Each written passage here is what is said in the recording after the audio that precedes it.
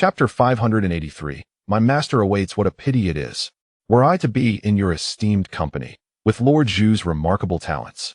The position of the Director of Ceremonies would surely be within his grasp. Beneath the willows at the palace wall, Feng Bao, adorned in splendid eunuch attire, held Zhu Ping'an's counsel in the highest regard. Ahem. Upon hearing this, Zhu Ping'an nearly choked. The position of Director of Ceremonies is one reserved for eunuchs, and he had no inclination to emulate Wei Zhongxian's self-castration to enter the palace. Haha, I jest not. It is indeed our fortune that you, Lord Zhu, do not pursue our line of work. Otherwise, we would find ourselves bereft of a livelihood. Feng Bao chuckled, covering his lips with one hand, his dark eyebrows framing eyes that sparkled like flickering flames in the night. After considering Zhu Ping'an's advice, Feng Bao felt an immense weight lifted from his shoulders, as if the sword of Damocles that loomed above him had vanished into thin air. His spirits soared, and he felt a closer kinship with Zhu Ping'an, as if they had become inseparable friends, prompting him to share further jest. Your Highness, you jest, Zhu Ping'an replied with a wry smile. I am but fortunate. Do not be modest, dear Lord Zhu. Were it not for your guidance today, my fate would have been sealed. I shall never forget this debt of gratitude. My appreciation is beyond words. Henceforth, should you require anything, I shall brave fire and water without a moment's hesitation, Feng Bao declared earnestly, bowing deeply and pledging his unwavering loyalty. After bidding farewell to the ever-grateful Feng Bao, Zhu Ping'an returned to the Hanlin Academy. Amidst the sympathetic or envious gazes of his peers, he greeted the scholars as usual before making his way to the library. Upon his departure from the library, Zhu Ping'an had borrowed 2 tomes, a study of the northern barbarians and the food and goods of the Walla, duly recorded on the borrowing slip in accordance with the library management system he had established. Having left the Hanlin Academy, Zhu Ping'an visited the tavern frequented by his colleagues, where he enjoyed a modest lunch. He inquired about hosting a banquet, and the proprietor offered a generous discount. Satisfied, Zhu Ping'an paid a deposit of 2 taels of silver to secure a feast for 10 days hence. Regardless of the number of attendees from the Hanlin Academy, the formalities must be observed. As he embarked on establishing his own household, it was only fitting to host a banquet to inform his colleagues. Zhu Ping'an then took a detour through Zishuan Alley to visit Zhongxi Wei, intending to briefly share his experiences at the Ministry of Justice with both Zhongxi Wei and Wang Shizhen. Zishuan Alley was a bustling thoroughfare in the Ming Dynasty, wide and lined with well-established shops, many belonging to official families. With no city management in the Ming era, the lively atmosphere was enhanced by vendors peddling their wares and burly men carrying goods, creating an ambience of vibrant commerce. The fruits of May filled the air with their sweet fragrances. Watermelons, cantaloupes, and lychees had all come into season, not much later than in modern times. Freshwater delicacies bobbed in barrels, and the farm-fresh snails were at their prime, tempting Zhu Ping'an to purchase some to take back to the Marquis's residence. However, recalling the proprieties surrounding the procurement of provisions at the Marquis's abode, he dismissed the thought. A large and sweet watermelon, indeed. On the street, a modestly dressed elder had parked his cart filled with watermelons not far from Zhu Ping'an, calling out to potential buyers. Watermelons had become quite common in the Ming Dynasty. Li Shizhen, who was still employed at the Imperial Hospital at the time, later documented in his Compendium of Materia Medica that the watermelon, brought from the Huijiao region of the Uyghurs, was introduced to China during the 5 dynasties. Now, it is found both in the north and south. Hearing the elder's calls, Zhu Ping'an felt a wave of nostalgia wash over him, for in modern times, watermelon was among his favorite fruits. During the sweltering summer months in his dormitory, he would purchase a watermelon, scoop out its flesh with a spoon, and then prepare a bowl of instant noodles. The watermelon would absorb the excess grease from the noodles, while the noodles would soak up the sweetness of the watermelon, creating a delightful dish of watermelon-infused noodles that was truly a feast for the senses. At this moment, the watermelons were available 10 to 15 days earlier than the typical harvest, and their price was relatively high, likely due to being cultivated with mineral spring water. When Zhu Ping'an approached the elder's watermelon stand, a number of people had already gathered, inquiring about the prices. At this time, regular watermelons had not yet hit the market, making these a rare commodity, thus piquing everyone's interest. Spring water watermelons, 6 won per pound, guaranteed sweet. If not, your money back, the elder confidently assured the onlookers, promising refunds for unsatisfactory sweetness. 6 won? That's rather expensive, enough to buy 3 pounds of peaches. The lychees transported from the south are only 5 6 per pound is nearing the price of pork. Upon hearing the price, the crowd began to reconsider, feeling that it was too steep. Waiting another 10 days for the local farmers' watermelons to arrive would bring prices down significantly, perhaps by more than half. It would be wiser to wait or purchase other fruits instead, prompting many to shake their heads and walk away. Seeing the people disperse, the elder quickly reached out to retain their interest, but to little avail. They continued to decline. Disheartened, he sighed, having hoped to sell these watermelons at a good price to secure a match for his eldest son.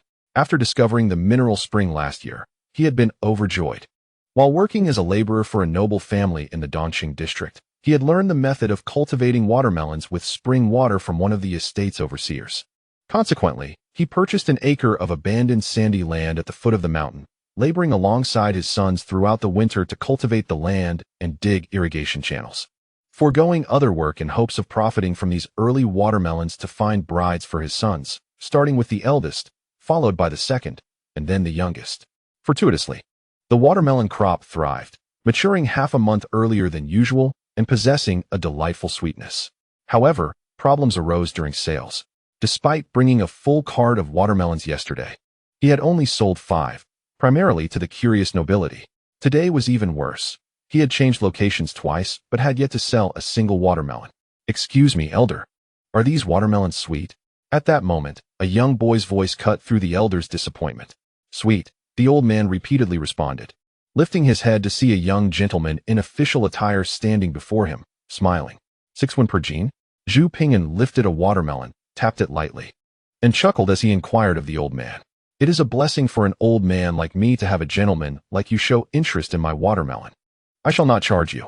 Suddenly, upon noticing the young Zhu Ping'an in his official garb, the old man appeared visibly tense, unsure of where to place his hands and feet, overwhelmed with anxiety. The instinct of the common folk is to avoid confrontation with those in power. Any official is perceived as lofty and unapproachable, beyond the reach of the likes of him. If the watermelon is not sweet, old man, you need not offer me anything at all. If it is sweet, I assure you, I shall not shortchange you a single one." Zhu Ping'an smiled, his lips curling playfully. "I guarantee it will be sweet, absolutely sweet." The old man grinned back, buoyed by Zhu Ping'an's gentle demeanor. "Master Zhu, my lord requests your esteemed presence upstairs. Please do honor us." Just as Zhu Ping'an was selecting his melons, a young attendant approached him, pointing toward the tavern across the street with an invitation. "Oh." Upon hearing this, Zhu Ping'an looked up and noticed a window on the second floor of the tavern had opened, revealing a lovely face. To be continued. Chapter 584, The Matchmaker.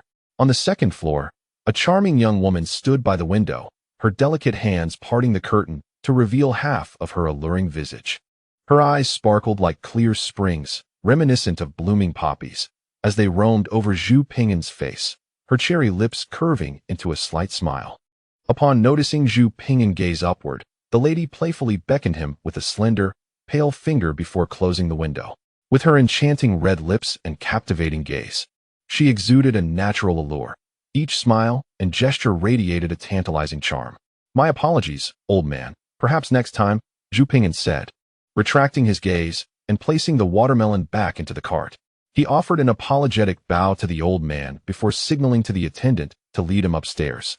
It was not merely the lady's beauty that intrigued him, but rather her status. Zhu Ping'an had encountered the woman on the second floor before.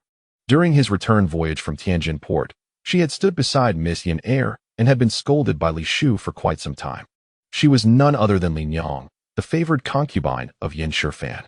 In ancient times, women seldom ventured beyond their homes, and now, with Lin Yang upstairs, it was likely that Yan Shifan was also present on the same floor. The ornate building of the Boxiangzai Tavern, with its red bricks and green tiles, steep eaves, and interconnected pavilions, presented a stately architectural style. Flanking the entrance stood 2 crimson pillars adorned with black lacquer, and within the tavern, the decor was opulent, bustling with patrons and attentive servants. Zhu Ping'an ascended to the second floor with the attendant, who opened the door to a private room and gestured for him to enter. After Zhu Ping'an stepped inside, the attendant closed the door and waited outside. As Zhu Ping'an entered the spacious room and found it occupied solely by the enchanting lady, he paused in surprise. Why is Lin Yang the only one here? There isn't even a maid." This is quite unusual. One must tread carefully in matters of propriety. In a secluded room, the presence of a lone man and a solitary woman could lead to misunderstandings, particularly from the likes of Yan Shifan, leaving one at a loss for words. Thus, Zhu Ping'an concluded that it was unwise to linger in this place. With an air of composure, he clasped his hands and inquired, "I have the honor of meeting the lady. Might I ask what errand brings me to your presence?" "Oh, the top scholar possesses a remarkable memory, recalling me unlike certain heartless individuals," replied Lydian, her delicate hand holding a silk handkerchief to her lips as she smiled, exuding an aura of grace. "Madam, you jest. I am merely curious about your purpose," Zhu Ping'an reiterated with unwavering posture. "Why the haste, esteemed scholar? Are you concerned I might devour you?" Lydian teased, her eyes sparkling with mischief. "I have heard that you are an aficionado of fine cuisine. Coincidentally, I have just hired a chef from the north. Today, I have instructed him to prepare a lavish feast for you to sample, and I would appreciate your assessment of his culinary prowess." She gestured toward a table adorned with an array of delicacies, her lips forming a playful pout. One cannot help but recall the ancient adage, "Uninvited flattery is either deceitful or criminal," having grown up on humble grains. "I fear I may disappoint you with my lack of culinary discernment," Zhu Ping'an gently declined, shaking his head. "After indulging in mere grains, does the scholar not yearn for a taste of the exquisite?" Lydian remarked with a soft smile, her words layered with meaning. "Is there a hidden implication in your words?" Zhu Ping'an paused, momentarily taken aback, before a hint of a smile graced his lips as he replied earnestly, "I have been accustomed to the simplicity of grains since childhood. A day without them feels quite foreign." From the moment he entered, Zhu Ping'an maintained an air of polite formality, distant and mechanical in his responses, devoid of any romantic nuance. How dreadfully dull. To spend a lifetime with such a man, one can only imagine the tedium. "I cannot fathom why Lan Lan would be drawn to this fellow," Lydian mused, her gaze sweeping over Zhu Ping'an before she delicately arranged her hair. Her chin elevated slightly as she posed another question. "I have heard you have already married in your hometown." The lady is well informed. "I am indeed preparing to send an invitation to Lord Yan," Zhu Ping'an replied, mirroring his earlier formal demeanor. Meanwhile, below in the marketplace, the old man selling watermelons continued his spirited calls, attempting to entice passers-by with the price of his fruit. However, upon learning the cost, most would shake their heads in disappointment, deeming it too extravagant for the ordinary consumer. In the elegant chamber above, regardless of Li Dian's subtle hints and double entendres, Zhu Ping'an remained steadfast in his responses, unwavering in his demeanor. "Very well, I shall be straightforward. People aspire to ascend, just as water flows downward. I believe you. Esteemed scholar, understand this better than I, a mere woman.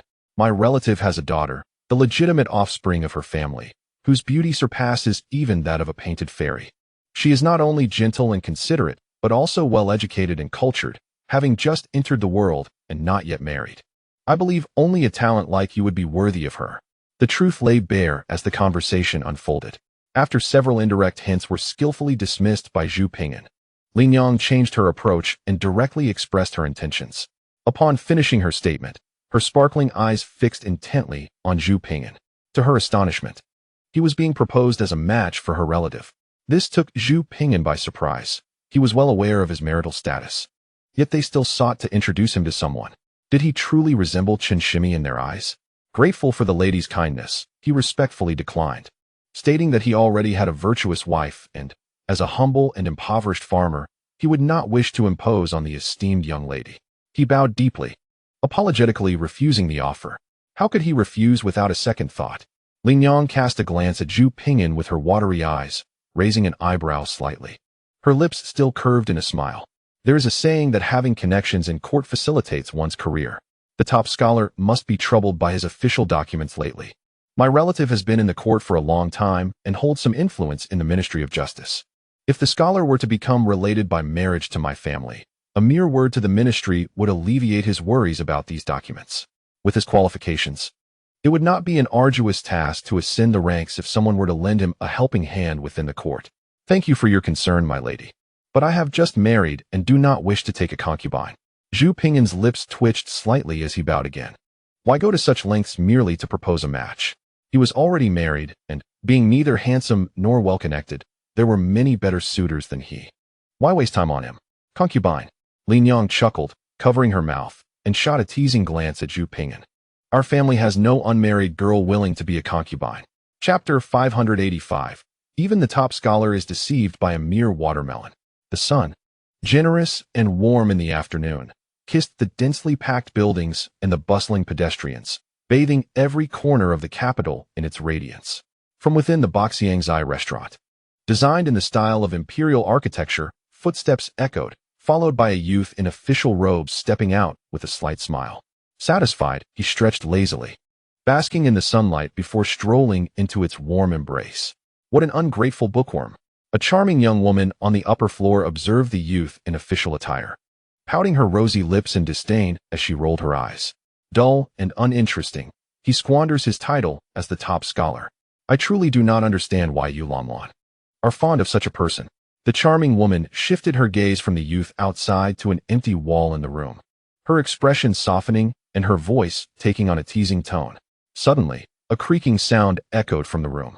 A door previously concealed by a wooden wall swung open, revealing a girl with a delicate yet frosty visage, clearly in a huff. Adorned in a luxurious light purple pleated skirt embroidered with red peonies. Her slender waist was accentuated by satin ribbons, and the hem of her skirt was embellished with fluttering petals. Her lustrous black hair was styled into a celestial bun, adorned with golden phoenix hairpins, enhancing her noble demeanor. Who likes him? Sister-in-law, please do not speak nonsense. The young maiden's cheeks flushed crimson as she indignantly exclaimed. Though her ire was directed towards the alluring matron, her stormy gaze was cast out of the window. Following her departure, several maids and matrons emerged, all wearing expressions of displeasure. Had it not been for the concern of tarnishing their young lady's reputation, they would have eagerly rushed out to berate the tactless scoundrel within the room. What nonsense about not wanting to take a concubine! How absurd! Our esteemed Miss Yen, born of a prestigious family, as a concubine for you? You must be jesting. Even the illegitimate daughters are fit to become the matriarchs of noble lords and royal kin. To suggest marrying off a refined lady to a boorish village flower, while spouting pretentious nonsense about the 7 out and 3 not going. Such a pompous bookworm, utterly lacking in self-awareness.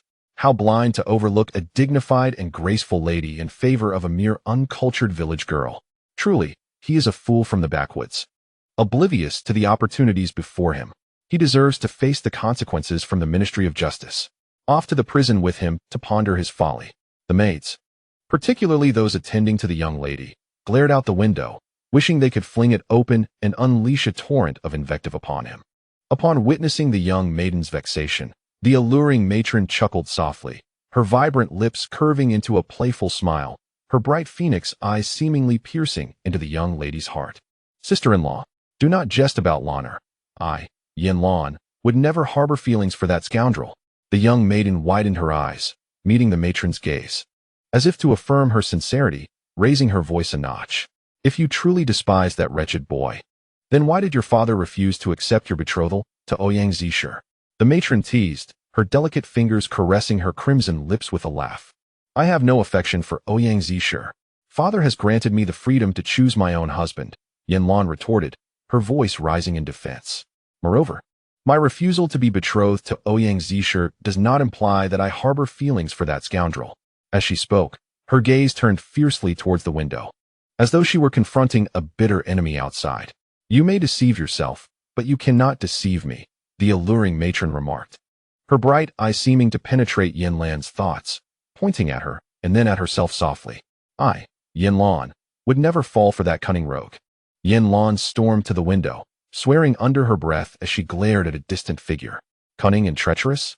The matron paused, reflecting on Zhu Ping'an's demeanor since his arrival, perceiving him instead as a rule-abiding, dull-witted scholar, and shook her head in disbelief. That dullard seemed utterly unrelated to treachery. Sister-in-law, you have been deceived by that rogue's benign exterior. Yin Lan recalled the moment when he had shamelessly watched her bathe, pretending to be inebriated and unable to see, her teeth grinding in resentment. What? The matron's dark eyes sparkled with intrigue. The incorrigible scoundrel is adept at such tricks. The young girl scolded in frustration. Is that so? The alluring matron murmured to herself, then turned her gaze towards the window. Oh! Upon witnessing a scene outside, the charming matron exclaimed softly. What is it? Yin Lan inquired. Noticing her reaction, Look at that rascal. It seems he intends to assist that man in selling melons, the charming matron remarked, her voice laced with intrigue. That melon seller has been downstairs for ages, yet he hasn't sold a single melon. How peculiar. Yanlan, upon hearing this, approached the window and peered out from an angle that was not visible from the outside. In her line of sight, Zhu Ping'an was conversing with the elderly melon vendor, who appeared skeptical, seemingly on the verge of actually assisting the old man in selling melons. The other occupants of the room gathered around as well, not far away. If one listened closely, the muffled sounds from outside could be discerned, with snippets of Zhu Ping'an's dialogue with the old man coming through. Do not fret, old man. I have a method that can expedite the sale of your watermelons. In the coming days, you can also apply this method, and you will have the dowry for your son, Zhu Ping'an declared. After descending the stairs, he intended to purchase a couple of watermelons from the elderly vendor, who seemed to be at leisure without any customers, yet bore a heavy heart. As he selected watermelons, he struck up a conversation with the vendor and learned of the elder's current predicament. The old man and his family had expended considerable time, energy, and funds, refraining from taking on short-term work, pinning their hopes on the early harvest of watermelons to save money for their eldest son's future wife. Yet, despite their large and sweet watermelons, they remained unsold due to their high prices. The costs were prohibitive, yet they could not lower the prices. To assist others is the essence of joy. Understanding the old man's difficulties, Zhu Ping'an pondered for a moment before proposing a solution to expedite the sale of his watermelons. Upon hearing Zhu Ping'an's assertion, not only did the melon vendor express disbelief, but a chorus of skepticism also arose from within the room. He must be boasting. How could he sell them quickly? It's impossible. That fellow downstairs is just a rural farmer from outside the city. Yesterday, I bought several watermelons from him, and though they ripen early, they are exorbitantly priced, 5 to 6 times more than usual. They are so expensive that no one buys them. Indeed, they are exorbitantly priced, rivaling the cost of meat. Aside from our household buying a few, that vendor hasn't sold a single melon all day. That bookish fool must be trying to deceive the old man into believing he can sell his watermelons. I saw that vendor at dawn, and he still hasn't sold a single one. What a shame for the old man. How shameless. A few maidservants and elderly women in the room who were privy to the situation chimed in, their voices overlapping. To be continued. Chapter 586. The world is full of crows unless he personally purchased all the watermelons. It was utterly impossible. Indeed, how could a distinguished top scholar resort to deceiving others for watermelons? It was evident he hailed from a remote and impoverished region. On the second floor, across from the watermelon stall, several maidservants discreetly observed the scene outside, their small hands covering their mouths as they disparaged Zhu Ping'an. After all, he had just shown such a lack of decorum, daring to suggest that their young lady should become his concubine. Had he taken a moment to reflect on his own standing? What a naive bumpkin. Yanlan also gazed out the window, her beautiful face tightening with disdain as she fixed her eyes on a certain boy outside who bore an earnest expression. Yet, unlike the other maidservants, there was a flicker of inexplicable light in her eyes, suggesting she did not share their contempt. What troubles you, Lanlan? Do you believe this bookworm might truly assist in selling this entire cart of melons? Lin Yong leaned against the window, casting a glance at Zhu Ping'an.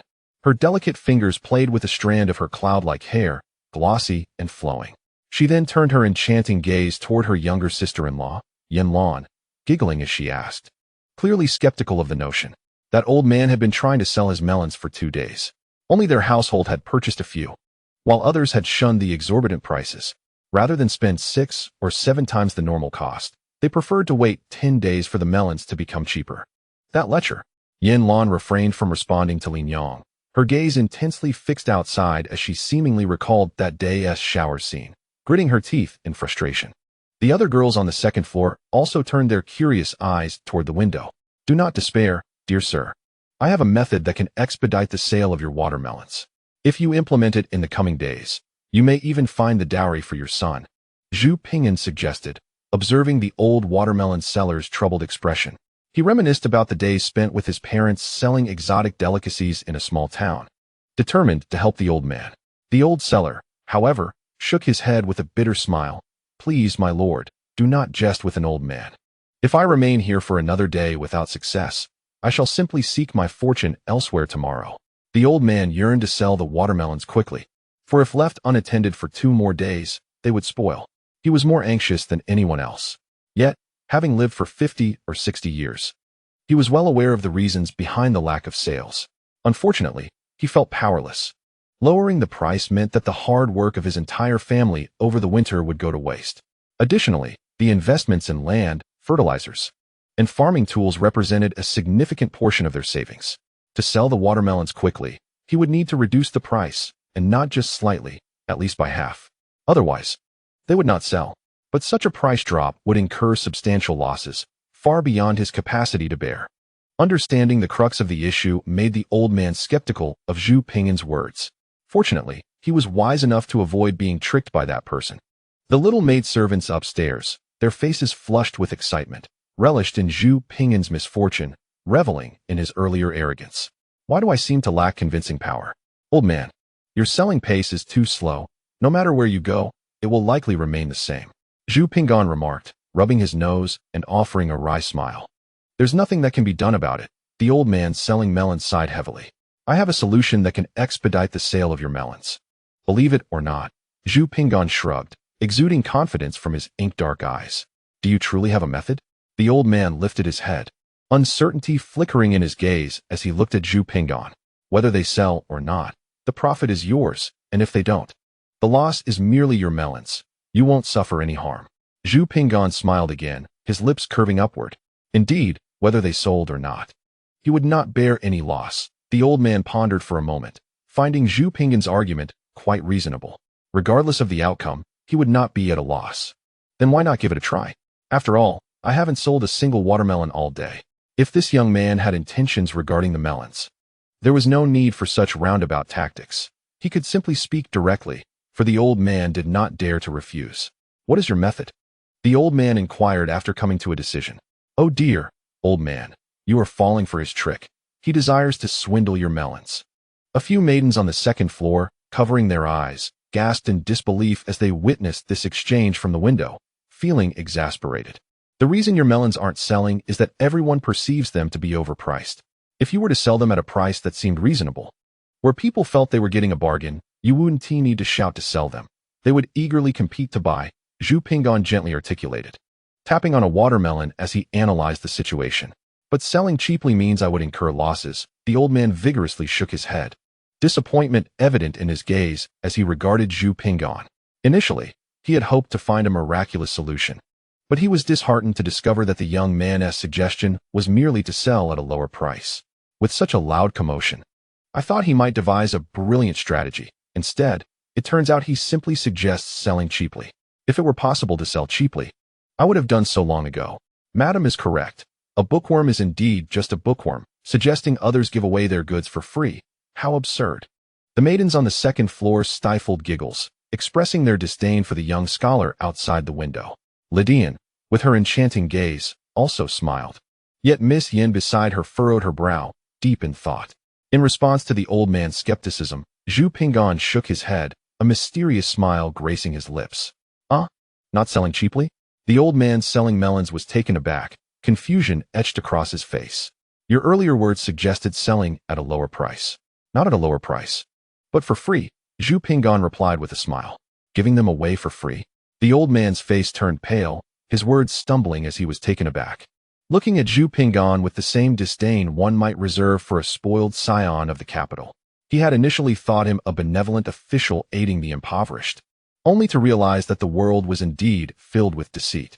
Not only the old man, but also the maidens on the second floor were equally incensed, launching a barrage of criticisms against Zhu Ping'an, their disdain palpable. The fox's tail has been revealed. He actually wants the old man to give away his watermelons for free. He still dares to smile. Despite being the top scholar, it is truly shameless. Not a single coin is spent, yet he dares to scheme for an entire cart of watermelons, speaking with such lofty pretensions. Look at him, still grinning. How utterly disgraceful. Unfamiliar with the world, insatiably greedy, and even this cart of watermelons is beneath his dignity. To be continued. Chapter 587. The Watermelon Sale, Part 1. The seller offers watermelons, and he wishes to purchase them. It is insufficient for the seller to offer them at a low price. He expects them to be given for free, allowing him to brazenly claim the entire cart of watermelons as his own. Who would have thought such audacity still exists in the world? Is he truly a learned man, engaging in such unscrupulous behavior?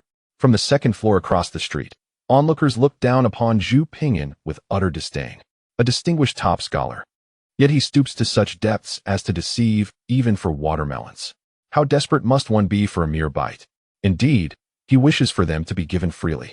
Zhu Ping'an nodded at the elderly watermelon vendor and reiterated his request. The vendor's face turned pale, his body swayed as if he could barely stand. He struggled to catch his breath, exclaiming, "Sir, you must be jesting." "I am not joking," Zhu Ping'an replied, shaking his head. He then reassured the vendor, "Do not worry. I shall ensure you do not suffer a loss." Not suffer a loss. The vendor coughed, feeling as though he were plummeting into an abyss. Acutely aware of the malice in human nature, how could he possibly avoid a loss if he were to give away an entire cart of watermelons? A chorus of jeers erupted from the elegant dining room on the second floor of the inn. Initially, they believed the individual outside to be shameless enough, but it seemed he could be even more brazen.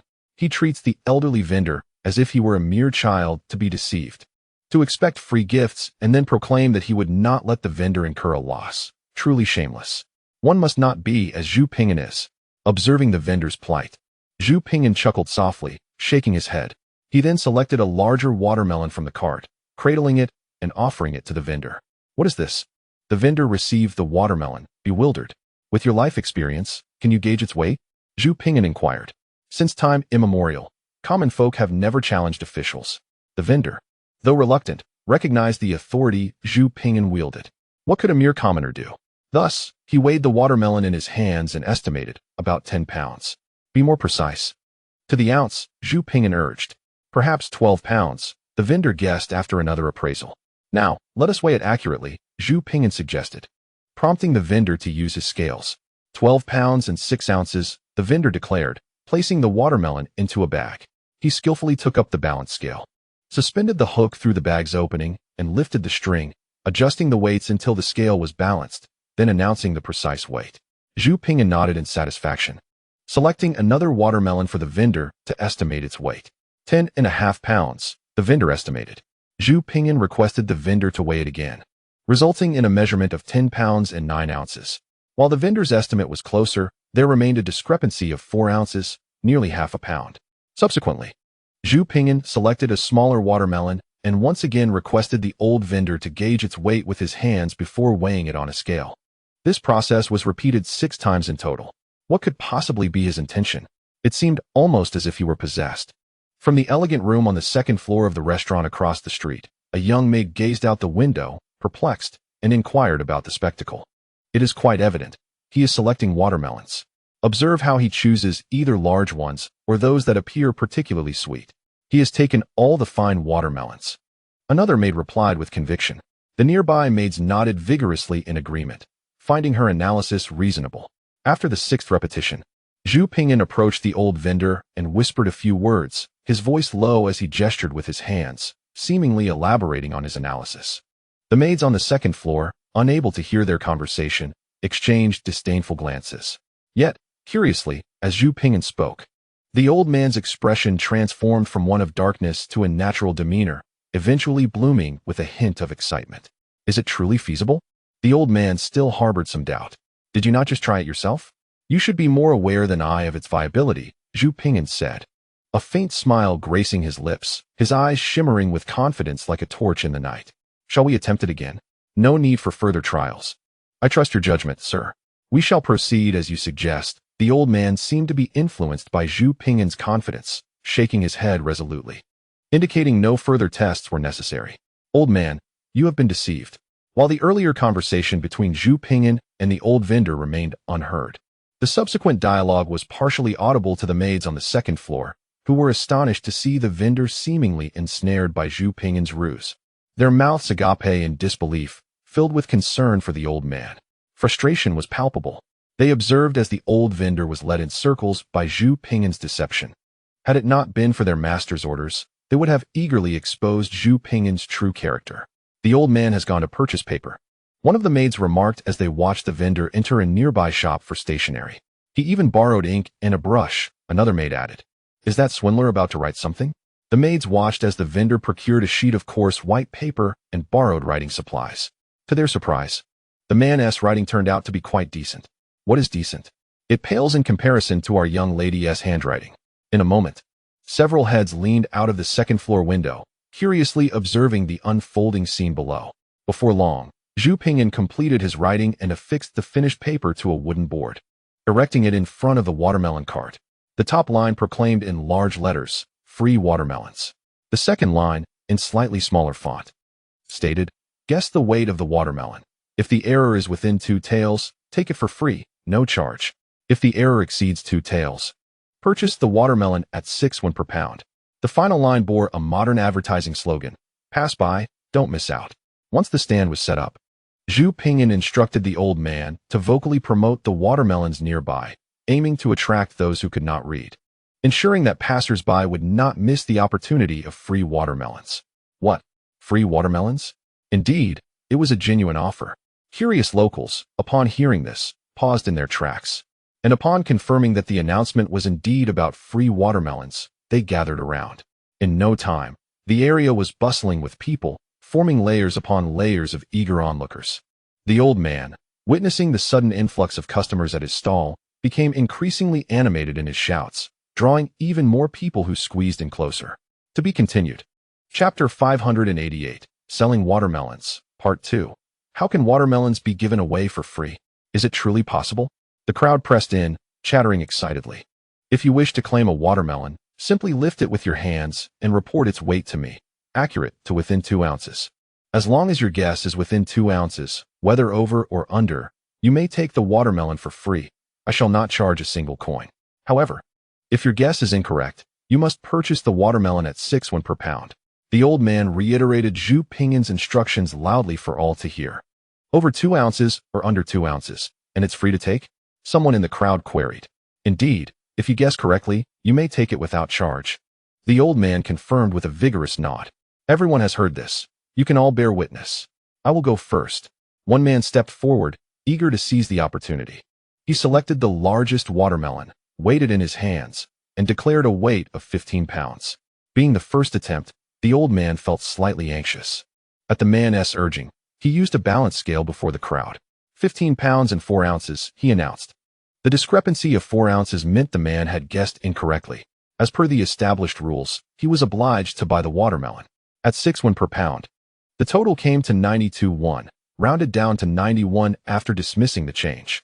The old man, feeling the weight of the coins in his pocket, couldn't contain his joy. Ah, so close. The crowd sighed in disappointment. People often sought to take advantage of such opportunities. Although the first man had failed, he had come tantalizingly close to claiming a free watermelon, igniting the eagerness of many others who were now eager to try their luck. The second participant chose a slightly smaller watermelon, weighed it, and reported a weight of 14.5 pounds.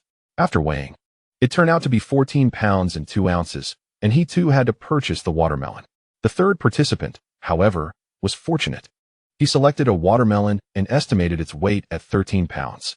Upon weighing, it was precisely 13 pounds, and amidst the envious gazes of the crowd, he triumphantly carried the watermelon away, boasting to everyone he encountered. This success sparked a renewed fervor among the onlookers, leading to an even greater rush of challengers eager to select their own watermelons. One challenge after another arose, yet it was only the third contestant who struck fortunate, acquiring a watermelon for free, while the rest faltered, each making minor errors, some by mere ounces, others by half a pound, or even a full pound. Consequently, they all fished out their coins to purchase the watermelons.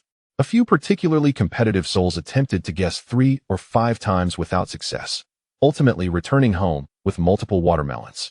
Before long, in less than an hour, the watermelon vendor had sold out his entire cart, leaving not even the smallest behind. Furthermore, the crowd eagerly inquired whether the vendor had more watermelons at home and if he would return the following day, expressing their intention to buy again. The vendor, with a pouch so overflowing with coins that it could scarcely hold them, resorted to wrapping the excess in his clothing, weighed down by the heavy burden. As he gazed at his bundled earnings, a broad grin spread across his face, incapable of closing. Meanwhile, the maids on the second floor of the nearby tavern were utterly astonished, their mouths agape, as if a chicken egg could fit inside. From the moment the first watermelon was sold, their astonishment remained, captivated by the fervent scene unfolding outside, as if struck by lightning, rendering them momentarily speechless. Li Nyong, too, was taken aback. Her beautiful eyes widened in astonishment, fixated on the spectacle outside, speechless. Only Miss Yin Er remained unfazed, biting her red lips and muttering, "That cunning little thief. Where is he? Why has he vanished?" A young maid exclaimed as she regained her wits, glancing outside in bewilderment. The other maids followed suit, looking out to see the vendor still present, his cart now devoid of watermelons, while Zhu Ping'an, the very individual they had scorned for attempting to cheat them, had mysteriously disappeared. It seemed he had not managed to procure a single watermelon. Ah, indeed, just moments ago, the entire cart was emptied, and he didn't take a single one. One of the little maids remarked softly, raising her hand as if to share a revelation. Consequently, the maids fell into a contemplative silence, their cheeks flushing with embarrassment. Not long ago, they had derided him for being deceitful and shameless. Yet he had claimed no advantages at all. Sir, the watermelon vendor, still reveling in his profits, wore a foolish grin for quite some time before regaining his senses and seeking out Zhu Ping'an to express his gratitude. However, upon turning, he discovered Zhu Ping'an was nowhere to be found, prompting him to call out anxiously several times. It was a neighboring stall vendor who informed him that Zhu Ping'an had departed long ago. "Oh, benefactor," the vendor shouted earnestly, gazing at his empty cart with regret, smiting his forehead in frustration. "There isn't a single watermelon left. I wished to buy watermelons for him, twice. Yet, I was so absorbed in my own thoughts that I failed to save even one for him." However, the individual had selflessly imparted a method for selling watermelons to him. Teaching a man to fish is far superior to merely giving him a fish. This method promised to yield boundless benefits, ensuring that he would not face any difficulties selling his watermelons from the hot springs this year. The old man selling melons felt his eyes grow moist, and his cheeks flushed with warmth, a genuine embarrassment for himself. Initially, he harbored doubts about the adult's good intentions, even cursing them inwardly as a corrupt official. He had suspected that the adult sought to exploit his modest watermelons, and now he felt utterly ashamed. The distinction between the adult and himself was stark. He was but a common man. What had he done? Truly, it was a moment of deep humiliation. Tomorrow, when he returned to sell melons, he resolved to bring the largest and sweetest ones from his home, though he was uncertain if the adult would return, and he didn't even know their name. Such a good official, he thought, gazing longingly at the direction Zhu Ping'an had departed, lost in contemplation. If only there were more officials like this. How wonderful it would be. Meanwhile, the enchanting Jiao Meili stood by the window, gazing outside, her sparkling eyes shimmering like spring water, her delicate lips curving slightly, exhaling softly like orchids. To be continued. Chapter 589. Journey to the capital on a May afternoon. The fields were suffused with the rich fragrance of blooming wildflowers. Vibrant hues of red, pink, and blue adorning the sides of the official road in splendid array. Under the scorching sun, butterflies and bees danced gracefully amidst the wildflower-laden meadows. The discordant chirping of cicadas echoed through the bushes and woodlands. The rice had entered the critical maturation phase, and groups of elderly farmers, laden with baskets and tools, hummed folk tunes and chatted about the harvest as they made their way along the broad official road towards the fields. As they approached the farmland, the sound of galloping hooves reached their ears, capturing the farmers' attention as they turned to look. In the distance, the rumble of carts and the whinnying of horses stirred up clouds of dust upon the wide thoroughfare. Who could this be? The farmers exchanged puzzled glances, unable to see clearly from afar, only catching a vague glimpse of carriages and horses. However, their curiosity was soon assuaged as the grand procession drew within 30 meters. Becoming clearer, once they discerned the sight more distinctly, the farmers promptly knelt along the sides of the road, hastily making way. Although common folk could traverse the official road, they were obliged to yield when officials passed. Failure to do so would be a violation of the law. Typically, when officers passed, the populace was expected to step aside and await their passage respectfully. No one among the commoners questioned this norm. After all, the official road was constructed for the officials, and it was only right that they be allowed to proceed first. 10 war horses, arranged in 2 lines, galloped towards the farmers, who, as they neared, pulled on the reins to slow their pace and advanced steadily. Mounted upon these steeds were fully armored soldiers, their hawk-like gazes scanning the prostrate farmers. Once they confirmed that no dangerous weapons were present, their eyes shifted away. As the cavalry passed, The farmers stole cautious glances, their breaths held in trepidation. In the heat of May, the soldiers were clad from head to toe in armor, helmets, ear guards, neck protection, shoulder plates, body armor, breastplates, and leg guards, distinctly different from the lackadaisical soldiers of the local garrison. Their eyes bore the weight of battles fought and lives claimed.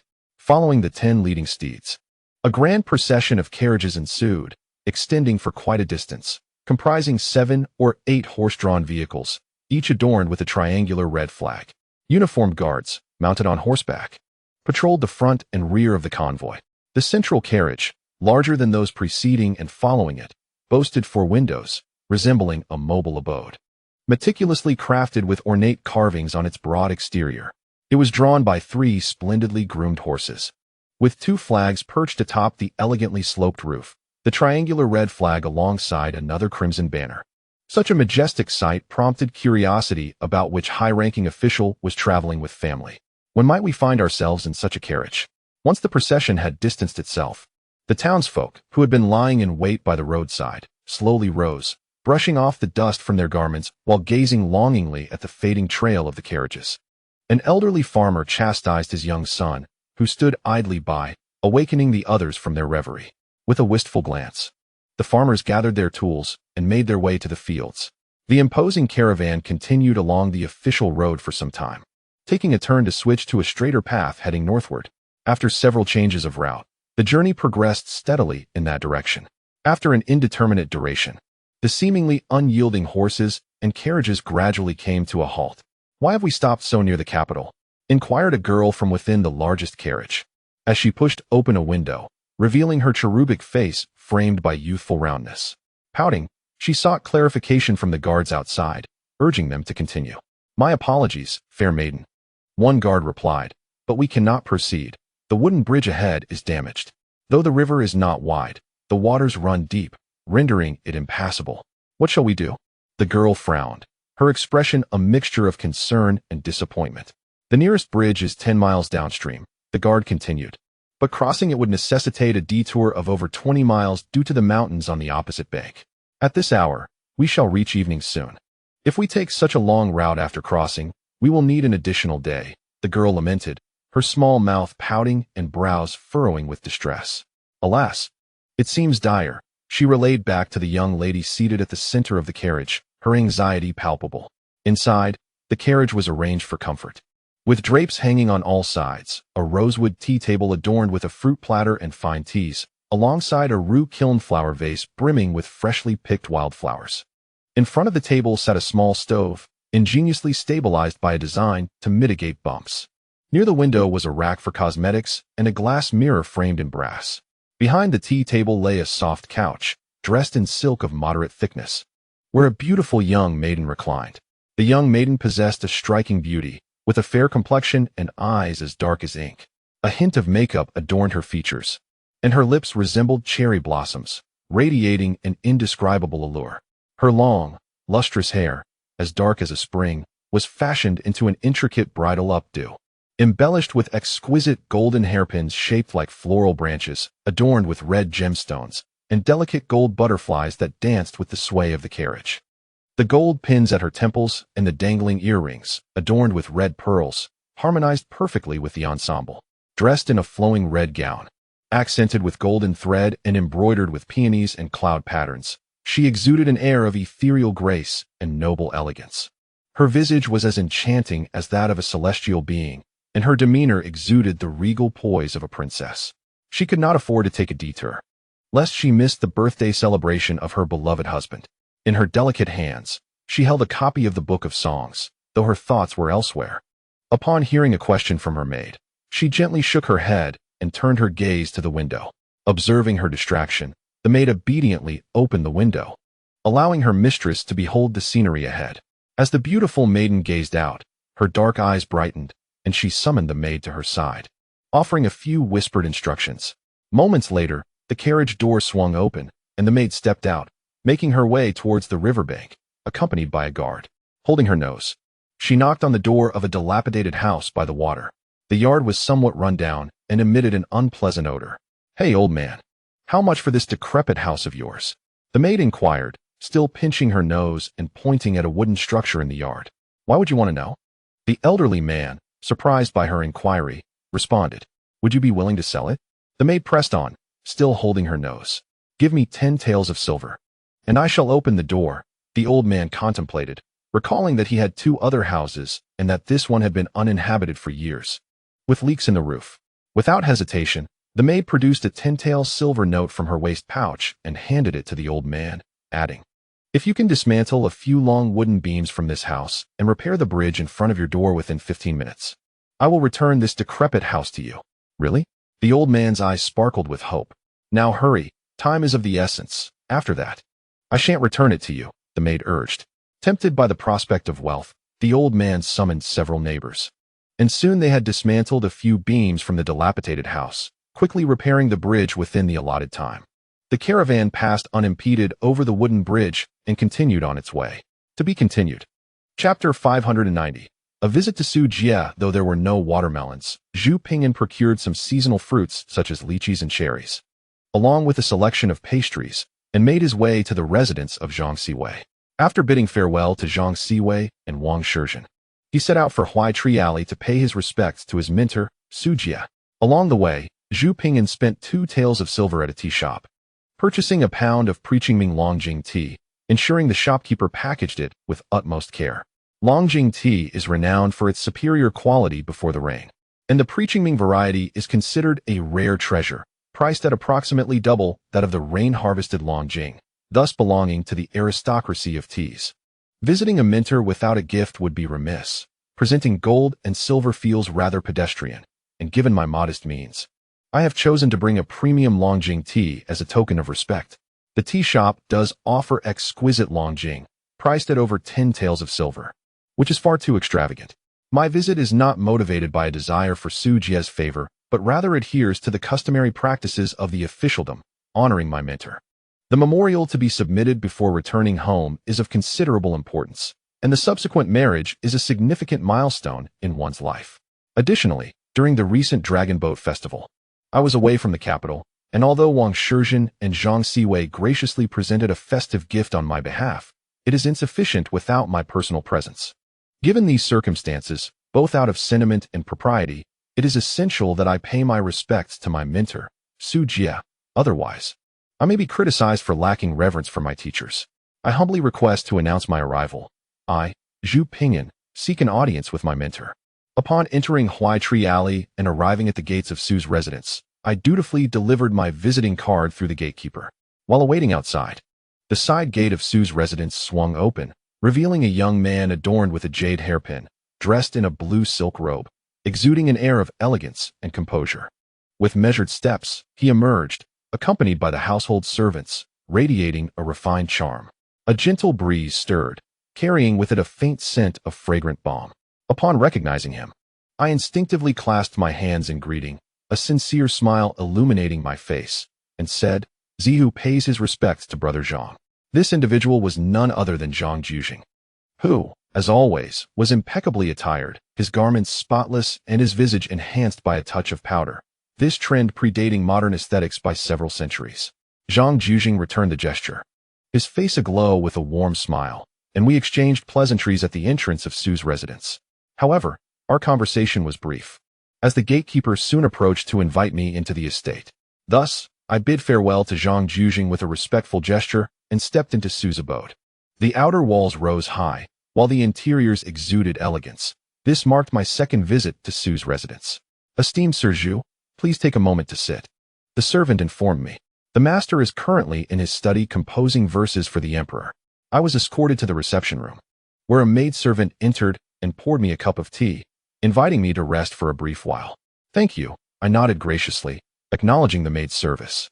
Just as Zhang Zhuxing had departed, Su Jie was already engaged in writing verses. Was he intentionally neglecting my visit to curry favor with Yen Song? Or was it that the emperor had unexpectedly requested verses, prompting Su Jie to work late to fulfill his sovereign's demands? Based on my understanding of Su Jie, the latter scenario seemed more plausible. Su Jie has a penchant for nurturing young talent. During his tenure as the head of the Hanlin Academy, he often took the time to converse with new scholars, encouraging their development and nurturing potential talents for his own use. Zhang Zhuxing had entered Su Jie's purview in this manner.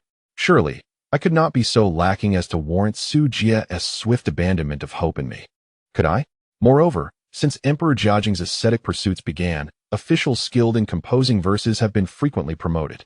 The crafting of such verses has become a prevailing fashion within the court, and upon assuming leadership of the cabinet, Yensong's first order of business was to construct a dedicated room for verse composition adjacent to the cabinet, ensuring readiness to serve the emperor's needs at all times. If Yensong recognizes the significance of such verses, Su Jie, too, undoubtedly appreciates their importance, thus indicating that since my arrival in the capital, Su Jie, like Yensong, has prioritized verse composition as a principal responsibility. If His Majesty has a need for a poem, Su Jie would undoubtedly be the first to compose it. Perhaps it was during Zhang Zhuxing's visit that Su Jie received the emperor's request for a poem, prompting him to work late while Zhang Zhuxing took his leave. Of course, it is also possible that Su Jie, to curry favor with Yensong, feigned a sense of neglect. Historically, Su Jie had once sought to eliminate Yensong by employing the stratagems of Go Jian to deceive him. Not long after, within half an hour, Zhu Ping'an heard the sound of footsteps and looked up to see Su Jie approaching, clad in the ceremonial robes of loyalty and integrity, his demeanor warm and friendly. These robes, designed personally by the Jiajing Emperor 7 years into his reign, symbolize status and are reserved for officials of the 7th rank and above in the capital, as well as for certain esteemed positions in the Hanlin Academy, the National University, and local governments. For military officials, only those above the rank of general are permitted to wear them. As Su Jie approached the door, Zhu Ping'an quickly rose to greet him, bowing deeply in respectful salute. "Zihu, welcome. Please, come inside and let us converse." Su Jie, in a friendly manner, took Zhu Ping'an by the arm and led him into the room, displaying none of the airs typically associated with a minister. "A month ago, I married without informing you beforehand, and I am here to express my apologies," Zhu Ping'an said after exchanging pleasantries. Following this, he presented an invitation to a thank-you banquet scheduled for 10 days hence. Su Jie accepted the invitation, placed it in his sleeve after glancing at it, and nodded with satisfaction. "Very good. Among my students, you are the youngest. Hearing that you have married brings me much joy. As the saying goes, with family comes stability. Now that your family is established, what need is there to worry about your career? Though my abilities are lacking, I fear I may disappoint your expectations," Zhu Ping'an said, feeling somewhat embarrassed. "Ziyu, with your talent, there is no need for excessive modesty. I recall that you have a keen interest in poetry. Pray, let me see this poem you have penned," Su Jie said with a smile, retrieving a piece of poetry from his sleeve and placing it on the table, with the light of a candle. "How could I dare to compete with the brilliance of the sun and moon? It is indeed a privilege to peruse your esteemed work today." Zhu Ping'an respectfully stood and gently unfolded the poem Su Jie had laid on the table. Su Jie shook his head with a smile, regarding Zhu Ping'an with appreciation. "I have read your works, Ziyu. It is rare for one to possess the talent to compose poetry to such a degree as you have done." Zhu Ping'an managed a wry smile. While the poems that have gained widespread acclaim and are included in modern textbooks are indeed commendable, they are not his original creations. Although he has studied the mysterious text, the poetry of ritual and offerings, given to him by an enigmatic elder, his poetic skill is still far superior to that of the average person. However, compared to the likes of Su Jie, Yensong, and Yuan Wei, those who truly excel in poetry and regard it as their foremost duty, he recognizes the gap in his abilities. Yet, such thoughts are best left unspoken. To be continued. Chapter 591. Transforming a tiger into a dragon under Su Jie's gaze, Zhu Ping'an reverently unfolded the poem on the table, his attention shifting to the text. In doing so, he inadvertently caught a glimpse of Su Jie's expression reflected in the teacup beside him. Su Jie wore a warm and amiable expression, his gaze imbued with appreciation. However, Zhu Ping'an discerned a thread of scrutiny within that appreciative glance, akin to a teacher calling upon a student to answer a question in a modern elementary school. Zhu Ping'an realized that this moment represented a significant trial affecting his future. Zhang Zhuxing, held in high esteem by Su Jie, had undoubtedly undergone similar examinations, perhaps more than once, and the nature of his trials must have differed from Zhu Ping'an's current one. It was evident that Zhang Zhuxing had performed exceptionally well under scrutiny, leaving Su Jie thoroughly satisfied. During Su Jie's tenure at the Hanlin Academy, he frequently engaged in conversations with newly inducted scholars, a process undoubtedly aimed at identifying and selecting talented individuals. This was both a test and an opportunity. Throughout life, individuals encounter numerous opportunities. Much like rare spiritual herbs and fantastical tales, guarded by formidable beasts, before grasping these opportunities, one must navigate various trials. This occasion was no exception. Should he succeed in this trial, great benefits would surely follow.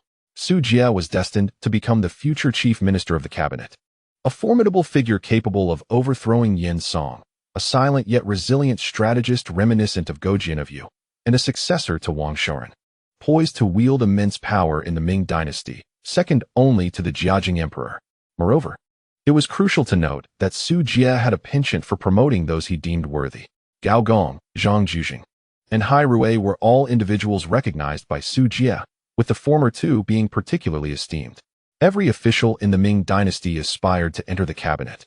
As Su Jie had facilitated Gao Gong and Zhang Juzheng's ascension, allowing them to fulfill their life's ambitions within its ranks. Su Jie's endorsement served as a protective talisman. For instance, when the Jiajing emperor sought to eliminate Hai Rui on several occasions, it was Su Jie who, at the cost of his own safety, intervened to preserve Hai Rui's life. Zhu Ping'an was not one to be complacent. He understood that connections could ease one's path in officialdom. Gaining Su Jie's admiration and recognition would undoubtedly be advantageous for his future career. However, passing Su Jie's trials was no simple feat over the years. Only a select few, including Gao Gong and Zhang Juzheng, had successfully navigated Su Jie's rigorous evaluations, thereby earning his acknowledgement. This was not a moment for hesitance. He needed to demonstrate his true capabilities. Thus, Zhu Ping'an focused intently on the piece of Qingci before him, his gaze seemingly igniting sparks of determination. Su Jie's Qingci flowed with a grace reminiscent of a dragon in flight, its characters imbued with a spirit of intelligence and enlightenment, dancing across the rice paper. In the 31st year of Jiajing, the year of Renzi, on the 19th day of the lunar month, the emperor pays homage to the supreme ancestor of the great Tao, the celestial emperor of the Golden Palace. I humbly submit that it is the time to present the annual offerings, as the Dragon Boat Festival has passed. Therefore, I command the practitioners of incense and the aspirants of the ethereal to conduct the ceremonial rites at the Taoist temple. As the fierce tiger reaches the end of its life, it returns to the celestial realm. I respectfully inscribe this letter to report to the heavens. May the heavens be benevolent and grant the shade of the Tao, so that we may restore order and ensure everlasting peace. Across the 4 seas and 9 continents, may strife be quelled. May the eastern shores and southern fields yield bountiful harvests. I hope to share these blessings with all people. Respectfully submitted. This was a piece of Qingci that adhered to the established standards of form, with its ornate language and profound meaning, representing a superior work within the genre. In terms of content and style, it is difficult to find fault with Zhu Ping'an's current mastery of Qingci. However, these observations are merely superficial. The essence of Qingci lies deeper. Even if one meticulously labors over word choice and sentence structure, it is unlikely to satisfy Su Jie. Fortunately, I have diligently studied the Zhai Jiao Qingci Jing, which contains a crucial phrase reminiscent of Bai Juyi's famous line, "Poetry is composed with the times in mind, and songs are crafted for the occasion." Zhu Ping'an believes that the essence of the Zhai Jiao Qingci Jing can be distilled into 2 words, the will of the sovereign. Is Qingci intended for the divine? Yes and no.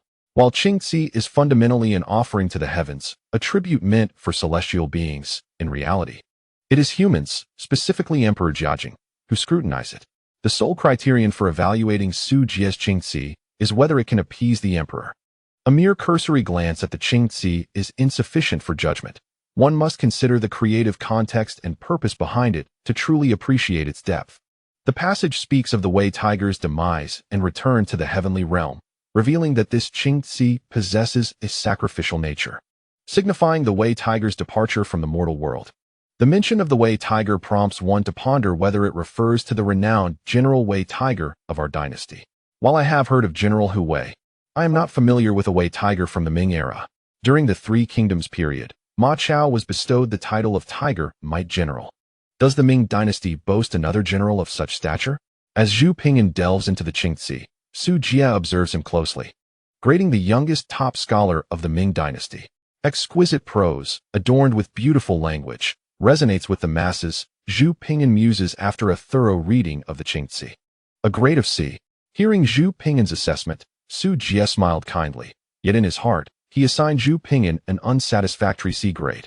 Is this the extent of a top scholar's talent? Zhu Ping'an's performance today leaves Su Jie somewhat disheartened. Although Su Jie maintains a cheerful demeanor, disappointment lingers beneath the surface. Flatterers abound in the court, and Zhu Zihu is but one among many. Yet, poetry is crafted for the occasion, and students ought to grasp the intent behind the teacher's work. Zhu Ping'an raised his head and gently inquired of Su Jie, "Might I ask what inspired your composition?" Upon hearing this, Su Jie's eyes sparkled with renewed interest, and his earlier disappointment dissipated like the sound of a war drum, invigorating him. "Excellent. You've pinpointed the essence." This single question was sufficient to earn Zhu Ping'an a place among the top ranks. "Zhu Zihu, I shall remember this name for further observation. Your Majesty's beloved cat, Wei Hu, has departed at noon," Su Jie replied. "What the devil? After toiling for so long, I had not realized that Wei Hu was merely a cat." Zhu Ping'an's lips curled in a wry smile. Suddenly, a moment of inspiration struck him, as a famous historical anecdote illuminated his mind like a flash of lightning. Historically recorded. My current colleague, the Hanlin Academy's reader Yuan Wei, once penned an elegy for the beloved cat of Emperor Jiajing. Among its verses, a eulogy transforming a lion into a dragon captivated the emperor's heart, leading to Yuan Wei's exceptional promotion to the position of vice-chancellor. Emperor Jiajing, renowned as a devoted caretaker of cats, held a particular fondness for them beyond his pursuits in alchemy and immortality. In his youth, his mother gifted him a cat, which, amidst the confines of the palace, filled his childhood with joy as it played with ornamental balls. Thus, a profound bond was formed between the emperor and his feline companions. Following his ascension, 2 cats became immortalized in history. The first, named Xuanmei, was cherished by the emperor to such an extent that a formal ceremony was held to honor it with the title of Qiulong. The second, known as Shimao, was a lion cat of remarkable spirit. Upon its passing, Emperor Jiajing interred it in a golden coffin at Wanshui Mountain, commissioning his officials to compose verses of mourning.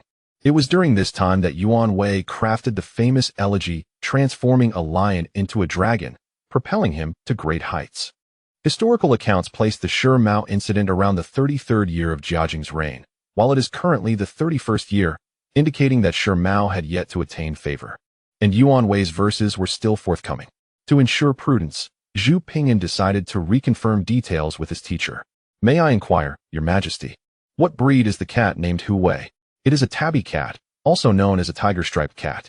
This particular Hu Wei was chosen from the palace's feline selection, adorned with yellow and white stripes resembling a tiger's hide. Thus, I have bestowed upon it the title of General Hu Wei," replied Su Jie. Upon hearing this, Zhu Ping'an nodded thoughtfully, already harboring an answer in his heart. After a brief pause, he lifted his gaze to Su Jie, pointing to a passage in the elegy, and suggested, "Teacher, would it not be more prudent to transform the tiger into a dragon upon Hu Wei's demise?" "Transform the tiger into a dragon?" Su Jie echoed, a quiver of excitement coursing through him. His face flushed, and in his fervor, he inadvertently plucked a whisker from his own face. What had initially been intended as a mere test had unexpectedly yielded a delightful surprise. To be continued. Chapter 592. Su Jie's Instruction Ziyu. A youth of early distinction, akin to a fine sapling in a nursery, is indeed commendable. However, like a towering tree in a forest, one must brace against the winds that threaten to uproot it. Those who soar above others are often met with envy. If one becomes frivolous and heedless, even the most talented may find their opportunities stifled. A gentleman must conceal his capabilities and await the right moment to act. Thus, today I impart to you 8 words of wisdom. Ziyu, conceal your brilliance and cultivate humility. Tread carefully and speak sparingly. Regarding official matters, Ziyu need not worry. Though storms may arise, they shall not damage the foundation. Since Zhu Ping'an proposed the transformation of the tiger into a dragon, Su Jie has expressed increased admiration for him, and his words have grown more affectionate. Zhu Ping'an felt a wave of relief, knowing he had passed the test. While the immediate impact may not be evident, he anticipated considerable benefits when Su Jie eventually overcame Yen Song. Of course, the path of life must ultimately be traversed by oneself, yet favorable winds can carry one upward. As Lei Jun, the founder of Xiaomi, aptly stated, a pig standing at the right wind's edge can indeed take flight. Possessing a profound understanding of history offers a distinct advantage, and when it comes to identifying opportunities, few can rival my acumen in this vast realm of the Ming dynasty. Zhu Ping'an spent over an hour at the residence of Su Jie, predominantly absorbing Su's teachings. It was only when the steward of the Su household arrived to inform Su Jie of the palace's urgency regarding Qing Xi that Zhu Ping'an's visit concluded. Indeed, the matters of the emperor are paramount, and time is on our side. Should you find yourself unoccupied in the future, there is no need for formalities. Feel free to visit me at your convenience, be it at my humble abode or in the court, Su Jie remarked with a gentle smile after heeding the steward's reminder. This young gentleman has garnered such attention from a distinguished figure. It is noteworthy that even Lord Zhang had to visit multiple times before receiving similar treatment. Zhu Ping'an had merely made a formal call on one occasion, yet was already afforded this level of consideration. I must remember this young gentleman. Those who gain the favor of such esteemed individuals are certainly not commonplace. The steward cast a few more glances at Zhu Ping'an, committing his appearance and name to memory, intending to inform the household staff and the gatekeeper that when this young gentleman next visits, he should be welcomed directly into the residence without delay or neglect. Upon hearing these words, Zhu Ping'an feigned overwhelming excitement, bowing deeply in gratitude to Su Jie, his joy seemingly rendering him momentarily speechless. After a prolonged silence, he finally managed to express, "I shall remember your kindness, and I take my leave." Su Jie nodded in acknowledgement, smiling as he reassured Zhu Ping'an, escorting him to the door of the reception room. "Should you have the leisure, consider paying a visit to Elder Yan," Su Jie advised, his words laden with significance as he watched Zhu Ping'an depart. "I shall remember," Zhu Ping'an replied with a nod. "A visit to Yan Song?" "Yan Song, Yan Shifan, Miss Yan Er, and Lin Yong," Zhu Ping'an pondered, turning away with a wry smile. As summer approached, the days grew longer. When leaving the Su residence, the sun still lingered on the western horizon. Its rays softened considerably, and the sweltering air had cooled slightly. The cicadas in the trees lining Huai Tree Alley continued their relentless serenade. Upon exiting Huai Tree Alley, Zhu Ping'an recalled that his horse, the remarkable black steed, remained tethered at the Hanlin Academy stables, prompting him to make a detour to retrieve it. By this time, his colleagues at the academy had concluded their workday, leaving only the duty clerks. Upon seeing Zhu Ping'an, they bowed in respect, but he waved them off, urging them to attend to their own tasks. He took the black steed and, after mounting, made his way back to the residence of the Marquis of Linhuai. As Zhu Ping'an rode back, a few individuals with mouse-like features followed him at a distance, stopping at a tavern to whisper among themselves before entering, where they spent their time frivolously drinking and eating. By the time Zhu Ping'an returned to the Marquis's residence, the sunlight had softened even further, casting a golden hue across the surroundings. "Young Master Wanan." "Young Master, auspicious greetings." Two young maidservants at the entrance of Tingyu Pavilion noticed Zhu Ping'an's return, curtsying deeply with their hands resting on their left knees. "Ah, greetings to you both. You may return to your duties. No need to mind me," Zhu Ping'an acknowledged with a nod as he entered Tingyu Pavilion. As Zhu Ping'an stepped into the Tingyu Pavilion, he was greeted by the raucous sounds of a mischievous child and a little girl from within the bedroom. Amused, he chuckled softly and entered. Indeed, upon crossing the threshold, he spotted the impish child, his mouth stuffed with treats brought from home, his lips glistening with grease, while his chubby hands clutched a rabbit leg bone, stripped bare of any meat, clearly devoured by the little rascal. Noticing Zhu Ping'an's arrival, the child struggled to swallow the morsels in his mouth while attempting to conceal the bone behind him.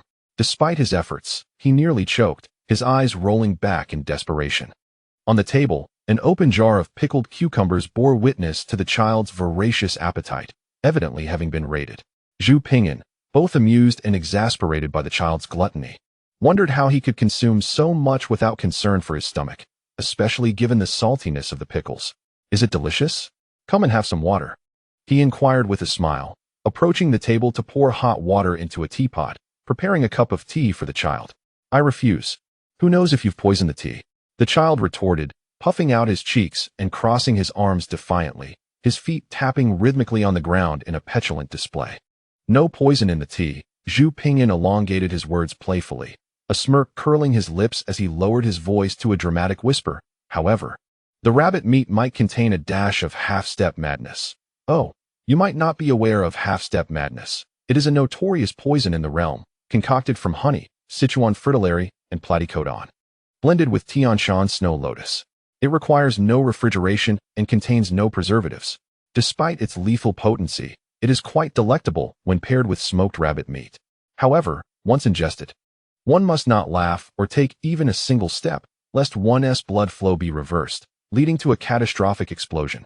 Zhu Ping'an illustrated an explosive gesture with his hands, mimicking the sound of an explosion. The child's face paled in alarm as he touched his throat, desperately attempting to regurgitate the rabbit meat he had just devoured. However, it had long since settled in his stomach, and he could only stick out his tongue in futile effort. Zhu Ping'an erupted into laughter at the child's adorably foolish reaction. You, humph. The child realized he had been tricked, glaring at Zhu Ping'an with an expression reminiscent of an irate little frog. To be continued. Chapter 593. Habits unchanged despite repeated instruction. Where's Niao? After teasing the mischievous child, and amidst his indignant glares, Zhu Ping'an pinched the roundness of his cheek playfully, inquiring with a smile. I won't tell you. The child stubbornly twisted his chubby face away, chuckling lightly.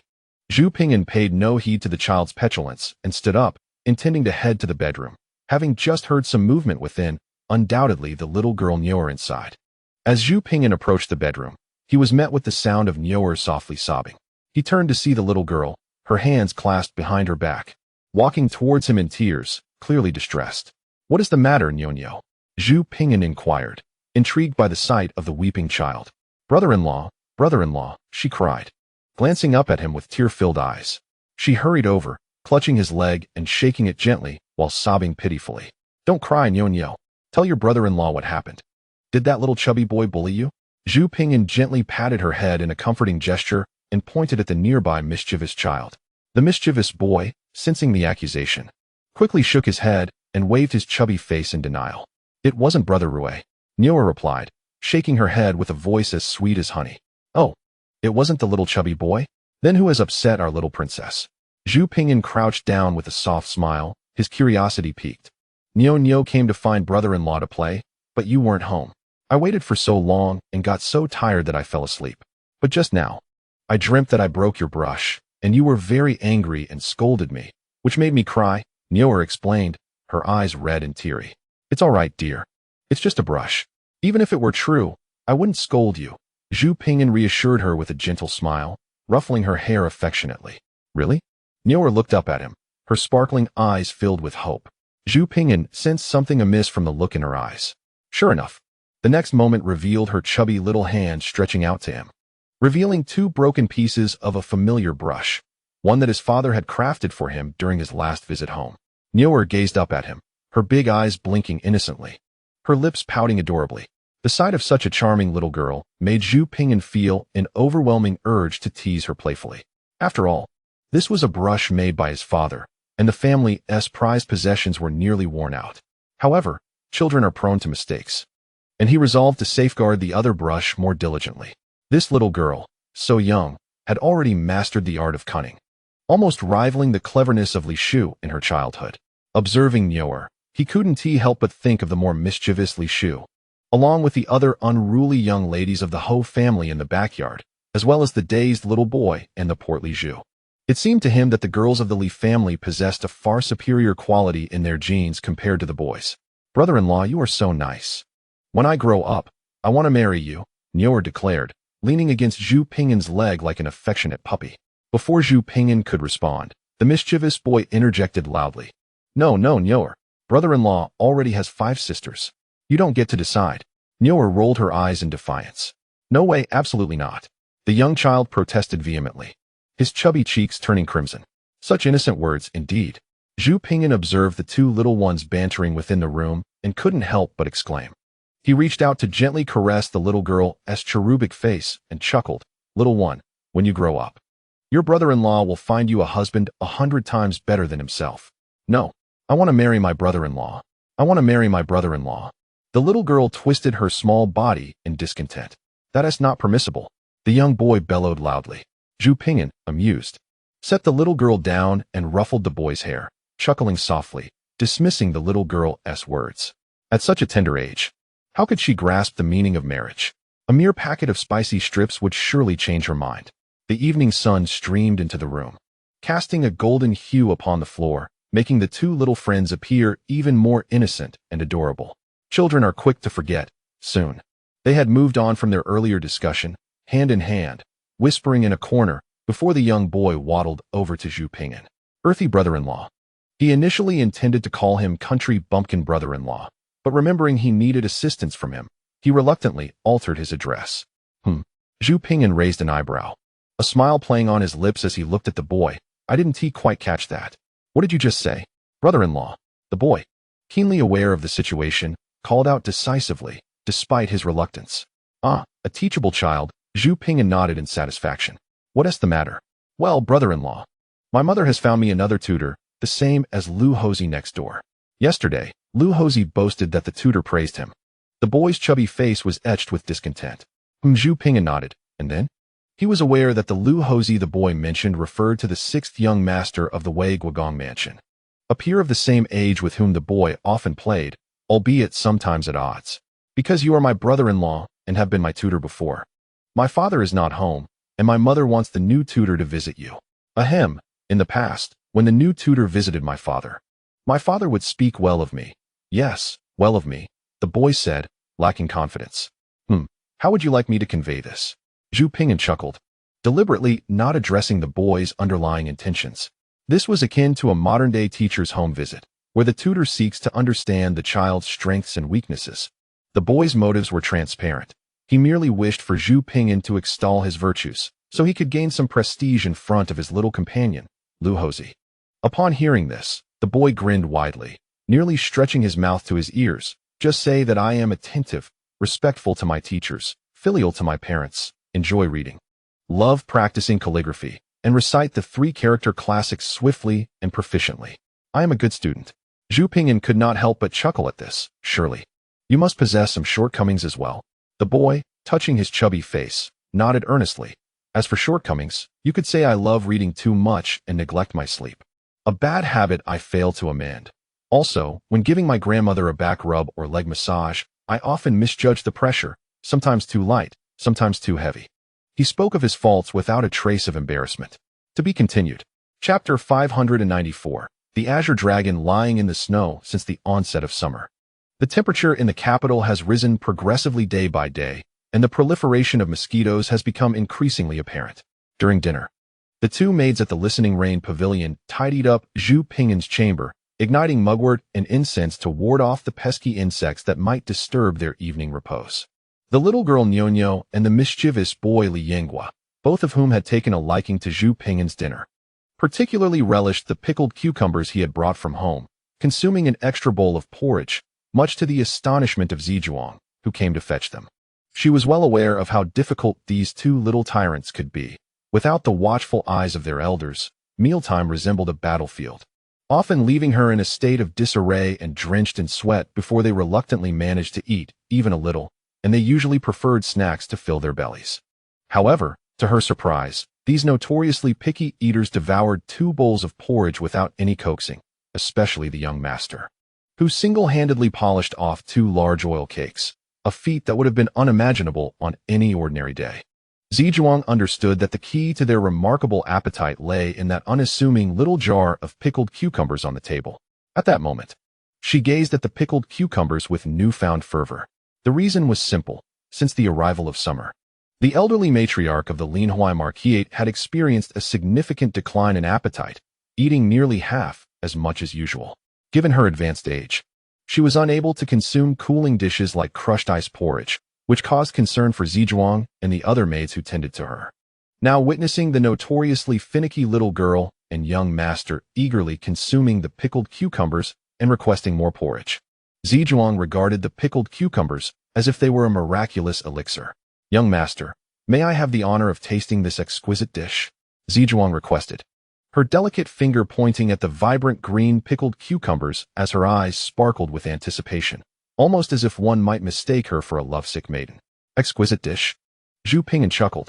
If my dear mother were to hear someone refer to her homemade pickled vegetables as a delicacy, she would surely smile modestly and then boast about her pickled cucumbers throughout the village.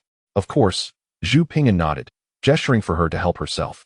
He felt a sense of joy knowing that someone could appreciate his mother's culinary creations. Zhuang, brimming with excitement, expressed her gratitude repeatedly before seizing a pair of chopsticks to pick up a slice of cucumber, slowly placing it into her mouth. The moment she bit down, a satisfying crunch reverberated. Instantly, her body shuddered, and a rosy hue spread across her cheeks. The flavor was simply astonishing. It was her first encounter with such a taste. An unprecedented combination of crispness and flavor. The cucumbers were tangy yet sweet, sweet with a hint of spice, rich in umami, perfectly balancing sweetness and acidity, refreshingly cool, and utterly appetizing. The taste possessed an almost magical quality, compelling one to indulge bite after bite, rendering it impossible to stop. After just one slice of cucumber, Zhuang's desire for porridge grew insatiable. She could hardly resist the urge to have another bowl.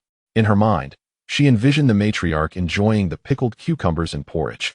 Unable to stop herself, and the thought ignited a glimmer of longing in her eyes. Young master, this delightful dish is truly exquisite. With its perfect blend of sweet and sour flavors, stimulating the appetite and aiding digestion. Recently, summer has arrived, and the old lady's appetite has been waning day by day. The maid has also been increasingly worried. Today, after sampling the exquisite dishes prepared by the young master, the maid felt as though she had found a glimmer of hope. She hesitantly inquired, "Might you be so kind as to inform me where this delightful dish is procured?" Zhuang gazed eagerly at Zhu Ping'an, her eyes sparkling with anticipation. Zhu Ping'an shook his head. Zhuang was taken aback, not expecting such a refusal. Observing her stunned expression, Zhu Ping'an chuckled softly and clarified. "It is not that I refuse to tell you where to buy it. Rather, even if I did, you would be unable to procure it.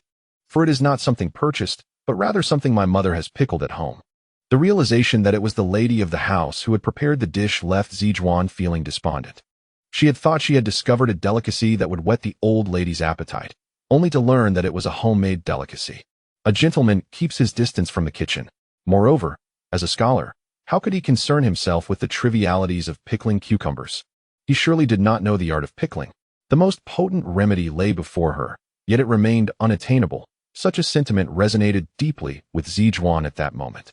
"Although I may lack the skill, I have absorbed the methods through observation while my mother pickled," she mused. "You might attempt to pickle yourselves." Just then, a melodious voice echoed in her ear. "Ah, truly?" Zhuang's face lit up with joy, her smile radiant. Having seen it often, one naturally remembers. There are a few points to note, but it is indeed quite simple. Zhu Ping'an nodded in agreement. "Then I shall earnestly seek your guidance, young master." "Please do not deem me foolish." Zhuang laughed charmingly, placing her hands on her left waist and gracefully performing a curtsy. Nearby, a mischievous child witnessed this scene and tugged at the little girl beside him, whispering disdainfully, "She smiles like my aunt when she sees my father." Though his voice was low, the room was small enough for the words to be heard. Zhuang, overhearing, couldn't help but chuckle. "Oh, my young master. Do refrain from such talk. I lack the audacity for that." The adeptness of the maid beside the old lady was indeed commendable. With that laughter, the tension dissipated, and the matter seemed trivial. Even if outsiders were aware, they would perceive it as mere childlike innocence. As for the ingredients, cucumbers, carrots, soy sauce, white wine, rock sugar, ginger, garlic, star anise, cinnamon, and peppercorns. The proportions are to be determined by you, and with the assistance of an experienced cook in the kitchen. It should turn out well. Select fresh cucumbers, cut the carrots into strips, sprinkle with salt, and mix thoroughly. Place a heavy object on top to extract as much moisture from the cucumbers as possible. Zhu Ping'an affectionately ruffled the mischievous child's hair, smiling gently as he recalled his mother's pickling method. Zhuang listened intently, her ability to remember having been honed from regularly attending to the old lady's needs. She diligently noted down the method for pickling cucumbers. One crucial point to remember, whether it be the utensils or during the pickling process. Ensure that no raw water is used, only cool boiled water, lest bacteria proliferate. Zhu Ping'an emphasized once more.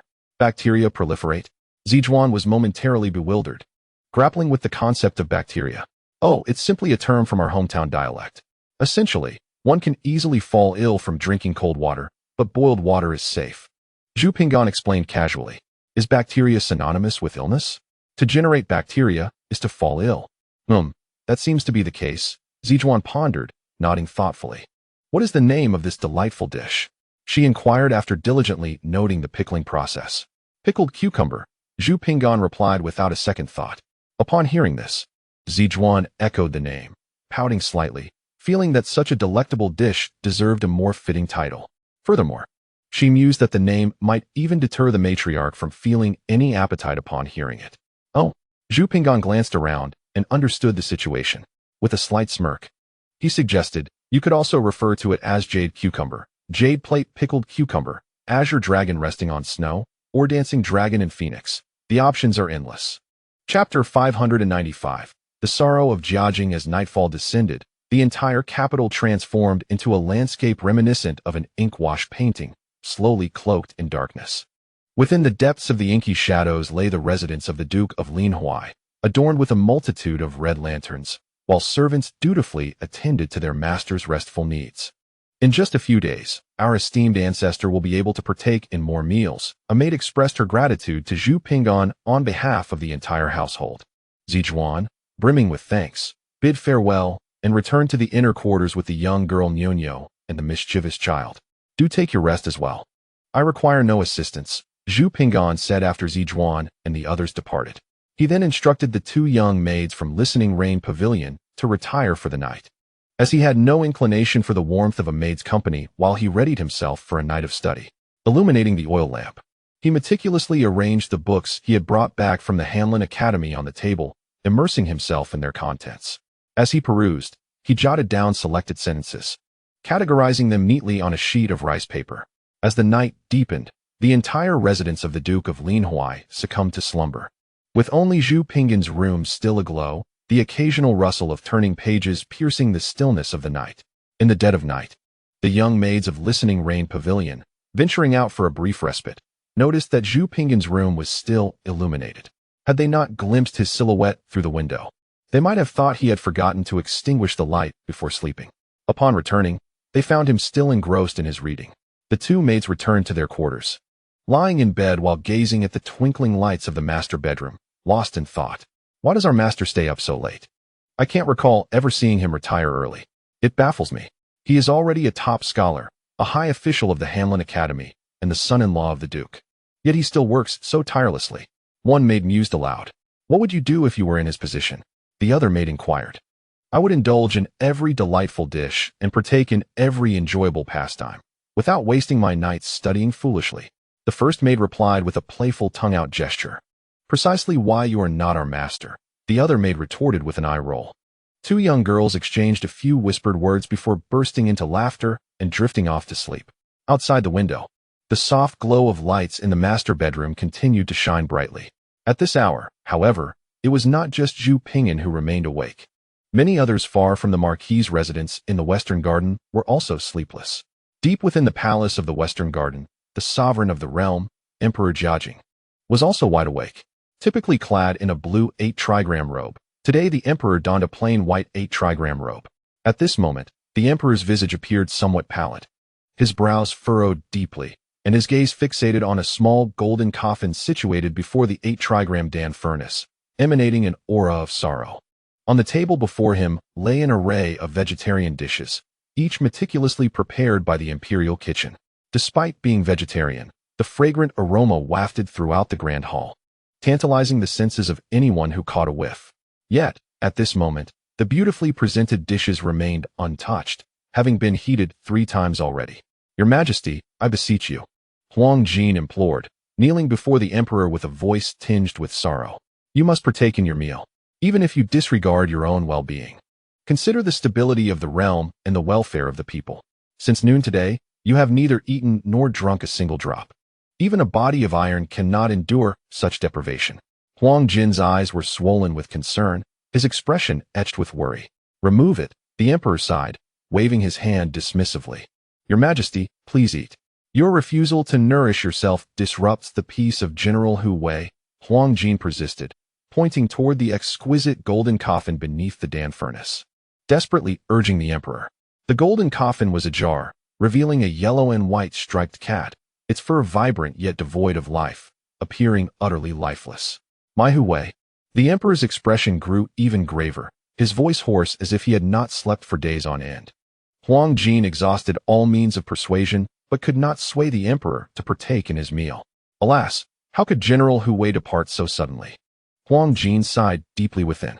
He had long served beside the emperor and knew well of his master's fondness for cats, with this particular feline, named Hu Wei, being the most cherished.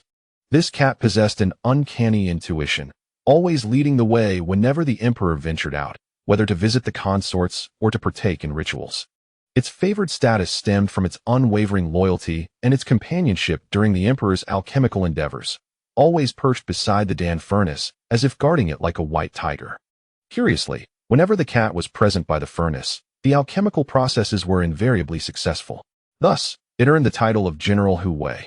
General Hu Wei shared a remarkably close bond with his sovereign, enjoying a privileged status akin to that of a prince, frequently dining, residing, and even sleeping alongside his master. Daily, the palace provided General Hu with a lavish repast consisting of 10 chickens, 5 fish, and 1 sheep. The chickens were meticulously selected for their finest livers and hearts, while only the brain and roe were taken from the fish, and the choicest cuts of the sheep were reserved.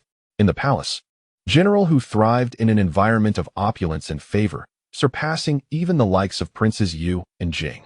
Thus, the departure of General Hu would undoubtedly weigh heavily on his master's heart. Observing the Emperor Jiajing's profound sorrow, Huang Jin felt a surge of concern, particularly as the emperor had gone without food for 2 consecutive meals, and the night had grown deep without any sustenance. How could he endure such a toll on his health? The mere thought of the emperor's well-being faltering sent a chill down Huang Jin's spine. Suddenly, his gaze fell upon a stack of elegies resting on the table. How could he have forgotten these poignant verses? These elegies were dedicated to mourning General Hu. If any of these verses resonated well enough to soothe the emperor's grief and alleviate his troubled heart, perhaps the situation could be remedied. With a renewed sense of urgency, Huang Jin felt his heart race.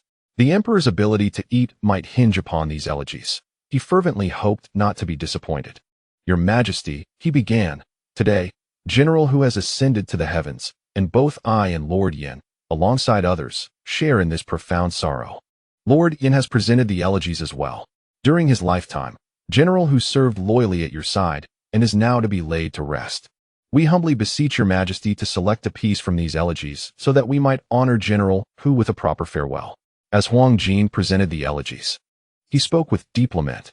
Indeed, I nearly forgot, the emperor exclaimed, taking a deep breath and nodding in acknowledgement as he accepted the elegies, rallying his spirits.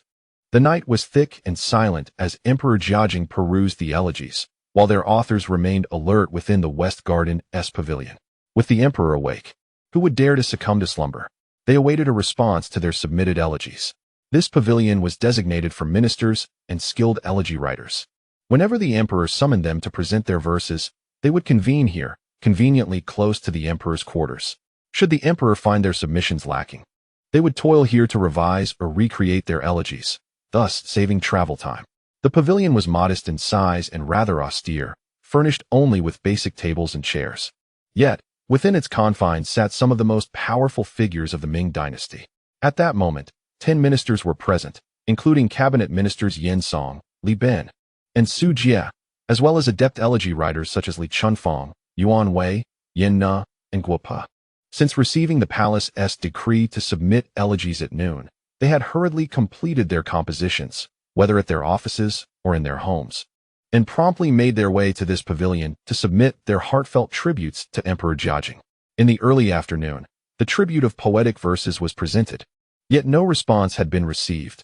Now, well into the night, there remained silence from the palace. Was this a sign of favor or disfavor? The courtiers were left in a state of uncertainty regarding the emperor's sentiments, and the absence of any communication at such a late hour only heightened their anxiety. The reason behind today's composition was known to all. The beloved feline of Emperor Jiajing, General Hu Wei, had passed away, casting a shadow over the emperor's mood. He had lost his appetite and, it was said, had even neglected to partake in the newly prepared elixir from Master Tao. Such a lack of interest was unprecedented, underscoring the depth of the emperor's sorrow. To serve under a ruler is akin to walking with a tiger. When the monarch is displeased, caution becomes paramount. The offering of verses in memory of General Hu Wei had yet to elicit a reply, and just moments ago, Elder Yin had sent a servant to inquire, learning that the emperor had still not dined. Despite their years of experience in composing verses for the emperor and their confidence in today's offering, the prevailing circumstances cast a shadow of pessimism, leaving them understandably unsettled. However, not all shared this trepidation. Elder Yin, seated at the head of the table, wore a composed expression, calmly savoring a cup of tea, revealing no hint of worry.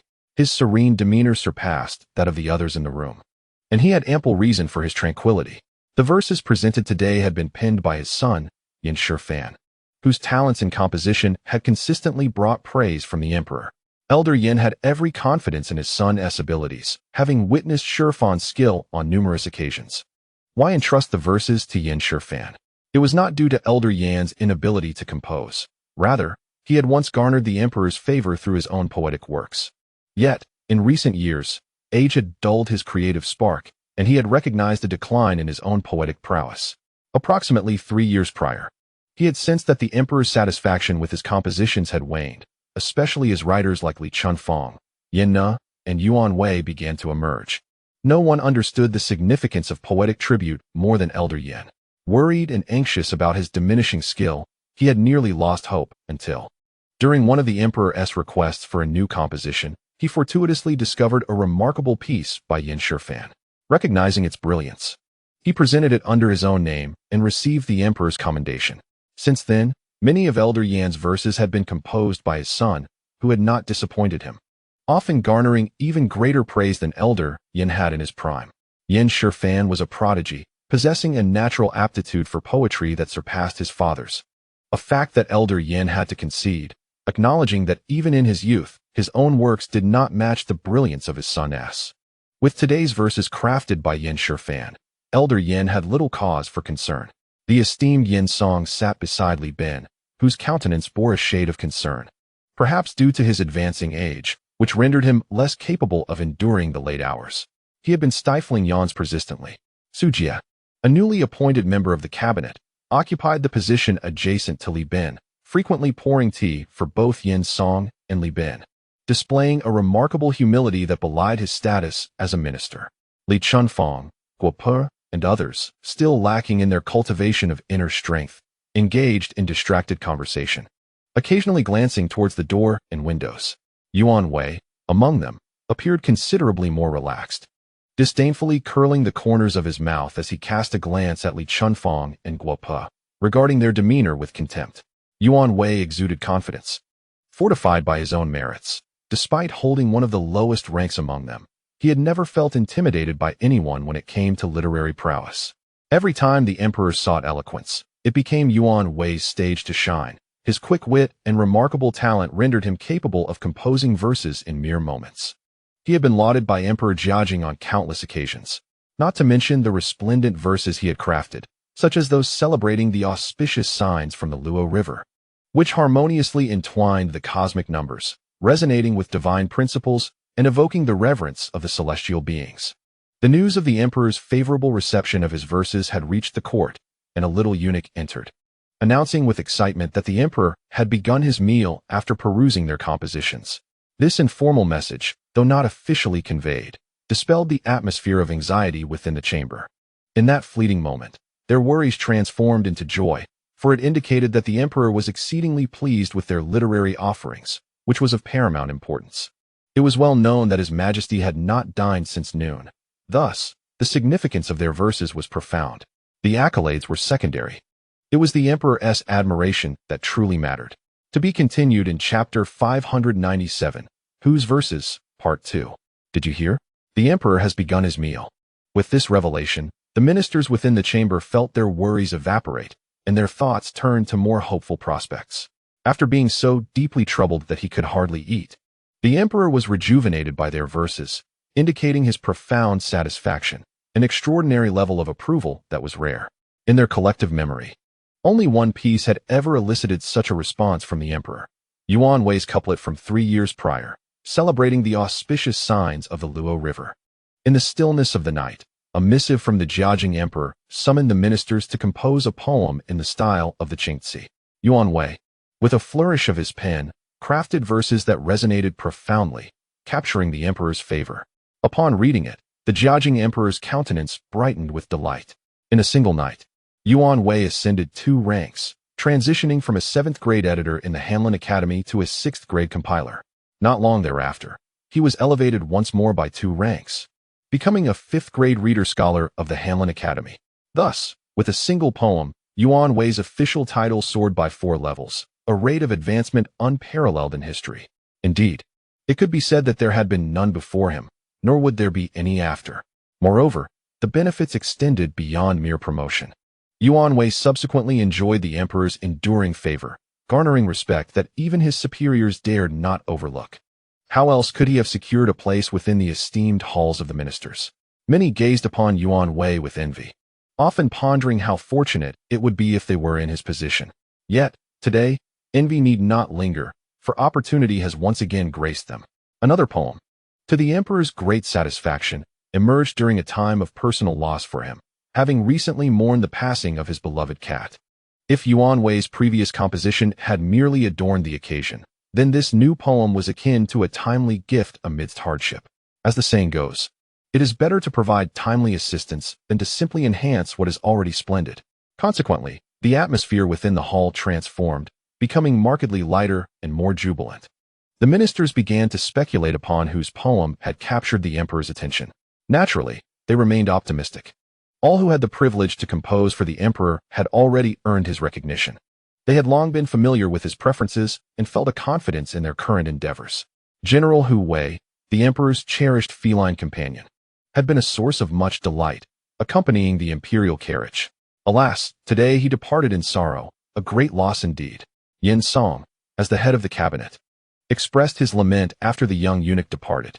He then graciously nodded to those present, acknowledging, the emperor has been grieving for some time, having not taken a single drop of water since noon. I am old and weary, yet I am fortunate to find solace in your poems, which allow me to partake in a meal. As soon as Yin Song concluded, several ministers eagerly contested his self-deprecation. You are too humble, esteemed cabinet elder. I see a man with silver hair and vibrant spirit. Your penmanship surpasses that of our youth.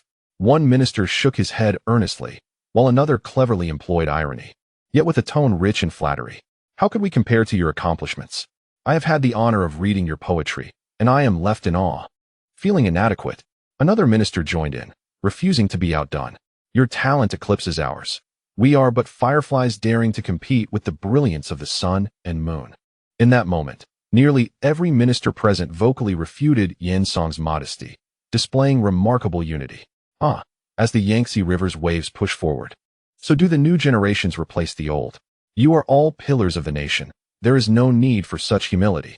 The sovereign harbors grand ambitions, and we are fortunate to witness this prosperous era. We must exert our utmost efforts and craft heartfelt compositions to honor His Majesty and meet the expectations of the people. Yin Song chuckled softly, gesturing for encouragement to the assembly. We feel humbled, as the esteemed elder's words resonate profoundly with us. The gathered ministers clasped their hands in acknowledgement, expressing their intent to adhere to Yin Song's counsel. While the earlier statements suggested that our compositions may align with His Majesty's sentiments, we must remain vigilant, for His Majesty has yet to respond. Therefore, let us persevere a while longer, urged Yin Song. It is no trouble at all. The elder is the one who toils. Came the chorus of agreement from the ministers. With time to spare, one minister proposed a light-hearted guess regarding which of their esteemed peers had crafted the most fitting composition for the sovereign's taste. This suggestion quickly garnered unanimous support. In my view, it must undoubtedly be the elder's work. Indeed, there is no need for speculation. It is the elder's composition. Agreement echoed throughout the room, all eyes converging on Yin Song, showering him with praise for his eloquent verses, despite their insincere intentions. Yin Song smiled, shaking his head, not allowing himself to be swayed by their flattery. He waved his hand modestly, stating, I am but an old man, no longer what I once was. Were I a decade younger, I would have engaged with you all more fervently. However, in my current state, I must yield to you. The elder demonstrates humility, came the murmurs among the crowd.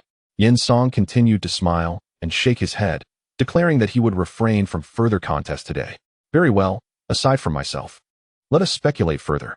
This was a confident humility, reminiscent of the top student in class who might say, "Oh no, I didn't study well for this exam. I surely cannot surpass you all. I shall not compete this time." With Yin Song's remark, the ministers, understanding the sentiment, refrained from further flattery. Recognizing that excess could lead to missteps, they resumed their guessing.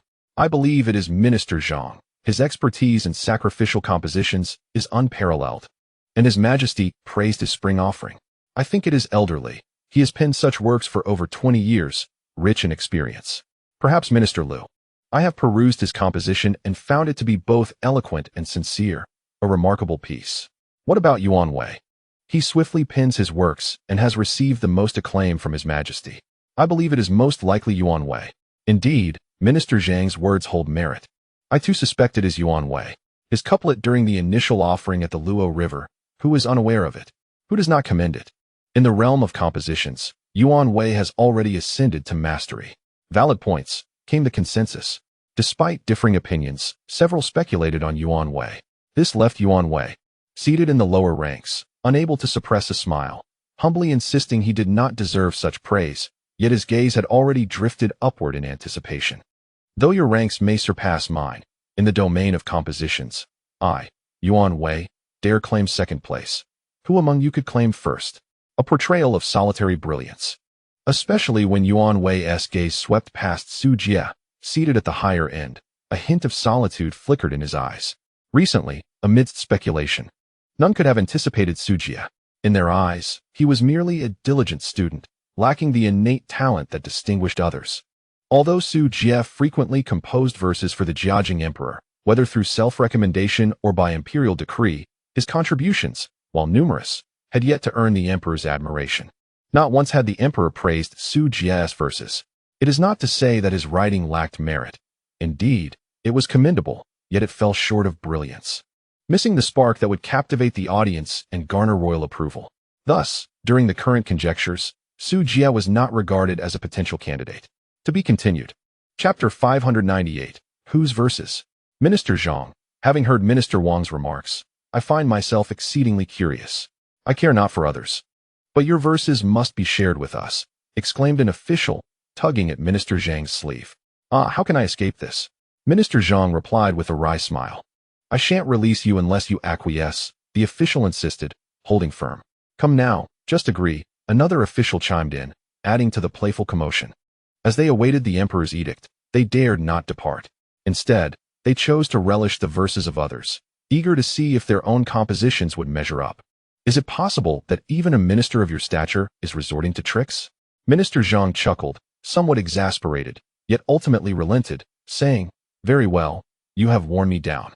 He felt a surge of confidence in his verses crafted that day, inspired and proud of what he considered one of his finest works in recent years. In truth, he found himself not only willing but also eager to present his verses before the assembly. Before long, others arranged their writing materials, clearing a space for the performance. Under the watchful eyes of his peers, Minister Zhang approached with poise and penned his composition.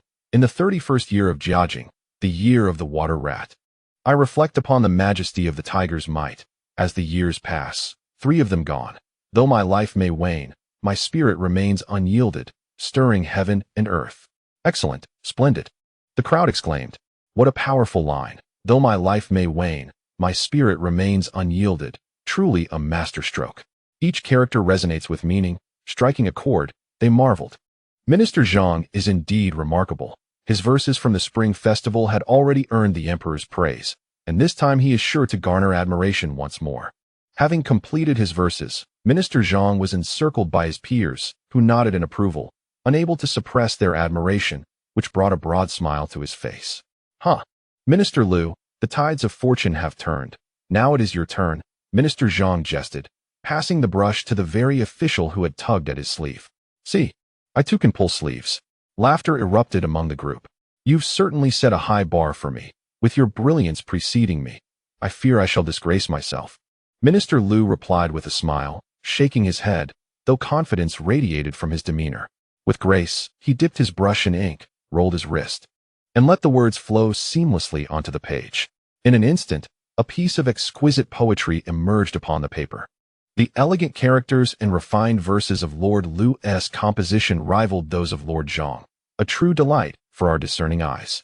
Once again, we were graced with a superb creation, and within the hall, the applause resounded.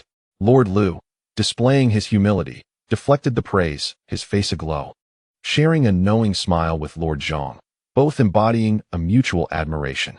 Soon, two more individuals were ushered forward, ready to inscribe their own verses. Those gathered here were masters of poetry, and the works they produced were undoubtedly of exceptional quality, eliciting further rounds of admiration. After these four had completed their verses, no one else stepped forward to contribute. The crowd's gaze began to sweep the room until it settled upon Yuan Wei, as if triggered by a chain reaction. More and more eyes turned toward him, until nearly every gaze in the hall was fixed upon him. Instantly, Yuan Wei became the focal point. The intensity of so many scrutinizing stares thrust him into the spotlight, allowing him to bask in the sensation of being the center of attention, a privilege that the earlier four had not experienced. "Ah, Mao Zhong, it seems you are indeed the object of public expectation," someone remarked, nudging Yuan Wei playfully, their familiarity evident. "It is far better to share joy than to relish it alone. Your remarkable work deserves collective appreciation." "Lord Zhong, please refrain from jesting," Yuan Wei replied with a dismissive smile. "You know well that my writing is rather ordinary. I could not dare to present myself before such esteemed gentlemen. With the likes of Lord Zhong, Lord Zhu, and Lord Wang setting the standard, I lack the courage to embarrass myself." "Do not be so modest, Yuan Mao Zhong," came the laughter. "Indeed, let us revel in your work. Your verses have received the Emperor's commendation more times than any others. Mao Zhong, come forth. We eagerly await the unveiling of your latest masterpiece." As the crowd clamored for Yuan Wei to share his poetry, he narrowed his eyes, absorbing the attention. The sensation of being under so many watchful eyes was exhilarating, akin to occupying a high position and relishing the reverence of the masses. Ambition is a sentiment shared by all, and Yuan Wei, too, possessed the means to fulfill his aspirations. "Do they dare to call their work poetry?" he mused. "In comparison to mine, they fall woefully short. This time, my verses will surely catch the Emperor's eye, there is no doubt. I am Yuan Wei, and I possess this confidence.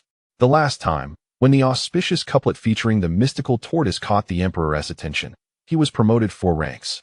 This time, surely, it would not be any less rewarding. He must ascend at least 4 ranks. Oh, and during the recent birthday celebration for the 18-year-old concubine of Yin Shifan's 5th household, he had learned of a rumor. His superior, the Minister of Personnel, Lord Liemo, who also served as the head of the Hanlin Academy, was seemingly considering relinquishing his post at the academy to focus entirely on his duties in the ministry, aiming to concentrate his efforts against Lord Yen. Before long, the position of the head of the Hanlin Academy may become vacant. Having received commendation from the Emperor, along with the recommendation from the esteemed Elder Yen, it seems likely that this prestigious position might soon fall into my hands. Yuan Wei's interest lies not in the title itself, but in the political capital it represents. The head of the Hanlin Academy is nearly synonymous with entry into the cabinet, with a minimum tenure of 3 to 5 years, and potentially extending to over a decade. It is almost certain that one would secure a place in the cabinet. The thought alone is exhilarating. However, Yuan Wei concealed his excitement. For many present were formidable figures in the court, and he lacked the audacity to flaunt his ambitions in their presence.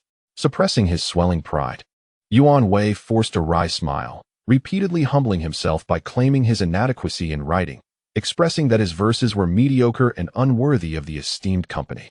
Naturally, the others were unwilling to accept his modesty and continued to urge him on.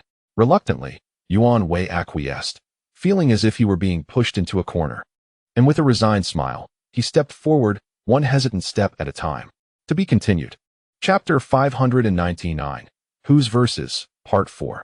On the 19th of the month, the moon hung in an 8/10 fullness, resembling the enchanting eyes of a beauty, casting a myriad of delicate hues that blurred the halo of the moon, showering the world with a misty glow. Yuan Wei took up his brush and stood before the table, the moonlight streaming through the window and enveloping him in its ethereal embrace, making him appear as if he had emerged from an ink-wash landscape painting, a refined scholar, graceful as a jade tree in the wind. With a brush dipped in 3 parts moonlight and 7 parts ink, he began to write. His strokes were as elegant as Chang'e soaring to the moon, light as a startled swan, each step blossoming like a lotus. In an instant, a piece of verse materialized upon the paper, The Holy Son of Heaven has reigned for 31 years, issuing clear edicts for the common good, harmonizing the multitude. With the celestial bodies as witnesses, the heavens are serene and clear, adorned with 5-colored clouds, embracing the sunlight in splendid brilliance, akin to an immortal who has achieved transcendence. Embodying the might of a tiger. With utmost dedication, I serve the enlightened sovereign. My loyalty is unwavering, my heart steadfast. In the passage of time, I repay the heavens and earth. Though the heroic souls may have departed, they live on in spirit, deserving of eternal remembrance, serving in the celestial court.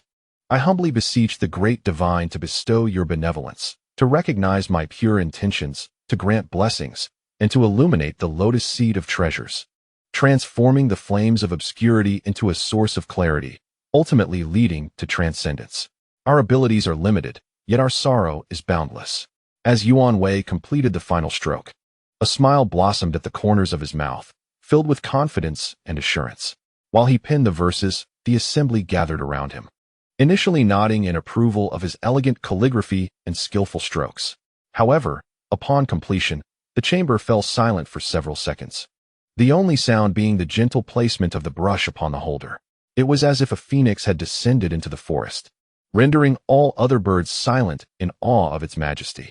Moments later, the audience regained their composure, marveling at the profound essence of Yuan Wei's verses.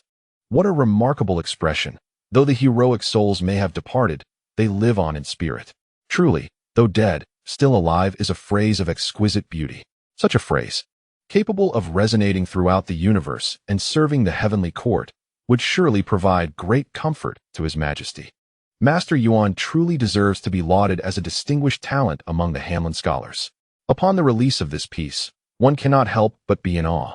The current generation of youth is undeniably remarkable, with the waves of the Yangtze River pushing forward the previous ones, each new generation surpassing its predecessors. This time, I believe the accolades will undoubtedly fall upon the esteemed Yuan Maozhong. Within the hall, praises resounded endlessly, and Yuan Wei found himself enveloped in admiration. Listening to the commendations from officials of higher rank than himself, Yuan Wei felt as though he had consumed a copious amount of strong liquor, intoxicating his spirit. Oh, Yuan Maozhong, you claim your writing is merely average. If this is the case, then our efforts would surely be unworthy of mention, remarked an official familiar with Yuan Wei, nudging him playfully while expressing a tone of feigned reproach. Oh no, not at all, Yuan Wei responded with a smile, shaking his head repeatedly, his demeanor exuding humility, seemingly unaffected by the accolades bestowed upon him. Maozhong, your writing is indeed commendable, smiled Yen Song, giving Yuan Wei's shoulder a gentle pat, praising his eloquent words. While Yen Song had merely nodded in polite acknowledgement to the previous pieces, it was only Yuan Wei's work that earned his commendation. Your Excellency, you flatter me, Yuan Wei replied, his face a picture of astonishment and reverence as he bowed deeply, resembling someone who had practiced the art of humility. It is indeed a singular honor. Yuan Wei felt a swell of pride at Yen Song's praise, and as he rose, the joy on his face was unmistakable. Following Yuan Wei, others continued to present their eloquent compositions. As each piece was unveiled, the atmosphere within the hall grew increasingly fervent, entirely oblivious to the late hour. Su Jie, a congenial figure, despite not being mentioned, always regarded the presentations with admiration, offering comments without reservation. More often than not, he stood beside Yen Song, nodding in agreement during Yen Song's critiques, fostering a spirit of camaraderie that had long since replaced the previous rivalry between them. Indeed, over these past months, Su Jie had frequently visited, never empty-handed, humbling himself before Yen Song, refraining from contentious debate despite their differing political views, always deferring to Yen Song's lead. Yen Song's son, Yen Shifan, would often mock Su Jie's visits, yet Su Jie remained unfazed, greeting him with a smile and even expressing a desire to marry his niece to Yen Shifan as a concubine. After entering the cabinet, Su Jie exhibited even greater deference to Yen Song, harboring no intentions of conflict. Thus, Yen Song's dominant position within the cabinet became increasingly secure. Over time, Yen Song gradually eased his vigilance towards Su Jie. The atmosphere within the hall grew more amiable, with praises echoing as each eloquent piece was presented. Amidst this chorus of admiration, the authors of these works, particularly Yuan Wei, brimmed with confidence after hearing the accolades. Suddenly, a series of soft footsteps echoed outside the hall. The emperor's close attendant arrived, prompting one official to notify the others. Soon, all the ministers turned their gazes towards the entrance. The arrival of the emperor's close attendant at this moment was undoubtedly significant. Indeed, a richly attired young eunuch entered, accompanied by several others, respectfully bearing a neatly folded bright yellow note. To behold the note was akin to encountering the emperor himself. The officials within the hall, under the guidance of Yin Song, rose in unison to pay their respects to the note held by the young eunuch. After the attendant departed, the note fell into the hands of the venerable Yin Song. The assembly fixed their eager eyes upon the note, not daring to blink. The attendant had just mentioned that the emperor was greatly pleased after reviewing the memorial.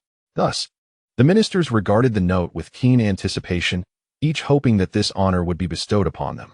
Noticing the intense focus of the ministers upon the note in his possession, Yin Song chuckled and handed it to the eagerly stretching Yuan Wei, saying, "Mao Zhong, would you kindly read this for us?" "Ah, esteemed official." Yuan Wei blushed with excitement as he held the note, wishing to express his reluctance. "Do read, Lord Yuan," urged the assembly. "Quickly, read it, do not delay." They insisted. Under the pressure of their encouragement, Yuan Wei slowly unfolded the note, his gaze alight with anticipation. However, upon merely glancing at the contents, his face paled, his hand trembled, and his mouth twitched as his eyes widened in shock. "What is the matter? Why such agitation?" murmured the onlookers.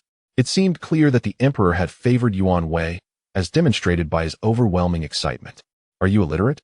Read it out loud," came the impatient calls from the crowd. "Let me read it," declared a more impetuous official, snatching the note from Yuan Wei's grasp. The assembly turned their expectant eyes towards him. As the hasty official unfolded the note and prepared to read, he was momentarily taken aback, gasping in disbelief, his eyes bulging as he rubbed them in astonishment before casting a bewildered glance at Su Jia. Then, clearing his throat, he slowly read aloud, not merely silent, but astonishingly so. "Su Jia has captured the emperor's attention." Upon concluding, the official bowed in gratitude towards Su Jia. "Is it truly so? Has the emperor favored Su Jia?" The ministers were taken aback, staring at Su Jia in disbelief, before extending their congratulations. Amidst their congratulations, curiosity swelled regarding what extraordinary qualities Su Jia's memorial possessed to earn such royal acclaim. Ultimately, under the gaze of the inquisitive assembly, Su Jia's memorial was revealed, transforming a tiger into a dragon, returning to the heavenly realm.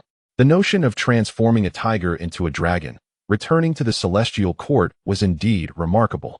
Upon reading Su Jia's words, the assembly was left in awe, their hearts enlightened. It was this very phrase that distinguished Su Jia's memorial, allowing it to stand out amongst the rest. The ministers expressed their admiration. Even Yuan Wei, though seemingly defeated, remained resilient. Only Su Jia stands apart, diverging from the customary lamentations of the masses during sacrificial rites, instead singing an uplifting hymn of inspiration. Not a single mention of death appears in the text. General Hu Wei has not perished. He has merely transformed from a tiger into a dragon, ascending back to the celestial realm. While lament, joy is the appropriate sentiment. Furthermore, there lies an implicit meaning. When one individual attains enlightenment, even the lowly creatures flourish. Thus, it is only natural for the emperor, surrounded by such auspiciousness, to achieve immortality. The praise from the ministers leaves Su feeling somewhat abashed, as the entire piece is composed of eloquent verses, save for this line, which is not his creation.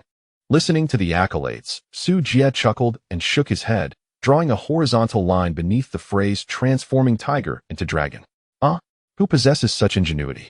The crowd gasped in astonishment. "My student, Zhu Zihu," Su Jia slowly revealed amidst their surprise. "Ah, it is he, the top scholar Zhu Ping'an? He too can compose such verses?" Their astonishment deepened. Yin Song stroked his beard and nodded, then said to Su Jia with a smile, "Indeed. This line serves as the pivotal stroke in painting the dragon. Yet without the dragon, how could such a stroke exist? Esteemed Su, your eloquence has grown ever more refined. If time permits, I would relish the opportunity to exchange ideas with you, as I have numerous inquiries to discuss." Su Jia inclined his head slightly, smiling in response. To be continued. Chapter 600. Have you been deceived? At the third watch of the morning, around 5:30, Zhu Ping'an arose, completed his morning ablutions, and opened the door, welcoming yet another refreshing dawn to the world. At daybreak, the sky was still dim. A faint fish-belly white appeared in the east as the sun lingered just below the horizon, and the entire capital remained ensconced in slumber. Upon hearing the door creak open, the maidens in the side chamber rubbed their eyes and donned their garments, stepping outside to behold Zhu Ping'an, already prepared for the day. The two young maidens widened their eyes in astonishment, instinctively glancing upwards at the still dark sky, perplexed as to why their master had risen so early. "No need to prepare my breakfast. I am stepping out."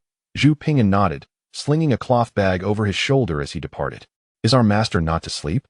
It was only after Zhu Ping'an exited the Tingyu pavilion that the maidens regained their senses, exchanging bewildered glances. Unable to fathom why he had awakened so early after sleeping so late. The curfew had only recently ended, and the streets were still sparsely populated.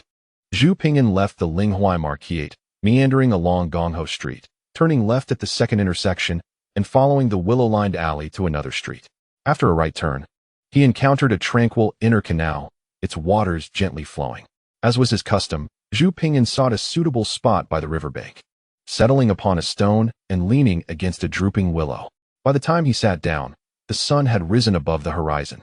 Leaning against the tree trunk, he retrieved a book borrowed from the Hanlin Academy from his slung bag and began to read with great interest, the shimmering surface of the water reflecting the golden light. A year's plan lies in spring. A day's plan lies in the morning. The human memory, much like the liver, has certain periods of peak efficiency, with the morning being the most favorable time for recollection throughout the day. Zhu Ping'an has long cultivated the habit of morning reading, rising early to immerse himself in literature, each session yielding its own rewards. Following his readings, he enjoys a breakfast that scarcely delays his day. The symphony of spring birdsong, the summer cicadas, the autumn cricket chirps, the winter's whisper of snow, the rustle of willows in the breeze, and the gentle babble of streams ensure that no matter how early he awakens, he is never alone. Once the day breaks, Zhu Ping'an carefully stows his book in a cloth bag, brushes off the dust from his clothing, and sets off towards the bustling streets that have come to life. The streets are already teeming with people, and the shops are either open or preparing to welcome customers. The enticing aromas wafting from breakfast stalls are far-reaching, with certain scents capable of awakening the appetites of passers-by. The steamed buns, with their delicate wrappers and succulent fillings, are particularly tempting. The young attendant at the bun shop guards the steamer, lifting the lid to reveal a steaming batch of meat buns, calling out to the pedestrians, "Sir Lu, welcome. Freshly made lamb buns are ready. Why not take a few home for your family to savor?" The attendant at the pot sticker stall stands amiably by the roadside, engaging familiar customers. Other breakfast establishments nearby serve a variety of dishes: wontons, sesame cakes, fried dough sticks, spicy sour noodles, stir-fried liver, tripe soup, and assorted offal soup, all bustling with activity and exuding delightful aromas. Zhu Ping'an, with his cloth bag slung over his shoulder, pauses in front of a sesame cake shop, intrigued by the master chef's skillful preparation. The chef works with impressive speed, donned in a coarse apron, deftly handling the dough and rolling pin, creating intricate patterns as he rhythmically pounds the dough. The enticing scent of freshly baked sesame cakes wafts from the clay oven. A shop assistant, noticing Zhu Ping'an's presence, hurries over to greet him. "What can I get for you today?" Zhu Ping'an inquires. Although the sesame cakes are enticing, he feels that solely having them would lack the delightful diversity of flavors that breakfast should embody. Our sesame cakes are affordably priced at 2 for a coin. Besides sesame cakes, we also offer handmade noodles, wontons, tripe soup, tofu pudding, and a variety of other dishes. If you wish for something different, I can promptly fetch it for you, the enthusiastic shop assistant assures him. Well, at this point, how could I not enter? Zhu Ping'an chuckles. All right, I will have 2 sesame cakes and a bowl of braised delicacies, generously topped with sesame sauce and sprinkled with cilantro and chives. He nods with a smile and steps into the shop, taking a seat at an empty table near the entrance. Very well. 2 sesame cakes and a bowl of braised delicacies, with extra sesame sauce and a sprinkle of cilantro and chives. The assistant bows courteously and heads to the kitchen to place the order. The kitchen responds promptly.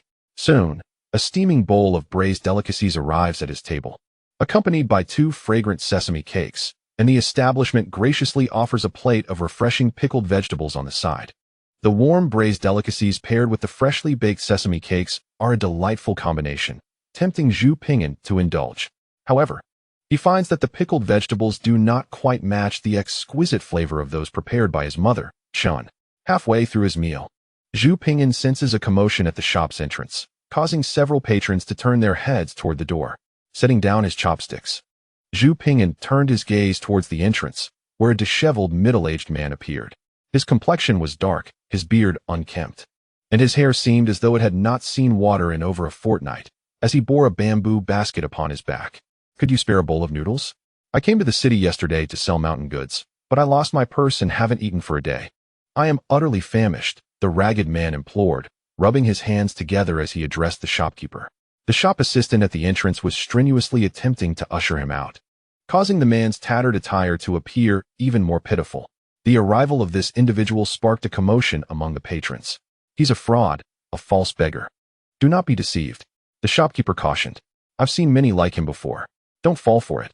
Such tricks are all too common. I've encountered several at Dongzaimen who would borrow money by claiming they hadn't eaten for days. These rogues can earn quite a sum in a day." The customers inside the shop murmured among themselves, pointing at the man and earnestly advising the shopkeeper and others to remain vigilant. Out with him." The shopkeeper, having glanced at the man, waved his hand dismissively. The assistant, obeying the command, pulled with greater force. "Wait." Just as it seemed the man would be expelled, a youthful voice resonated from within the shop. "Who? How could one be so foolish? After all the warnings, how can you still be deceived?" Everyone turned to see Zhu Ping'an beckoning the shop assistant. Upon witnessing this, the patrons sighed collectively. "Prepare a bowl of noodles and charge it to my account," Zhu Ping'an instructed, halting the assistant's attempts to evict the man. He leaned in to whisper a few words in the assistant's ear. With someone willing to pay, the shopkeeper ceased his expulsion efforts. Soon, a bowl of noodles was brought forth, and after expressing his gratitude, the middle-aged man sat down and devoured the meal voraciously. Within a minute, he had finished the bowl, even slurping up the broth. After the man had eaten, Zhu Ping'an rummaged in his pocket and produced a small piece of silver, approximately worth 100 won, which he pressed into the man's hand, urging him to return home quickly so as not to worry his family. The man expressed his heartfelt thanks. "You've been duped. Alas, you have fallen for their trickery. That man is a swindler, young man." After the man departed, the patrons voiced their concern for Zhu Ping'an, lamenting his gullibility. "That bowl of noodles was served without salt," Zhu Ping'an quietly remarked, watching the middle-aged man's figure fade into the distance. To be continued. Chapter 601. The crane year study. The breakfast, along with the bowl of noodles, cost a total of 27 won. After settling the bill, Zhu Ping'an patted his pleasantly full belly and exited the breakfast shop. The assistant, busy preparing pancakes outside, called out to him as he left, "Take care, sir. Come again tomorrow if you enjoyed it." "That sounds delightful," Zhu Ping'an replied with a smile, stepping onto the bustling street. The assistant, slightly puzzled by Zhu Ping'an's peculiar manner of speaking, rubbed his forehead, trying to comprehend the 21st century lingo. Leaving the shop, Zhu Ping'an walked straight along the main street for over 10 minutes, then turned left onto a broad avenue, passing through 2 alleys before arriving at Shichang'an Street. As one enters Shichang'an Street, the imposing residence of Yin stands majestically in the distance, its lofty walls and crimson gates commanding attention. Indeed, Zhu Ping'an has come today to pay his respects to Yin Song, whether prompted by the earnest advice of the venerable matriarch of the Duke of Linhuai, the subtle hints from his mentor Su Jie, or the recommendations of Zhang Siwei and Wang Shizhen. The visit to Yin Song is inescapable. Although Zhu Ping'an is confident in addressing the current issues at hand, should a single audience suffice to resolve the matters concerning the memorial, he would not decline the opportunity. Before the gates of the Yin residence, a throng of carriages and pedestrians bustle about, with a steady stream of visitors arriving to present tributes and gifts. Zhu Ping'an, having arrived early, found himself at the forefront of the line, holding a modest packet of tea leaves, a stark contrast to the lavish offerings of those around him, drawing curious glances from both ahead and behind. Nevertheless, Zhu Ping'an remained composed. "Ah, this is your first visit, isn't it?" queried a rotund official, his hand fanning himself as he playfully nudged Zhu Ping'an's back, a smirk of superiority etched upon his face. "You come here often, do you? But what is there to be proud of?" Zhu Ping'an glanced back, nodding slightly. While it was not his initial visit to the Yin residence, it could be considered his first in the context of a formal audience. "Clearly, you are unaware. If you seek an audience with the esteemed Yin Gulao, you must first procure a fan. Do you not comprehend? The corpulent official waved the fan in his hand, imparting his wisdom with a sense of authority. A fan. Zhu Ping'an looked at the official's fan, his expression one of bewilderment. What connection could there be between paying respects to Yin Song and acquiring a fan? He had never heard of Yin Song being a collector of fans. Have you grasped the significance? The official, noticing Zhu Ping'an's confusion, chuckled with a sense of self-satisfaction, flaunting the fan before him as if it were a medal of honor. Zhu Ping'an shook his head, unable to discern any importance. It appeared to be merely an ordinary fan, its ribs composed of unremarkable wood, and its surface a simple satin. You are indeed a novice. Observe closely, see the stamp? The official unfurled the fan, extending his plump finger towards a small, inconspicuous red stamp in the lower right corner of the fan's face. Only upon the official's insistence did Zhu Ping'an notice the stamp, which bore the words Hinian Shuzhai. If one were not attentive, it would be easily overlooked. The mention of Hinian Shuzhai prompted Zhu Ping'an to recall the pharmacy, Shihinian Tang, located in Kaishiku. He felt a vague sense of connection between the two. The rotund official beckoned Zhu Ping'an closer, his demeanor shrouded in secrecy, igniting Zhu Ping'an's curiosity. He leaned in, as instructed. I must tell you, this fan is no ordinary fan. It originates from the Hinian Shuzhai established by Mr. Hinian. The official whispered theatrically. Hinian Shuzhai? What is that? Zhu Ping'an still found himself somewhat perplexed. Rotten wood cannot be carved. A wall of dung cannot be plastered. Are you truly so ignorant or merely feigning it? You have come to pay respects at the Yin residence and yet lack this knowledge? The official rolled his eyes. His gaze toward Zhu Ping'an filled with a mixture of disbelief and condescension. I humbly seek your guidance, esteemed sir.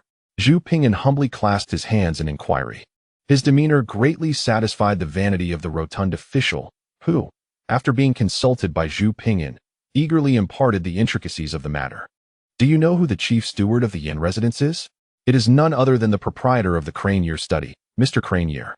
As the rotund official spoke of Mr. Cranier, his plump visage radiated respect, and he articulated the name with a bow and a gesture of reverence. Subsequently, from the official's discourse, Zhu Ping'an pieced together an unspoken rule regarding the Yin residence. The chief steward, Yin Yen, whose courtesy name is Hinian, operated a modest shop for writing materials, Cranier Study, located at the end of West Chang'an Street.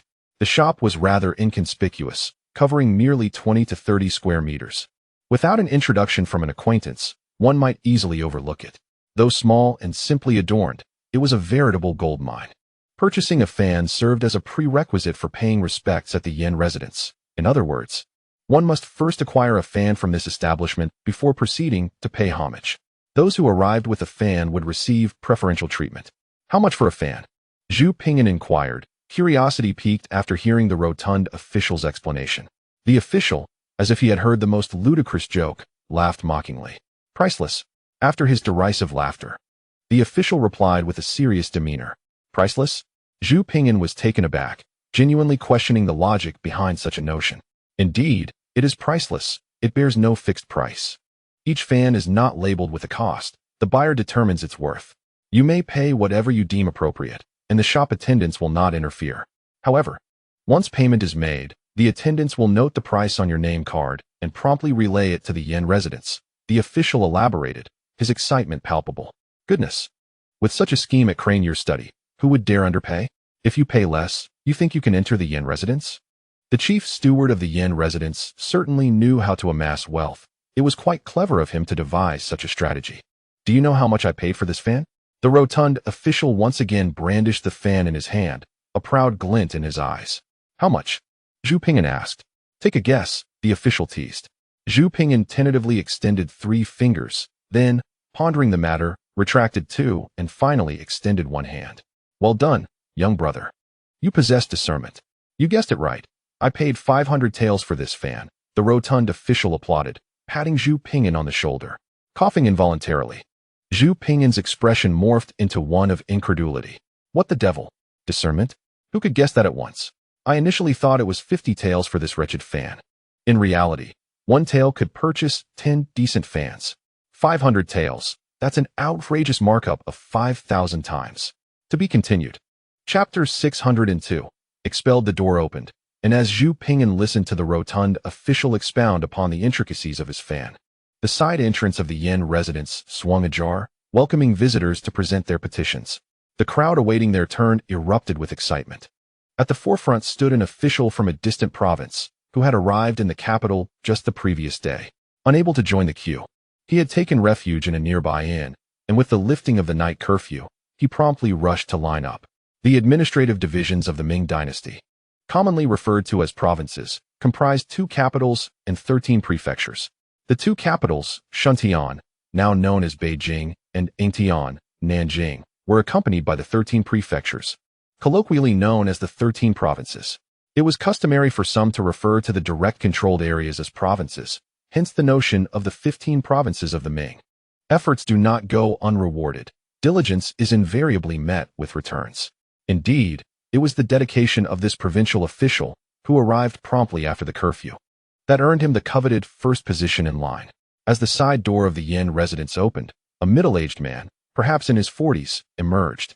Dressed in fine official garb, he appeared as though still half asleep, nonchalantly picking his teeth with a toothpick as he ambled out.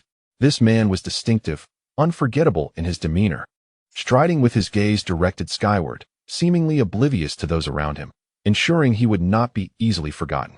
Mr. Hingyan. It truly is Mr. Hingyan. To think that today he has personally come forth. How humble of Mr. Hingyan to attend to our petitions himself. What an extraordinary honor. Upon his appearance, the crowd outside erupted in fervor, akin to the fervent admirers of modern celebrities, each individual extending their hands and bowing in a gesture of adulation from afar. Is this individual the esteemed official of the Yin residence, the astute Mr. Hingyan? Zhu Ping'an observed this imposing steward with keen interest, a smile tugging at the corners of his mouth. How remarkable that a mere steward would be addressed as sir in such a manner. In ancient times, the term sir was reserved for those of great virtue and profound knowledge, a title bestowed upon individuals of considerable status and respect. Having long admired the illustrious name of Mr. Hingyan, I had yet to have the fortune of meeting him. Today, at last, I behold his extraordinary presence, truly a privilege in my life. The provincial official, positioned at the front of the line, wasted no time. He swished his official sleeve to reveal a folding fan and approached with a deep bow, showering Mr. Hingyan with insincere flattery. This flattery was quite nauseating, Zhu Ping'an thought, feeling a shiver run down his spine. Observing from behind, he noted the official's azure robe adorned with a white pheasant pattern, indicating his rank as a 5th-grade official. It was astonishing to witness such a high-ranking official groveling before a steward of no official standing whatsoever. Initially aloof, Mr. Hingyan's demeanor softened upon noticing the fan in the official's hand. He managed a polite response, his icy facade beginning to thaw. Soon after, the official discreetly slipped several banknotes into Yan's hand. The 2 men greeted each other as if they were old friends, their demeanor markedly warmer. The official passed through without obstruction, guided by a servant of the Yin residence, and awaited the summons of the esteemed elder Yin. The second individual, equally prepared, brandished a fan and bore lavish gifts, also traversed the threshold with ease. The third man encountered no difficulties either. Generally, those who arrived were well prepared, familiar with the established customs and protocols, resulting in a high success rate. Before long, it was Zhu Ping'an's turn. Having met Mr. Hingyan, Zhu Ping'an stepped forward, offering a slight bow and presenting his visiting card, courteous yet not obsequious, in stark contrast to the sycophantic demeanor of those before him. Yan, with half-closed eyes, stirred slightly, casting a glance at Zhu Ping'an, taking note of his lack of a fan. Such a breach of etiquette was unacceptable. Since assuming the role of chief steward at the Yin residence, he had rarely encountered anyone who did not approach him with the utmost respect.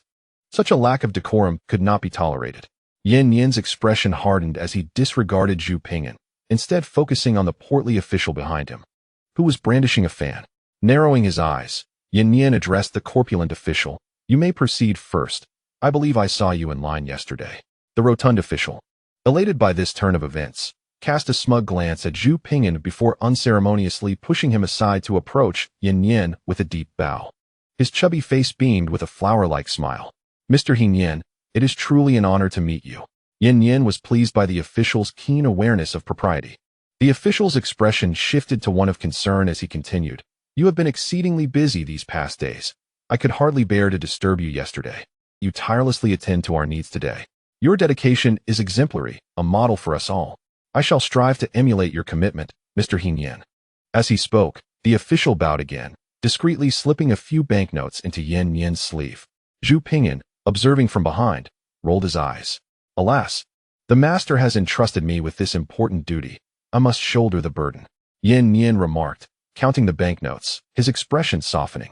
After a few exchanges, Yan Yan permitted the portly official to enter the Yan residence and await further instructions. Did you see that? Take a lesson from the official. He shot a triumphant glance at Zhu Ping'an as he departed. Once again, it was Zhu Ping'an's turn. Might I beseech Mr. Hingyan to permit me? I, Zhu Ping'an, humbly seek an audience with Lord Yan. Zhu Ping'an bowed sincerely, presenting his visiting card. What is your name, pray tell? A lack of understanding of etiquette and respect will not gain you entry. Did those outsiders not learn their lesson yesterday when they were turned away? Yan Yan seemed to disregard Zhu Ping'an's words, lazily casting a glance at him.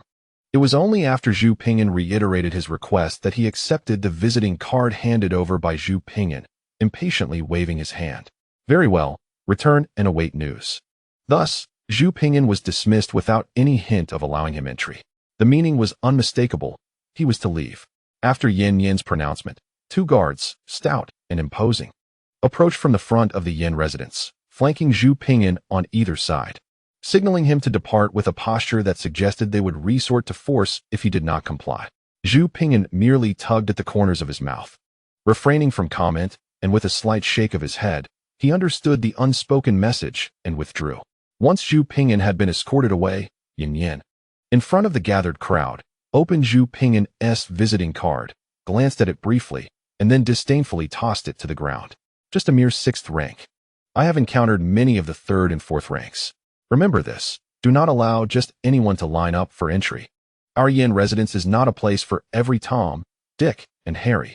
Furthermore, Yan Yan took the opportunity to reprimand the guards stationed at the entrance, veiled in metaphor. The onlookers responded in agreement, laughter and commiseration echoing through the air. Zhu Ping'an, having retreated to the edge of the street, paused momentarily at the sound of the commotion, turning back to cast a glance at the imposing gates of the Yan residence, shaking his head in self-deprecation before striding into the thoroughfare. Just as Zhu Ping'an vanished around the corner, a grand sedan chair, carried by 8 bearers, approached slowly from the direction of the West Garden. Chapter 603. Yan Song returns home. The dawn had broken, the sun ascending in the east, its warm glow enveloping the day in comfort before the heat set in. The gentle sunlight poured over the red bricks and green tiles of West Chang'an Street, particularly favoring the eaves of the pavilions, lending an air of poetry and elegance to the thoroughfare. At the head of West Chang'an Street, a grand sedan chair, carried by 8 bearers, made its way slowly from the direction of the West Garden. The canopied chair, ancient and heavy, exuded an aura of dignity and restraint, flanked by attending maidens and guards wielding swords. In the entire capital, those worthy of such a grand conveyance were few and far between, and narrowing the scope to West Chang'an Street made the answer abundantly clear. The Lord had returned. It was indeed the return of Lord Yan. The sedan chair belonged to the esteemed elder Yan. The individuals queuing at the entrance of the Yan residence turned their attention to the slowly approaching chair, excitement bubbling forth in their exclamations. The influential Yan Yan was simultaneously directing his servants to maintain order in the line, ensuring it was aligned against the wall, thereby clearing a path for Yan Song's chair to enter the residence. He also instructed the doorman to convey the message of the master's return to the household, while Yan Yan himself hurried forward to greet Yan Song. "Master, you have returned," Yan Yan exclaimed, running to the front of the sedan chair, bowing respectfully in welcome. From within the chair, Yan Song responded with a soft murmur, appearing somewhat fatigued and drowsy. Being of advanced years, he had remained in the West Garden awaiting imperial decree since presenting his memorial the previous afternoon, only receiving the missive from the emperor well past midnight. At this hour, it was already past midnight. The gates of the West Garden were locked, and the night watch had begun outside, preventing anyone from returning home. They could only rest in the modest guardhouse. The guardhouse was quite rudimentary, far inferior to the residence of the Yan family. Yan Song, nearly sleepless, found it quite taxing at his age, leading to a rather poor state of mind. Moreover, he had not anticipated that, in the end, Su Jie's poem would garner the highest praise. Though Su Jie had been exceptionally compliant lately and had grown closer to him. Yin Song still felt a tinge of disappointment. He had held the poem from the East Tower in high regard, believing it to surpass Yuan Wei's work by a significant margin, expecting it to capture the emperor's favor. Alas, Su Jie's line about transforming a tiger into a dragon and returning to the heavenly court was simply too inspired. Su Jie, that fortunate fellow, had encountered a promising candidate during the imperial examination, whose poetic flair rivaled that of Yuan Wei, making him a talent worth nurturing.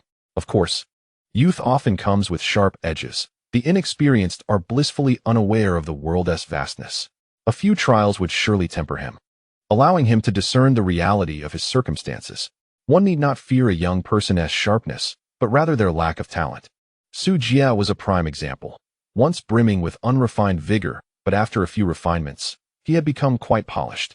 As Yin Song sat in the palanquin, reflecting on Su Jie's recent performance, he nodded in satisfaction.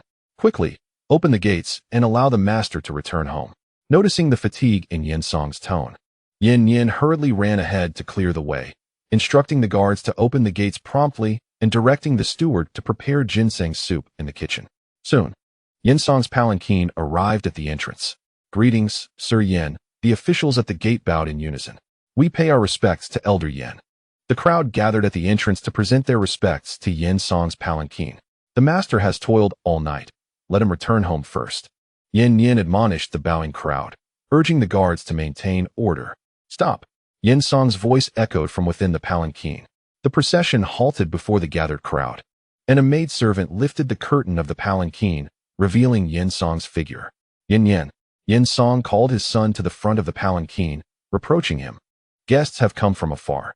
Is this how you treat our esteemed visitors?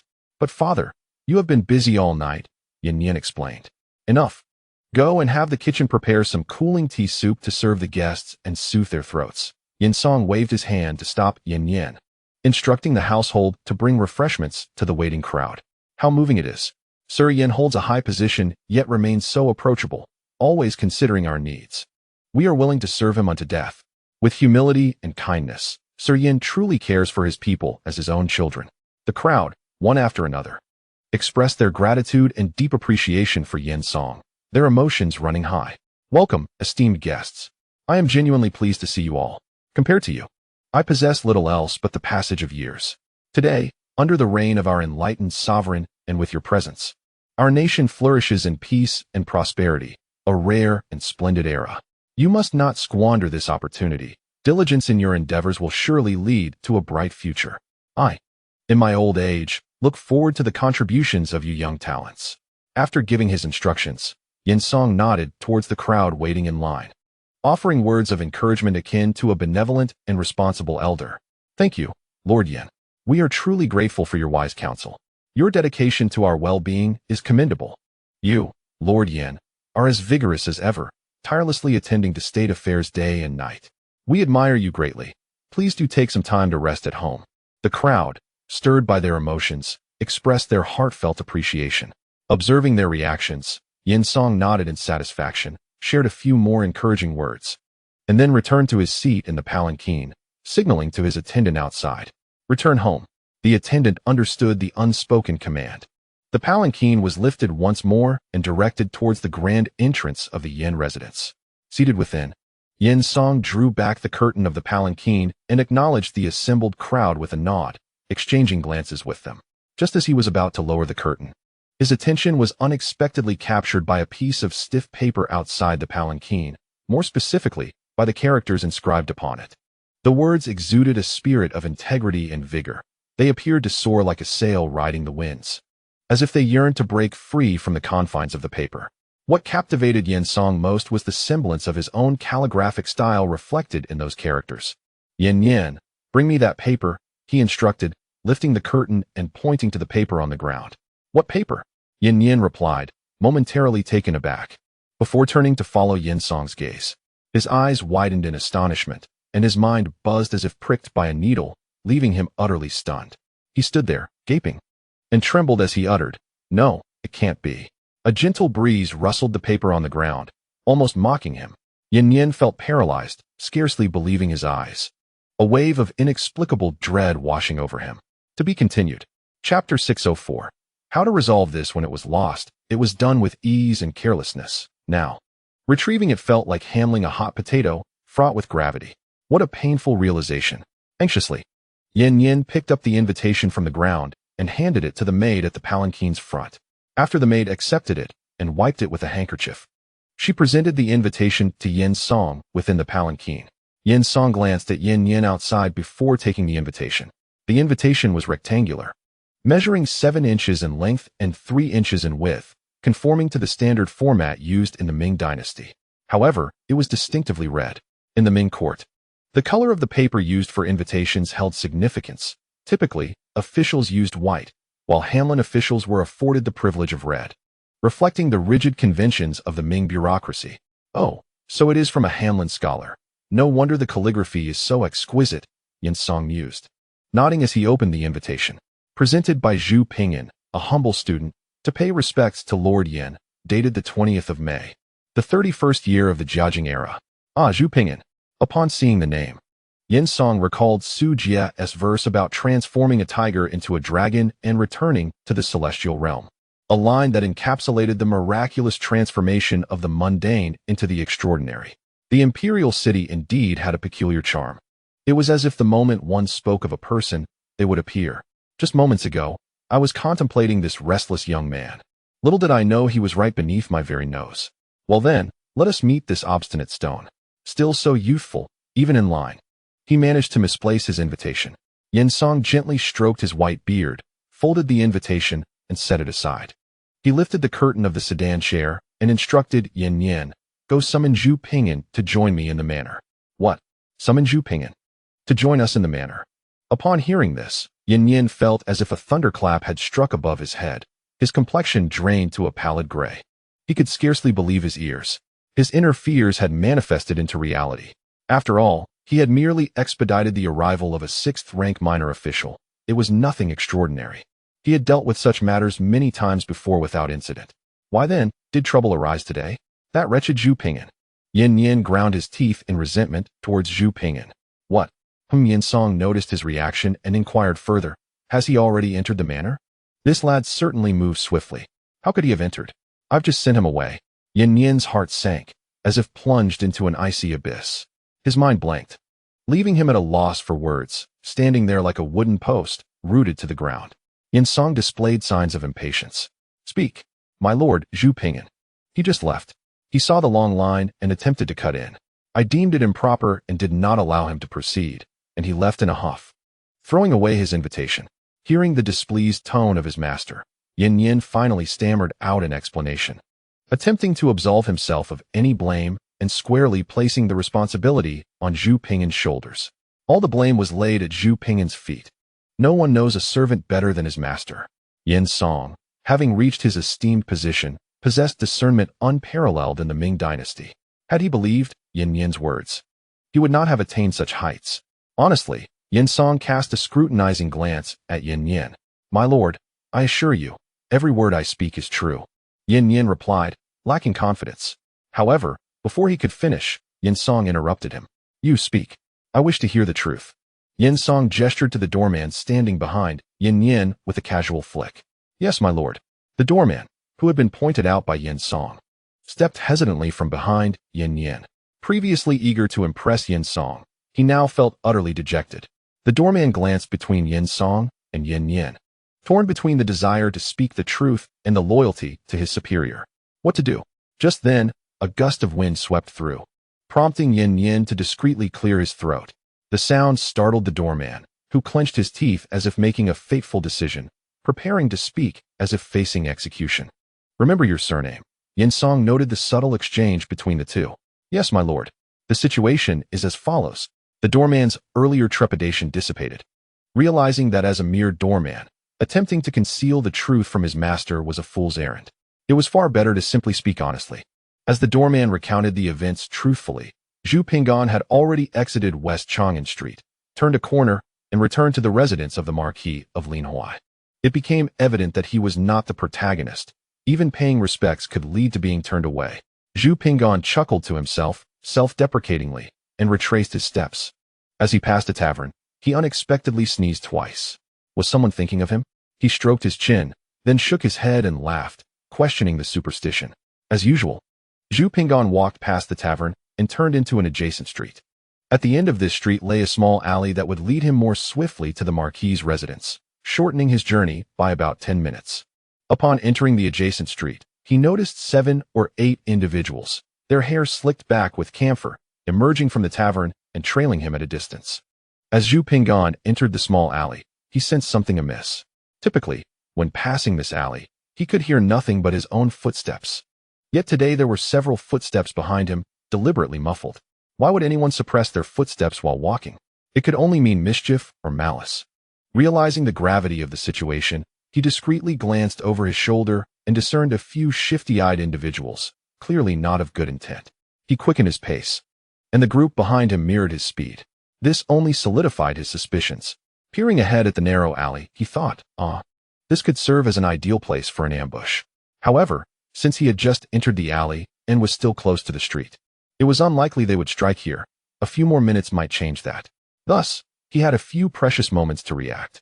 Stay calm. Do not panic. Should he run? Zhu Ping'an contemplated this, but ultimately dismissed the idea. Although he was no weak scholar, he knew he could not match their physical prowess. If he fled, they would undoubtedly pursue him, pitting his weaknesses against their strengths, and he would surely be caught. Could he seek refuge in a nearby home? This was a possibility. But as he advanced a few steps, he realized that most of the houses in this alley had their back doors locked from within. If he couldn't enter, how could he hide? Thus, the question arose, how would he escape this predicament? To be continued. Chapter 605. The Hidden Hand. So the question remained, how would he navigate this situation? Zhu Ping'an could not conceive a better solution than running. At least that offered a glimmer of hope, did it not? Indeed. Yet, Zhu Ping'an ultimately faltered. This contest of endurance was not his forte. Moreover, the group of shifty individuals not only sprinted with agility, but had also positioned 3 of their own ahead of him. Ultimately, Zhu Ping'an found himself cornered at the back door of a house, flanked by 8 burly men. Confronted by the encroaching figures, Zhu Ping'an felt akin to a girl trapped in a narrow alley. With no escape in sight, the group, now unhurried, leisurely closed in around him. Good morning, gentlemen. What a coincidence. You're also engaging in a bit of exercise. Zhu Ping'an feigned familiarity, extending his hand in a casual wave to greet them before continuing on his way, as if unfazed. Are we really so well acquainted? The group across seemed momentarily taken aback by Zhu Ping'an's demeanor, exchanging glances filled with doubt. 1 step, 2 steps, 3 steps. Zhu Ping'an secretly reveled in his progress. Realizing he was on the verge of escaping their circle, just 1 more step, he reminded himself to remain calm and not to be arrogant, pressing forward. Suddenly, with a sharp sound, Zhu Ping'an felt a jolt as someone rudely shoved him back, causing him to stumble several steps, undoing his earlier efforts and returning him to his original spot. Where do you think you're going? Don't be in such a hurry to leave. The man who had pushed him taunted, giving him another forceful shove. Damn, that's quite a grip, Zhu Ping'an thought as he was thrust against the wall. A dull ache forming in his back. Such enthusiasm from you all is rather disconcerting. Zhu Ping'an steadied himself, inhaling sharply, and managed a faint smile. Enthusiasm, my foot. Are all scholars like you utterly shameless? The man who shoved him scoffed, eliciting a wave of laughter from the surrounding crowd. Han Shanzi once asked Shurta, when the world slanders, deceives, insults, mocks, belittles, or disdains me, how should I respond? Shurta replied with a smile, simply endure, allow, avoid, let be, tolerate, respect, ignore him. And after a few years, just wait and see. Zhu Ping'an silently recited this wisdom in his heart, then raised his head and slightly bowed to the group, maintaining his composure and elegance. Might I inquire what insights you have to share?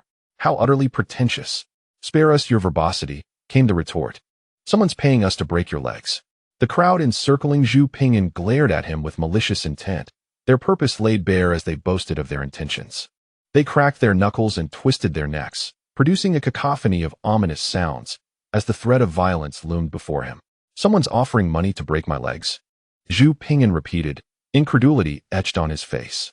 Are you really so dense? Exactly. Go ahead and feel your legs. Soon you'll be bidding them farewell, they jeered. One even spitting at him, which Zhu Ping'an narrowly dodged. I'll pay double whatever they offered, he proclaimed, sidestepping the spittle. What nonsense is this? Who do you think you're insulting? The group spat disdainfully, questioning Zhu Ping'an's assumptions about them. We have principles. In our line of work, we value integrity. Even if you offered us more money, it wouldn't matter. Triple, Zhu Ping'an replied, surveying them and holding up 3 fingers. Dream on. Not a chance. They collectively shouted back, their unusual unity betraying an unexpected disdain for money, as none seemed swayed by his offer. How peculiar, illogical as it may seem. Even the most honest of rogue factions could not possibly remain utterly united. A 3-fold increase in price would surely tempt at least 1 or 2 among them.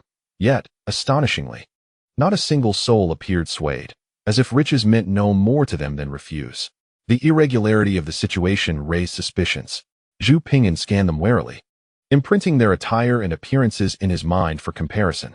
Soon, he discerned subtle clues. These individuals bore the appearance of shifty characters, akin to street thugs. Yet upon closer inspection, their footwear revealed a uniformity. In the Ming dynasty, it is unlikely that any street gang would don identical shoes. While their clothing and demeanor bore no glaring distinctions from ordinary folk, the uniformity of their shoes betrayed a lapse in their disguise. They wore standardized blue cloth short boots. One virtue of the Ming dynasty lies in its strict hierarchy and regulations. Since the establishment of official attire by the founding emperor, one could gauge an individual's status merely by their clothing and footwear. Blue cloth short boots. Commoners were forbidden to wear boots, restricted instead to deep-cuffed, somewhat bent shoes. Thus, these individuals could not possibly be mere street ruffians. The blue cloth short boots represented the quintessential military footwear of the Ming. Originally, soldiers were not permitted to wear boots.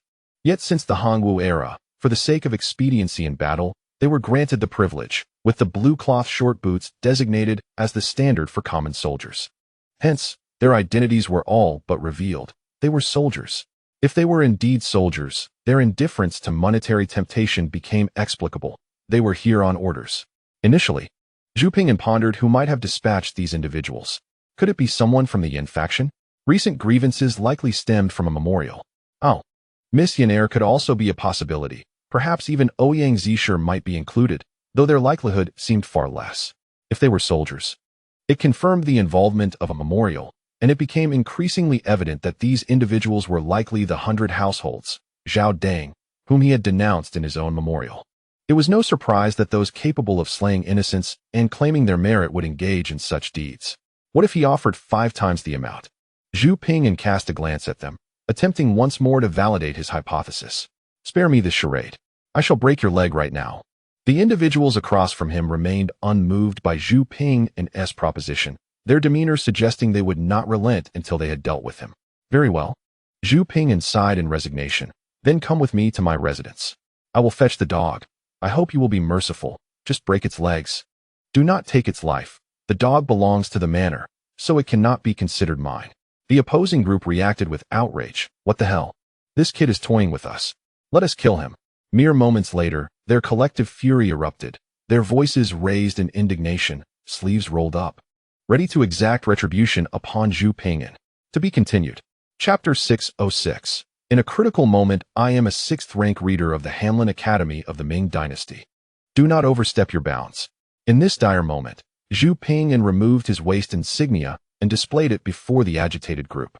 However, it is utterly futile. Yet, this was entirely within Zhu Ping'an's expectations. If these individuals could locate him with such precision, they undoubtedly possessed a thorough understanding of his background. In other words, they were already aware of his status as a 6th-grade Hanlin scholar, and their intent was solely to target him, the 6th-grade Hanlin scholar. Pay no heed to them. Strike. Break his legs. Break both his legs. Let him jump. Render him incapacitated. Break 3 of his legs. How dare they toy with me? Regardless of who they are. Even if they are the emperor himself, they shall not escape unscathed. The crowd surrounding Zhu Ping'an disregarded his waist token, showing no fear of his identity. Each individual grew increasingly frenzied, each more ferocious than the last, with one shouting to break his legs, another demanding the breaking of 2 legs, escalating to the call for 3. This was no empty threat. Their intentions were not merely verbal, they were resolute in their actions. Rolling up their sleeves and charging towards Zhu Ping'an. My legs are doomed. Zhu Ping'an observed the fierce expressions of those advancing upon him and felt akin to Cao Cao, who once lamented his impending demise. If begging for mercy could have any effect, Zhu Ping'an would have done so immediately when the time came to submit. He would have bowed his head without hesitation. Principles and integrity were of little worth. He was no Bo, Yi, or Shu Qi, nor a paragon of virtue. It is the prudent who are truly remarkable. However, Zhu Ping'an did not contemplate surrender, for it would serve no purpose. These individuals were dispatched with orders and would not relent simply because of his pleas. They dared not disobey. Yet, to resist was futile, even against the strongest of them. He stood no chance. In this moment, Zhu Ping'an regretted not having learned some self-defense techniques in his youth, for he found himself utterly helpless in such a predicament. Given his current abilities, even if he focused on one adversary, the damage he could inflict would be minimal. He hoped that the medical practitioners of this era possessed superior skills. He recalled that Li Shizhen was still in the Imperial Medical Institute. This was perhaps the only glimmer of hope he could muster. The thought of Li Shizhen offered Zhu Ping'an a measure of solace. Should he suffer a broken leg? With Li Shizhen's expertise and his own knowledge of advanced fracture treatment, he was over 80% certain he could recover with prompt medical attention. Of course, he would not escape unscathed. Nonetheless, should they break my legs, they too shall pay a price. Zhu Ping'an gritted his teeth, mentally preparing himself for the impending pain, crossing his arms to shield his head and waiting for an opportunity to counterattack. Though Zhu Ping'an's thoughts were myriad, they transpired in the blink of an eye. The fists and feet of the 8 assailants loomed larger and larger before him, seemingly about to descend upon him. Fear not, our benefactor. Do not be afraid. We are here. Stand back, you brigands. Do not harm our benefactor. With us here, you shall not lay a finger on him. To harm my benefactor, one must first tread over my lifeless body. Just as the fierce fists and feet were about to descend upon Zhu Ping'an, a series of shouts, imbued with the essence of the wild, echoed in the air. Suddenly, several projectiles whistled through the air, thud, thud, thud. The dull thuds of stones striking flesh were accompanied by cries of pain, shattering the tense atmosphere in the alley.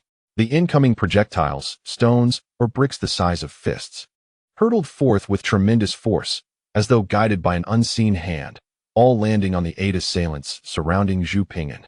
The 3 closest to him bore the brunt of the attack, receiving the most attention from the stones. The potential energy transformed into kinetic energy upon impact, leaving the assailants feeling as though they had been kicked by a bull, their bodies staggering in disarray, with some falling to the ground in agony. In an instant, one of the 8 was incapacitated, groaning in pain on the ground. Who could it be? Zhu Ping'an looked up in surprise, scanning the surroundings. Who dares to interrupt my affairs with such reckless audacity?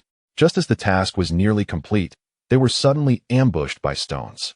The assailants, filled with rage, turned to see who dared to impede them, their eyes ablaze with fury, wishing to snap the necks of these unfortunate intruders. All eyes turned towards the source of the commotion, albeit with differing sentiments. Zhu Ping'an viewed it as a delightful surprise, while his adversaries were filled with a mixture of astonishment and wrath. Among the crowd, 6 figures sprinted towards the alley with the grace of divine beings. With grass ropes binding their hair, bronzed skin, and clad in simple, patched clothing, they bore the appearance of rugged hunters, carrying a black cloth-wrapped blade on their backs.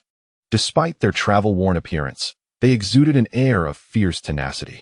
Particularly striking was the leader, a robust figure brimming with strength. His face marked by a scar that added an aura of ferocity, rushing forward like a frenzied black bear, instilling a sense of dread among Zhu Ping'an's assailants. The 5 followers matched his pace, charging forth like 6 unrestrained crossbow bolts. As they ran, they shouted, "Fear not, benefactor. We are here. You rascals shall not harm our benefactor. Should you wish to do so, you must first step over our dead bodies." The earlier stones and bricks were their handiwork. Having been a tad too far to assist in time, they had seized stones and bricks from the ground as makeshift projectiles. Were they? Zhu Ping'an immediately recognized these 6 individuals. They were the same ones who, during a spring outing with Li Shu and the maid Baozi before his departure from the capital, had stolen his prized steed, those who had spurred him to submit a petition against the righteous. In an unexpected twist of fate, it was these very individuals who had arrived just in time to save him from peril, a turn of events Zhu Ping'an had never anticipated. Listening to the title of benefactor bestowed upon him, Zhu Ping'an felt a twinge of guilt. His initial actions had been purely driven by self-preservation. Although the subsequent gift of silver was heartfelt, he believed he hardly deserved such an honorific.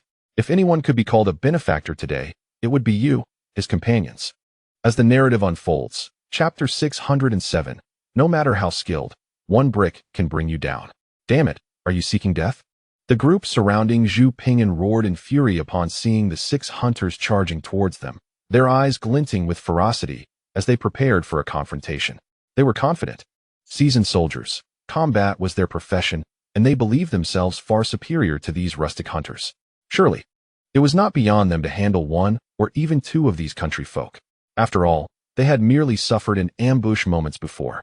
With their preparations now in place, they were certain they could beat these oblivious hunters to a pulp and fabricate a crime to imprison them for disturbing their affairs. There would be a price to pay for interfering with their pursuits. Soon enough, the 2 groups collided like 2 surging torrents, intertwining in a fierce struggle. Thus, for the first time, Zhu Ping'an witnessed the reality of combat in the Ming dynasty up close.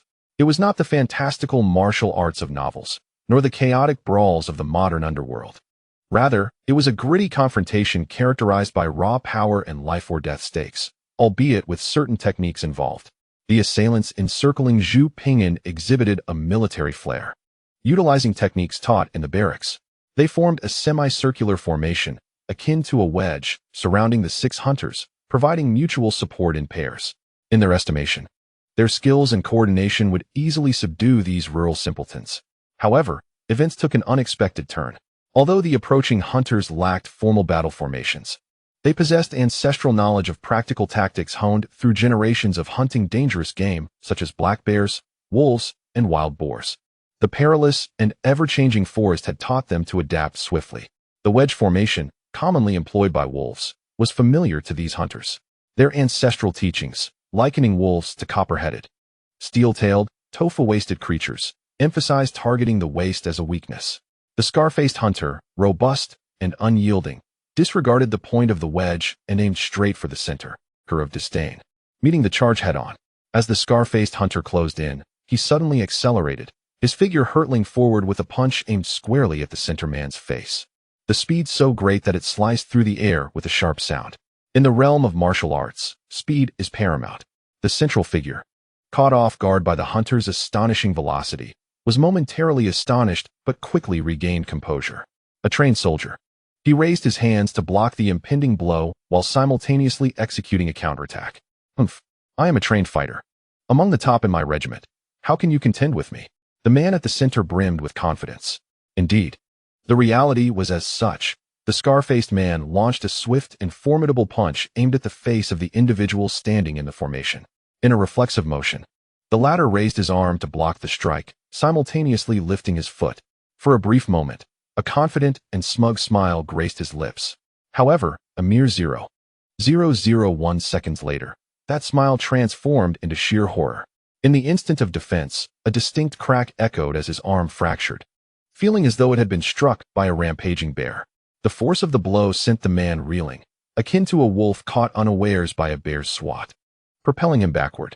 He fell to the ground with a resounding thud, and even after hitting the earth, his momentum carried him several meters, sliding along the ground until he collided with the wall.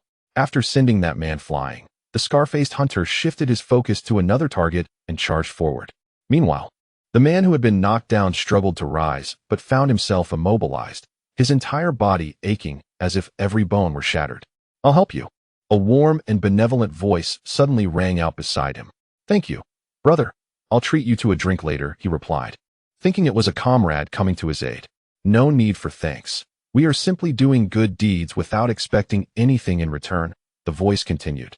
Still kind and warm. Thank you, benevolent brother, the man repeated, momentarily perplexed. Benevolent brother? Who is that?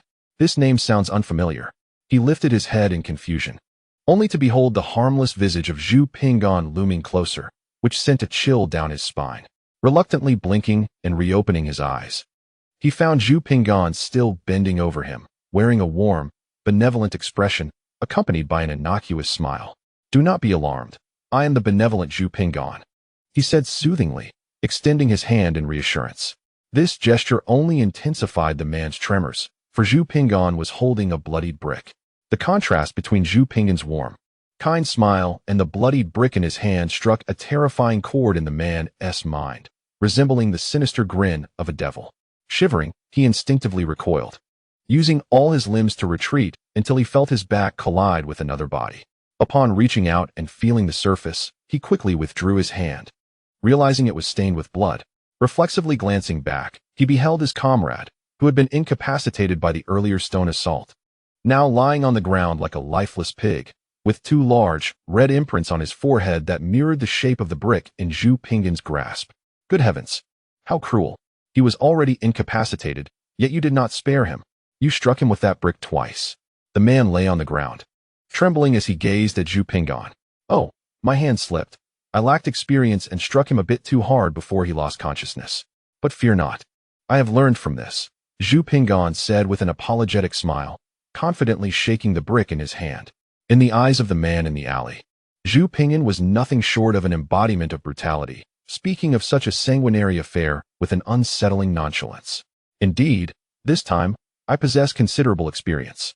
Zhu Ping'an tugged at the corner of his mouth in a semblance of comfort, bent down, and skillfully struck the brick in his hand towards the man's forehead. The man merely saw the brick enlarging before his eyes, and then darkness enveloped him, rendering him oblivious to everything. Observing the unconscious figure, Zhu Ping'an nodded in satisfaction. This time, he had managed to strike with precisely the right amount of force, not too light, nor too heavy, sufficient to render one unconscious without being fatal. No matter how skilled one is in martial arts, a kitchen knife instills fear. No matter how adept one becomes, a single brick can bring one down. After Zhu Ping'an incapacitated these two individuals, the skirmish in the alley drew to a close.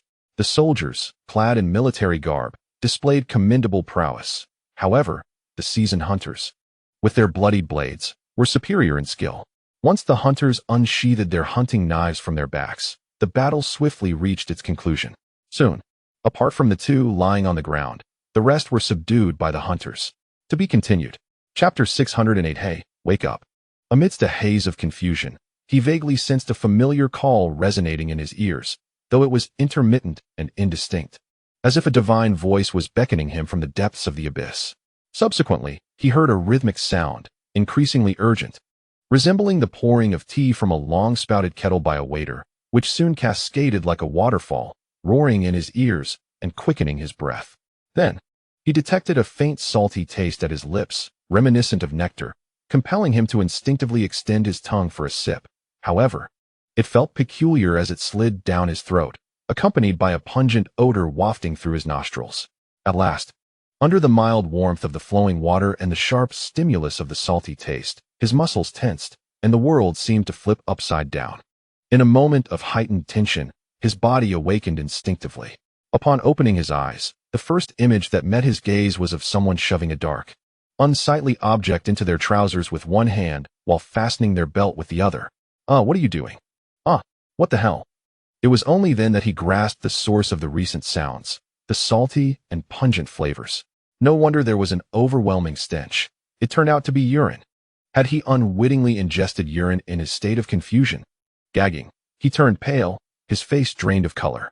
Summoning all his strength, he flipped over onto the ground and began to vomit desperately, expelling sour bile while clawing at his throat, as if to rid himself of every last drop of bile. Oh, my apologies. I ran out of water and couldn't wake you, so I had to trouble Brother Tadeo. As he continued to heave until his limbs felt weak, a voice above him offered a polite apology. If one were to only listen to the tone, one might mistake it for that of a close friend. However, to him, this well-meaning voice was akin to the Grim Reaper's call, evoking nightmares of the bloodied brick that haunted his mind. This is hardly the demeanor of a well-read official.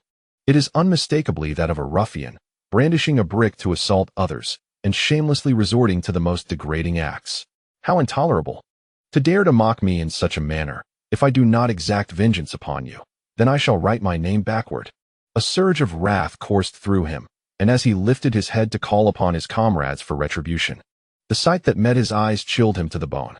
His companions were bound together with frayed ropes, resembling a string of candied hawthorns. Not only that, but they bore bruises and injuries. One comrade had fresh imprints from bricks on either side of his forehead, his hair and clothes drenched in a yellowish water, while the others kept their distance, seemingly having been subjected to the same indignity. Nearby stood 5 hunters, brandishing scythe-like knives directed at them.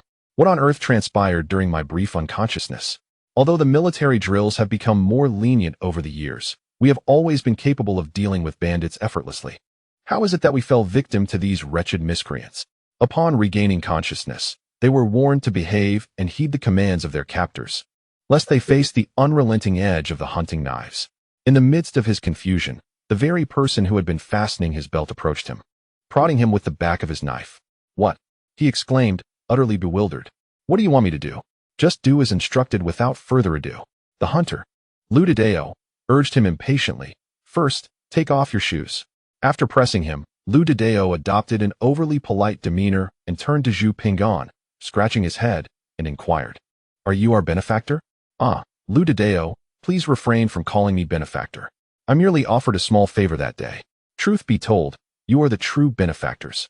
Had it not been for your timely intervention today, my fate would have been dire. At best, I would have lost my legs, or worse, my very life. I am immensely grateful to all of you." Zhu Ping'an smiled sheepishly, then, with great sincerity, clasped his hands in a gesture of thanks towards the 6 hunters who had come to his aid, bowing deeply in gratitude. "Benefactor, please, we are unworthy of such regard. Indeed, if not for your magnanimity, which allowed us to evade consequences for our transgressions, we would have met our demise. Our lives are yours to claim." "Yes, benefactor. We have heard of your bravery in petitioning the court on behalf of our village, unafraid of the repercussions, even defying the current chancellor. Such immense kindness cannot be repaid. Not only in this life, but in the next, we would serve you as loyal subjects, forever indebted to your grace. Esteemed sir, you are indeed a virtuous official who advocates for the people. With your singular memorial, the restless souls of our departed villagers can finally find peace," Zhu Ping'an proclaimed. Upon his words, the 6 hunters, these stalwart men of iron, respectfully refrained from accepting Zhu Ping'an's grand gesture and instead, with tears of gratitude, expressed their heartfelt thanks to him. 2 remained, holding their hunting knives, while the others stepped forward to grasp Zhu Ping'an's hands, showering him with expressions of gratitude. "Truly, I merely extended a helping hand on that day," Zhu Ping'an responded, a look of bewilderment crossing his face as he regarded the earnest hunters before him. His words were indeed sincere. "Benefactor, you may have grown accustomed to doing good deeds, and thus do not take it to heart. Yet for us, we cannot forget. Not only have you saved us 6 brothers, but you have also petitioned the emperor on behalf of the souls lost in our village. Such profound kindness deserves our eternal remembrance. Should we forget, we would not be worthy of being called men." The hunters were even more fervent and genuine in their emotion than Zhu Ping'an. "Are you all done?" The man, awakened from his stupor, gazed in bewilderment at the scene of mutual gratitude unfolding before him. He then glanced down at his own bare feet, and subsequently raised his eyes to his captured comrades, realizing they were all barefoot. "Why are we barefoot? What is the purpose of this absurdity? Is it to prevent our escape? To humiliate us?" Such vile thoughts surely stem from the shameless Zhu Ping'an. Despite the hurried pace, some time was lost. Belated blessings to all. Wishing you a Merry Christmas and may all your desires be fulfilled. To be continued. Chapter 609. False accusations and retribution. All doubts and discontent pale before the blade of a hunting knife. Regardless of the inner turmoil, reluctance, or opposition of the awakened man, when Lu Dedeo positioned the hunting knife against his neck, he obediently removed his shoes. Damn, how foul! More putrid than a salted fish. As Lu Dedeo seized the discarded shoes, the stench nearly made him lose consciousness, and he hastily tossed them into a pile, casting a disdainful glance at the man. "It's not as if I wanted to take them off." The man harbored a torrent of grievances, yet, recognizing the threat of the hunting knife, he instinctively recoiled, refraining from uttering a word. "Thank you, Dedeo," Zhu Ping'an observed with a slight smile, expressing his gratitude to Lu Dedeo. "Benefactor, no need for such formality." The hunter Lu Dedeo replied, grinning and shaking his head fervently. "Indeed, it is our duty," echoed the other hunters. "Brothers, it was you who saved me." Zhu Ping'an placed down a branch, observing the hunters' fervent expressions as they prepared to refute him. With a resigned touch to his head, he said, all right, but please, do not call me benefactor any longer. Simply refer to me as Ping'an Lang. That's out of the question. We cannot do that," they insisted, shaking their heads vigorously. "How could we address the benefactor by name? If the village elder were still alive, he would surely scold us for such a lack of decorum." After much discussion on the matter of address, from benefactor to lord, they ultimately reached a consensus, designating Zhu Ping'an with the title of young master. In their interactions, Zhu Ping'an and the 6 hunters developed a deeper understanding of one another. The leader of the group, a scar-faced hunter named Lu Mu, was the most skilled among them and the finest hunter from their mountain village. He was quite talkative and had a friendly demeanor. Another hunter, known as Lu Dedeo, fainted individuals by splashing them with water. The remaining 4 hunters bore names reminiscent of Lu Dedeo, reflecting the limited education of their elders who named them after weapons, with the hope that they would become proficient hunters in the future. Their names were Lu Dagan, Lu Dachui, Lu Dax, and Lu Dagong, with only Lu Mu's name sounding somewhat serious. These 6 hunters had only recently arrived in the capital, having returned hastily after secretly burying the remains of their kin at the foot of Yunming Mountain. They were still burdened by their past transgressions. Their return to the village for the burial was conducted covertly. Initially, Zhao Baihu had maliciously claimed credit for the killing of the village's men, women, and children, presenting their severed heads as trophies to falsely report his achievements to the authorities. After returning from the battlefield, the hunters encountered Lu Laobua, a survivor who had gone out to fetch water. Upon learning the truth, they were indignant and sought justice by petitioning the county office, accusing Zhao Baihu of heinous crimes against the entire village. However, Zhao Baihu wielded considerable influence, and with the protection of corrupt officials, the county magistrate ruled that the village's casualties were the result of a Tartar attack, absolving Zhao Baihu of any culpability, and instead portraying him as a hero for leading a campaign against the Tartars. The ancient legal principle of counteraccusation for slander was well established, meaning that if one was proven to have falsely accused another, they would face punishment for the very crime they alleged. For example, if Zhongxian accused Li Si of murder and it was proven to be a false accusation, Li Si would be exonerated while Zhongxian would be punished for murder. This principle, originating in the Qin dynasty, was inherited and further developed through successive dynasties, with additional penalties for those who slandered individuals of notable status. During the Ming dynasty, under the governance of Zhu Yuanzhang, strict laws were enforced, further intensifying the consequences for slanderous accusations. The Ming Code specified that anyone found guilty of slandering another would face enhanced penalties corresponding to the severity of the crime they falsely attributed to the accused.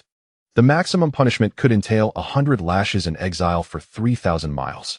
Thus, the hunters who accused Zhao Baihu of mass murder were deemed slanderers by the magistrate's decree, subjecting them to the penalties prescribed by the Ming Code, which dictated that a murderer must pay with their life.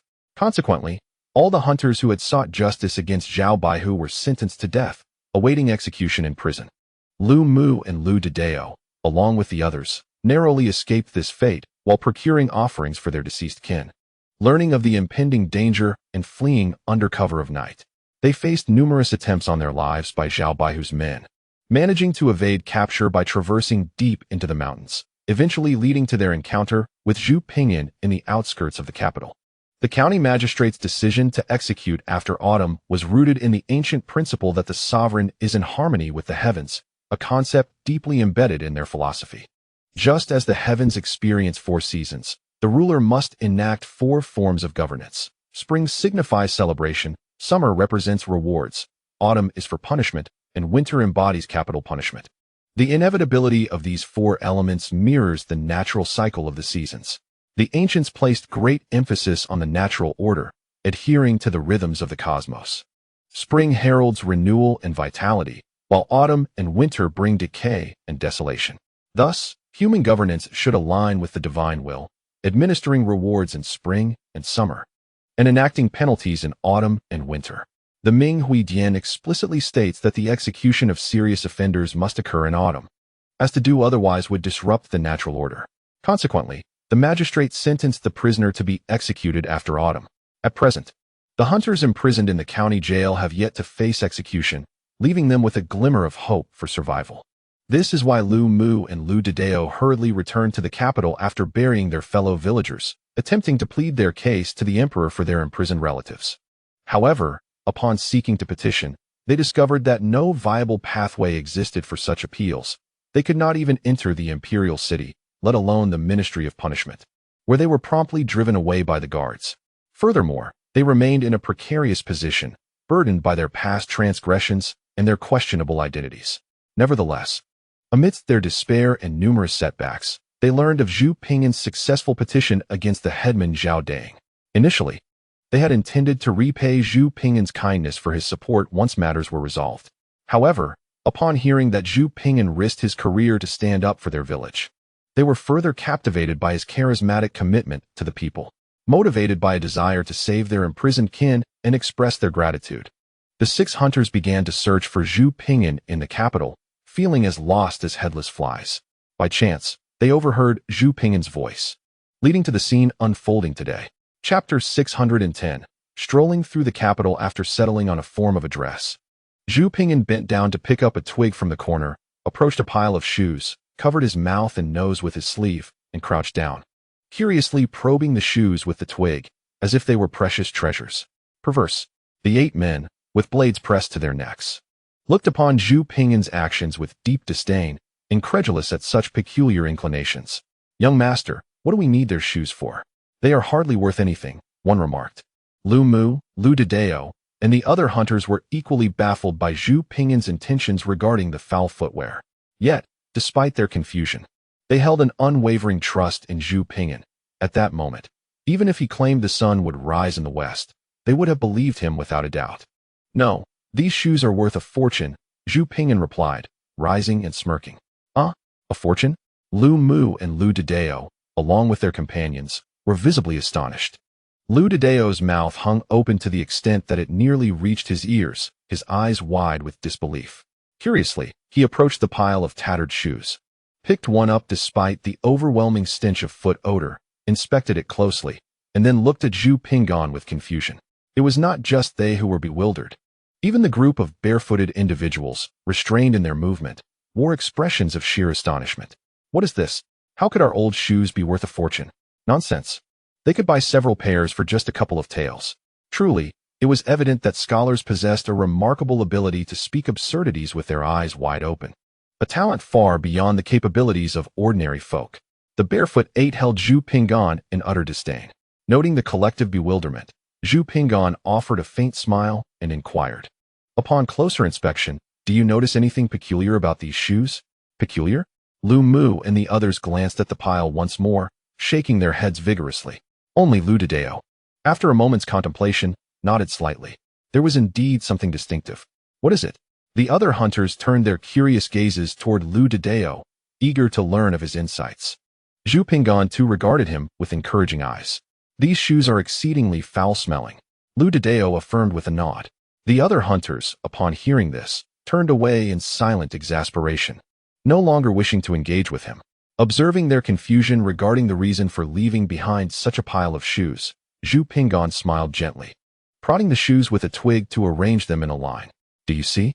These 8 pairs of shoes share a uniform design." "Indeed, they do," one remarked.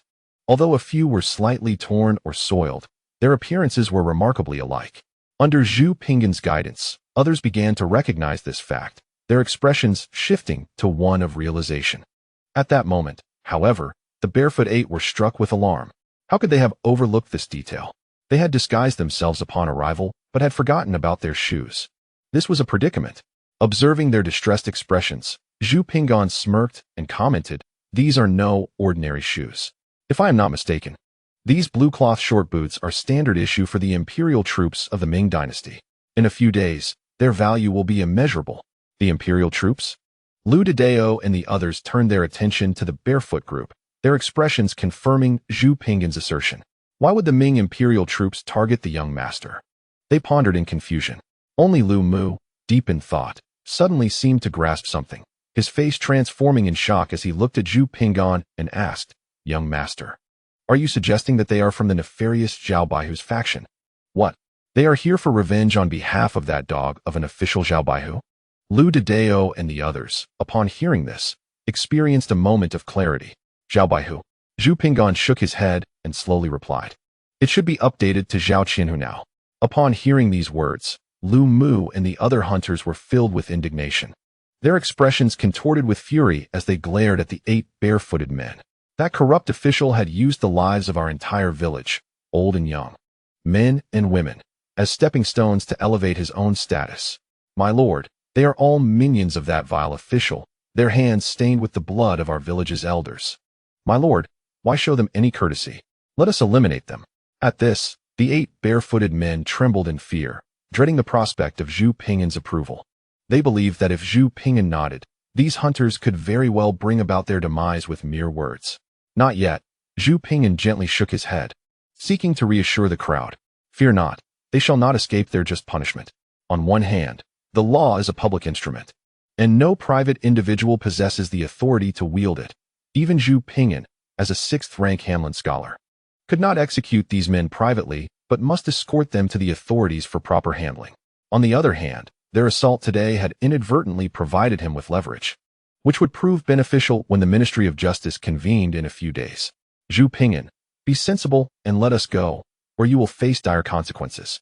One of the barefooted men arrogantly threatened, mistakenly believing that Zhu Ping'an feared the power behind them. Foolish. Zhu Ping'an stared at the man with incredulity, wondering what audacity had possessed him to utter such words. As soon as Zhu Ping'an's words faded, Lu Mu and the others advanced, delivering a thorough beating to that insolent individual. They had long-standing grievances against these men, and thus were not inclined to show mercy, unleashing their pent-up hatred with fists and feet. Unable to fully unleash their aggression on one target, they extended their wrath to several nearby barefooted men as well. Before long, 8 individuals with panda-like black eyes emerged, a testament to the thoroughness of their reprimand. Zhu Ping'an observed quietly, content as long as no lives were lost. In fact, a good beating served its purpose. The 8 barefooted men were considerably subdued thereafter. Once the altercation subsided, Zhu Ping'an instructed Lu Mu and the others to search the 8 men for any further belongings, particularly items that might verify their identities. To Zhu Ping'an's satisfaction, in addition to loose silver and copper coins, they uncovered 8 identity tokens. Zhu Ping'an took one token, examining it closely. It was made of iron, inscribed with the words Jingbian Wei on one side, while the reverse contained various identity details, separated into left and right sections, one in regular script and the other in a more stylized form. This revelation further clarified the identities of these individuals. Let us proceed. I shall show you around the capital while escorting you to the authorities, Zhu Ping'an said, carefully stowing the 8 tokens and wrapping the 8 pairs of shoes in cloth. There was an unusual tone in his voice as he spoke of exploring the capital. To be continued. Chapter 611, a mirror high and clear. Evidence as solid as iron at the foot of the imperial city, prosperity abounds. The radiant sun bathes the capital in golden light, illuminating the red bricks and green tiles. The streets are lined with shops, workshops, and taverns, bustling with merchants calling out their wares, adding a vibrant atmosphere to the city. The streets were bustling with pedestrians, parents carrying their children, couriers hurrying to deliver goods, shoppers pausing to select items, and scholars exchanging laughter, each face radiating confidence. A testament to the flourishing era of the great Ming dynasty. Suddenly, rhythmic footsteps echoed from a narrow alley leading to the street, and a striking figure emerged into view. The lively thoroughfare fell into an unexpected silence, as if the very air had solidified. What is happening? Someone gasped. Incredible, my brother. Another exclaimed. Oh, my eyes. The crowd gazed upwards, transfixed by the presence of this remarkable individual, rendered momentarily speechless. Murmurs began to circulate, igniting a fervor among the onlookers.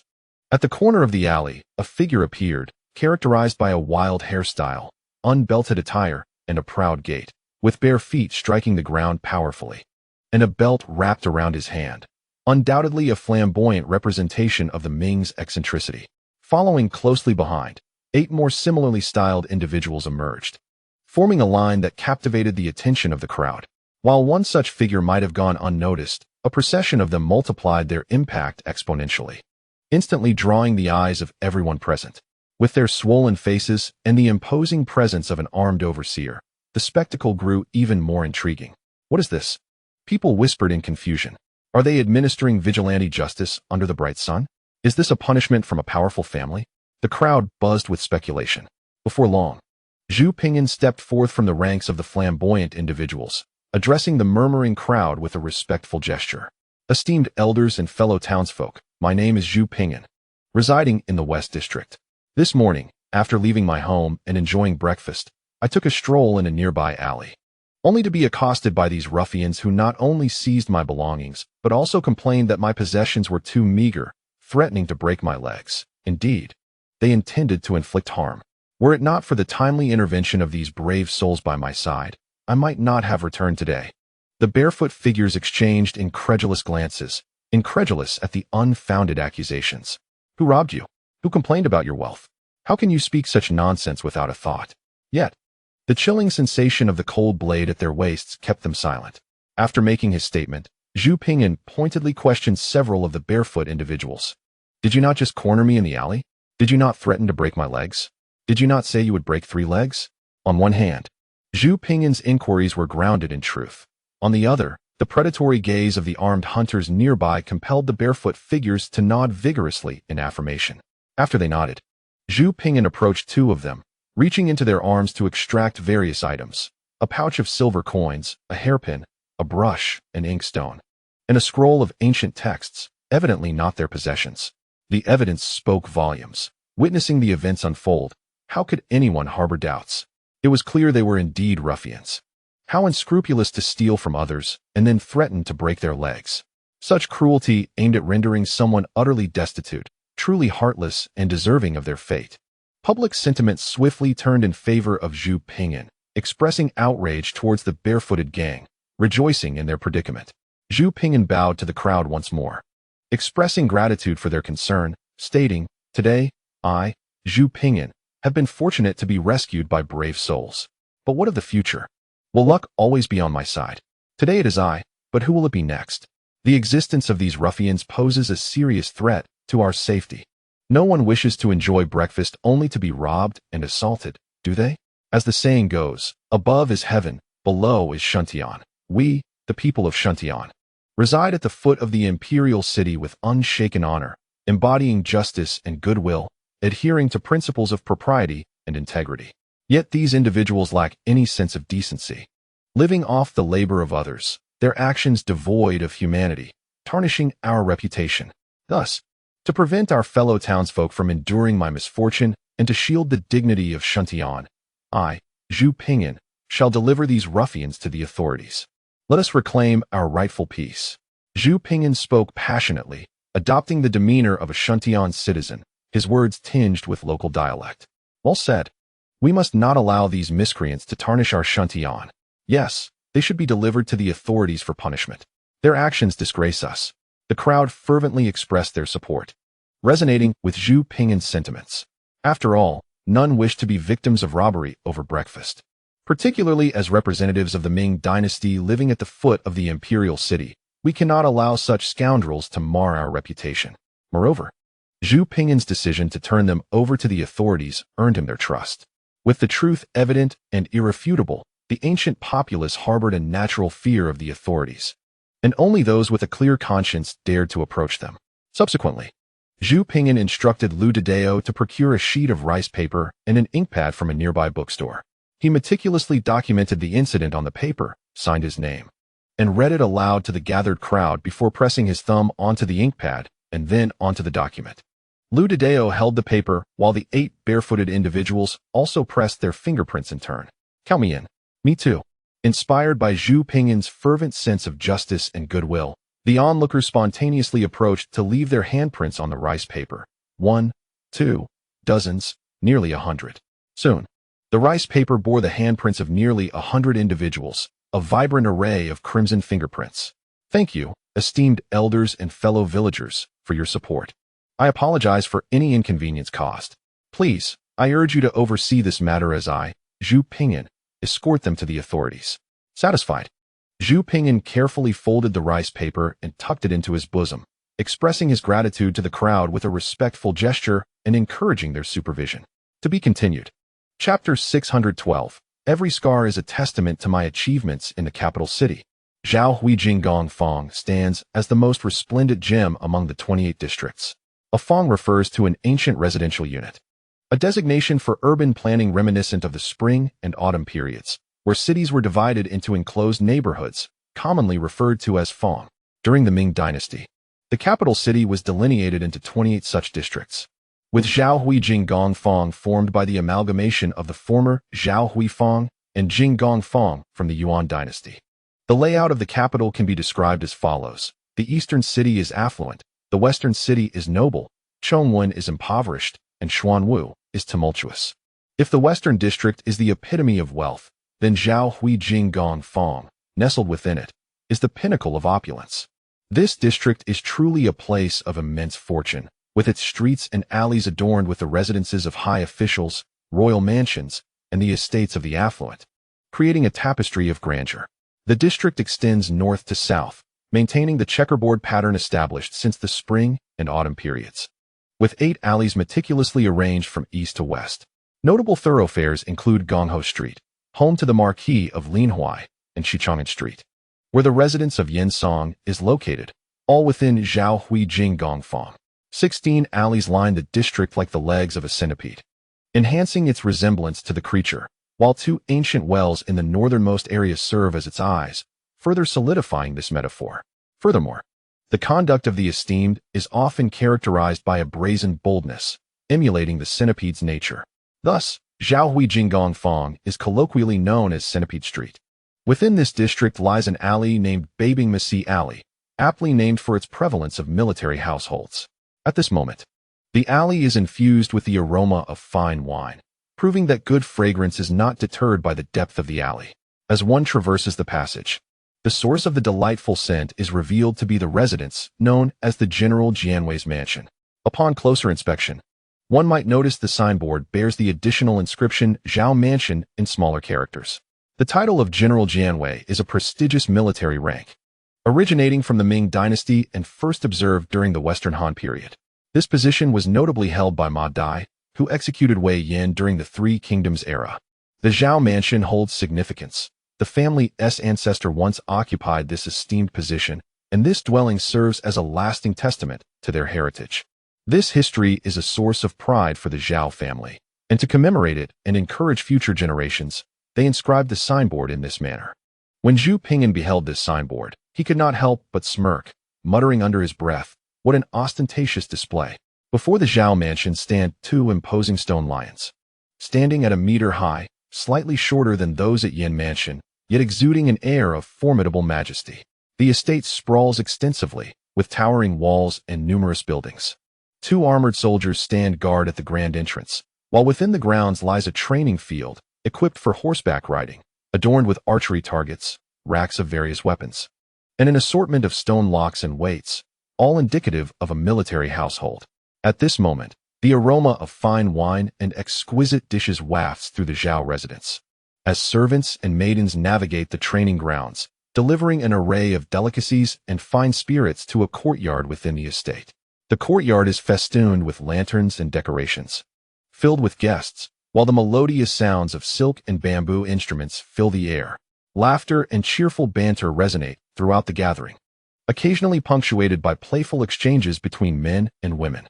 As several maidens bearing platters lift the curtains, the scene of the banquet comes into view. The feast is laid out with 3 tables, each accommodating around 8 guests, totaling approximately 20 to 30 attendees. Among them are a few flirtatious courtesans performing graceful dances, alongside 2 disheveled musicians playing the pipa. Seated at the center of the banquet is Zhao Dang, recently promoted to the rank of Qianhu, radiating joy as he embraces a disarrayed female scribe, joining in the hearty laughter and merriment of the gathering. The other guests mirror his demeanor, either cradling courtesans or engaging in jovial teasing with entertainers. Judging by their attire, most of these guests are military officials. Many, having indulged in drink, have shed their soft armor, reveling in the festivities with bare arms. There is, however, a table of civil officials who, in contrast to their martial counterparts, maintain a semblance of decorum, albeit only relatively speaking. As the maidens serve the dishes, they are subject to playful advances at every table, with hands reaching out to caress, tugging at sleeves, or playfully brushing against waists and thighs. Viewed from any angle, this is an indiscreet gathering. Today, I extend my heartfelt gratitude to all for gracing this humble abode of mine, Zhao Dang proclaims, his arm carelessly groping the female scribe as he raises a cup to toast. Cheers. As Lord Zhao aptly states, the military officials raise their glasses in unison, cheering, while their other hands wander inappropriately over the courtesans. General Zhao is truly eloquent, embodying the spirit of a cultured warrior. With General Zhao present, it is indeed a blessing for our Ming dynasty. Surely you mean to say that my humble abode shines in your presence? Do refrain from drawing attention. Must you speak of burning down one's home? Scoffs one table of civil officials, though they maintain a facade of respect, raising their cups in a toast. Zhao Deng's title of Qianhu is secondary. Despite the high ranks of these military officials, they hold little regard in the eyes of the civil officers. What matters is that he is currently favored by the Yin family, and as members of the Yin faction, they are acutely aware of the nuances in the atmosphere. In no time, the revelry reaches its zenith, with the courtesans lending their sultry voices to elevate the ambience. As the wine flows freely, discussions inevitably turn to the petitions facing Qianhu Zhao Deng. Zhu Ping'an is nothing but a fool. He fails to comprehend the situation and dares to slander General Zhao. Oblivious to the blood our soldiers have shed for the glory of our Ming dynasty, a bare-chested military officer, his face flushed with fervor, placed a foot upon the chair and, raising a cup of wine, proclaimed with ardor, "Indeed, that fool has become foolish through his studies. He has taken to heart the slanders against General Zhao, which he must have heard from some dubious source, and, emboldened by audacity, dared to submit a petition. Does he not know that General Zhao was personally promoted by the esteemed Prime Minister?" Another military officer, upon hearing this, struck the table with vigor, causing the dishes and wine to leap and fall, and echoed, "Indeed, that fellow named Zhu believes that having attained the top spot in examinations grants him superiority, oblivious to the fact that true prowess is forged in hardship. Such a person deserves a thorough reprimand to awaken his understanding of the situation. Damn it! How dare he approach with such presumption?" The banquet attendees began to chime in, hurling insults and invectives at Zhu Ping'an. "Thank you, esteemed gentlemen, for your kind words. I, Zhao, stand firm with a clear conscience, unafraid of shadows. Let that rogue Zhu Ping'an prance about for a time. I trust that the authorities from the Ministry of Justice, the censorate, and the Imperial Guard will restore my honor. My position has been earned through blood, sweat, and valor, unlike that scoundrel Zhu, who only slanders with his tongue." Zhao Deng, the 1,000 household commander, raised his cup in gratitude to the assembled guests, deriding Zhu Ping'an with his mocking tone before downing the wine in one go.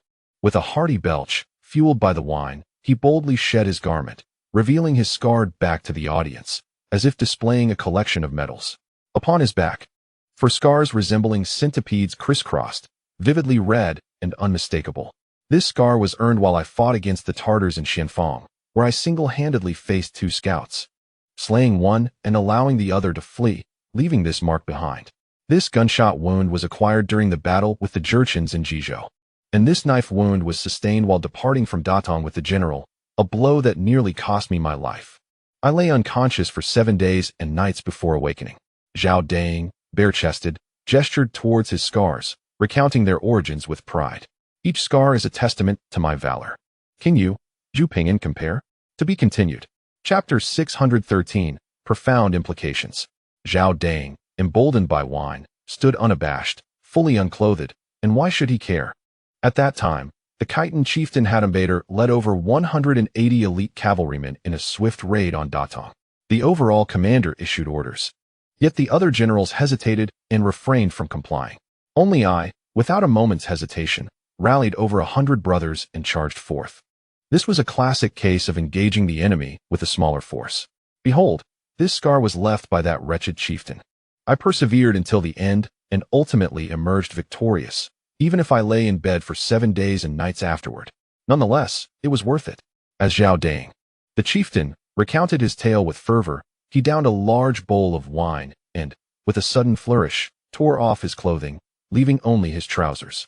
He proudly displayed the scars on his back to everyone at the banquet, passionately narrating the stories of his valiant battles for the Ming dynasty, again and again.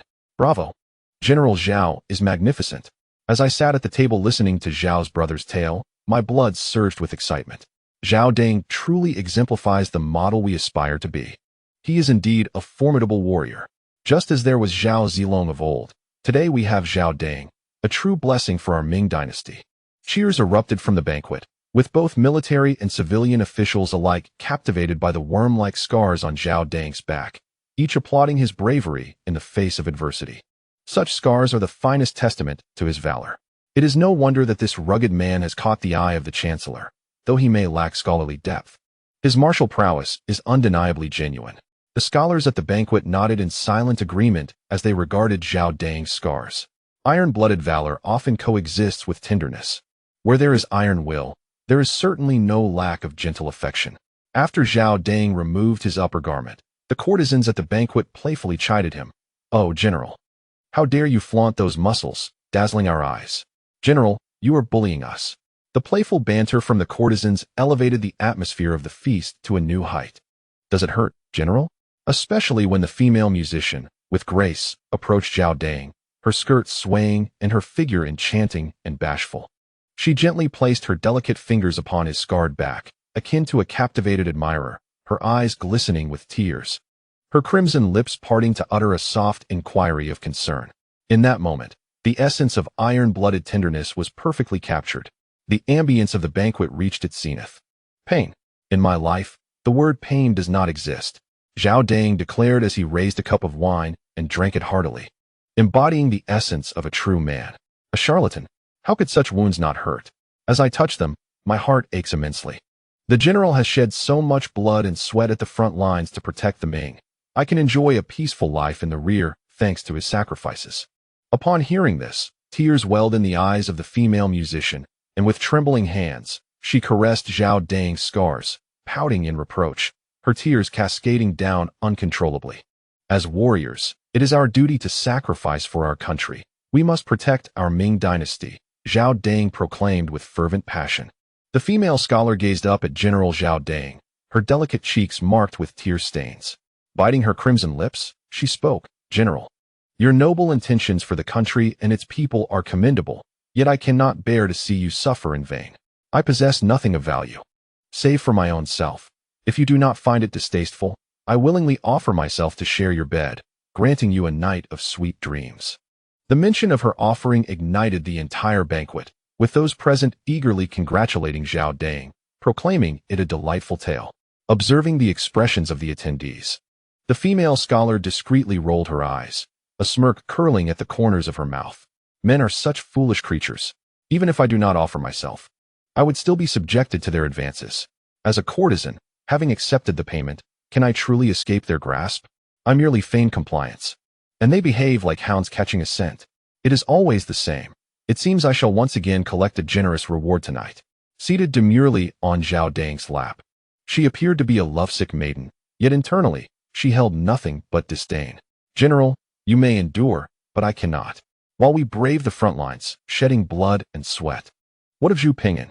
He remains behind, reciting petty verses, indulging in luxuries, and worse still, he maligns you from the shadows. Brother Wang is right.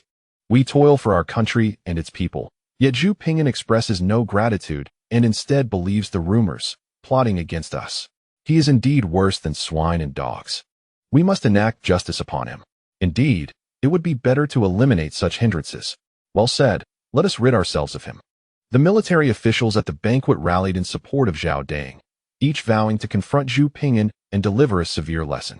Rising, Zhao Dang raised his hand to quell the excitement, stating earnestly, "Gentlemen, I appreciate your goodwill. However, we must conduct ourselves with honor and refrain from unlawful acts. But General, shall we allow Zhu Ping'an to slander us without consequence? This is intolerable. If we do not teach him a lesson now, he will only grow bolder, looking down upon us and continuing his fabrications. If you are afraid to act, I, oldly, am not. Count me in." The military officials grew increasingly agitated, sensing Zhao Dang's hesitance, as if failing to address Zhu Ping'an would be an affront to justice. Observing their fervor, Zhao Dang smiled subtly, his expression laden with meaning as he assured them, "Do not be overly excited. There is a saying that those who walk the night often encounter ghosts. Perhaps today, Zhu will meet his fate. And if he does, what then of his limbs? They may not remain intact." "Ah, there is intrigue in your words," they murmured, excitement bubbling within them. "General Zhao, are you suggesting that today, Zhu Ping'an will receive his due punishment? Shall we break his hands and feet? General Zhao, have you already made arrangements?" The guests at the banquet were ablaze with excitement, eagerly inquiring. "Hush, I have said nothing, and you have heard nothing. The unfortunate incident involving Zhu Ping'an and his broken limbs is of no concern to me." Raising a finger to his lips, Zhao Dang spoke meaningfully. Ah, yes, indeed. We can all attest that Zhu Ping'an's misfortunes today have nothing to do with the general. The crowd exchanged knowing glances, erupting into laughter, creating a jovial atmosphere at the banquet. To be continued.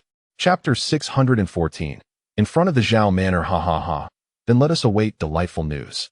My friends, come, let us fill our cups and drink while we wait, and later, we shall pay a visit to the unfortunate scholar with his missing limbs.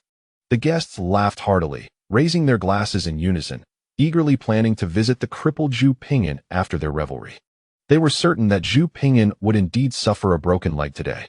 They were well aware of Zhao Dang's temperament, and such words from him suggested that arrangements had been made long in advance, as similar instances had occurred before. A mere scholar, defenseless and fragile, could easily be dispatched by a few capable hands. Breaking a couple of legs was a certainty. Investigating? That would be a jest. Bring forth your evidence. Without proof, you are merely slandering. As the atmosphere at the banquet reached its peak, the sound of a pipa began to play, and the summoned courtesans performed, dancing gracefully to enliven the occasion. The lead dancer, with a swaying waist, began to sing the widely acclaimed Mulan Ci, a ballad popular in the capital's brothels. If life were but as it was at first sight, why should autumn winds bring sorrow to painted fans? Easily hearts of old change, yet they say the hearts of old are fickle. Well sung, the guests exclaimed, moved by the performance. Though we may be but simple folk, this tune resonates deeply within us. Do not be saddened, dear one. General Zhao will surely be sympathetic to your plight, quipped a military official, eliciting playful reproaches from the lead dancer and heightening the merriment of the banquet. Whose words are these?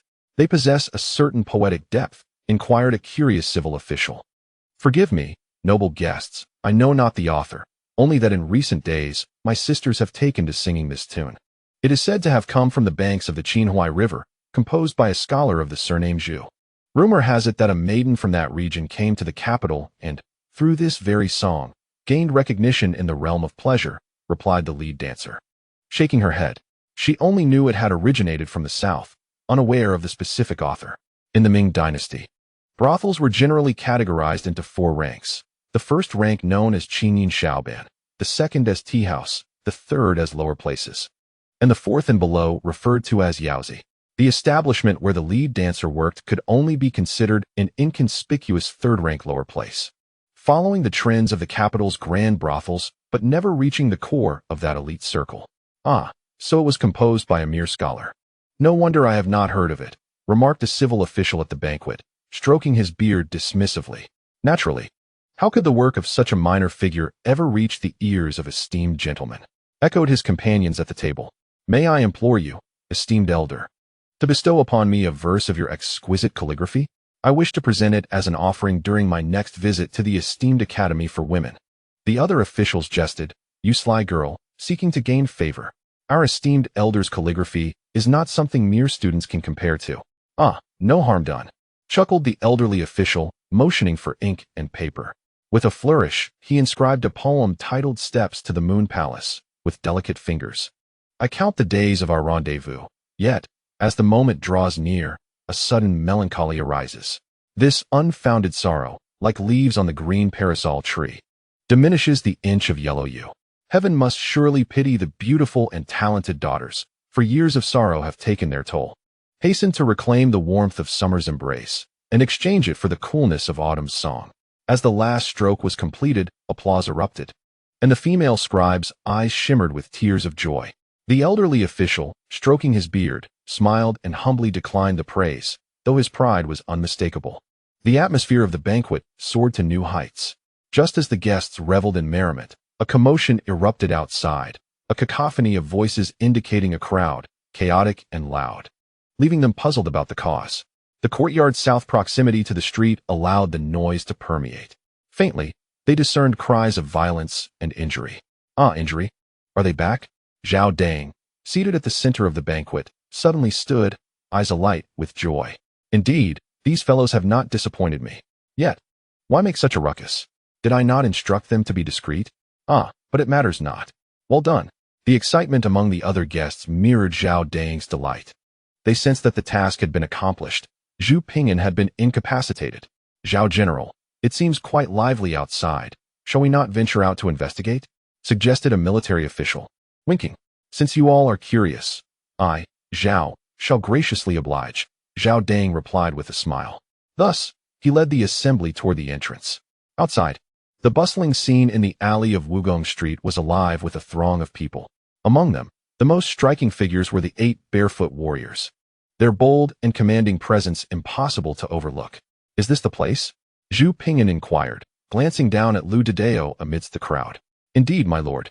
Those ruffians just revealed their whereabouts. The Zhao family resides here, Lu Dedeo affirmed, having employed some cunning tactics to extract this information from the captured group. Nodding, Zhu Ping'an raised his gaze to the grand estate ahead, noting the plaque that read General Jianwei's Zhao residence. A sneer curled his lips as he muttered disdainfully, such pretentiousness. The Zhao family is merely the Zhao family, yet they insist on flaunting their ancestral title. How pitiful. Ever since childhood, I have been told I am the successor of socialism. Have I ever shared that with anyone? Esteemed villagers, I trust you are weary from your journey. Let us pause for a moment before we proceed. I have already dispatched someone to the Yamen to file a report. After crossing this street and traversing another, we shall reach the Yamen. Time is of no essence. Dear villagers, take a moment to rest. Once the authorities have been notified, I, Zhu Ping'an, shall treat you to tea. Standing before the grand entrance of the Zhao residence, Zhu Ping'an graciously expressed his gratitude to the onlookers, embodying a demeanor of concern as he invited them to rest briefly before continuing their trek. Begone. Move away. This is no place for you, barked the armored guard stationed at the entrance of the Zhao residence, taking a few steps forward to confront Zhu Ping'an and the gathering crowd. To whom are you speaking? How dare you address us in such a manner? The path at the entrance belongs to all, not just to you. The crowd erupted in discontent, voicing their grievances. I shall count to 3. Those who do not depart shall find my patience exhausted. The guards advanced, brandishing their blades with menacing intent. A palpable fear washed over the crowd, causing many to involuntarily retreat. Yet, Zhu Ping'an and his companions remained steadfast, their expressions unyielding, thus highlighting their presence before the gates. Humph! Why do you not retreat? Depart at once. This is no place for you commoners. I shall count to 3. Otherwise, do not blame me for being uncivilized. The guards, casting disdainful glances at Zhu Ping'an and his companions, attempted to expel them. The hunter's humble attire was unmistakable, marking them as the downtrodden common folk. As the guard began his countdown, 1, 2, 3, Zhu Ping'an and his companions remained unmoved. The guards, feeling their authority threatened, instinctively drew their weapons, ready to assert dominance. Just as they were about to strike, a youthful figure lazily extracted a badge from his bosom, presenting it before them. The inscription on the badge was clear and unmistakable. Zhu Ping'an, reader of the Hanlin Academy. Forgive my impudence, esteemed sir. I am but a fool for not recognizing your station. Please accept my apologies. The guards, trained to recognize the significance of such a badge, immediately dropped their weapons to the ground, kneeling in abject remorse, drenched in perspiration, regretting their insolence in publicly insulting and threatening a government official. To be continued. Chapter 615. The first confrontation. Given that this is your first offense, I shall allow you to strike yourselves 3 times, as a cautionary lesson. Zhu Ping'an returned the badge to his waist and spoke in a composed manner. In the capital, there are many like them, overzealous gatekeepers who abuse their authority. Zhu Ping'an, though not lacking in magnanimity, felt it necessary to teach them a lesson in humility. While guarding the entrance is not objectionable, they must refrain from unjustly attacking passers-by. If common folk were subjected to such treatment, it would be a disgrace indeed. Thank you, my lord, thank you. The armored guards, relieved to hear that Zhu Ping'an only required them to chastise themselves, began to slap their own faces in contrition. At that moment, the grand doors of the Zhao residence swung open, revealing the jubilant figure of Zhao Dang, the 1,000 household leader, who stepped forth with an expression of delight. However, as Zhao Dang stepped out the door, he was immediately confronted by the sight of 2 subordinates striking themselves across the face. With each resounding slap, Zhao Dang witnessed their self-inflicted punishment with a mixture of disbelief and irritation. Damn it! Cease this at once. His earlier joy evaporated in an instant, his countenance darkening ominously, reminiscent of the foreboding atmosphere before a tempest. The 3 slaps felt as though they had been delivered to his own visage. Witnessed by a throng of 30 or so esteemed guests from both the civil and military spheres, rendering him utterly humiliated. Lord Zhao, the two armored guards, observing his grim expression, timidly called out, "You are bringing disgrace upon me." Zhao Dang's face hardened further as he kicked the shameful guards to the ground. "Who are you?" "Rise," declared Zhu Ping'an, who had returned his badge to his waist. "As this is your first offense, you shall each administer 3 slaps to yourself, as a warning for future conduct." In the capital, there were numerous arrogant gatekeepers who abused their power. Although Zhu Ping'an was not a man lacking in tolerance, it was essential to teach such bullies a lesson. There was nothing wrong with guarding the entrance, but they must not lash out indiscriminately. If a mere passerby could be subjected to such abuse, what would become of the common folk? "Thank you, my lord, thank you." Hearing that Zhu Ping'an only required them to punish themselves, the kneeling armored guards sighed in relief. After expressing their gratitude, they began to slap their own faces. Just as they were engaged in this self-flagellation, the grand door of the Zhao residence swung open, and Zhao Dang emerged, his face alight with joy. Yet, as he stepped outside, he was met once more with the sight of his subordinates striking themselves. The earlier delight vanished, replaced by a dark scowl, as turbulent thoughts raced through his mind. Lord Zhao, the two guards, witnessing Zhao Dang's stormy demeanor, called out in trepidation, "Begone! You are a disgrace." Zhao Dang's face was a mask of fury as he kicked the shameful guards down once more. "Was it you?" he demanded, striding towards Zhu Ping'an, his gaze seething with fury. Unfamiliar with Zhu Ping'an, he did not recognize the seemingly frail youth before him. "Yes, it was I," Zhu Ping'an replied, meeting Zhao Dang's gaze with calm assurance and a gentle smile. "By heavens, he so boldly admits it." For a moment, Zhao Dang was taken aback, his astonishment mirrored by the guests behind him, who gaped in disbelief. They were all taken aback by Zhu Ping'an's unexpected candor. Typically, one would engage in pleasantries before delving into serious matters. "This must be Zhao Dang, the esteemed Captain Zhao, I presume? I am Zhu Ping'an, honored to make your acquaintance. Just now, your esteemed guard insulted and threatened a court official with a weapon, bringing disgrace to your residence. Out of goodwill, I merely gave Lord Zhao a minor reprimand." Zhu Ping'an slightly cupped his hands, his smile becoming even more genial. "Is it you?" Zhao Dang exclaimed, his eyes widening in disbelief, his face darkening further.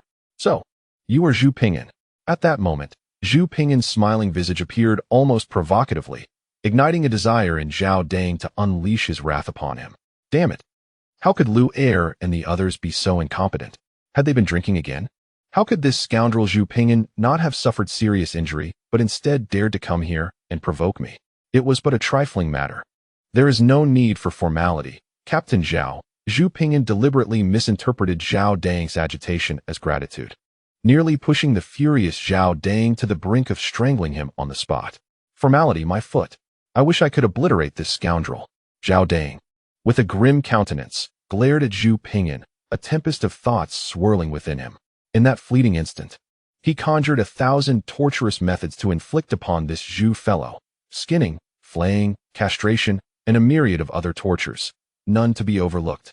The guests behind Zhao Dang exchanged astonished glances, their expressions a mixture of confusion as they shifted their gazes between Zhu Ping'an and Zhao Dang, ultimately resting on Zhu Ping'an. So, this was Zhu Ping'an. It shouldn't be. Didn't General Zhao just imply that someone should teach him a lesson? Why was Zhu Ping'an not lying incapacitated like a dead dog, but instead appeared unscathed? Hearing the murmurs of disbelief from the crowd, Zhao Dang felt a flush of embarrassment wash over him, as if his dignity had plummeted into the abyss. "Why are you not at home? What brings you to my residence to trouble my subordinates? Do you think Zhao is an easy target?" Zhao Dang's face flushed crimson with rage. Were it not for the public setting, he might have been tempted to stab Zhu Ping'an right then and there. "Oh, how could I, a mere 6th-rank official, dare to bully a 5th rank like Captain Zhao?" Zhu Ping'an, unfazed, retained a calm expression as he observed Zhao Dang's fury. "Then what brings you here without cause?" Zhao Dang demanded, his face contorted with rage, nearly spitting as he spoke, clearly intent on not letting Zhu Ping'an off the hook. "Lord Zhao is mistaken in his accusations against me." Zhu Ping'an sidestepped, avoiding the spittle. "What do you mean by that? Open your eyes and see where you are. Do not push your luck, Zhu Ping'an." Zhao Dang stepped forward, pressing the matter, exuding an air of wanting to devour Zhu Ping'an whole. Seeing this, Lu Mu and Lu Dideo moved to intervene, but Zhu Ping'an raised a hand to stop them, remaining composed in the face of Zhao Dang's fierce demeanor. If Zhao Dang is likened to a colossal wave, then Zhu Ping'an represents a formidable reef amid the ocean. No matter how immense the waves may crash upon it, they will shatter into a cascade of water, while the reef stands steadfast like a mountain. To be continued. Chapter 616. Congratulations, Your Excellency Zhao. Your words carry great weight. Faced with the imposing Zhao Dang, Zhu Ping'an allowed a slight smile to grace his lips, as if regarding his adversary as nothing more than an overzealous child. What do you mean by that? You stand at my doorstep and dare to suggest my words are excessive. Enraged, Zhao Dang's intoxication surged, his entire being seething with barely contained fury. Please remain calm. Your Excellency, I merely happened to pass by your esteemed residence. The guards at your gate insulted and threatened me with weapons. Such behavior is a disgrace to your household. Thus, I took it upon myself to administer a modest reprimand. Furthermore, my actions were not without cause. This morning, after breakfast, I was suddenly accosted by 8 ruffians who not only sought to rob me, but also threatened to break my arms and legs. Such brutality is appalling. Fortunately, several valiant souls came to my rescue. We have brought those 8 miscreants here to the magistrate's office. Behold, they stand before you. Zhu Ping'an gestured towards the crowd, which parted to reveal the group of disheveled miscreants, whose eyes were wide with fear and excitement, although they dared not make a sound, only emitting muffled whimpers in a state of agitation. They had been warned by Zhao Dang not to disclose any information, and they understood well the consequences of defying him. Zhao Dang cast a glance at them, his eyelids twitching involuntarily, yet he quickly regained his composure, masking his surprise. However, others were not as adept at concealing their reactions. What? Is that Lu Er and the others?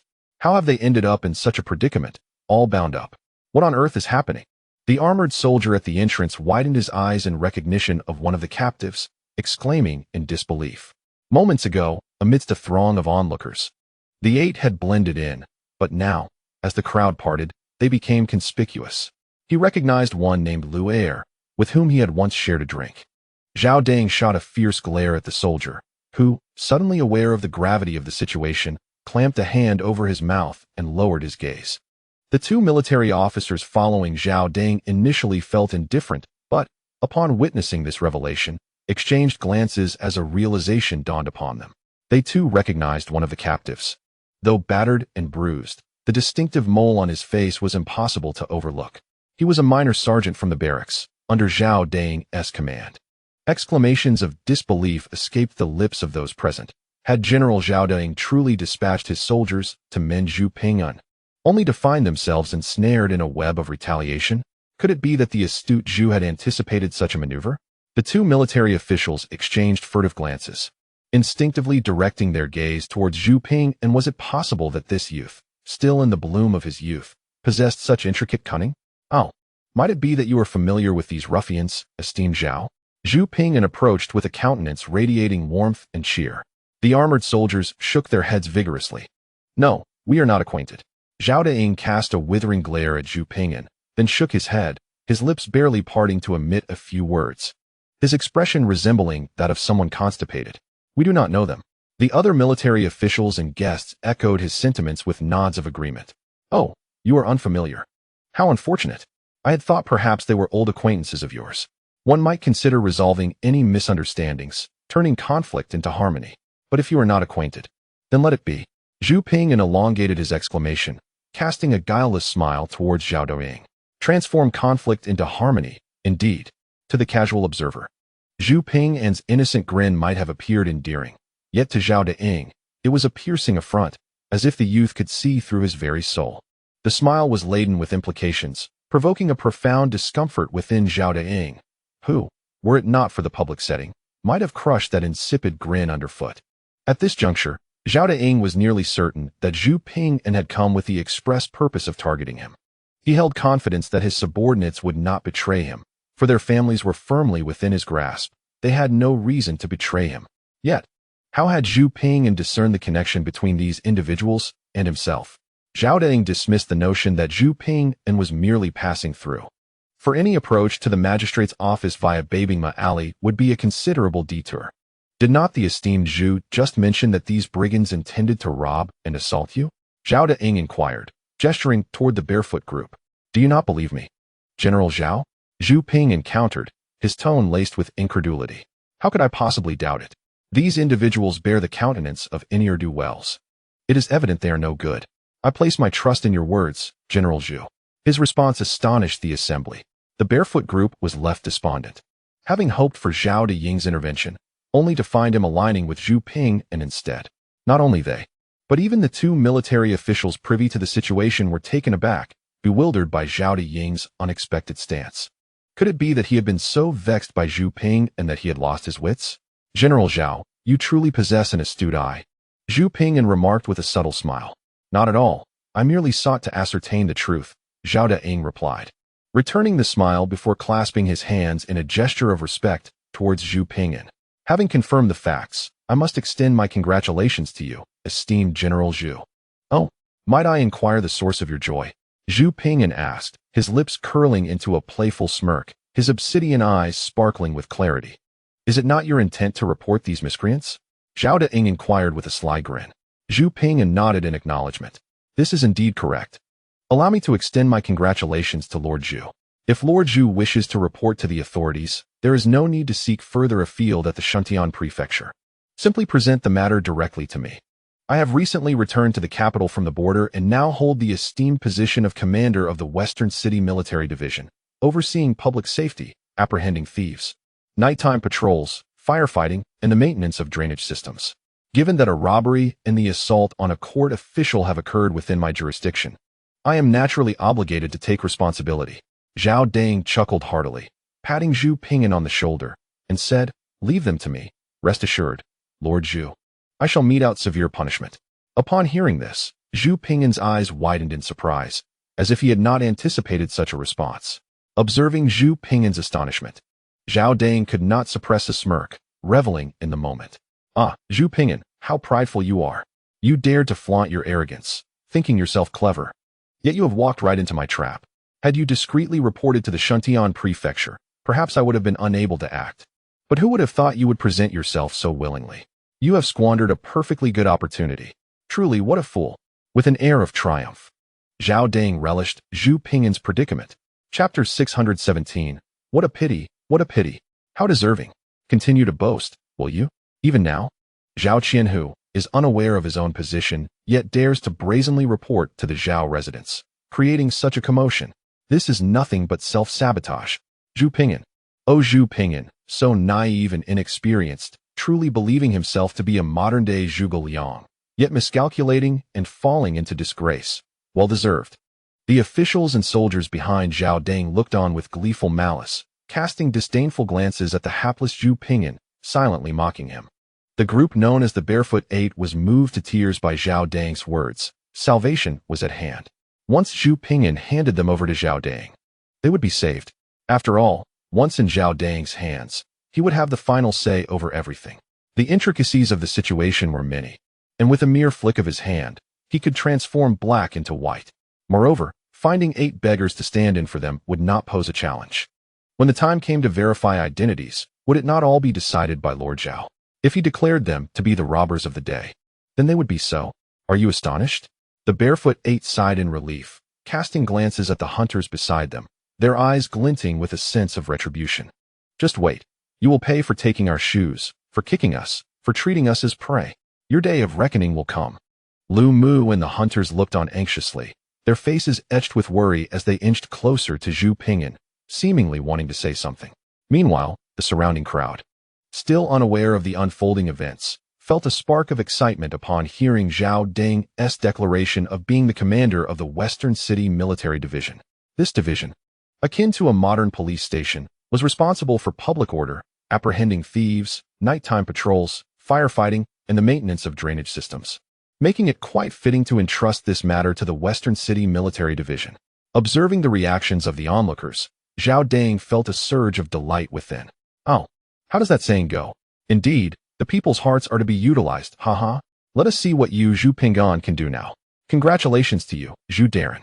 Leave it to me, and rest assured, I shall ensure that these scoundrels are dealt with justly, restoring honor to you, Zhu Deying. Zhao Deying chuckled heartily, patting Zhu Ping'an on the shoulder, relishing the sight of Zhu Ping'an's embarrassment. Today is merely the beginning. Wait and see. Zhu Ping'an, your troubles are far from over. When the day of the Ministry of Justice's petition arrives, I shall make sure you are left in dire straits. A wretched family from the foot of a mountain, who stumbled upon luck to become the top scholar, yet fails to cherish it. Impeach me? Huh? Do you not know that I am favored by the esteemed elder Yin? Zhao Jin and Zhou Mian, who have been demoted to commoners and imprisoned, are eagerly awaiting you. By the time it comes, you will know the true meaning of suffering. I shall take my time to toy with you in prison. How dare you think of impeaching me? Look at you, delicate and tender. I will arrange for a few burly men to give you a proper reception. Zhu Daren, what is the matter? Speak up. Zhao Dang, gazing at the dejected Zhu Ping'an, felt an ever-growing sense of satisfaction. Zhu, unaware of Zhao Dang's position as the commander of the West City garrison, gasped in surprise, his face flushed with embarrassment. His brows knitted in confusion as he instinctively rubbed the back of his head.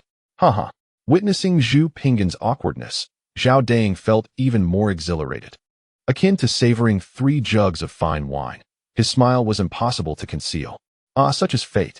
Zhu Daren, simply entrust them to me. Indeed, there is no need for you to seek distant assistance. Just hand them over to Zhao Dang of the West City garrison. Indeed, the West City garrison is responsible for maintaining order in our district. How audacious of these petty thieves to dare rob and assault Zhu Daren on Zhao Dang's turf. They must possess the hearts of bears and the gall of leopards to stir trouble on sacred ground.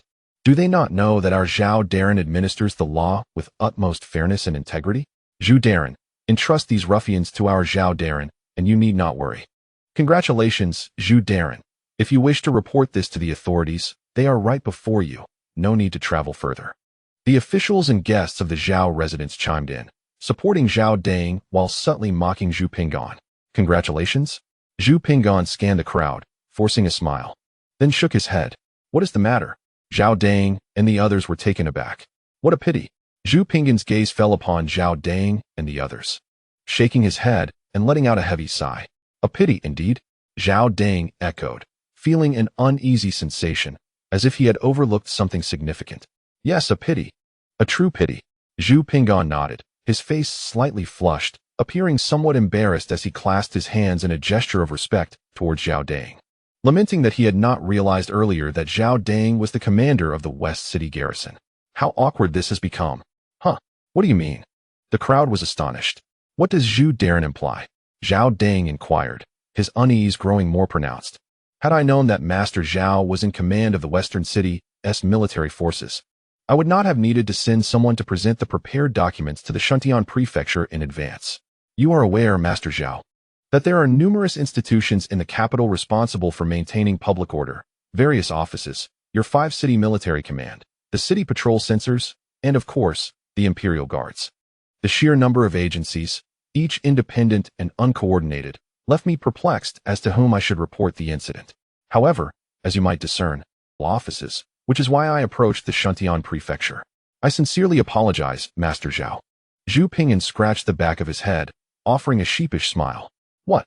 Is it true that your earlier embarrassment stemmed from this? Sword. This scoundrel must be doing this on purpose. Zhao Dang, upon hearing this, felt an even greater urge to deliver a swift kick to Zhu Ping'an's smiling face, wishing to draw his blade and wreak havoc upon him. Zhao Dang's entourage shared this sentiment, convinced that Zhu Ping'an was indeed acting with malice. Ahem, there is no need for regret, Master Zhu. Although there are indeed many agencies managing public order, the responsibility lies with whoever accepts the case based on the time of reporting. You may leave the matter in my capable hands. The distance to the Shuntian Prefecture is considerable. I believe the messenger you dispatched has only just exited this alley. Zhao Dang cleared his throat, realizing a crucial point, and took decisive action. Why are you still standing there? Go apprehend those ruffians. If they escape, it will be on your heads. With that, Zhao Dang reprimanded the soldiers who had rushed over from the prefecture, gesturing for them to take charge of the barefoot group of 8. Ahem, no need for that. My apologies, Master Zhao. Zhu Ping'an interjected, slightly embarrassed, and continued. I had instructed my men to present the documents to the Shuntian Prefecture the moment we subdued those miscreants, and calculating the time. They must have been gone for nearly an hour now. As you can see, these ruffians are quite formidable.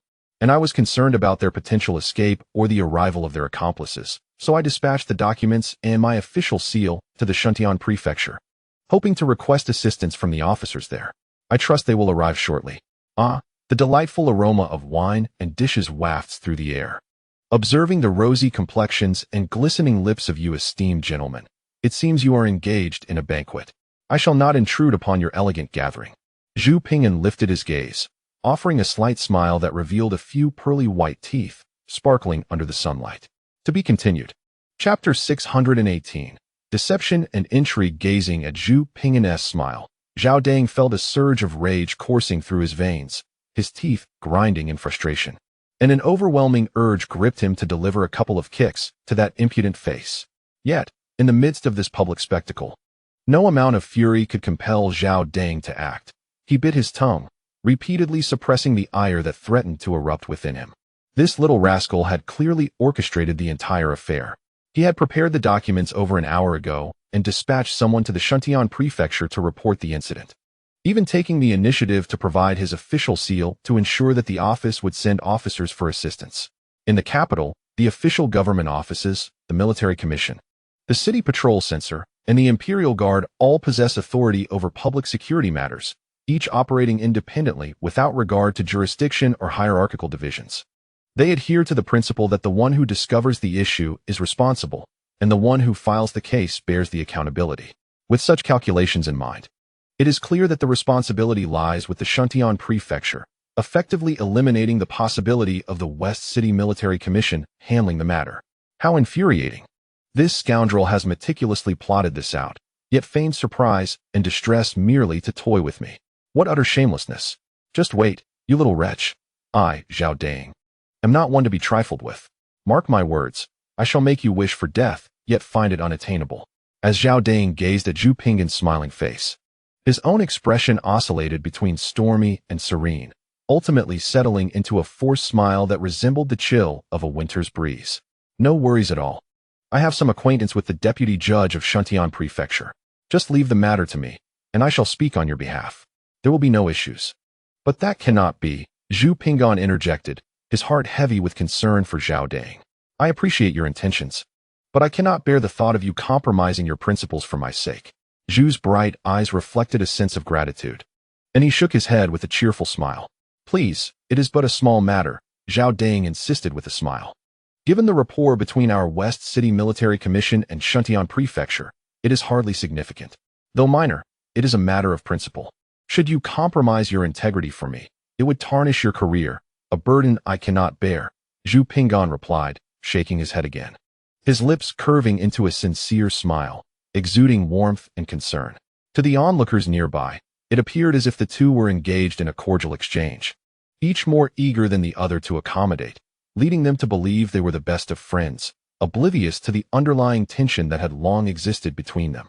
Just then, a voice from the crowd called out, alerting them to the arrival of the Shuntian prefecture constables. The sound of approaching footsteps echoed through the alley, and a group of 10 constables clad in the attire of Shuntian prefecture, armed with waist knives and batons, hurried toward them. Leading the charge was a breathless hunter, Lu Dachui, who had previously taken Zhu Ping'an's seal and documents to report to the authorities. Young master, I have returned," Lu Dachui shouted as he spotted Zhu Ping'an and the others from a distance, his face beaming with excitement. "Dachui is back. Young master, it is Dachui." Lu Mu and Lu Dedeo exclaimed joyfully. Zhu Ping'an smiled and nodded, then turned to Zhao Dang, offering a slight bow. Now that the officials from the Shuntian prefecture have arrived, it would be most inappropriate to trouble Lord Zhao further. I am grateful for your kind intentions, but I must respectfully decline. With the arrival of the Shuntian prefecture's constables, it was evident that an official case had already been established. Beside him, Zhao Dang watched the incoming constables with an expression of barely contained frustration, his teeth almost grinding together. The group of barefoot individuals looked pale in the presence of the armed constables. "I have encountered Lord Zhu," spoke Zhongxian, the head constable of the Shuntian prefecture, who had come at the behest of the prefect, Zhou Hojia. "We are here to apprehend those who have offended the Lord. The prefect is currently occupied with official duties and cannot attend, but he has arranged a simple feast to ease Lord Zhu's worries." Zhongxian approached Zhu Ping'an, slightly bowing as he clasped his fists in respect. Although he had never met Zhu Ping'an before, he recognized him by the reactions of Lu Dachui and others, an instinct honed over years of service. Zhao Dang was taken aback. Zhou Hojie was known for his stern demeanor, often dismissing those who sought to curry favor with him. To his astonishment, Zhu Ping'an had managed to forge a connection with such a formidable figure. If Zhou were to intervene, matters would become quite complicated. Lord Prefect is most gracious. I am humbled and will express my gratitude to Lord Zhou at the prefecture. Zhu Ping'an replied, bowing once more before gesturing towards the barefoot group. I leave these offenders in the capable hands of Constable Zhang. It seemed that Zhu Ping'an had a fortuitous connection with the prefect, as it was Zhou Hojie who had draped the ceremonial red silk over him when he achieved the highest honors in his examination. Later, Zhu Ping'an had assisted in unraveling the mystery of the ghostly disturbances at the Zhou estate, which led to Zhou viewing him with newfound respect. Your modesty is admirable, Zhongxian said, treating Zhu Ping'an with great deference before instructing his subordinates to take custody of the barefoot group. Having taken my leave of Lord Zhao, I shall return another day to share a cup of wine, Zhu Ping'an said with a slight smile as he bid farewell. Very well, Zhao Dang replied with a forced smile, though his eyes betrayed a simmering resentment. A cup of wine indeed. You dare come back? I'll serve you a hefty dose of rat poison instead. If it doesn't kill you, you little brat, I'll be surprised. Zhao Dang harbored deep-seated animosity towards Zhu Ping'an. After parting ways, Zhu Ping'an accompanied Zhongxian and the others to the Shuntian prefecture, where the barefoot group was once again bound tightly and escorted to the prefectural prison. Zhao Dang watched them leave, his heart heavy with bitterness. If looks could kill, Zhu Ping'an would have been reduced to mere pulp. What on earth does the young master want me to do with those filthy shoes? They're so dirty. I might as well toss them in a pawn shop for a new pair. Just as Zhao Dang was about to return inside to devise a strategy, he noticed Lu Dedeo, the hunter who had followed Zhu Ping'an, passing by with a tattered bundle in one hand and a worn shoe in the other, muttering to himself. The blue cloth boot. The sight of that worn shoe instantly captured Zhao Dang's attention, his gaze sharp as a hawk. Suddenly enlightened, he realized that Zhu Ping'an had deduced the connection simply by observing the footwear. Follow that man. No matter the cost, acquire every shoe he possesses. Zhao Dang grasped the hand of a servant within the mansion, whispering his instructions with a sinister tone. Rest assured, my lord, the servant replied, accepting the command and silently trailing behind the hunter Lu Dedeo.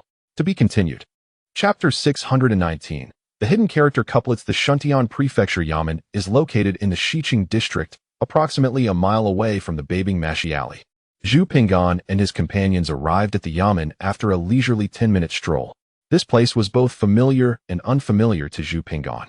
Familiar because he had visited it during his budget travels in Beijing, particularly at the Donggong Street of Jidaeku, and unfamiliar because, at that time, the Shuntian Prefecture Yamen had only retained its Grand Hall while the rest had been transformed into the educational buildings of the Dongqing District Academy. Today, however, this site stood as a quintessential Shuntian Prefecture Yamen, majestic and imposing. In front of the Yamen lay a small square, and along the street adjacent to the Yamen were various establishments catering to those conducting business there, including inns, restaurants, pharmacies, and tea houses. The inns provided lodging for those attending to matters at the Yamen, the restaurants served meals, the pharmacies offered remedies for injuries, and the tea houses served as venues for business discussions, bustling with patrons and thriving in commerce. Zhu Ping'an reserved 2 banquet tables at a nearby restaurant, one to welcome Lu Mu and Lu Dedeo, and the other for Captain Zhang and his men, to be enjoyed after they had escorted the 8 barefoot criminals into the jail and completed the necessary formalities. Thank you, my lord. Captain Zhang and the other officials expressed their gratitude to Zhu Ping'an repeatedly. Do not mention it. You have worked hard this morning. A few cups of modest wine are but a token of my appreciation, Zhu Ping'an replied with a slight bow, then handed a pouch of coins to Lu Mu, instructing, Brother Lu, please treat Captain Zhang and his men well and order extra wine and meat. Once arrangements were in place, Zhu Ping'an followed Captain Zhang into the Shuntian Prefecture Yamen, traversing the courtyard to reach the second gate, known as the Ceremony Gate. The Ceremony Gate was closed, with 2 side gates on either side. This gate only opened on the first day of a governor's tenure or during inspections by superiors. At all other times, it remained shut, necessitating passage through the side gates. The side gates held significance as well. The east was deemed noble, while the west was considered lowly. The eastern side gate, known as the Renmin, was used for the county magistrates' everyday comings and goings, while the western side gate, referred to as the Guimin, was reserved for escorting prisoners. Captain Zhang directed other constables to escort the criminals through the western Guimin to the jail, while he led Zhu Ping'an through the eastern Renmin to pay a visit to Governor Zhou. As Governor Zhou was still conducting business in the Grand Hall, Captain Zhang guided Zhu Ping'an there. The Grand Hall of the Shuntian Prefecture Yamen was the most magnificent structure within the premises, albeit showing signs of age and neglect. Since the appointment of Governor Zhou, he had allocated resources for disaster relief and poverty alleviation, leaving the repairs of the Yamen's facilities unattended. Governor Zhou truly has the welfare of the people at heart, Zhu Ping'an remarked with a nod of admiration. Within the Grand Hall, 2 couplets caught Zhu Ping'an's attention. These couplets, inscribed in vermilion on black wooden boards, were hung on either side of the hall. They read, "To gain a position is not to seek glory. To lose a position is not to suffer disgrace. Do not say a position is of no consequence. The locality depends on its officials. To consume the people's food and wear the people's clothing, do not think the populace can be deceived, for one is also among the common folk." Last year, the inscriptions on the couplets had become faded and unclear. These were the governor's new writings. Zhang, the chief, noticed Zhu Ping'an's keen interest in the couplet and began to explain. Quite good, indeed, Zhu Ping'an remarked, nodding in appreciation at the couplet. Good? Hee. Then I must trouble the esteemed scholar to elaborate on what makes this couplet so commendable. As Zhu Ping'an admired the couplet, a hearty voice echoed from the hall. Greetings, my lord. Zhu Ping'an looked up to see Zhou Hojia, the governor, stepping out of the hall with a smile, prompting him to bow in respect. Zhou Hojia waved his hand in a friendly manner, approaching Zhu Ping'an. Scholar, we meet again. Please, call me Zihu. Zhu Ping'an responded with an embarrassed smile. Very well. Then let Zihu offer his insights on this couplet. Should it be mere flattery, the promised lunch will be forfeited, Zhou Hojia jested with a nod. Then I shall display my inadequacies, Zhu Ping'an replied, bowing once more before turning his gaze back to the couplet. After a brief pause, he pointed at it and remarked, Governor, this couplet exemplifies a sense of approachability and responsibility. The major cases of the capital are adjudicated here, and you, my lord, are the guardian of the people, bearing immense responsibilities. It is not to say that an official is of no use. The affairs of the locality hinge upon the official. One must not claim that the common folk can be deceived, for you are also one of them. Your sense of approachability and your sense of duty are vividly portrayed within. This couplet is akin to the bright mirror that hangs in the court, informing the populace of your impartiality and integrity in handling cases. The embodiment of approachability and fairness is indeed a rare virtue. Zhou Hojia nodded slightly, evidently pleased with Zhu Ping'an's commentary.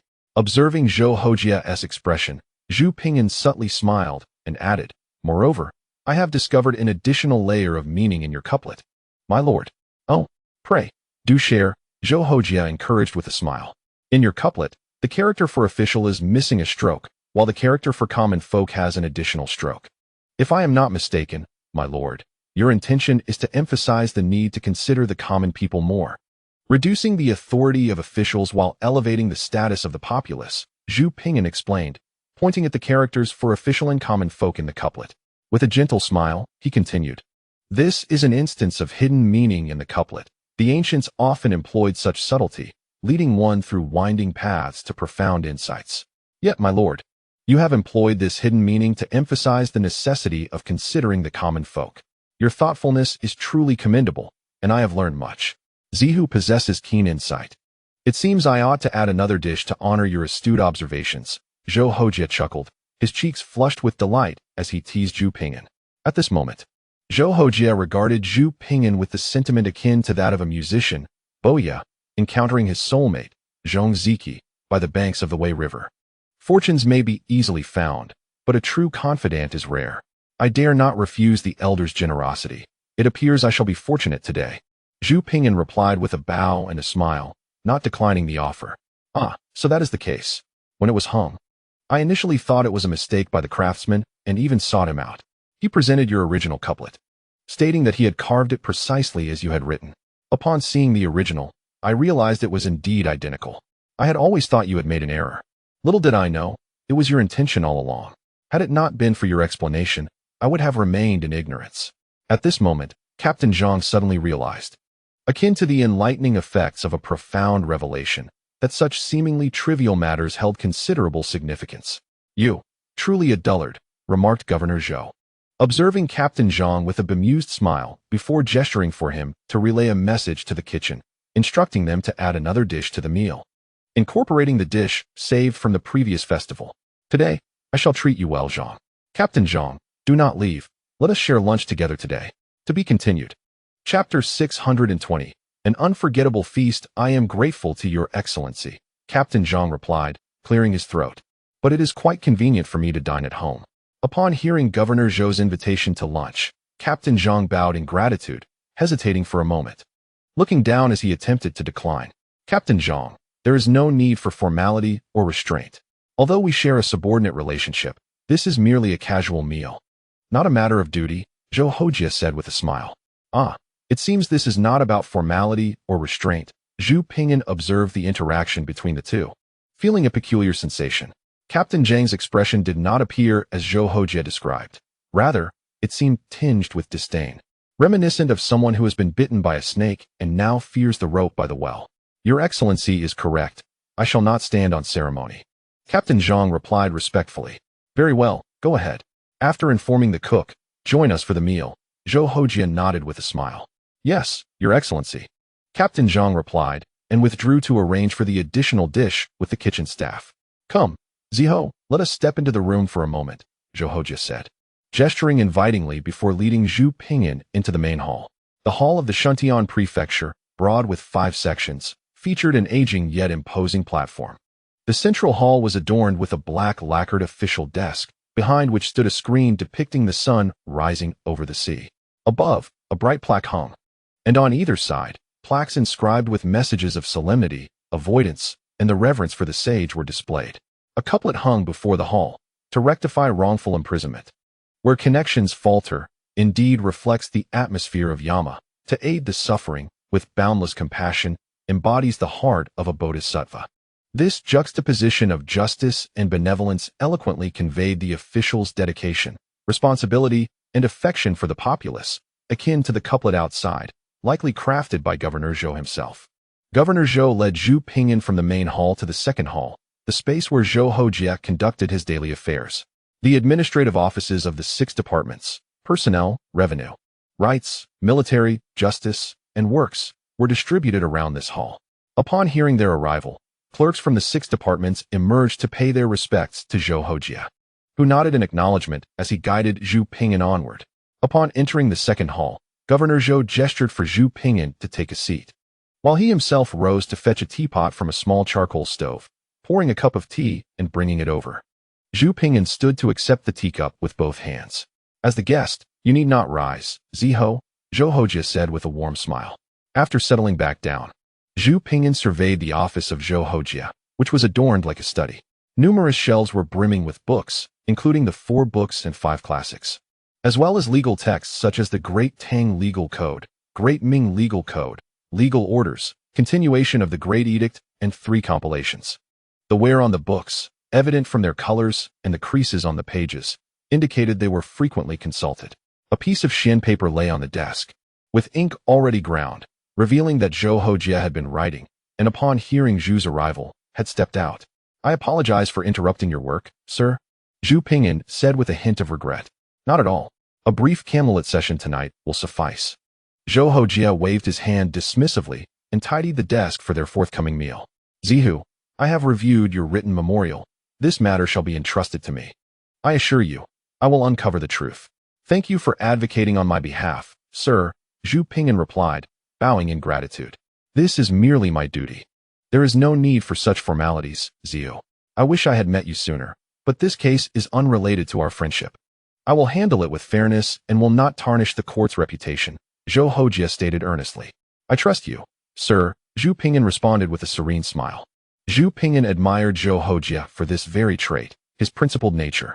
Though he held Zhu in high regard, he distinguished between public and private matters, never allowing personal feelings to interfere with his duties. This quality was one of the reasons Zhu Ping'an held Zhou in such esteem. The distinction between public and private interests sounds simple, Yet it is a task more challenging than scaling the heavens. Everyone is born of parents. Who is devoid of relatives or friends? Who is not subject to human emotions when personal ties are involved? How many officials can remain impartial and execute their duties with an unclouded mind? If everyone were as unyielding as Judge Bao, he would not be renowned. Zhou Hojie smiled faintly, his gaze towards Zhu Ping'an growing more appreciative. In truth, I hold great respect for you, Zhu. Regarding the memorial, I suspect even I would hesitate and be weighed down by concerns. With respect to others, that may be the case, but when it comes to you, I believe you would act quicker than I in presenting the memorial. Zhu Ping'an jested, shaking his head. That may not necessarily be true, Zhou Hojie chuckled, shaking his head in amusement. At that moment, footsteps echoed from outside, and then Captain Zhang entered, carrying a food box from which steam wafted, releasing an aroma of dishes. Sir, the meal is ready, Captain Zhang announced as he approached. Excellent, let us dine. Zhou Hojie nodded in acknowledgement and turned to Zhu Ping'an. It is but simple fare. Do not find it lacking. Not at all. I shall merely partake in your hospitality for this one meal, Zhu Ping'an replied. Once Captain Zhang opened the food box and laid out the dishes on the table, Zhu Ping'an realized that Zhou Hojie's mention of simple fare was not a display of modesty, and he understood Captain Zhang's initial expression. Indeed, it seemed there was a hint of disdain. The dining table was adorned with 5 dishes and a soup. While the phrase 5 dishes and a soup might sound lavish, the reality was quite different upon closer inspection. Although the array of colorful plates was visually appealing, the content was less impressive. There was a large bowl of soup at the center, accompanied by 5 plates, one filled with stir-fried green bean sprouts in vinegar, another with sautéed cabbage, followed by a plate of cabbage with tofu, a serving of boiled peanuts, and lastly, pickled radish strips, meticulously cut and garnished with chopped scallions. The centerpiece was a substantial bowl of fish and tofu soup, containing 2 palm-sized Crucian carp, likely the only dish of significance at this meal. Is this truly the lunch of a 4th-rank governor? Zhu Ping'an was taken aback and glanced at Captain Zhang, who responded with a wry smile, affirming Zhu's astonishment. This was their 3rd meal together, and Zhang had long since recognized the simplicity of the governor's dining habits. Come, do not stand on ceremony. There are plenty of steamed buns, invited Zhou Hojie warmly. Is this what you typically eat, my lord? Zhu Ping'an inquired, incredulous. He had expected that after passing the imperial examination, his own family's circumstances would improve significantly, let alone those of Zhou Hojie, a 4th-rank governor in the capital. Enough to satisfy our hunger, enough to satisfy our hunger, Zhou Hojie chuckled, urging Zhu to eat. This is the tofu from Lu Wei restaurant. It tastes best when served hot. Lord Zhu, you are fortunate today. The governor has added extra dishes, Captain Zhang explained with a grimace. Do you know which dish was added? It must be the fish and tofu soup, Zhu Ping'an answered. You are only half correct, Lord Zhu. In fact, the boiled peanuts were also an addition from the governor. He instructed the kitchen to prepare enough dishes for your visit. Believing that 4 dishes were necessary for hospitality, Captain Zhang clarified, shaking his head with a pained smile. To be continued. Chapter 621. A gift to Governor Zhou. Despite holding a 4th-rank position, Governor Zhou's lifestyle was remarkably humble, a rarity in the world.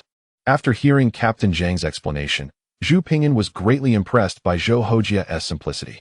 While it is known that the salaries of officials in the Ming dynasty were notoriously low compared to other dynasties, they still exceeded the earnings of common folk. As a 4th-rank governor, Zhou Hojie held a higher rank than his provincial counterparts, receiving a slightly elevated salary. Despite the relatively generous remuneration, he chose a life of plain fare, which was indeed commendable. According to this year's salary standards, a 4th-rank governor received a monthly stipend of 24 dan stones of rice. Zhou Hojie, serving in the capital, received a higher salary of 25 dan. The term dan refers to an ancient unit of measurement, part of a decimal system where 10 he equaled 1 sheng, 10 sheng equaled 1 do, and 10 do equaled 1 dan, making calculations quite convenient. The Ming dynasty dispensed salaries using the dan as the unit, a change instituted by Emperor Zhu Yuanzhang, who believed that using lesser measurements like do or sheng would reflect poorly on the court's dignity. Thus, he mandated the use of dan for official salaries to convey a sense of grandeur and respect for the office. To illustrate simply, it is akin to a company that previously disbursed wages in jiao and fun, but the newly appointed director deemed this approach rather petty, failing to reflect the organization's commitment to valuing employee remuneration. Consequently, a decree was issued to shift the unit of salary to yuan. 1 share of rice is equivalent to 10 dough, which is 100 liters. A liter of rice weighs approximately 125 jin. Thus, 1 share of rice also roughly equals 125 jin.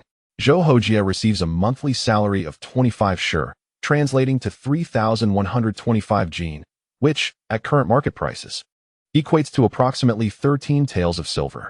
If calculated according to contemporary wages, Zhou Hojie earns around 8,000. Despite this salary, his meals consist solely of cabbage, tofu, and salted radish strips, devoid of any meat, with only modest portions of crucian carp on festive occasions. This is indeed a remarkable rarity. Ziho, he remarked with a sudden seriousness, you hail from the countryside. How can you be so oblivious? Each meal includes 3 dishes, and there is an ample supply of steamed buns. How is this simplicity? Consider how many commoners in our Ming dynasty struggle to find enough to eat. In comparison, I am living in luxury. Hearing this, Zhu Ping'an could not suppress a wry smile, and replied, my lord speaks truly.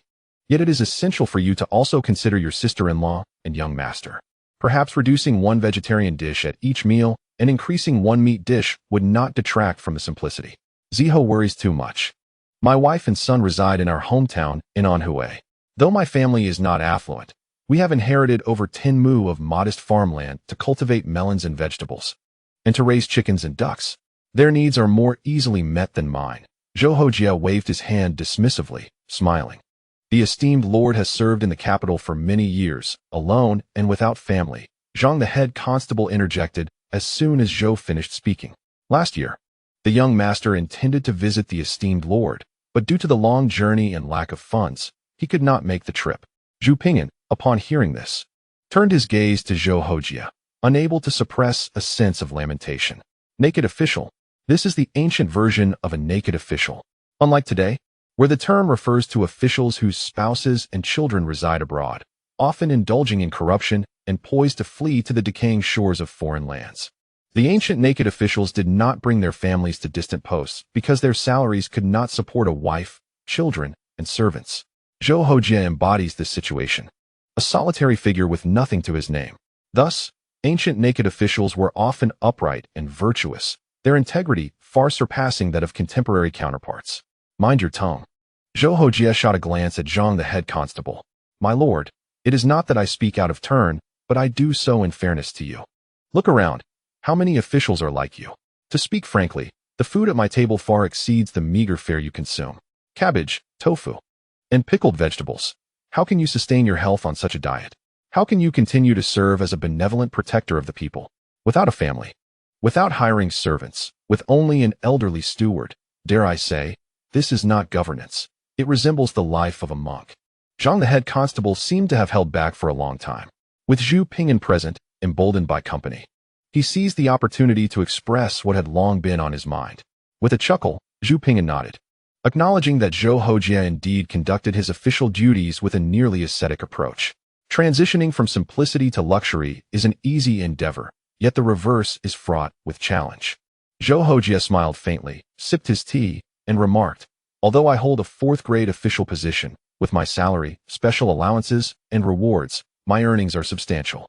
However, one does not grasp the value of grain and firewood without managing a household. While my income has increased, so too have my expenditures. Each month, my and Hanbo's food costs 2 taels of silver, and I must provide 2 taels to support my wife and son, honor my elderly parents with another 2 taels, and pay 4 taels to my grandfather. Additionally, I contribute 2 taels for incense offerings at the ancestral hall, and 3 taels to support the younger generation of my clan. These expenses consume nearly all of my salary, not accounting for other costs. Presently, it is already quite manageable. Zhang the head constable, upon hearing this, lifted his gaze to Zhou Hojie and hesitated for a long moment, unsure of how to voice his thoughts.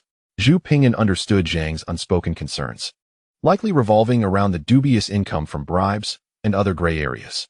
It was wise of Zhang to remain silent, given Zhou Hojie's temperament. Speaking up would likely result in a reprimand.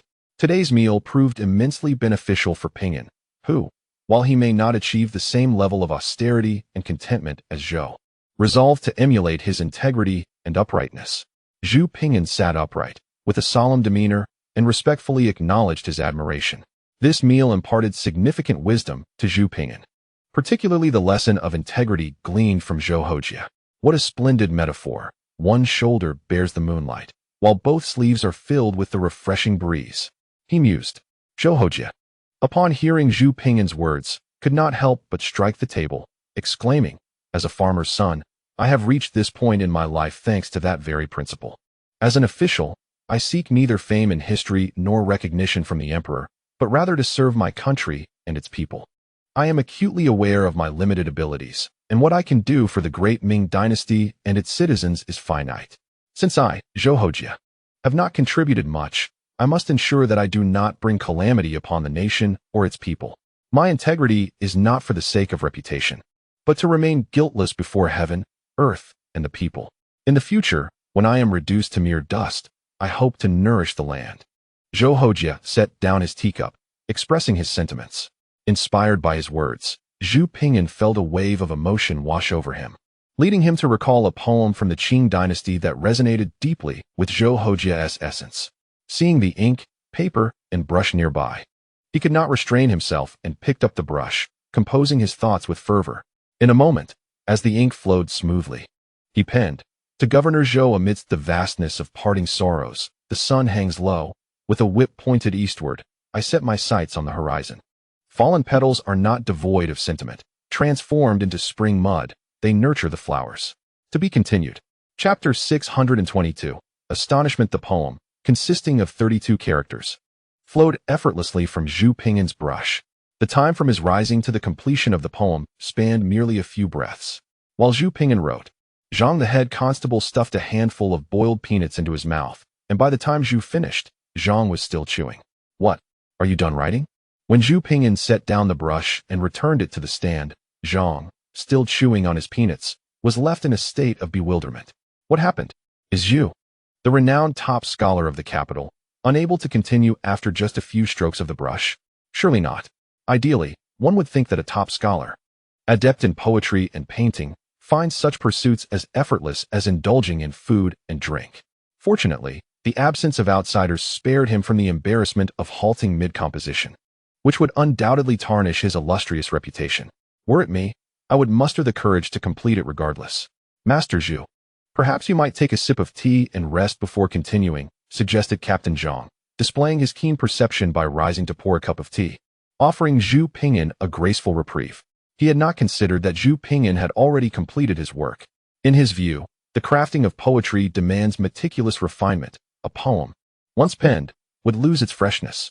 For instance, once, when seeking an audience with the provincial governor, Captain Zhang found the esteemed official engrossed in writing poetry.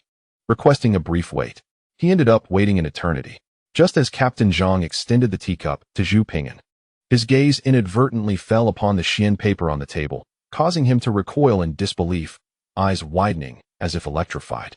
Before him lay the poem To Governor Zhou, emerging with an exuberant spirit, as if it were about to transcend the confines of the paper. Master Zhu, you truly composed this with remarkable speed. Captain Zhang nearly dropped the teacup, astonished as if witnessing a ghost. Was it swift? Zhu Ping'an accepted the teacup with gratitude and inquired, scratching his head. Indeed, quite swift. You may verify this with the governor, Captain Zhang affirmed, nodding vigorously as he turned to Governor Zhou. Upon turning, Captain Zhang found himself nearly choking on his words. For there stood Governor Zhou, seemingly struck by a stroke, fixated on the poem before him, reciting its lines with fervor, boundless sorrow as daylight wanes. The whip points east towards the horizon. O Zhu, you and I are both but wayfarers lost in sorrow. Humans, unlike mere flora, possess emotions. I, an official far from home for over a decade, cannot help but feel homesick during the full moon. The fallen petals are not devoid of feelings, transformed into spring mud. They nurture blossoms. These lines, rich in meaning, encapsulate the pain of separation while reflecting an unwavering dedication to one's country and people. Zhu Ping'an's verses echoed the sentiments of Lu Yu's Song of the Plum Blossom, enhancing the theme of loyalty and sacrifice. Master Zhu, this poem is exquisite. Each word a gem, destined for eternal renown. Yet, I, Zhou, feel unworthy of such a masterpiece. Perhaps you should consider renaming it, Governor Zhou remarked. his eyes ablaze with admiration as he compared Zhu Ping'an's work to that of Lu Yu, subtly expressing his appreciation. Who, if not you, Master Zhou, could be worthy of such praise? Zhu Ping'an replied with timely humility. The poem to Governor Zhou draws inspiration from the late Qing poet Gong Zixian's miscellaneous poems of Jihai, merely altered in title. Zhu Ping'an's earlier composition during the imperial examination was also adapted from another of Gong Zixian's works. This poem, penned during Gong Zixian's departure from the capital, uses metaphor to express aspirations, transitioning from the sorrow of parting to a fervent desire to serve the nation and a spirit of dedication. Zhou Hojie had just transitioned from reminiscing about his hometown to expressing his patriotic aspirations, the two sentiments closely intertwined, which suddenly evoked this poem in Zhu Ping'an's mind.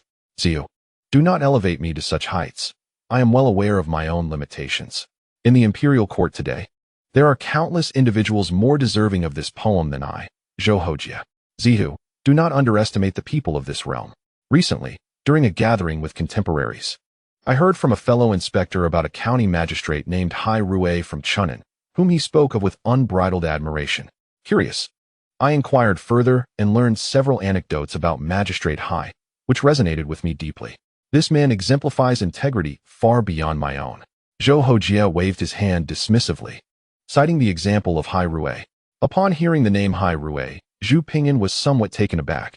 It seemed that Hai Rui had already gained a modicum of fame, his reputation even reaching the capital, indeed proving that fine wine is not deterred by its humble origins. What troubles you, Zhu? Zhou Hojie inquired upon noticing Zhu Ping'an's reaction. Oh, the magistrate you mentioned. I had a brief encounter with him while returning to the capital from my hometown, Zhu Ping'an explained, as he filled the teacups of Zhou Hojie and Captain Zhang with tea. Oh, do share, Zhou Hojie urged, intrigued.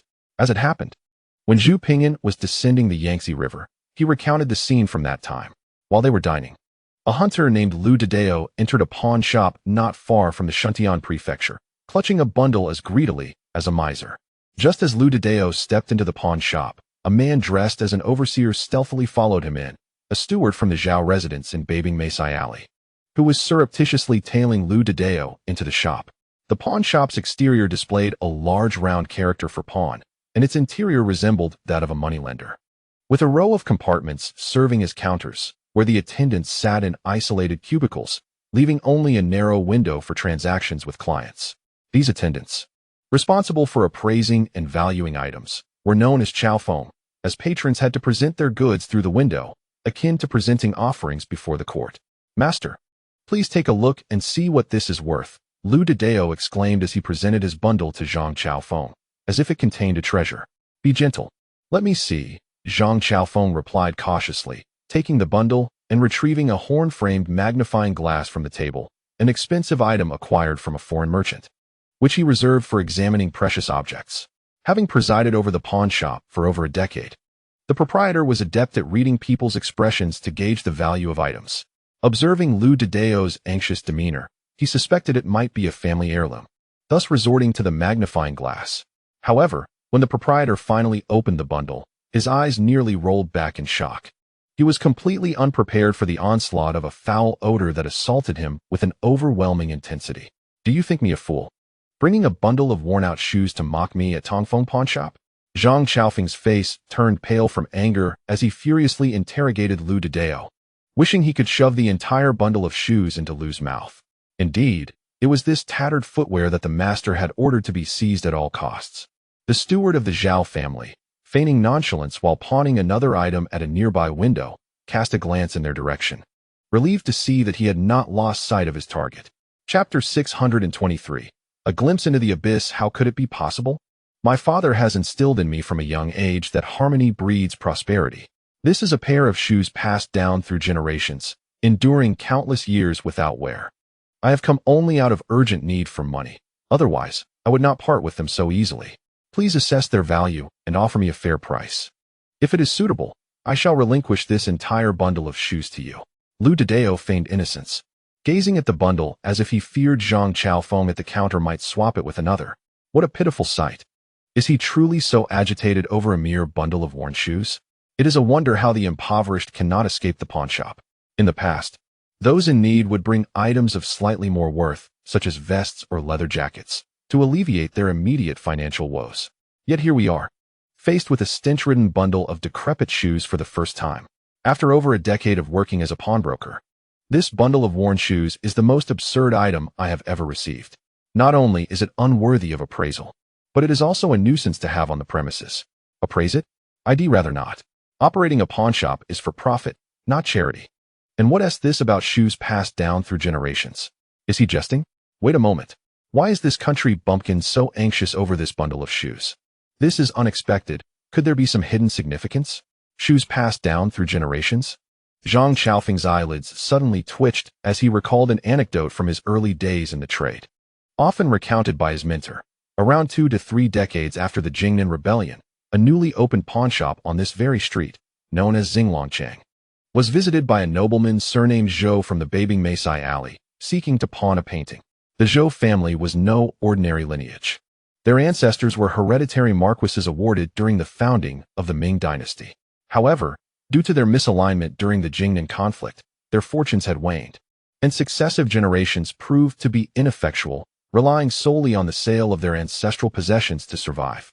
Upon arriving at the Xinglongchang pawnshop, the nobleman requested 30 taels of silver for the painting inherited from his ancestors. The shop was attended by an experienced old manager with a keen eye. After taking the painting, he examined it closely and determined that it was merely a practice piece by the old count, lacking the finesse of a renowned artist. Not only was it not worth 30 taels, but even 10 would be excessive. The painting depicted an elderly man concealed behind trees, observing a prowling leopard through a bamboo tube, with the inscription, "A glimpse into the abyss." Beyond that, there were no additional elements, no signature, no date, nor poetry. A glimpse into the abyss. The seasoned manager scrutinized the painting for several minutes, uncovering the secret hidden within this seemingly innocuous work. At that time, the pawnbrokers unanimously valued the painting at merely 10 taels of silver. However, the old proprietor firmly defended his stance and acquiesced to the request of the nobleman surnamed Zhou, settling on 30 taels of silver. A pawn ticket was duly issued for this amount, with a term set for 3 months. This arrangement was a living pledge. Within 3 months, the nobleman could reclaim the painting by repaying the principal of 30 taels along with an interest of 3 taels and 3 fun. Should he fail to redeem it by the due date, the painting would become the property of the pawnshop. That very night, after the shop had closed, the old proprietor discreetly retrieved the painting. He illuminated an oil lamp and scrutinized the artwork, exploring its surface with his hands until he ultimately uncovered a hidden secret. Typically, the scroll portion of paintings is crafted from solid jujube wood or pear wood, yet this particular scroll was fashioned from exquisite xiangxiang bamboo. When struck gently, it produced an echo, revealing its hollow interior. A hint of a smile graced the old proprietor's face as he continued to probe the scroll, soon discovering that it was composed of 2 segments of bamboo. By rotating one segment clockwise, he was able to extract it. Upon extraction, he found a piece of silk protruding from the other end. Carefully pulling the silk free, he unveiled a bracelet of 13 rare old pit glass-type jade beads. The old proprietor, well versed in jade, recognized that each bead was flawlessly round and uniformly colored, likely originating from the same stone, and thus, of immense value. It was surmised that this treasure had been secretly hoarded by the nobleman's ancestors during military campaigns against the southern barbarians in Myanmar. Concealed within the painting to maintain its secrecy, the phrase "a glimpse of the leopard through a tube" serves as a metaphor for hidden treasures, indicating that true wealth lies within the bamboo tube. The Zhou family, once prosperous, had fallen into decline, exacerbated by their ill-fated allegiance during the Jingnan campaign, leading to suppression and purging. This likely resulted in the discontinuation of the whispered secret that had been passed down through generations. The old proprietor discreetly wrapped the bracelet in silk, returned it to the bamboo tube, and meticulously reassembled the scroll, placing the original item back in its rightful place. It was a well-known fact that the Zhou family had relied on selling their assets for survival, rendering any hope of redemption futile. As anticipated, the nobleman squandered the 30 taels of silver on indulgent revelries, failing to reclaim the pledged item within the stipulated time. Consequently, the old proprietor of Xinglongchang pawnshop came into an unexpected fortune. This tale was subsequently regarded as a classic example, imparting wisdom to every newcomer in the trade, teaching them to keep their eyes wide open when appraising items. Reflecting on this, Zhang, a pawnbroker, suppressed the overwhelming stench emanating from the worn shoes he was examining and meticulously inspected the bundle repeatedly, scrutinizing every sole and insole. From craftsmanship to materials, he conducted thorough research time and again. Ultimately, he reached a conclusion. These were nothing more than a pair of utterly ordinary, tattered shoes, devoid of any distinctive features, crafted from contemporary materials. If there was anything remarkable about them, it was their particularly foul odor. How much do you wish to sell them for? Zhang inquired, a sinister grin spreading across his face. 100 coins? No, it must be at least 2 taels of silver. It cannot be any less.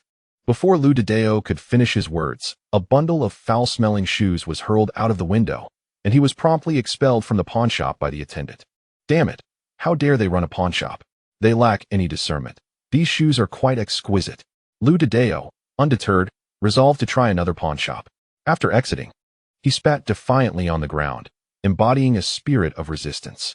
Just as Lu Dideo was about to leave in search of another pawnbroker, a blood-curdling scream pierced the air, and he turned to witness a steward tumbling down the steps of the pawnshop. With a series of exaggerated ouchs, the steward fell in a comical manner, landing right at Lu Dideo's feet. Everyone saw that. It was your own clumsiness. Don't pin it on me, Lu Dideo shouted, asserting his innocence. How could that be? I, old Zhong, am not that sort of person, the steward replied, grasping Lu Dideo's leg to regain his footing. Thank you, brave warrior, for your assistance. Without your leg to lean on, I might have met with a far worse fate. He expressed his gratitude. Lu Dideo, bewildered, thought to himself, I didn't save you. You were the one who clung to my leg. Ah, brave warrior, I see you just emerged from the pawnshop. Are you facing difficulties and seeking to pawn something? Since you saved me, I implore you not to return to the pawnshop. Just hand your items over to me, and I shall offer you a generous price. The steward said, feigning sincerity. Which? Yes, indeed, it is a principle instilled in me by my father to assist those in need. Lu Dideo declared with a noble air, though his tone shifted as he inquired, Are you truly offering a generous price? Certainly. I, old Zhong, am a man who values gratitude.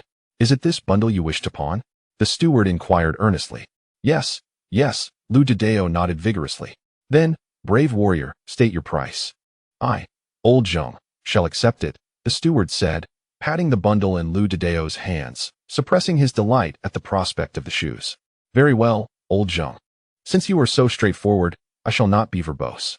This bundle of shoes has been handed down through my ancestors, and it is said that in times of hardship, it should be pawned for no less than 20 taels. However, given your agreeable nature, I shall risk the wrath of my ancestors and offer it for 10 taels. I shall not accept a penny more, Lu Dideo boasted, displaying a camaraderie with the steward. How dare you ask for 1 tael after being thrown out of the pawnshop? The steward nearly spat in Lu Dideo's face, but recalling Zhao Dang's instructions, he restrained his anger and forced a grim smile, reluctantly producing 10 taels of silver to purchase the bundle of odorous shoes. With the bundle in hand, the steward wasted no time and dashed back to Zhao's residence in Beibing Masi Hutong to share the good news with Zhao Dang. Did we really obtain it? As Zhao Dang sat at the banquet table, he felt a surge of joy upon hearing the news. The matter entrusted by the master must be fulfilled at all costs. Behold, my lord, this is the bundle of shoes. Steward Zheng presented the parcel to Zhao Dang like a treasure. Good. Zhao Dang exclaimed 3 times in his elation. Once these shoes were in hand, even if Zhu Ping'an apprehended those useless scoundrels, it would amount to nothing. I could easily find a few individuals to fill the gaps in the camp. What evidence could Zhu Ping'an possibly have to prove that those incompetents were my soldiers? In his excitement, Zhao Dang opened the bundle and hastily pulled out a shoe. Ugh! Zhao Dang nearly retched, and the other officials at the banquet turned ashen, their strength sapped. Damn! Is this the shoe you nearly killed yourself for? Zhao Dang glared at the patched, tattered shoe in his hand, fury blazing within him. He pressed one hand against Steward Zheng's face, unable to contain his rage. Every single shoe in this bundle was a patched-up rag. None bore resemblance to the military's blue short boots. It was evident he had been played, recalling Zhu Ping'an's cryptic smile as he departed. A wave of heated indignation surged through Zhao Dang. Zhu Ping'an, I shall not rest until we are adversaries. Shortly thereafter, Zhao Dang's furious roar shattered the tranquility of Beibing Masi Alley. Chapter 624, settling down not long after lunch. Zhu Ping'an took the initiative to bid farewell to Governor Zhou and exited the Shuntian prefecture. Though he was still on holiday, Zhou Hojia was at work, and Zhu Ping'an was mindful not to disrupt his duties. Upon leaving the Shuntian prefecture, Zhu Ping'an made his way directly to the prearranged tavern, where he fortuitously encountered Lu Mu and Lu Dedeo as they settled their bill.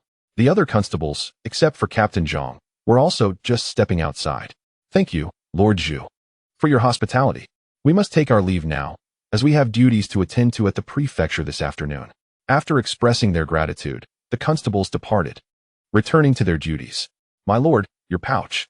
After the constables had left Shuntian prefecture, Lu Mu returned the pouch of coins Zhu Ping'an had entrusted to him for the payment. Zhu Ping'an felt the pouch's weight and noticed it was heavier than before. Upon opening it, he discovered an additional 6 or 7 taels of silver inside, prompting him to look quizzically at Lu Mu and the others. "What is the meaning of this?" "My lord, you were indeed correct. The few pairs of ragged shoes I retrieved from the beggar's sect, as you instructed, were inadvertently revealed before that scoundrel Zhao Dang, and he certainly took notice. One of his subordinates stealthily followed me all the way to the pawnshop, unaware that I had noticed. Had I not deliberately slowed my pace, that fool would have lost track of me several times," Lu Mu explained. Before Lu Mu could finish, Lu Dedeo approached with a bundle in his arms, excitement radiating from him as he animatedly gestured and spoke. The villagers of Lu Dedeo's community, who lived by hunting, were well versed in tracking and counter-tracking. The moment Zhao's steward had stealthily followed him from the entrance, Lu Dedeo had already sensed it. The methods employed by the steward of the Zhao residence in tracking were rather amateurish, lacking in sophistication when compared to their techniques of stalking prey in the deep mountains. However, everything unfolded as anticipated. Zhu Ping'an had meticulously arranged for various contingencies in advance.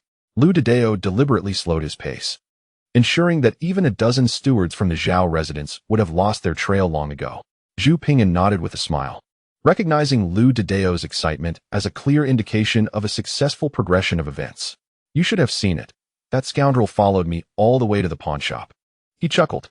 The pawnshop owner, being knowledgeable, immediately discerned that the bundle of shoes was worthless, yet that Zhao scion treated it like a treasure.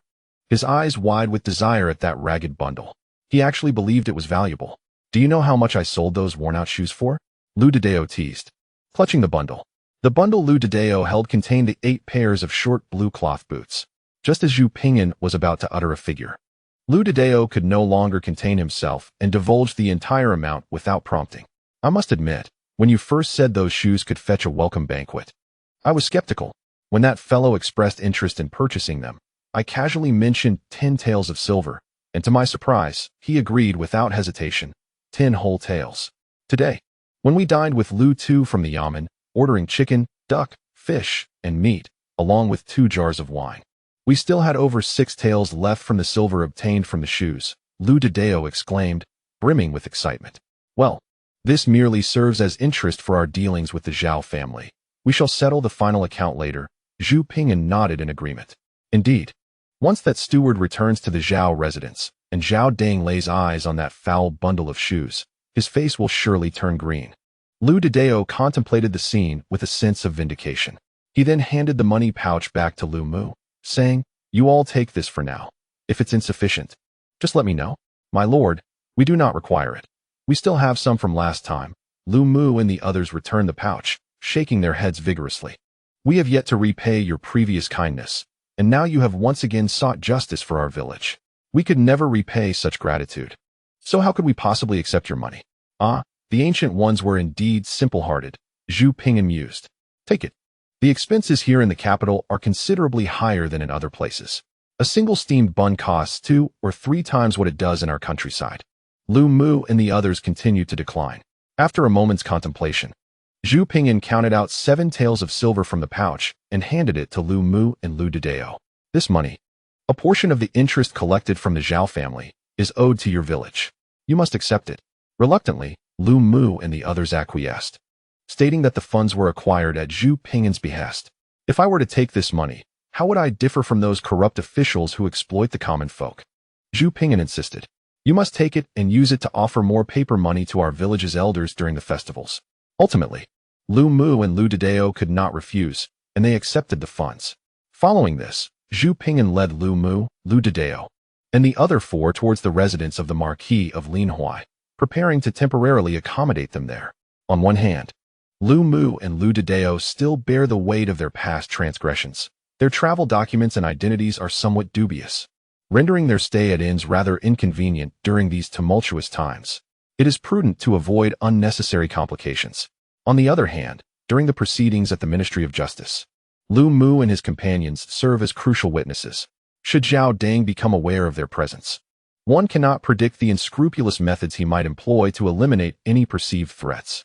Within the confines of the Linhuai Marquisate, however, their safety is considerably enhanced, as the security measures in place are deemed reliable. Furthermore, Lu Mu and his companions are resolute in their desire to express their gratitude, were they to be relocated elsewhere. It is likely they would refuse.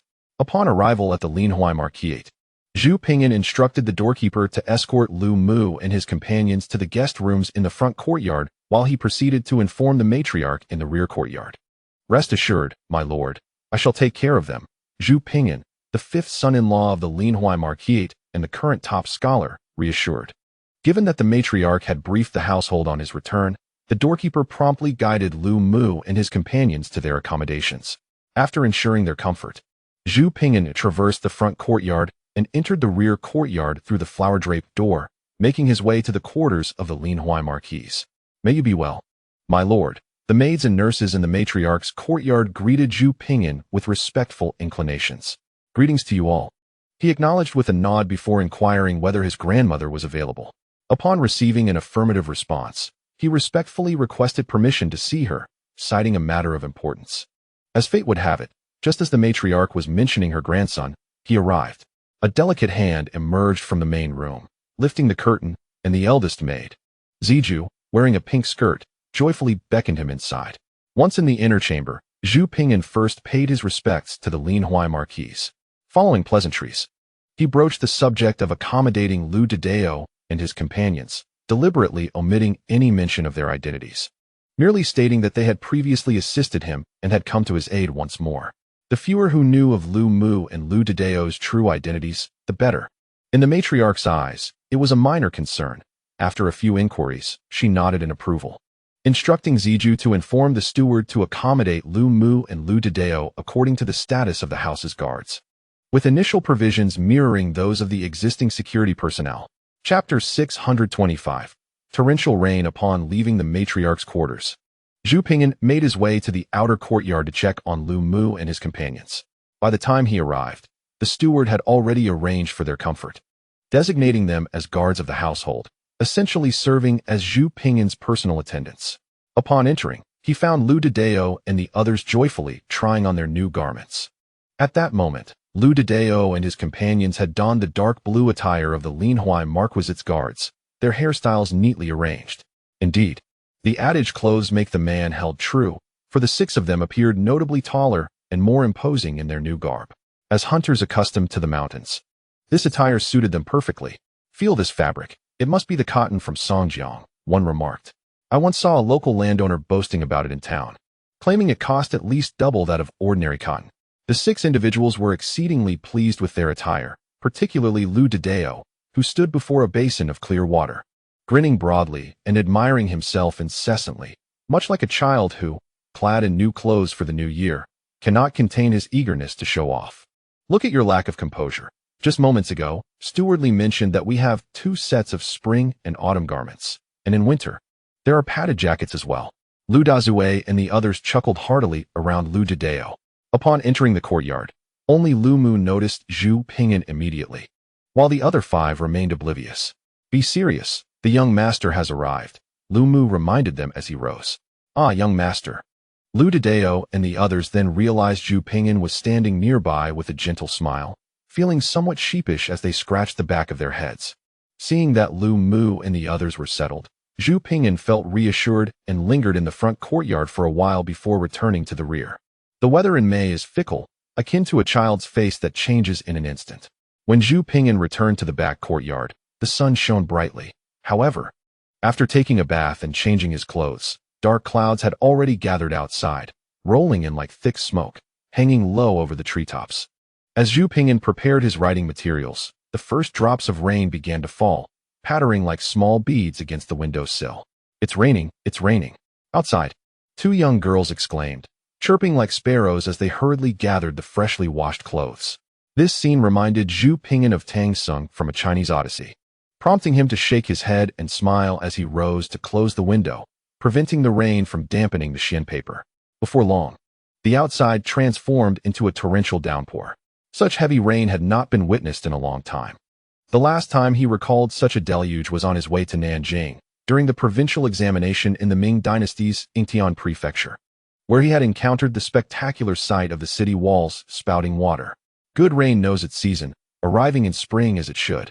Now, as the wheat ripened, this downpour would surely enhance the harvest for the farmers in the suburban areas of the capital this year. Bringing his thoughts back, Zhu Ping'an lit the oil lamp, retrieved a brush from the brush holder, and dipped it in ink, allowing his strokes to dance across the xian paper. While the capital endured a heavy rain, the downpour in Hejian Prefecture, part of the North Jili, was even more intense.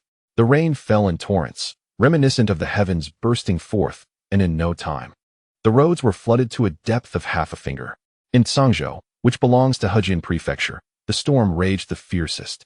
Cangzhou, bordered by the Bohai Sea to the east and adjacent to Beijing and Tianjin, is traversed by the Grand Canal. A half-day journey north from Cangzhou leads to Tianjin, and 3 more hours beyond that brings one to the capital. At this moment, the official road from Cangzhou to Beijing and Tianjin was already inundated with rainwater to a depth exceeding half a finger, with some sections even reaching half a foot deep. Such violent rainfalls on this thoroughfare were a once-in-a-decade occurrence. The rain poured down relentlessly, obscuring the road completely. The surface resembled a straight river, with the water slanting and blurring visibility, rendering the path ahead nearly invisible. The travelers, originally en route, had long since sought refuge from the torrential downpour in the nearby village market, gazing forlornly at the relentless curtain of rain, utterly devoid of any desire to continue their journey. Suddenly, the hoarse sounds of horsemen echoed, followed closely by the splashing of hooves as 4 magnificent steeds galloped along the official road, sending sprays of water in their wake. Through the curtain of rain, one could vaguely discern 4 fully armored soldiers, gripping their reins tightly as they crouched upon their steeds, maneuvering skillfully to mitigate the resistance of wind and rain, conserving the horses' strength to enhance their speed. Not long after the 4 armored soldiers sped past, a greater commotion arose from behind along the official road. 6 similarly adorned soldiers, accompanied by over 10 uniformly dressed bodyguards, strategically dispersed in an orderly fashion around 7 or 8 horse-drawn carriages, which prominently featured a triangular red flag.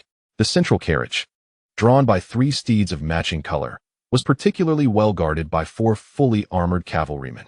Both the mounted soldiers and the bodyguards were cloaked in raincoats, as was the carriage driver. Each carriage was covered with several layers of oil-coated felt, effectively preventing rainwater from seeping inside. "Miss, the rain outside is torrential. The road is hardly visible," remarked a round-faced maid, peering anxiously through a slight opening in the window of the central carriage. Her cherubic face, already carrying the softness of youth, appeared even more plump as she expressed her concern. With the capital city drawing near, the sudden downpour was troubling. It must not hinder their journey, as the young masteress' birthday was fast approaching. The interior of the carriage was adorned with utmost comfort, resembling the boudoir of a wealthy heiress, complete with a tea table, a dressing table, and a plush couch. Reclining languidly against a soft pillow was an exquisite young lady, fair-skinned and breathtakingly beautiful, engrossed in a volume of the Book of Songs, savoring the warmth from the stove within the carriage. "Let the heavens rain. My mother is to be wed. If the Almighty chooses to pour, so be it," she mused, her dark eyes unperturbed as she cast a glance outside, devoid of any ripple of emotion, presenting a stark contrast to the anxious maid, who continued to fret about the storm. "Miss, what if this downpour delays our journey?" the maid implored, her worry evident in her tone. "It shall not," the beautiful young lady replied, a glimmer of light sparking in her obsidian eyes as she slightly parted her crimson lips to utter 2 confident words. "Really?" The maid's eyes sparkled with delight, her round face lighting up with excitement. "Do you doubt me?" the young lady inquired, turning a page of her book with a delicate motion, a subtle smile playing on her cherry-red lips, her gaze never straying far from the pages, though she cast a sidelong glance at her maid. The maid promptly shook her head vigorously in negation. "Miss, I have something to report." At that moment, a voice declared from outside, followed by the sound of hooves. As a fully armored officer approached the carriage window, respectfully cupping his hands in salute to convey his message. Chapter 626. On the road outside. A torrential downpour raged, cascading like the breach of the celestial river, drenching all beneath it and making it nearly impossible to keep one's eyes open. The armored captain stood respectfully at the side of the carriage, the icy rain cascading over his armor, seeping through the seams and trickling down into the chaotic stream at his feet. Despite the deluge, he remained steadfast, as did the other armored cavalrymen. Unmistakably a disciplined and trained force. In stark contrast, the uniformly clad guards appeared rather inadequate. Their raincoats frequently wiped to clear the water from their faces or shaken to rid themselves of the downpour. "What is it?" A melodious voice, akin to that of a lark, emerged from within the carriage, enchanting and ethereal, as though a songbird had flown amidst the storm. "Miss, I must report that the scouts have informed us of severe water accumulation on the official road ahead, approximately 2 miles out, with depths reaching half a meter. Furthermore, around 3 miles ahead, a landslide has occurred, blocking the road with fallen rocks and trees, extending for over 100 meters, rendering passage impossible for both vehicle and horse." The armored captain stood outside, gazing down respectfully, his hands clasped in salute as he delivered the news. Startled, the round-faced maid within the carriage gasped, instinctively covering her mouth with her chubby little hands, her expression a pitiful one as she looked up at her young mistress, resembling a frightened kitten. She then began to gently tap her mouth with her plump fingers. "Oh, miss, I truly have the tongue of a crow. I just mentioned how the heavy rain might impede our journey, and now it has come to pass. I really am a jinx." Rolling her eyes, the exquisite young lady lightly tapped the round-faced maid on the forehead with her copy of the Book of Songs. "I understand my mistake, miss. I shall never speak such ill-fated words again. But what shall we do now?" The maid's face, round and cherubic, crinkled into a frown, devoid of confidence. "What do you mean, what shall we do?" "We continue on," the striking young lady replied, exasperated, rolling her eyes once more as she set down her book and spoke softly. The round-faced maid looked bewildered. "But did you not say there was water and a landslide ahead? Can we truly continue?" "My incompetence is apparent. I beg your pardon, Mississippi. It seems we cannot continue our journey today," the armored captain interjected, bowing slightly. "Given the severe conditions ahead, for your safety, I humbly suggest we turn back to the Tsang County post, 1 mile behind, where you may rest until the rain ceases, and then we shall proceed." Hearing the words of the exquisite young lady within the carriage, the armored captain bowed in apology. They had been tasked with escorting the noble party to the capital.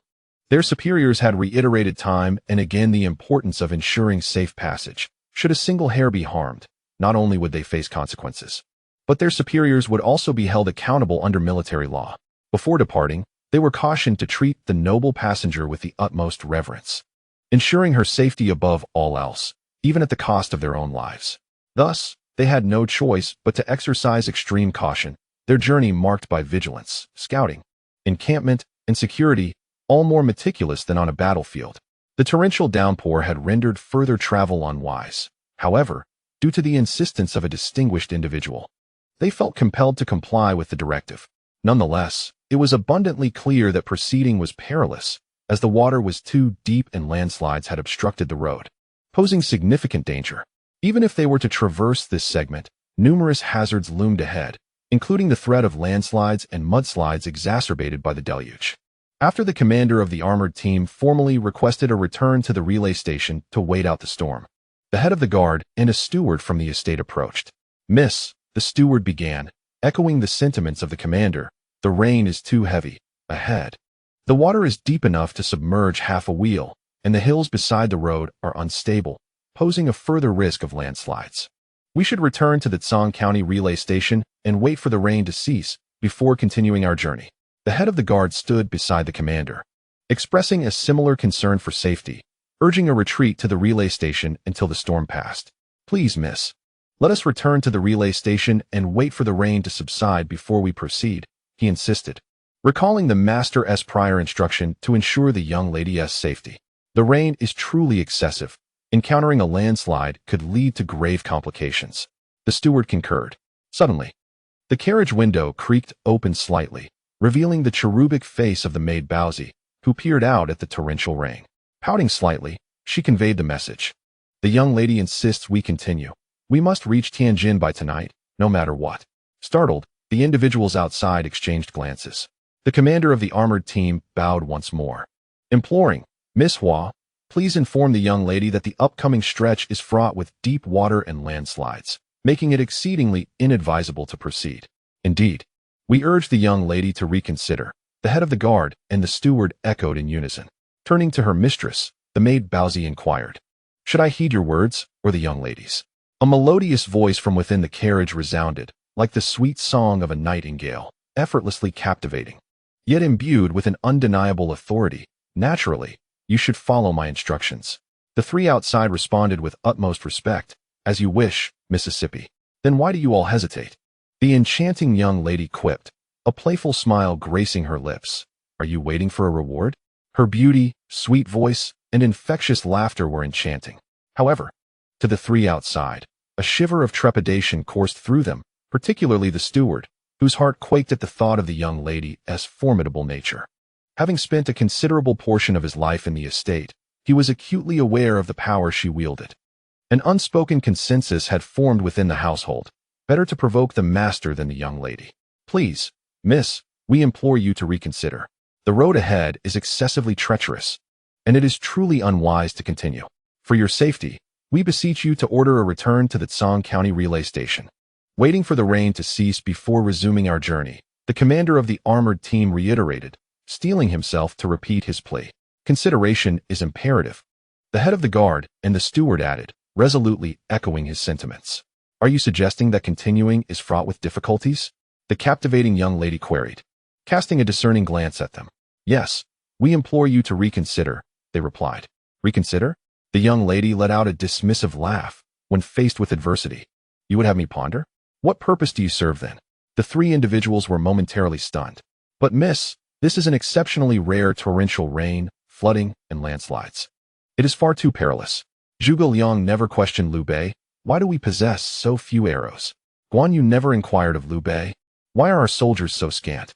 Zhang Fei never asked Liu Bei, what should I do when the enemy is at our gates? Zhao Zilong never posed to Liu Bei, what shall we do when the young master is ensnared by the vast forces of Chao?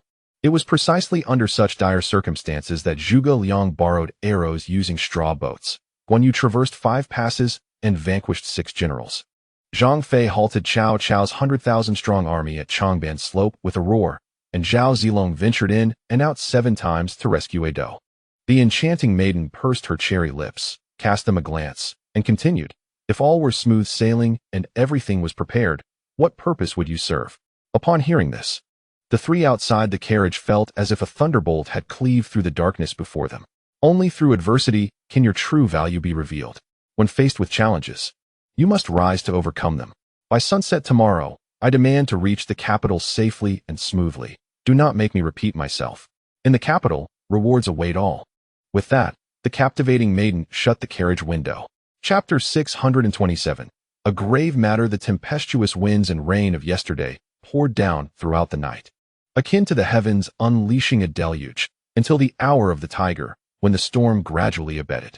In the early morning, though the sky remained overcast, the rain had ceased. Zhu Ping'an, as was his custom, rose early, washed up, and, with a cloth bag slung over his shoulder, pushed open the door. The courtyard was strewn with fallen leaves and petals, remnants of the fierce winds and rain from the previous night. The drainage system of the Linhuai Marquiate was remarkably efficient. Despite the torrential downpour, the courtyard retained little water, with only the stone troughs at the base of the courtyard walls flowing with gushing streams, evidence of the night's deluge. The water from the open channels flowed over the steps, trickling through the gaps left in the stairs, merging into the channel outside the rain-listening pavilion, part of which fed into the Marquisate's pond, while the rest entered the capital's drainage system, flowing into the moat. After the storm, the air was infused with the scent of damp earth, reminiscent of his hometown, Xia village. A sudden wave of nostalgia washed over him.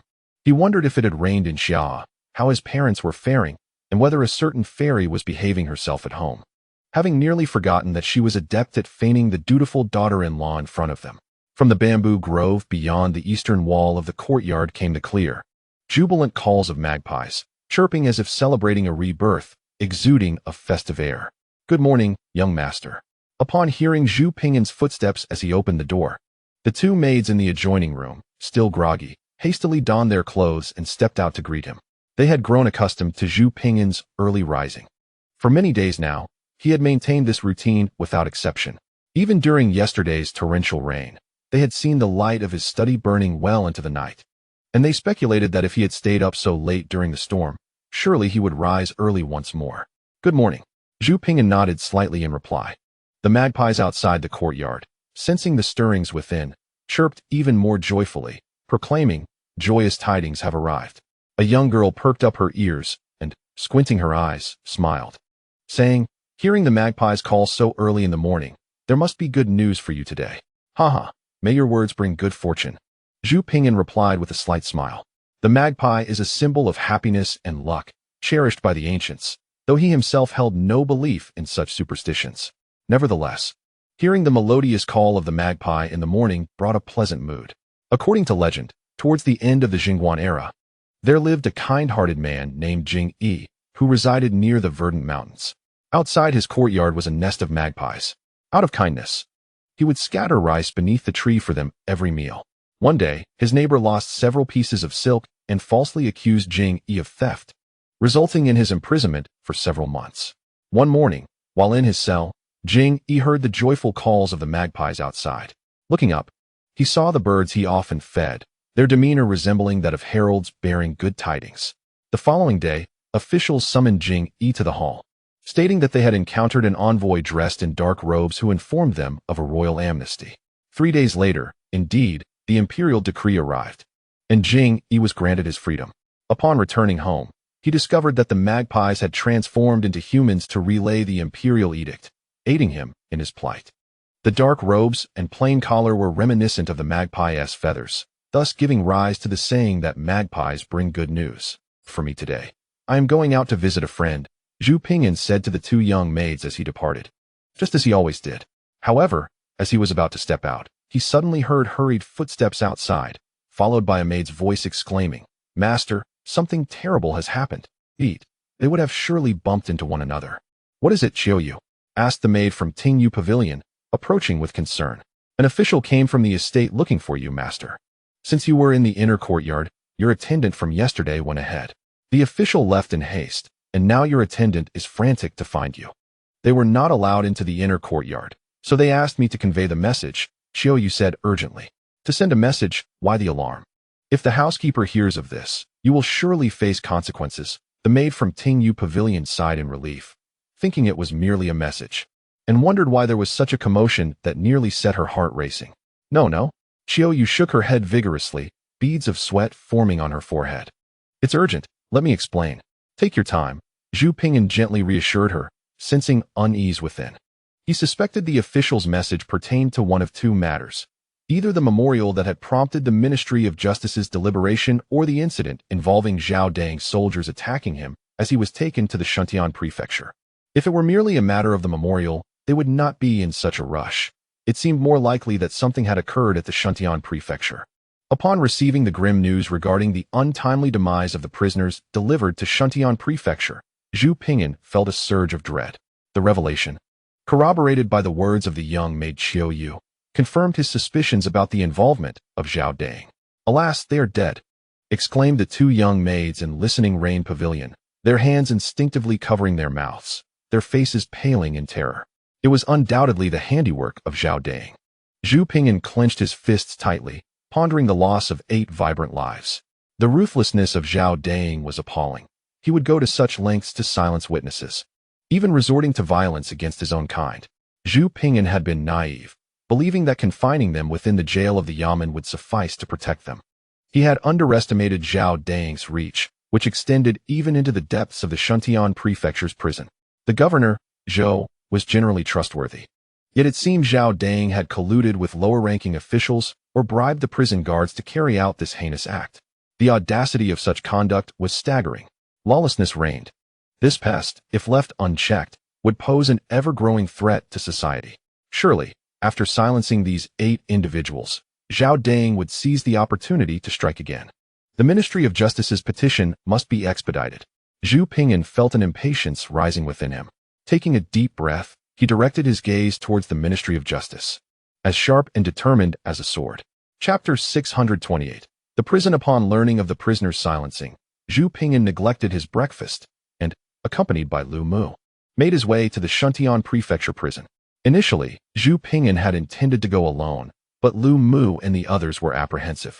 Given Zhao Dang's previous attempts on Zhu Ping'an's life, they vehemently opposed him venturing out alone, especially under such perilous circumstances. After some contemplation, Zhu Ping'an decided to bring Lu Mu along, recognizing his steady demeanor and superior skills among their group. As for the others, Zhu Ping'an had alternative plans, opting not to include them on this venture. Their identities had been arranged, linked to a farm under the Marquis of Linhuai, alleviating any concerns regarding travel documents. Similar to other county offices, the Shuntian Prefecture prison was situated adjacent to the prefectural yamen. Entering the yamen, they traversed an expansive courtyard, approached the ceremonial gate, and entered through the west gate, ultimately arriving at the prison. The drainage system of Shuntian Prefecture was rather inadequate, leading to the accumulation of water in front of the prison. A pathway of bluestone bricks had been laid out to facilitate access into the jail. In front of the prison, a darkened bluestone brick was inscribed with the characters for prison embedded in the stone wall. Ancient texts were read from left to right, and these 2 characters conveyed the term prison succinctly. On either side of the prison's outer wall, 4 characters were carved: punishment without amusement on the left, and evil cannot be concealed on the right. Zhu Ping'an gazed up at the inscribed bricks, then followed the path of blue stones towards the cells. "Young master, be cautious of the moss," a voice cautioned.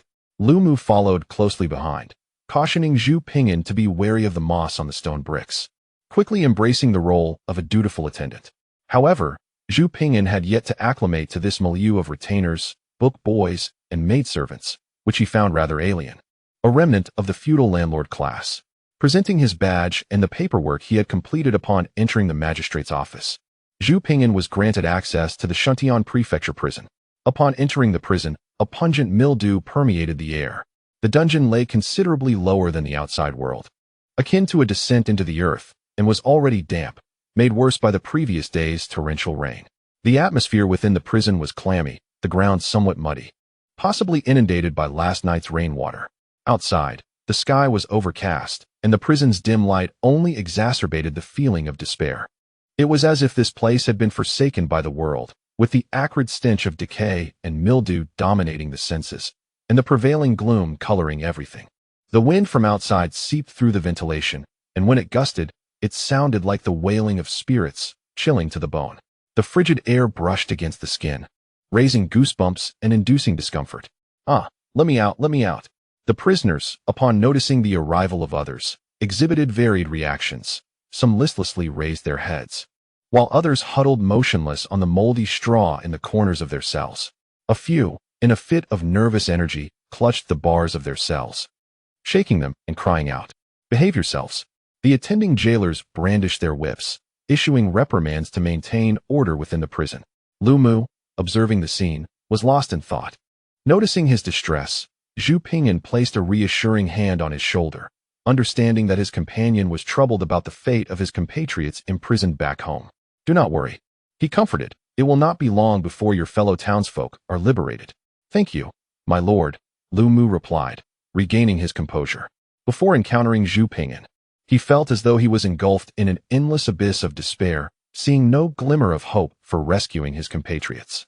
However, after meeting Zhu Ping'an, a flicker of hope reignited within him for reasons unknown, but it was there nonetheless. Zhu Ping'an's modest stature appeared grand in his eyes, akin to a lighthouse illuminating the darkness. Under the guidance of the jailers, Zhu Ping'an led Lu Mu to the cell where the incident had occurred. Prefect Zhou Hojia was presiding over matters within the cell, as 2 coroner's assistants examined the cause of death of the prisoners. Several bailiffs were meticulously investigating the scene. Zhu Ping'an approached Prefect Zhou, exchanging formal greetings before standing quietly to the side, ensuring not to interrupt their work. "Sir, the 8 prisoners died from poisoning, their foreheads darkened, lips purplish, and the bite marks show signs of bruising, classical symptoms of poisoning. Rigor mortis has not yet set in, indicating the time of death was less than 2 hours ago, reported the coroner after his examination.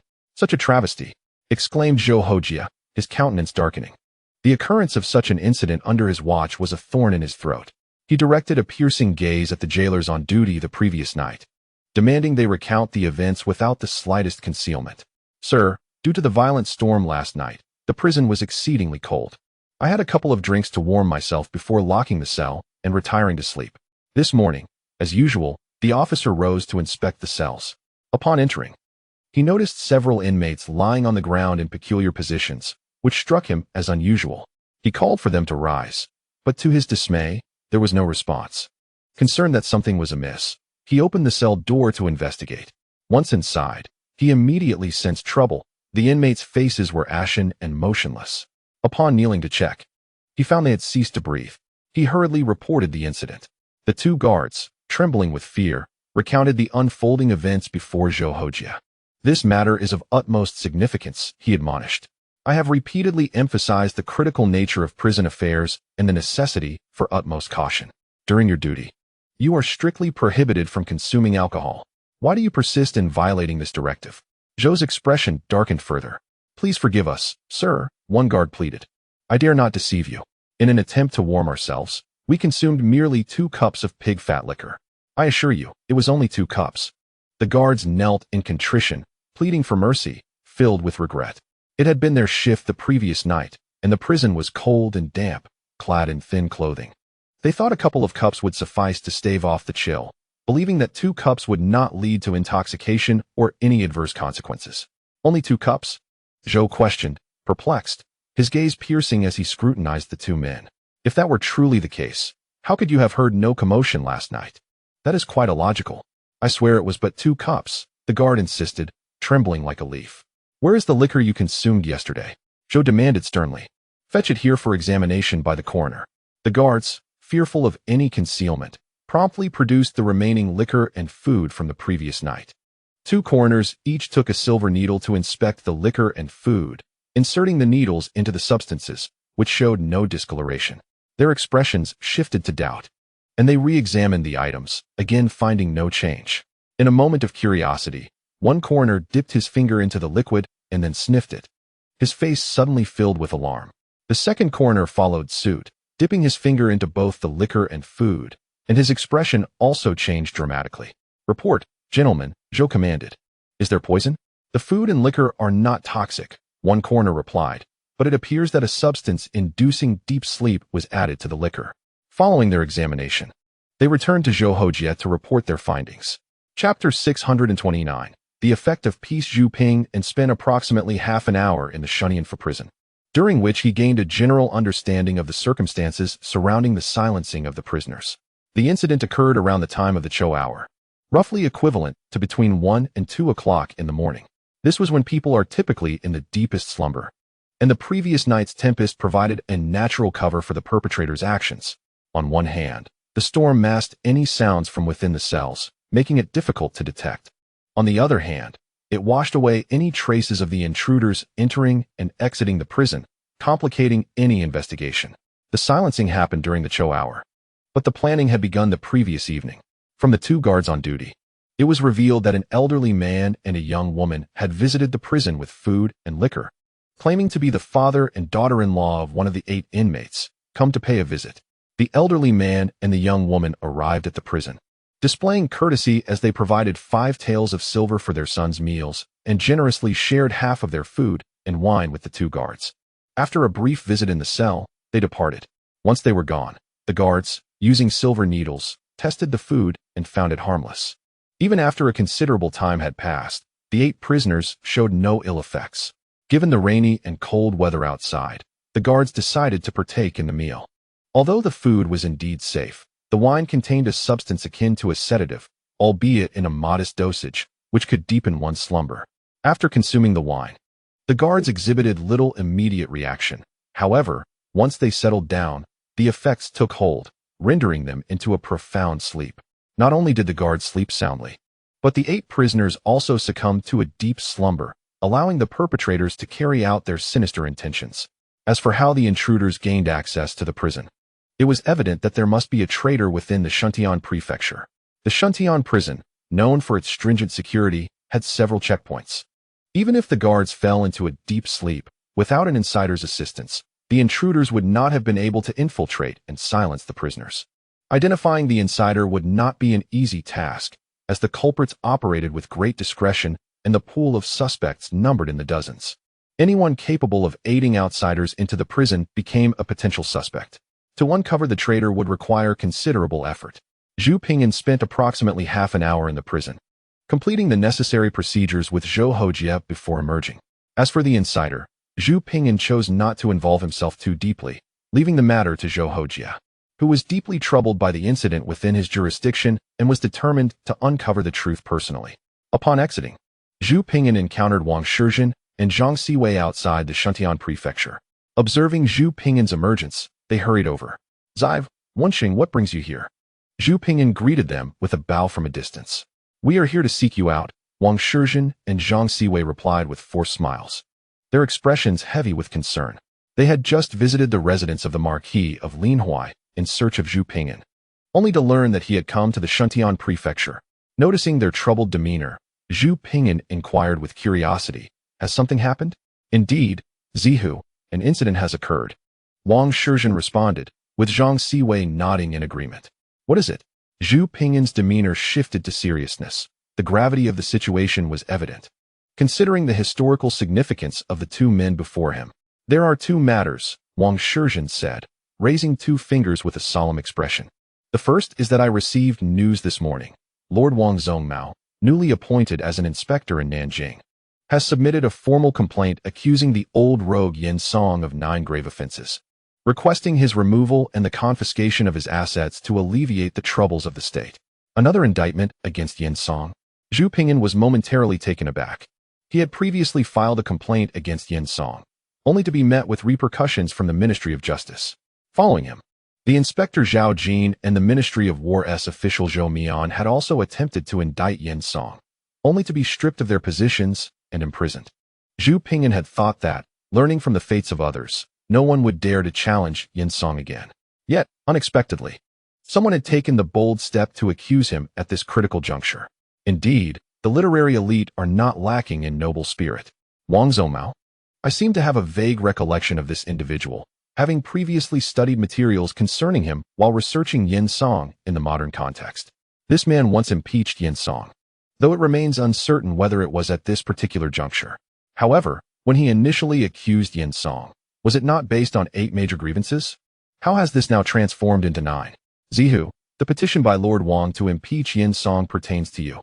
Wang Shizhen's subsequent words left Zhu Ping'an in a state of astonishment for quite some time. Pertains to me? Zhu Ping'an pointed at himself, bewildered. Indeed, there was Shun Lian's impeachment of Yin Song, leading to his banishment to Dianjin, followed by your own accusations against Yin Song's accomplice, Zhao Dang, which were presented to the Ministry of Justice. Consequently, Zhao Jin and Zhou Mian were demoted to commoners. Thereafter, both the court and the populace were silenced in fear of Yin Song's influence, leaving no one brave enough to speak out. Lord Wang, filled with indignation at this state of affairs, resolutely submitted a petition to impeach Yin Song. Wang Shizhen nodded in affirmation. Zhu Ping'an opened his mouth, but found himself at a loss for words. Furthermore, among the 9 major grievances Lord Wang raised against Yin Song, the 9th grievance specifically referenced the contents of your memorial. Zhang Siwei then recounted Wang Zhongmao's memorial, stating that Lord Wang accused Yin Song of being a wicked flatterer, devoid of shame, who held power for an extended period, wielding authority to oppress and enrich himself, causing universal resentment among ministers and citizens alike. The grave sins he attributed to Yin Song were 8-fold. 1. Appointing officials in exchange for substantial bribes, filling ranks with both civil and military personnel, all drawn from his own sphere, strategically positioned in key areas. 2. Favoring private interests, promoting external officials without regard for merit or experience, solely motivated by bribery, resulting in the exclusion of the virtuous and capable from serving the state. 3. Following past impeachments, he covertly transferred vast sums of wealth to his ancestral home in Jiangxi. 4. Acquiring fertile lands across Jiangxi, amassing gold, silver, and rare treasures for the benefit of his descendants, indifferent to the plight of the impoverished nation. 5.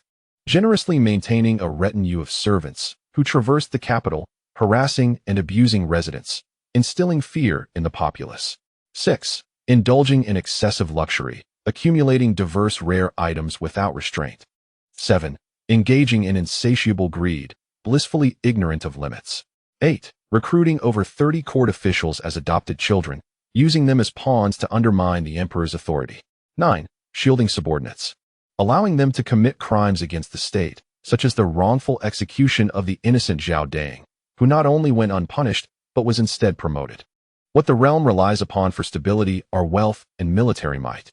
Inferior civil servants, bribed to exit through Yan's doors, inevitably plunder the wealth of the people. How can the populace not suffer? Inferior military generals, similarly bribed, will undoubtedly embezzle military funds. How can the soldiers not be weary? The position held by Yen Song could have funded the frontier for years. He must be removed, this scourge upon the nation, and his wealth confiscated to alleviate the nation's suffering. Zhu Ping'an pondered these words for a considerable time. So, it is no wonder that historically, Wang Zhongmao accused Yen Song of 8 major grievances, which have now evolved into 9. It was indeed inspired by my own memorial, thus adding an additional charge. At that moment, Zhu Ping'an felt akin to a butterfly flapping its wings in the South Pacific, gradually beginning to influence the course of history. Chapter 630. The Ministry of Justice's petition commences. However, Lord Wang's memorial had already arrived in the capital 5 days prior, but was intercepted by the Grand Secretary Zhao Wenhua, who withheld it and discreetly reported to Yen Song. It was only this morning that it was finally dispatched to the Western Garden, granting the treacherous Yen Song ample time to prepare his defense. Wang Shirzhen, filled with indignation, expressed his utter dissatisfaction with the conduct of Yen Song's followers. Zhu Ping'an gently placed a hand on Wang Shirzhen's shoulder, urging him to temper his emotions, mindful of the potential for eavesdropping. Tong Shengxi Zhao Wenhua, the adopted son of Yen Song, stood as a pivotal figure among Yan's inner circle and was a trusted aide.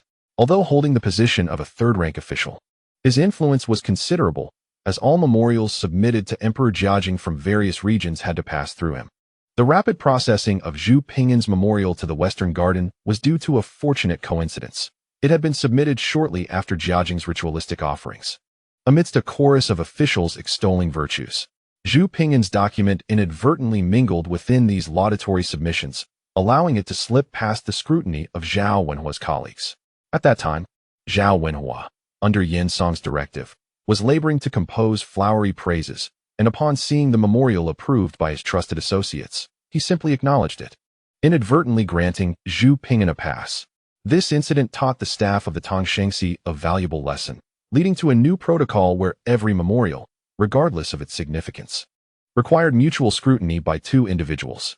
Thus, Wang Zhongmao's memorial was promptly identified by the clerks of the Tongshengxi and reported to Zhao Wenhua, who swiftly communicated the matter to Yen Song. Determined to submit his memorial, Wang took the grim step of selecting a simple coffin. Zhang Siwei sighed heavily, expressing his admiration for Wang Zhongmao's integrity. He was well aware of the dangers he faced, yet he bravely approached them. Having served for many years, Wang Zhongmao was undoubtedly familiar with the process of memorial submission. The fact that Zhao Wenhua was Yen Song's son was hardly a secret, yet he resolutely chose to proceed. His motivations were not to achieve historical fame, but stemmed from a profound sense of duty, as articulated in his memorial. I too have my own life to protect. Would I not cherish it, daring to provoke the wrath of the ninefold heavens and the sharp edge of power? With sincere regard for the grace bestowed upon the nation, I cannot bear to witness the ruin of my ancestors' realm at the hands of the treacherous Song. In light of this, Zhu Ping'an felt a sense of inferiority. He could not summon the courage to denounce Yen Song at this moment. He felt like a moth drawn to the flame, lacking the bravery to act. At present, Yen Song loomed like a colossal tree, its trunk robust and roots deep, while he remained merely a tender sapling, unable to shake the mighty oak. In contemporary times, he was but an ordinary individual, striving yet unable to leave a significant mark on the world. His presence in the Ming dynasty, the chance to engage with the unfolding events of the era, felt like a wondrous and singular serendipity. He was grateful for the opportunity to stand at this crossroads of history, harboring ambitions not solely for personal gain or luxury, but to contribute to the era, to its myriad souls, to the Ming dynasty, to the populace, and to the Chinese nation. Zhu, the second matter concerns the petition to the Ministry of Justice. Wang Shizhen said, looking at Zhu Ping'an with a serious and worried expression. I have heard from Li Panlong, the principal official at the Ministry of Justice, that the petition is to be expedited. Ah, Wensheng, this is splendid news. You have not let me down at last. Zhu Ping'an, with an untroubled smile, exclaimed, good news? Upon hearing this, Wang Shizhen nearly choked on his own blood, his face contorting in a mixture of bewilderment and laughter as he looked at Zhu Ping'an, rendered speechless. Zhu, oh Zhu, you truly. Zhang Siwei rubbed the back of his head, wearing a similarly perplexed expression. Zhu, are you not concerned? I heard that Zhao Deng braved the rain last night to visit the Yin residence, bringing 2 carts of lavish gifts. The Ministry of Justice's early petition is clearly a scheme by the Yin faction to harbor nefarious intentions. They have swiftly dealt with anyone daring to criticize the Yin faction. A clear display meant to intimidate and deter others from harboring thoughts of dissent. Wang Shizhen lamented, his frustration palpable. Do not worry. My indictment concerns only Zhao Deng's wrongful acts and usurpation of merit, with ample evidence to support my claims. It is not mere conjecture. Justice resides within the hearts of the people, Zhu Ping'an softly reassured them, displaying no concern for the impending petition from the Ministry of Justice. Zhu Zhongxiwei and Wang Shizhen appeared helpless, as if the petition were directed at them, while Zhu Ping'an seemed unfazed. Before long, the steward from the Marquis of Linhuai's residence arrived alongside Lu Dedeo, presenting Zhu Ping'an with an official document from the Ministry of Justice, stating that it had just been delivered by an official per the old lady's orders to expedite it to Zhu Ping'an. The document clearly instructed Zhu Ping'an to present himself at the Ministry of Justice today without fail. Ah, how could it be so swift? Wang Shizhen exclaimed in astonishment. Although he anticipated an early notice, he did not expect it to arrive so soon. It appears the Yin faction indeed intends to wield a heavy hand to instill fear in others. Zhang Siwei expressed his concerns. Well, I shall proceed to the Ministry of Justice. We can gather another day, Zhu Ping'an remarked, folding the document neatly and placing it in his bosom. Smiling lightly as he bowed to Zhang Siwei and Wang Shizhen in farewell, his demeanor as casual as if he were merely going out for breakfast. Zhu Zhongxiwei and Wang Shizhen remained anxious. Rest assured, all will be well, Zhu Ping'an comforted them. How can one be at ease? Alas, I shall seek out Li Panlong. Additionally, my father has some connections at the Ministry of War. I shall give that a try. Wang Shizhen fretted more for Zhu Ping'an than himself, hastily departing before Zhu Ping'an could set off for the Ministry of Justice. My uncle once served as a senior official in the Ministry of Justice and still has some connections. I shall pay him a visit. Zhang Siwei hastily followed Wang Shizhen's lead. Zhu Ping'an observed their hurried retreat, rubbing his forehead. Why are they more anxious than I am? Perhaps I shall treat them to a fine meal another day. Sir, we have caused you trouble. Lu Mu and Lu Dedeo approached Zhu Ping'an, filled with guilt, feeling they had inconvenienced him. Do not say such things. The fault lies with Zhao Deng, not you. You are the victims. Zhu Ping'an firmly patted their shoulders, then instructed. I shall head to the Ministry of Justice now. You both return to the Marquis residence and summon Dezue and the others. Bring along everything I previously instructed, and await my news at the ministry. Sir, I will accompany you. Let Dedeo return to the residence, Lu Mu proposed. Zhu Ping'an gently shook his head, for he was now quite close to the Ministry of Justice and urged them not to worry about him. It was better for them to remain in the shadows, awaiting his news. Chapter 631. My apologies, I am a believer. The Shuntian Prefecture office was but a short distance away from the Ministry of Justice, merely 2 streets apart. Dressed in casual attire, Zhu Ping'an slung a cloth bag over his shoulder and ambled towards the ministry, resembling a leisurely tourist. As he passed by the street in front of the Shuntian Prefecture, he casually stopped at a nearby breakfast shop, purchasing 3 substantial meat buns, savoring one as he walked. These meat buns were quite large, nearly the size of his palm, with a fermented dough enveloping a filling of pork and radish. A single bite released a delightful burst of flavor, leaving a deliciously greasy sensation at the corners of his mouth.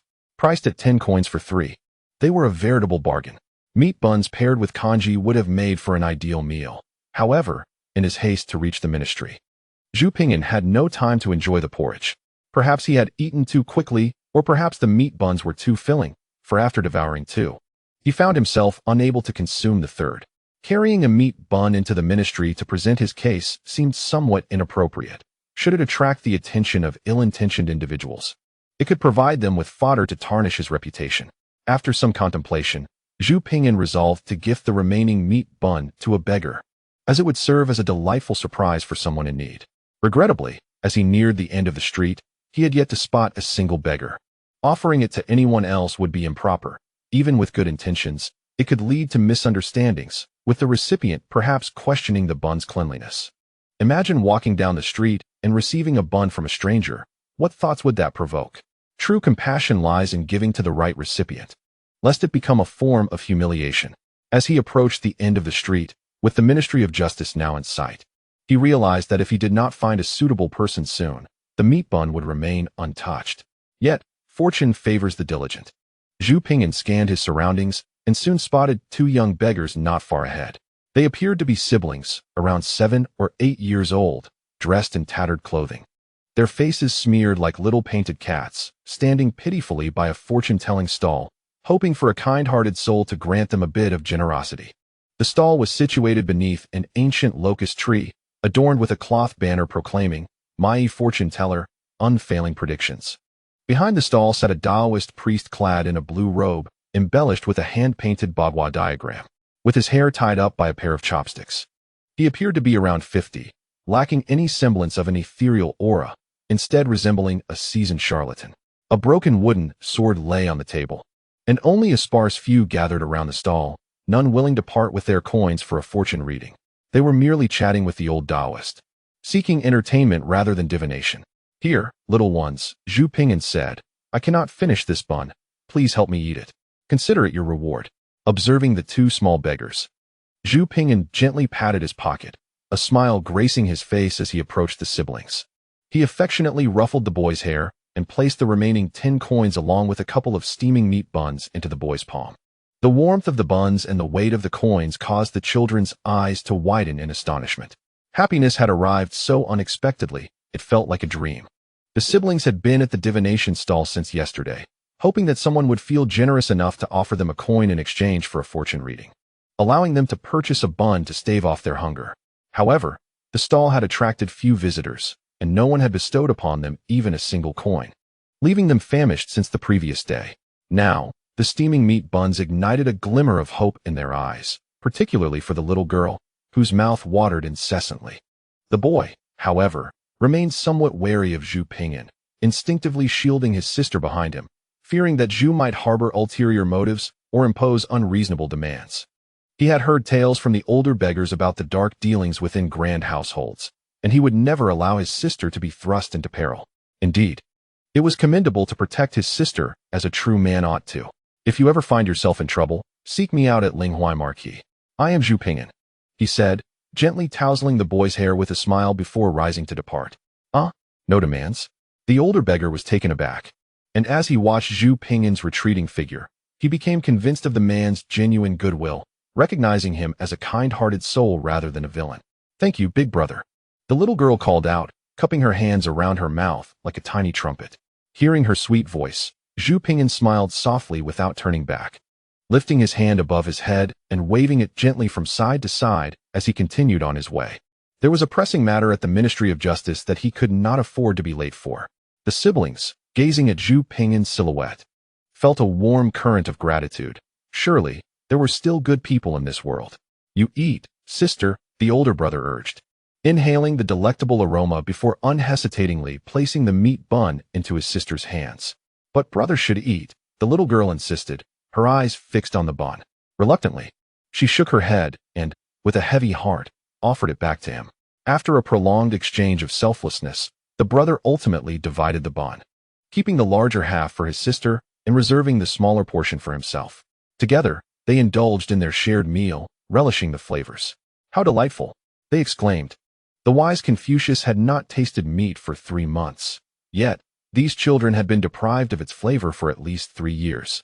No sooner had Zhu Ping'an taken a few steps away when a shadow darted before him, revealing an elderly Taoist priest clad in a blue robe, hair tied with chopsticks, brandishing a divination tool and feigning a sage-like demeanor as he stroked his beard.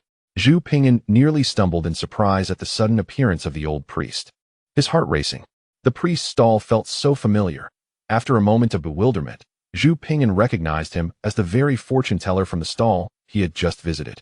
"Young sir, please pause," the old Taoist implored, blocking Zhu Ping'an's path. "I sense a connection between you and the three pure ones. Allow me to divine your fortune." "Apologies, but I adhere to Buddhism," Zhu Ping'an replied with a wry smile, dismissing the old man's advances and continuing on his way. "Did you not say I was fated to meet the three pure ones?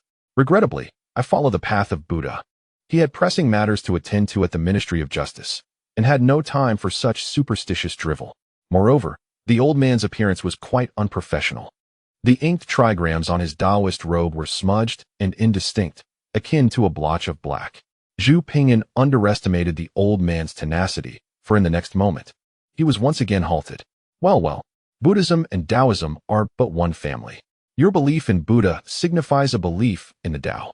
Indeed, you are fated to encounter the three pure ones." The old man, unfazed, obstructed Zhu Ping'an once more, spouting nonsensical claims without a hint of embarrassment. Well, what do you mean by that? Isn't that a monk's catchphrase? You are a Taoist, not a monk." Zhu Ping'an thought, exasperated. "I am in a hurry to reach the ministry. Perhaps you should seek another to deceive." "Forgive me, Taoist, but I have pressing matters. Kindly find someone else," he said, making a slight gesture of respect before attempting to bypass the old man yet again. Nay, a fortune is only revealed to those with fate. Even if offered 1,000 gold pieces, I would not divulge the secrets of heaven to the unworthy, the old Taoist insisted, clinging to Zhu Ping'an's sleeve as if he were a stubborn piece of gum. "What is your intention, Taoist?" Zhu Ping'an halted, curiosity piqued. "Today, you are fated to meet the three pure ones. Allow me to cast your fortune and bestow upon you prosperity." The old man formed a gesture with his left hand, fingers bent, and spoke earnestly. "Is this never-ending?" Zhu Ping'an thought, bewildered. He raised his hands in surrender and replied, "I am financially embarrassed, entirely devoid of funds. Perhaps you should seek another fortunate soul." To his surprise, as soon as Zhu Ping'an opened his palms in dismissal, the old Taoist seized him with remarkable speed, grasping both his hands firmly. The old man, despite his age, possessed considerable strength, and Zhu Ping'an winced under the grip, rendered unable to withdraw. "Do not mention money. I am not so base," the old man declared, examining Zhu Ping'an's palms with fervor. "As I mentioned, you are destined to meet the three pure ones. Otherwise, I would remain silent even if offered a fortune. Today, I shall charge you nothing and will grant you a glimpse into your destiny." Alas, it hurts, Zhu Ping'an thought, astounded by the old man's strength, which exceeded his own. The old Taoist's grip was both firm and skillful, causing discomfort with every slight movement, leaving Zhu Ping'an no choice but to endure the old man's palm reading. "It appears that it is time for me to enhance my physical fitness. A man in his 50s can render me utterly helpless." This thought had previously crossed my mind when Zhao Dang's subordinates sought to provoke me. And now this incident serves once again as a wake-up call. The road ahead is long, and improving my physical condition is of utmost urgency. Indeed, I have even forgotten Chairman Mao's teachings on the holistic development of moral, intellectual, physical, aesthetic, and labor capacities. This time, I must remember. The old Taoist is not a petty individual. Dear sir, do not broach the topic of money again. Our fates are intertwined, and I, though sacrificing 10 years of my life, am determined to offer you a divination, a glimpse of prosperity. The old Taoist speaks with utmost seriousness, claiming to shorten his life by 3 years, as if it were a grand sacrifice, yet the tone shifts in an instant. "Of course, if you feel uncomfortable, you may compensate me with the jade pendant you wear at your waist." Ah, so he has set his sights on my jade pendant. How naive. This pendant was gifted to me by Li Shu, and surely, a piece that has caught the eye of such a captivating being must be of considerable value. "Please, do not speak of sacrificing your life. I cannot bear such a burden." Does he truly believe I am foolish and wealthy? I regard the old Taoist with disdain. Yet, his resolve is steadfast. No matter how I refuse, he carries an air of certainty as if he has already determined my fate. A gentleman observes the signs and plays with words. When action is required, he observes the changes and engages in divination. This hexagram, drawn from the I Ching, was derived by the renowned diviner, Ma Yi. Even Liu Bowen merely skimmed the surface, while the old Taoist is a master. He seizes my palm, examining the lines while extolling his insights. "Go ahead, Blow your horn. I roll my eyes in response. Suddenly, as the old Taoist is engrossed in his proclamations, he pauses, astonished by what he sees in my palm. With a gasp, he tightly grasps my hand again, scrutinizing it with uncertainty, displaying a demeanor of disbelief. What trickery are you up to now? I am startled by his sudden exclamation. Honestly, you are too immersed in this act. Enough with the theatrics. For I do not believe in such nonsense. I glance at the old Taoist, pulling at the corner of my mouth. In the next moment, he lifts his gaze to my face. Suddenly, dragon patterns in the palm, a position of power. The purple tenuity in the heavens, grasping the fate of the world. The old Taoist exclaims in shock, his mouth agape, eyes nearly bulging as if he has seen a ghost. Then, with a thud, he kneels before me, trembling like a leaf, performing an elaborate bow while exclaiming, "Long live our emperor." What the hell? Are you trying to get yourself killed? Do not drag me into this. I am taken aback by his actions, jumping back as if a cat had its tail stepped on. Good grief, what madness is this? I am drenched in cold sweat. Fortunately, this place is secluded, and there is no one around. Otherwise, if it were overheard by those with ill intentions, it would be impossible to explain. If it were not for the absence of nearby onlookers, Zhu Ping'an would have suspected that the old Taoist was deliberately sent by Zhao Dang to ensnare him. In a feudal society, uttering such words is tantamount to courting death. The Jiajing emperor is not known for his magnanimity. To avoid the ominous saying of two dragons not meeting, he does not even meet with his own son. How can a ruler tolerate anyone sleeping beside him? The emperor's suspicion is profound, and one can only imagine how the Jiajing emperor would react upon hearing the phrase "Long live my emperor" for thousands of years. Even 10 heads would not suffice to justify such a fate. I cannot afford to provoke him, nor can I evade him. After slipping away, Zhu Ping'an quickly surveyed his surroundings again. Seeing no one paying attention, he broke into a cold sweat and hurriedly departed, as if pursued by a rabid dog. What a stroke of misfortune to encounter such a lunatic. To utter such words for the sake of earning a few coins from divination. Zhu Ping'an felt nothing but disdain for the old Taoist. Such a person should be avoided at all costs in the future. Once Zhu Ping'an had fled a considerable distance, the old Taoist finally regained his senses. Wait, what have I just done? I was so startled by that young man's features that I instinctively knelt down. Now reflecting on it, the old Taoist felt a wave of trepidation wash over him, and feigned picking up something from the ground. Retrieving a small stone and placing it in his pocket, pretending to act nonchalant as he stood up. However, after rising, the old Taoist was still engulfed in confusion. He reached into his robe, rummaging for some time before pulling out a weathered and crumpled booklet, flipping open a page to read aloud. Indeed, it is written, "The dragon pattern runs through the palm, residing above all in the purple microcosm, mastering the world's fate." Who could possess such a fortune but the emperor himself? No. Could it be that this young man is a prince disguised in commoner's garb?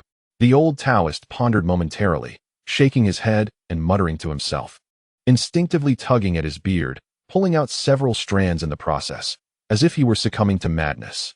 Chapter 633. The bustling Ministry of Justice. As Zhu Ping'an approached the Ministry of Justice, he felt a sense of unfamiliarity. The entrance was thronged with people, comprising both civil and military officials, with the latter in greater numbers, creating a scene as lively as a post-court assembly. Zhu Ping'an nearly doubted he had arrived at the correct location. The Ministry of Justice resembled a fortress under martial law, with an imperial guard, adorned with embroidered spring blades, stationed every few steps. In addition to the guards, approximately 5 small banners of soldiers, each consisting of 10 men, stood in formation at the entrance, resembling a military parade. "Liang Qianhu, you have come as well," called out Wang Qianhu to Lu Qianhu at the ministry's entrance. Zhao Qianhu was betrayed from behind, as a comrade. "I must come to support him," replied Lu Qianhu. "I, like Lu Qianhu, have come to stand by Zhao, my younger brother. How can we bleed and sweat for the Ming on the front lines while they lounge in comfort behind us, even stabbing us in the back? What sense does that make?" Wang Qianhu expressed his indignation, his heart filled with both anger and hatred toward the defenseless civil officials. Indeed, if it were not for us fighting fiercely against the Tatars, the Walla, and the Jurchens on the front lines, how could they dare to sip tea and dance behind our backs, repaying our kindness with enmity? Such people deserve nothing less than a face full of spittle upon sight. Once again, a military official arrived, approaching the two individuals to exchange pleasantries. "Zhongxian, Lord Wang." and several other military officers greeted one another before engaging in conversation in front of the Ministry of Justice. Shortly after their arrival, a few more civil and military officials joined them, congregating at the ministry, waiting for others while continuing their discussions. The atmosphere was indeed lively, though it seemed it might lead to disappointment today. Zhu Ping'an slightly curled his lips into a smile and stepped toward the entrance of the Ministry of Justice. Today, the ministry was dealing with a significant case, and all idle persons were instructed to take a detour.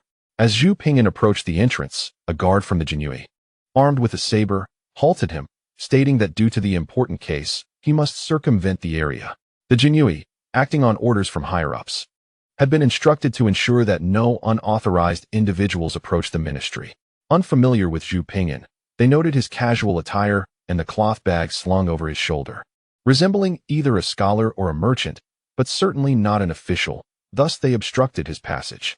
"I am not an idle person," Zhu Ping'an replied, offering a bemused smile at the situation. "Who are you jesting with? Depart at once, or I shall have to remind you that the Jinui of the Northern Town Guard has ample means to deal with disturbances." The guard maintained a stern expression as he regarded Zhu Ping'an. "My presence is essential for the case at hand. I am Zhu Ping'an, a reader at the Hanlin Academy, and I am here to present my case today, as mandated by the Ministry of Justice."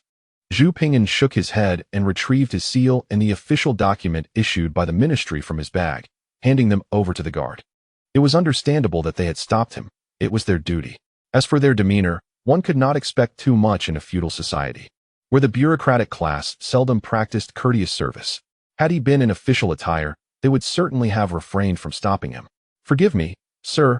Please proceed," the guard, after examining Zhu Ping'an's seal and the document, quickly bowed and returned the items to him. "You were merely fulfilling your duty. There is no fault in that." Zhu Ping'an smiled gently as he accepted the seal and document, placing them back into his bag. As he gathered his belongings, an individual approached from across the street, instantly igniting excitement at the entrance of the ministry. The military officials present stepped forward, greeting the newcomer warmly. This individual, like Zhu Ping'an, significant case, none other than Zhao Dang, the subject of Zhu Ping'an's indictment. Clad in armor, with fine deerskin boots and a standard long sword at his waist, Zhao Dang presented a striking figure. His back adorned with a sturdy bow and a quiver of arrows slung at his side, exuding an air of gallant leadership. In comparison to Zhao Dang, Zhu Ping'an appeared rather ordinary. In terms of attire and bearing, Zhao Dang embodied the quintessential protagonist, while Zhu Ping'an seemed more akin to a mere supporting character. "Zhao, my brother, you have arrived.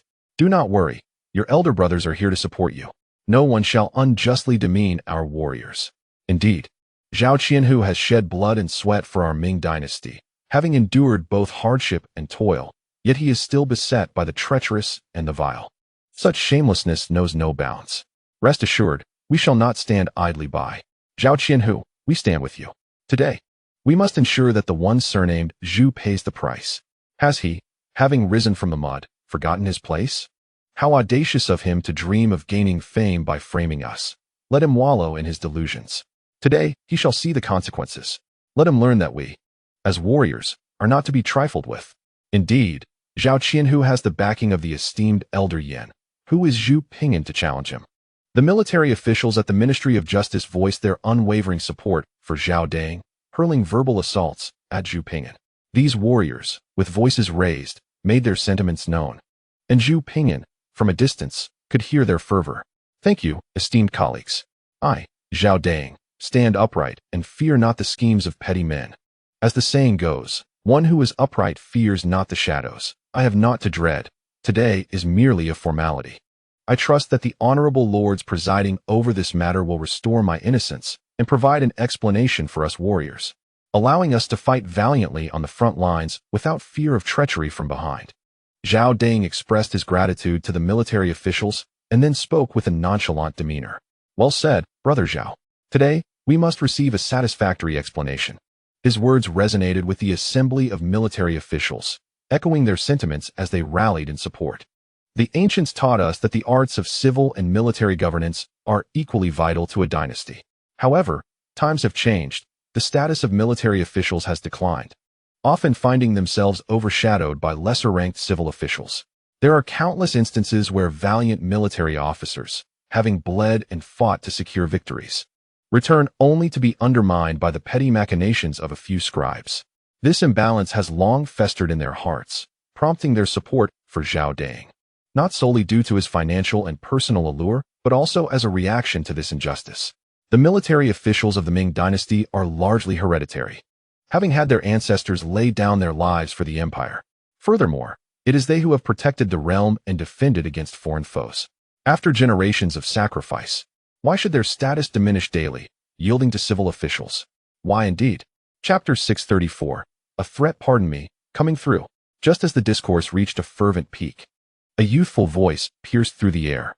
A boy, around 15 years of age, named Zhu Ping'an, approached, slinging a peculiar cloth bag over his shoulder and clasping his hands in greeting to the throng gathered at the Ministry of Justice's entrance. The crowd, encircling Zhao Dang, blocked his path, forcing Zhu Ping'an to politely request passage. Who is this young lad, and what brings you here? Lu Qianhu, observing the boy's polite demeanor, raised an eyebrow. What is the Imperial Guard doing? Were they not instructed to maintain a lockdown? How did this youth gain entry? Zhang Qianshi stepped forward, casting a scrutinizing glance over Zhu Ping'an, finding him vaguely familiar, though unable to recall where he had seen him before. Zhu Ping'an appeared to be no more than 15 years old, merely a youth clad in casual attire, casually slinging a cloth bag over his shoulder. At first glance, many perceived him as just another bystander. However, a few military officials recognized him, pointing in his direction and raising their voices. Captain Wang, do you know this young man? Whose son is he? Upon witnessing this, numerous military officials eagerly approached Captain Wang, filled with curiosity. We meet again, Lord Zhu.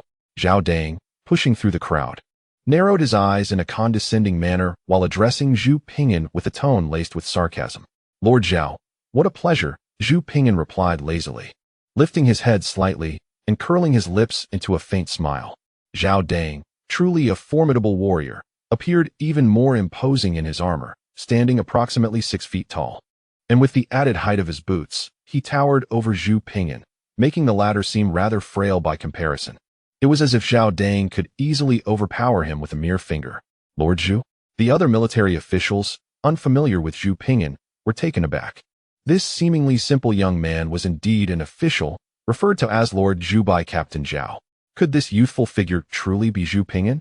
Esteemed colleagues, this young man is none other than Zhu Ping'an, who dared to impeach Captain Zhao. Captain Wang, having recognized him long ago, introduced Zhu Ping'an to the assembly. What? This seemingly naive youth is Zhu Ping'an? Although some had speculated, their astonishment was palpable upon receiving confirmation. This sunshine boy, appearing so honest and simple, was indeed the insidious figure who had struck from behind. As they processed this revelation, a soldier stepped forward. General, I am Zhao Air, the standard-bearer of the Left Guard. Here under the orders of the Left Army Command, leading 50 men to await your command. The soldier, who had previously stood in formation, knelt on one knee and addressed Zhao Dang with a loud declaration. Please, General, give your orders.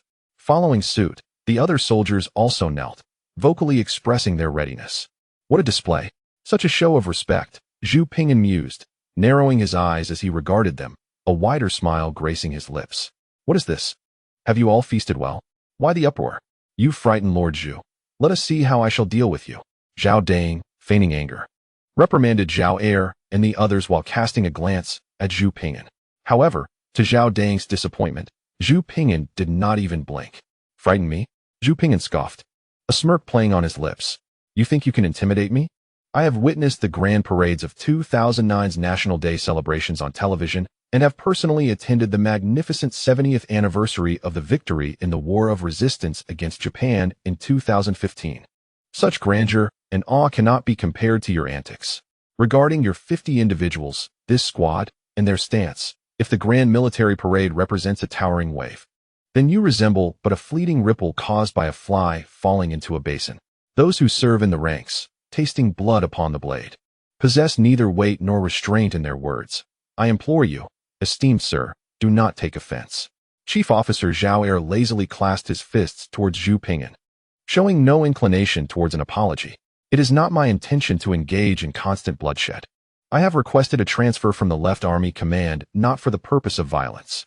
Today, the matters pertaining to the Ministry of Justice are of utmost significance, occurring within the territory of my Western City Military Command. We must ensure that no errors arise. You are to collaborate with the esteemed officials of the Jinui to maintain a strict guard along this route, barring all unauthorized personnel from entry. Those who dare to intrude and disrupt order shall be taken directly to the prison of my Western City Military Command. Zhao Dang jested with a smile, yet his tone harbored a menacing edge as he issued his orders. Strictly adhere to the general's directives, replied Chief Officer Zhao Er and his colleagues, uniformly returning the gesture of respect. Under Zhao Dang's command, they dispersed methodically, coordinating with the Jinyui's enforcement. Zhao Qianhu, having proven himself on the battlefield, orchestrated the troops with unparalleled precision. Several military officials offered their compliments, acknowledging Zhao Dang's ascent under the patronage of Yin Song, who would surely hold him in even greater esteem henceforth. Many officials aspired to leverage Zhao Dang's connection to the Yin household. Not at all.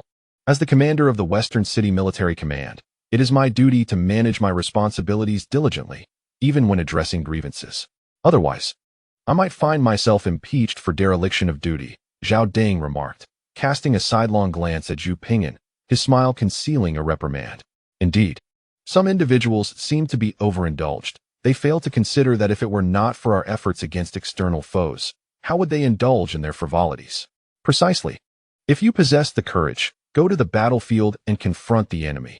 Lurking in the shadows and plotting underhanded schemes is hardly impressive, echoed several military officials, their disdain thinly veiled. They were unafraid of offending Zhu Ping'an, having already received word that the Yin household intended to use today's grievances as a cautionary example. Some had grown too comfortable, forgetting their reverence. This year, a few unwise individuals had dared to consecutively impeach the esteemed Yin elder. If this were not addressed sternly, it would only foster more ill winds. Let us not forget that Zhao Dang was appointed by the very hand of Yin Song. To dare to impeach him is to court disaster. Without a doubt, after today, Zhu Ping'an shall find himself confined alongside Zhao Jin and Zhou Mian. Oh, I appreciate the kind words, esteemed colleagues. However, I believe that Lord Zhu Ping'an is not of such a nature. He is merely a young man, inexperienced and perhaps manipulated by those with ulterior motives. Is that not so, my Lord Zhu? Zhao Dang stepped forward, firmly patting Zhu Ping'an's shoulder, his smile betraying a sinister intent as he scrutinized Zhu Ping'an, resembling a fierce tiger looming over a hapless rabbit. Chapter 635. Observing destiny. Once more, to acknowledge one's errors and seek improvement is of great merit. If Lord Zhu can recognize his missteps and retract his impeachment, I assure you, I shall overlook the matter. Rest assured, I will also plead for leniency on behalf of Lord Zhu to the esteemed officials presiding over the grievances. Who among us is infallible? Is that not true, Lord Zhu?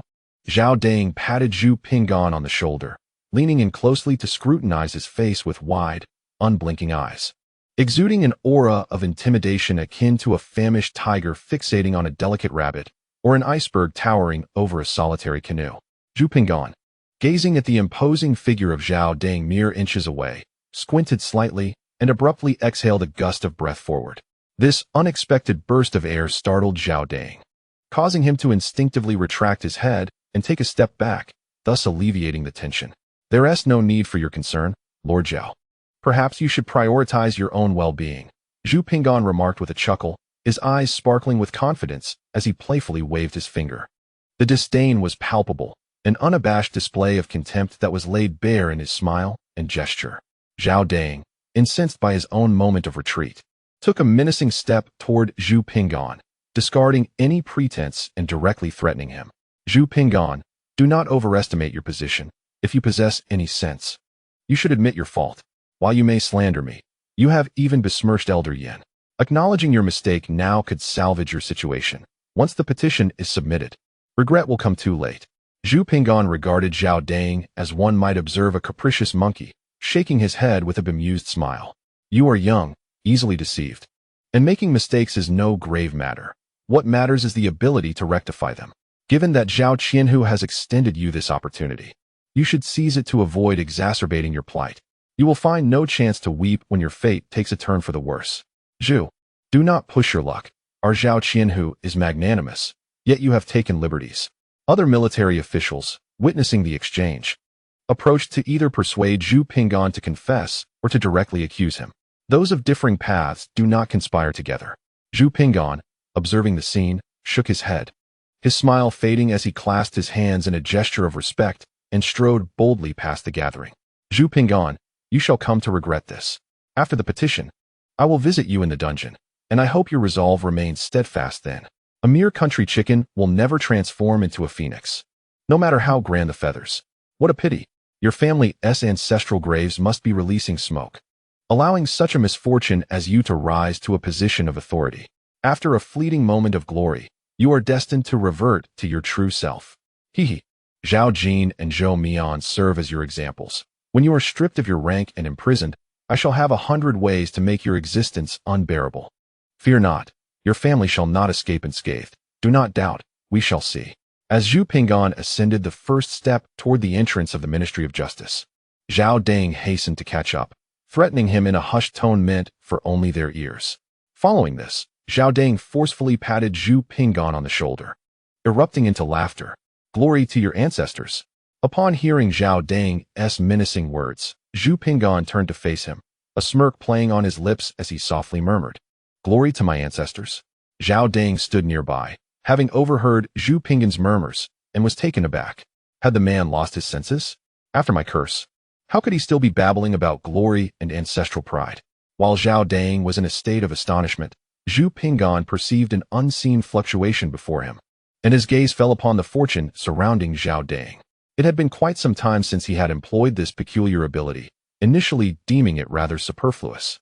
Had it not been for Zhao Dang's sardonic remarks regarding glory and ancestral pride, coupled with threats concerning family, Zhu Ping'an might have forgotten to utilize this power.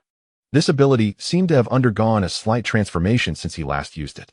In his vision, a blood-red column of fortune loomed over Zhao Dang's head, cascading from the heavens like a long rainbow, with a torrential flow of sanguine light descending without any sign of dispersing, landing squarely upon his crown. Beyond merely the column above, Zhu Ping'an observed that Zhao Dang was enveloped in an aura reminiscent of effects seen in animated films, exuding a sinister black essence. Following the influx of blood-red fortune into his crown, a black mist began to emanate from his entire being. The scene was striking. The blood-red light surged above, while black smoke enveloped him, as if he were engulfed in flames. The crimson fortune signified impending calamity, while the darkness heralded death. During a previous encounter with pirates on a sea voyage home, Zhu Ping'an had witnessed the fortunes of Li Shu and the maid Baozi, which were mere wisps of crimson fortune, no thicker than a toothpick, with black fortune only forming a thin layer. The majority of Li Shu's fortune was a vibrant purple, while over 90% of Baozi's was white. It was through their combined efforts that they narrowly escaped peril. Now, however, the fortune above Zhao Dang was exclusively red. All traces of azure had been displaced by the sanguine tide. There was not a hint of the pale blue fortune that floated above, only an overwhelming influx of blood-red energy that had swelled to the thickness of a barrel, continuously pouring in. This sanguine essence was magnitudes greater than what Li Shu and the others had encountered. As for the ominous black fortune, Zhao Dang was shrouded in a thick, rolling black mist, unlike the mere thin layer that had adorned Li Shu and her companions. If a single wisp of blood-red fortune might indicate a minor scrape, then a solitary thread of black could signify a life-threatening danger, yet ultimately, they had emerged unscathed. But Zhao Dang? The density of the blood-red light, as substantial as a barrel, coupled with the suffocating black fog, left no room for speculation. It was evident, Zhao Dang was undoubtedly destined for catastrophe this time. Sighing, Zhu Ping'an gently patted Zhao Dang's shoulder and, shaking his head, offered a soft, almost tender admonition to take in another breath of fresh air before he entered the gates of the Ministry of Justice. His tone resembled that of a physician casually advising a patient to indulge in whatever they wish to eat. After a brief moment of stunned silence, Zhao Dang regained his senses and, gritting his teeth, muttered a curse directed at Zhu Ping'an's retreating figure, vowing retribution. Chapter 636. Joint review by 5 departments within the Ministry of Justice. The presence of the Imperial Guards was significantly greater, and the number of officials surpassed that of those at the entrance by several folds. For those familiar with the intricacies of the Imperial Court, it would be evident that, aside from the officials of the Ministry of Justice and the Imperial Guards, representatives from the Supreme Court, the Censorate, the Ministry of War, and the Ministry of Personnel were also in attendance. These officials were not mere spectators. They were either there to preside over the joint review of the petitions or to observe the proceedings. Much like the previous dynasty, the Ministry of Justice wielded authority over legal matters and criminal cases, akin to the modern Ministry of Public Security, and was collectively referred to as the three law offices along with the Supreme Court and the Censorate. The Supreme Court resembles a contemporary apex court, overseeing the adjudication of criminal cases. In ancient terms, it was responsible for matters of punishment, and its name reflects the essence of justice, denoting a court of severe penalties. The Censorate served as the highest supervisory body of the Ming dynasty, responsible for impeachment and advisory roles, also possessing judicial powers akin to the present-day Supreme People's Procuratorate. During the Ming dynasty, these three institutions held significant judicial authority, albeit with distinct roles.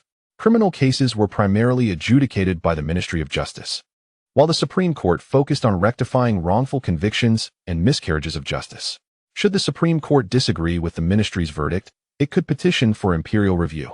The Censorate was primarily tasked with overseeing the Ministry of Justice and the Supreme Court, enjoying privileges in major cases as well as the authority to make swift decisions in lesser matters.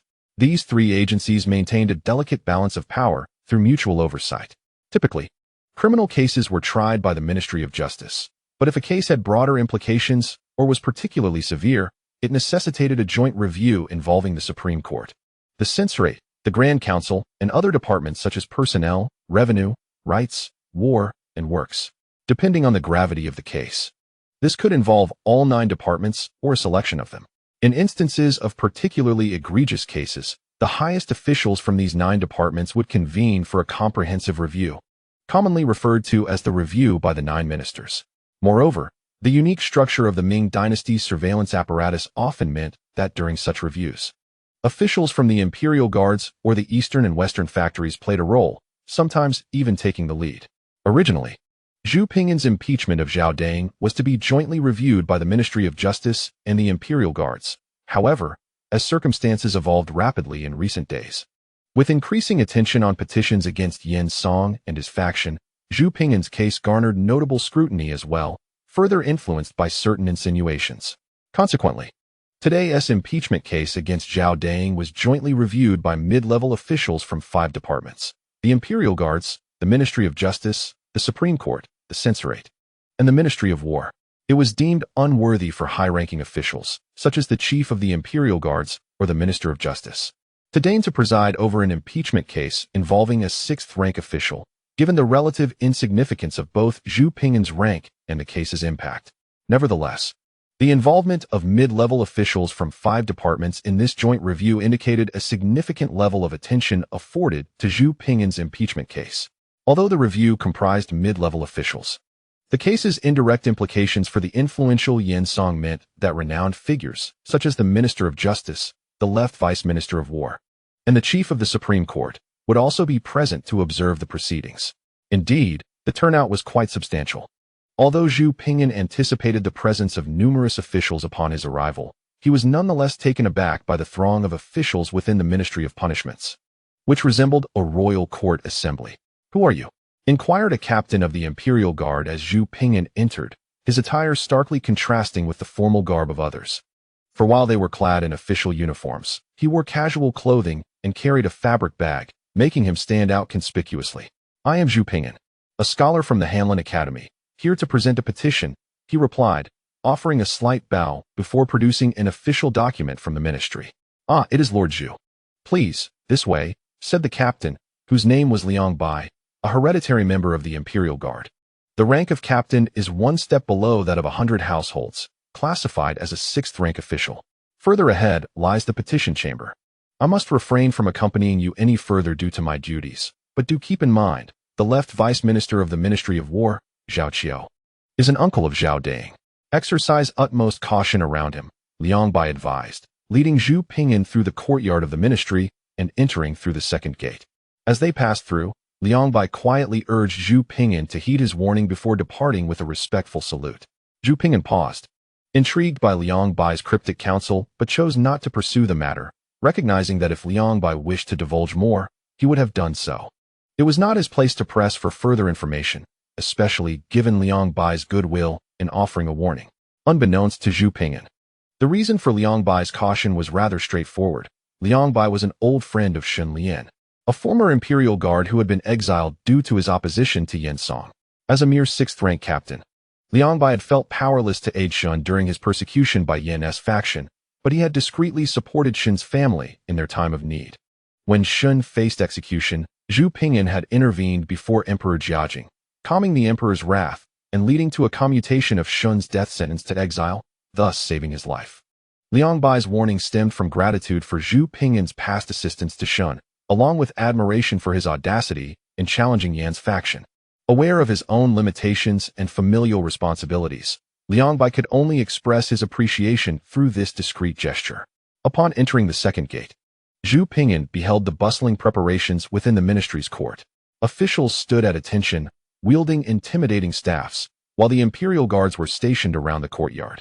Clerks and attendants, under the direction of the head of the ministry, were diligently arranging the courtroom, moving tables and chairs, erecting awnings, and setting up the judges' and audiences' seats.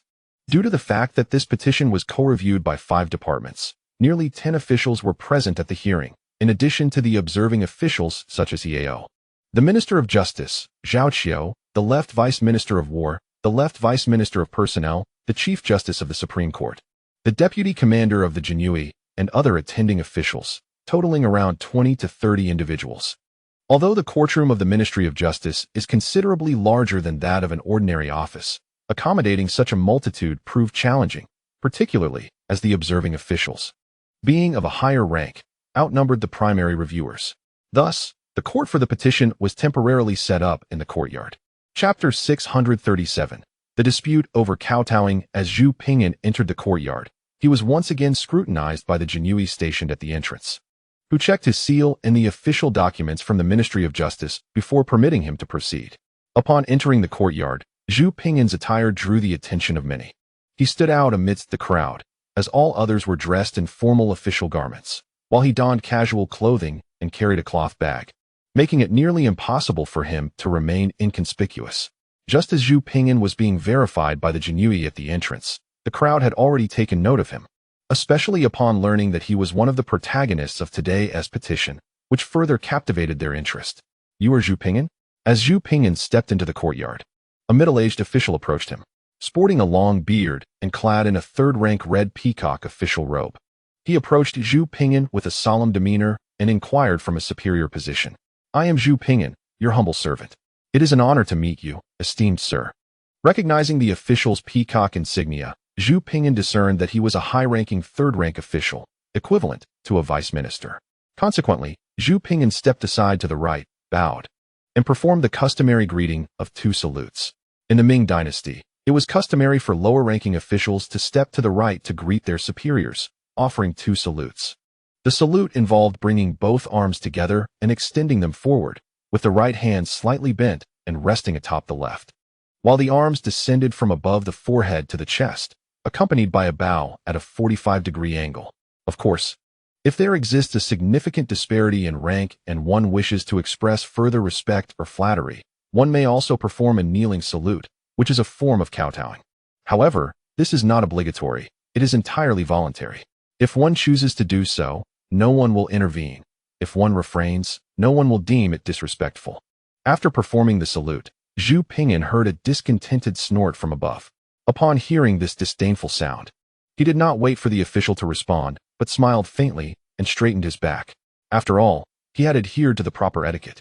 If the official wished to disapprove, that was his prerogative, and Zhu Ping'an felt no obligation to cater to his whims.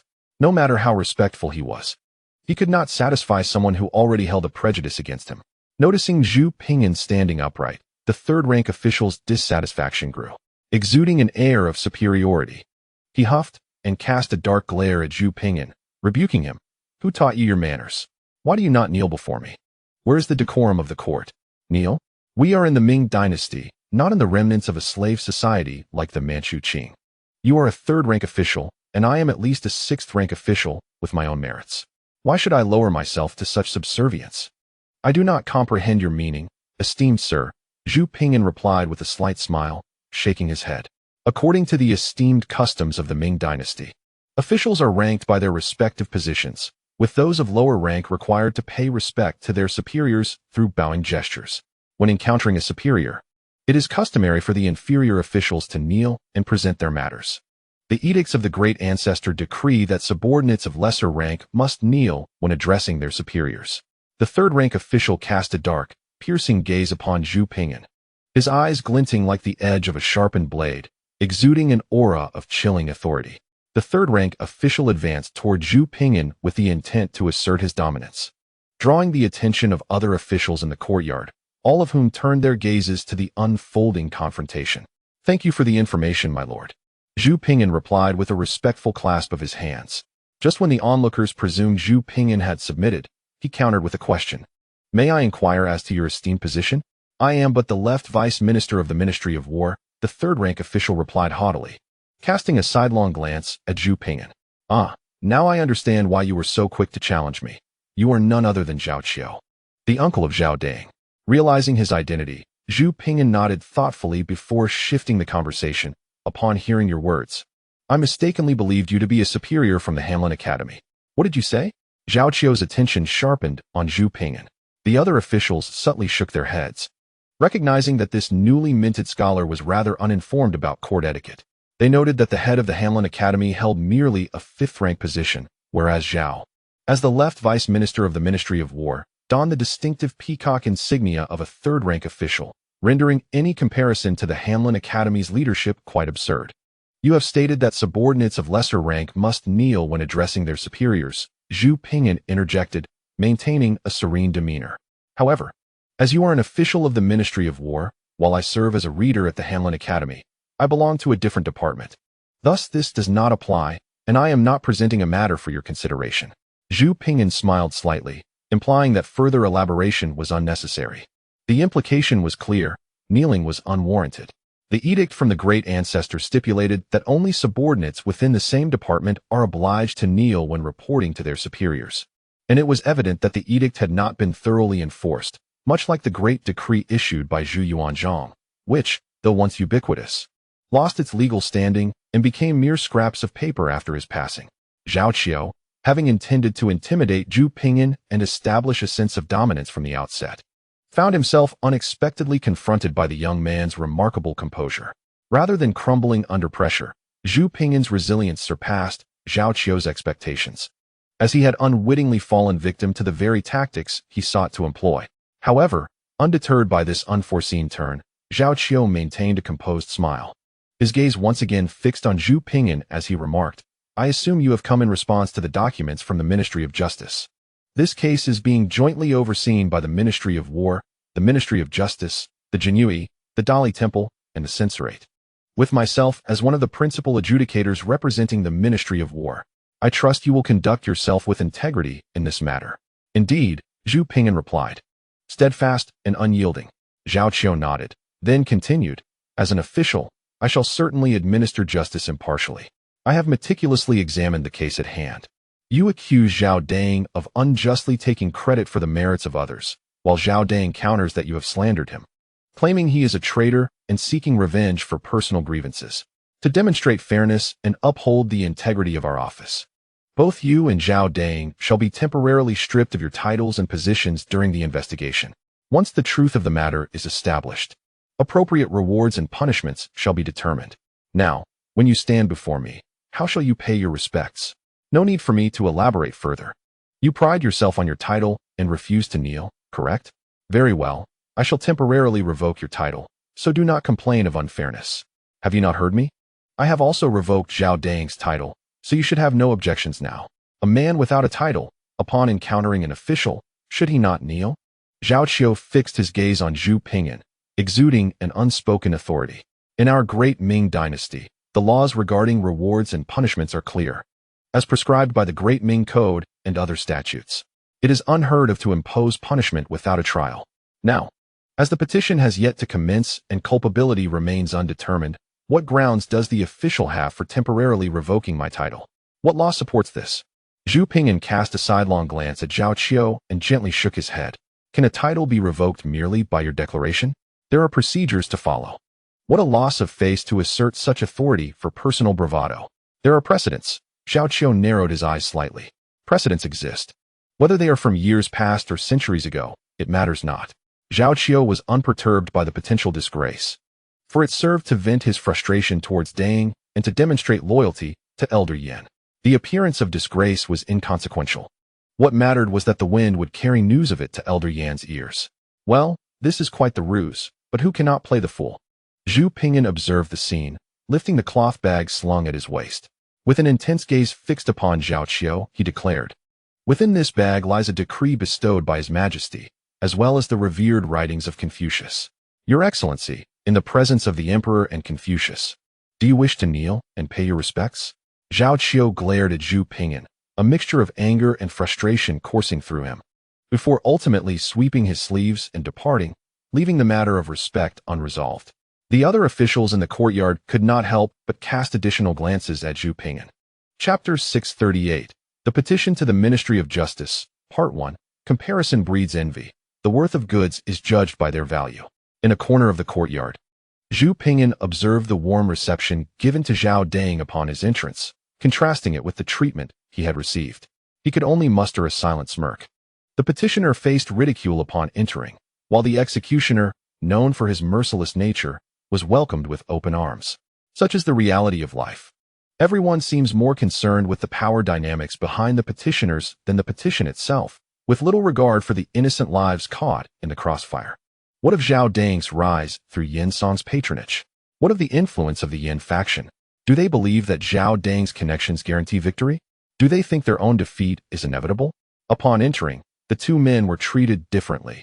Zhu Ping'an was left unnoticed in the corner, while the valiant and imposing Zhao Deng navigated the crowd with ease, engaging in light-hearted banter. The executioner, known for his callousness, became the favored guest in the courtyard, while the selfless petitioner appeared as a mere jester. "Ah, the performance is about to commence. Esteemed guests, please open your eyes wide and enjoy the spectacle. The necessary cooperation shall be rendered, and I shall endeavor to perform with great diligence. Should my portrayal deviate from the script you envision, causing disappointment, I beseech your understanding. I am not a proficient actor." Zhu Ping'an quietly observed from the corner of the courtyard for a while, then took a seat without ceremony, pouring himself a cup of tea. After savoring a sip, a smile crept upon his lips. He began lightly tapping the table in rhythm while softly humming Suzhuan's The Actor. "In the performance you require, I feign ignorance, forcing the one who loves you most to improvise. When did we start to conceal our boundaries, adapting to the changing times, witnessing those clumsy performances?" Zhao Deng, while engaging in jovial conversation with the officials, kept a keen eye on Zhu Ping'an's every move. Initially, Zhao Deng noticed Zhu Ping'an, who appeared like an abandoned dog, lurking in the corner with envy and resentment, casting furtive glances his way, which secretly delighted Zhao Deng. However, this brief moment of satisfaction dwindled as he soon witnessed Zhu casually finding a seat and pouring himself a drink. To Zhao's astonishment, Zhu even crossed his legs and began to sing, lost in his own amusement. Good heavens, Zhao Deng thought, utterly taken aback. This Zhu fellow is quite the actor. Even at such a moment, he feigns indifference. Let him continue to play his part. We shall see how he performs when the time for accountability arrives. To impeach me is to impeach the esteemed Elder Yan.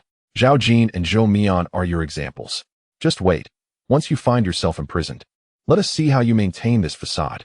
Zhao Qiu also took note of Zhu Ping'an, his expression darkening as if brewing a tempest. Zhu Ping'an had barely sipped his tea when a commotion erupted at the entrance of the courtyard. Almost everyone rushed to the doorway, including the scribes preparing the court, the officials, and the imperial guards, all bowing respectfully towards the entrance. Rising to his feet, Zhu Ping'an turned to see the arrival of Yan Shifan, which explained the fervor. "Ah, the esteemed Deputy Minister Yan has arrived," he heard. "Greetings, young Master Yan. Your presence graces the Ministry of Justice." "Greetings, Lord Yan. I trust your health is well of late. My family possesses an ancestral remedy known for its longevity and vitality. I would be honored to present it to the esteemed elder." The officials in the courtyard eagerly approached Yan Shifan to pay their respects, some referring to him as Deputy Minister Yan, others as Young Master Yan. After all, he was a leader, and it was inappropriate not to show due respect. Zhu Ping'an made his way to a discreet location and offered a modest bow in unison with the others. He did not wish to intrude, nor could he easily join the throng. Following Yan Shifan's arrival, The Minister of Justice, Hiao, promptly appeared in the courtyard, prompting more officials to pay their respects, while Zhu Ping'an remained in his unobtrusive spot, bowing along with the crowd. Around 10:30 in the morning, with the arrival of several prominent figures, the proceedings of the Ministry of Justice commenced. The clerks and officers of the Ministry of Justice have meticulously arranged the courtyard hall, which bears a striking resemblance to the main court of the ministry, albeit with significantly more spaciousness.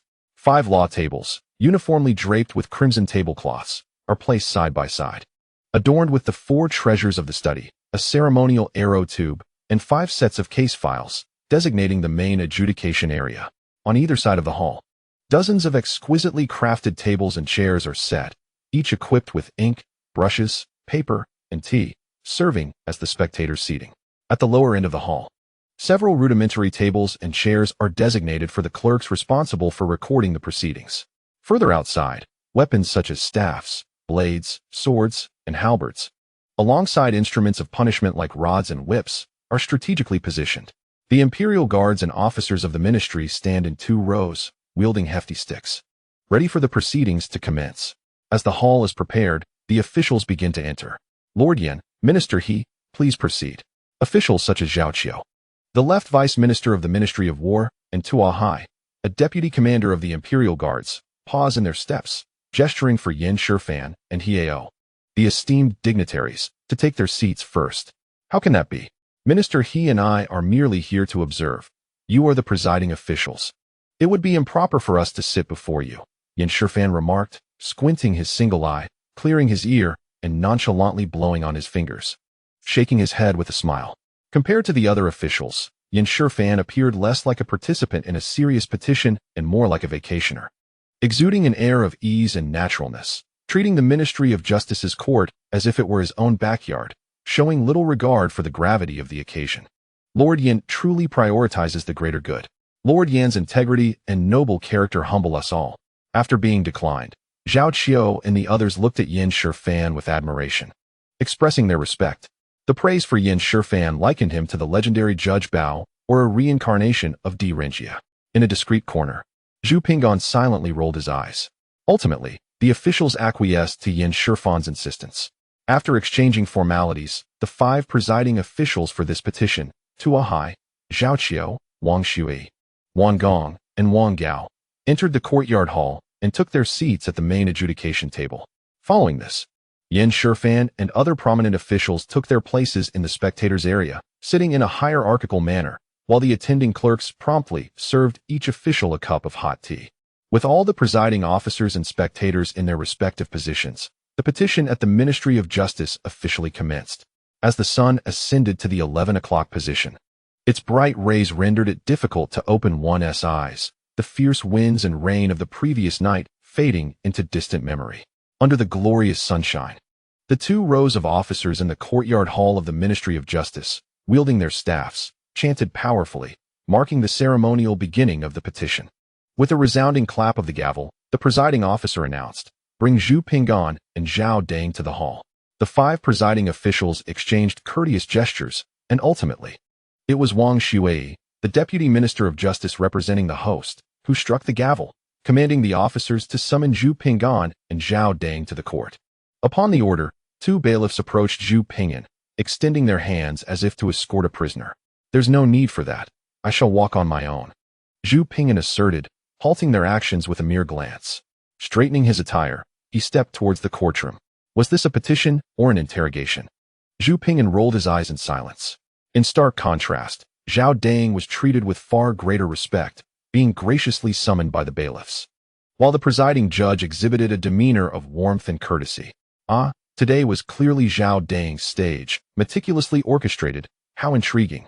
Zhu Ping'an mused with a smirk as he sauntered forward, stretching lazily before entering the courtroom. I, Zhu Ping'an, humbly greet the esteemed officials.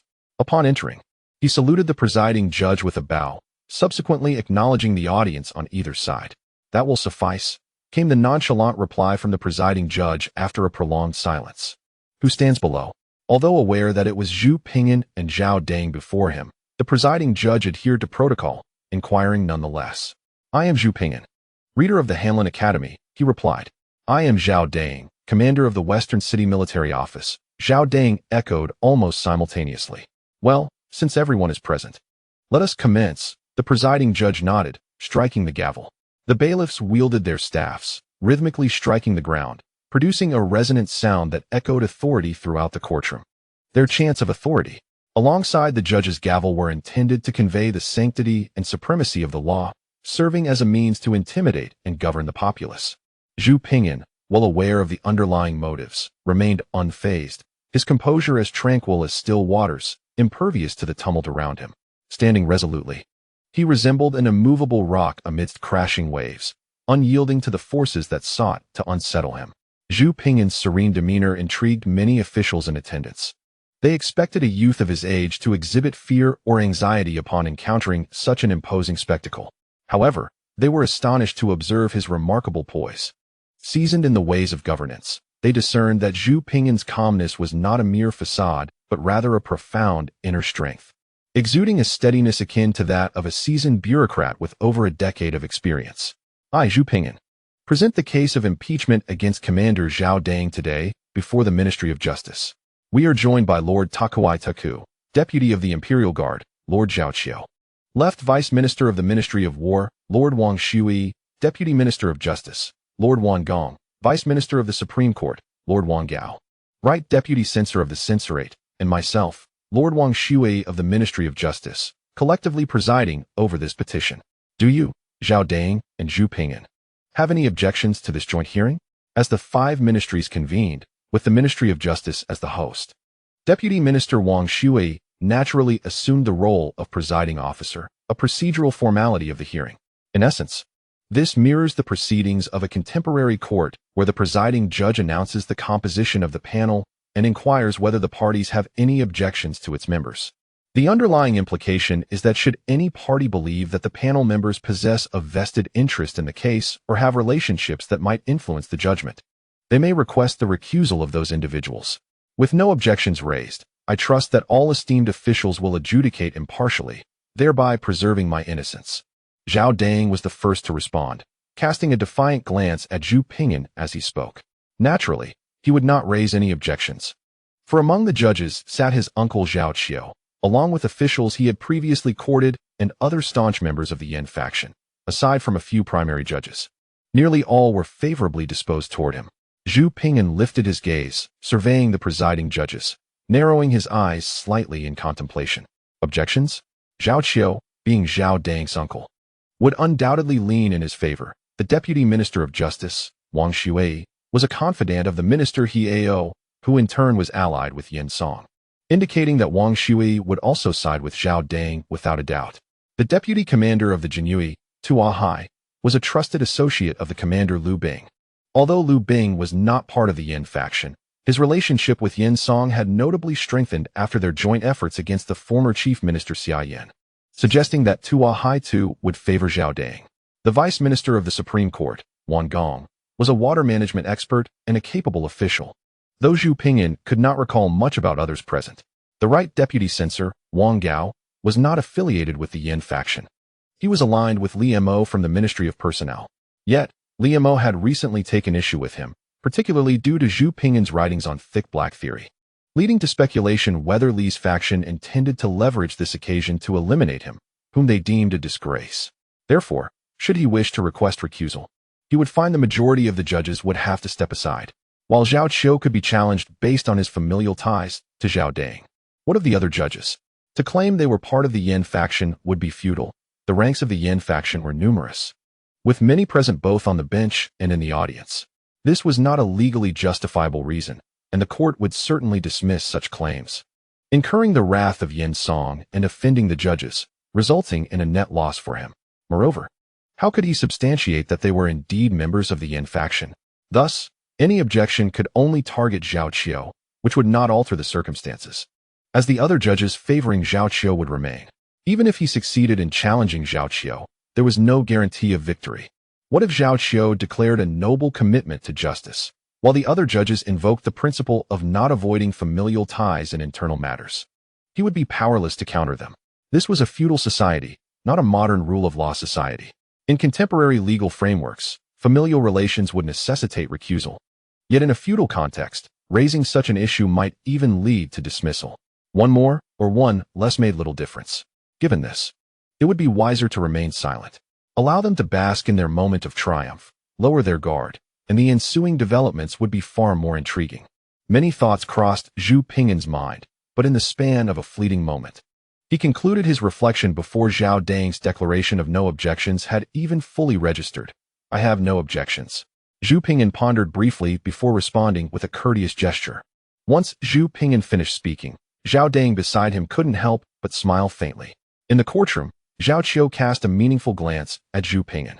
The other officials, aware of the relationship between Zhao Dang and Zhao Qiu, looked at Zhu Ping'an and subtly shook their heads, thinking that Zhu Ping'an was still too young.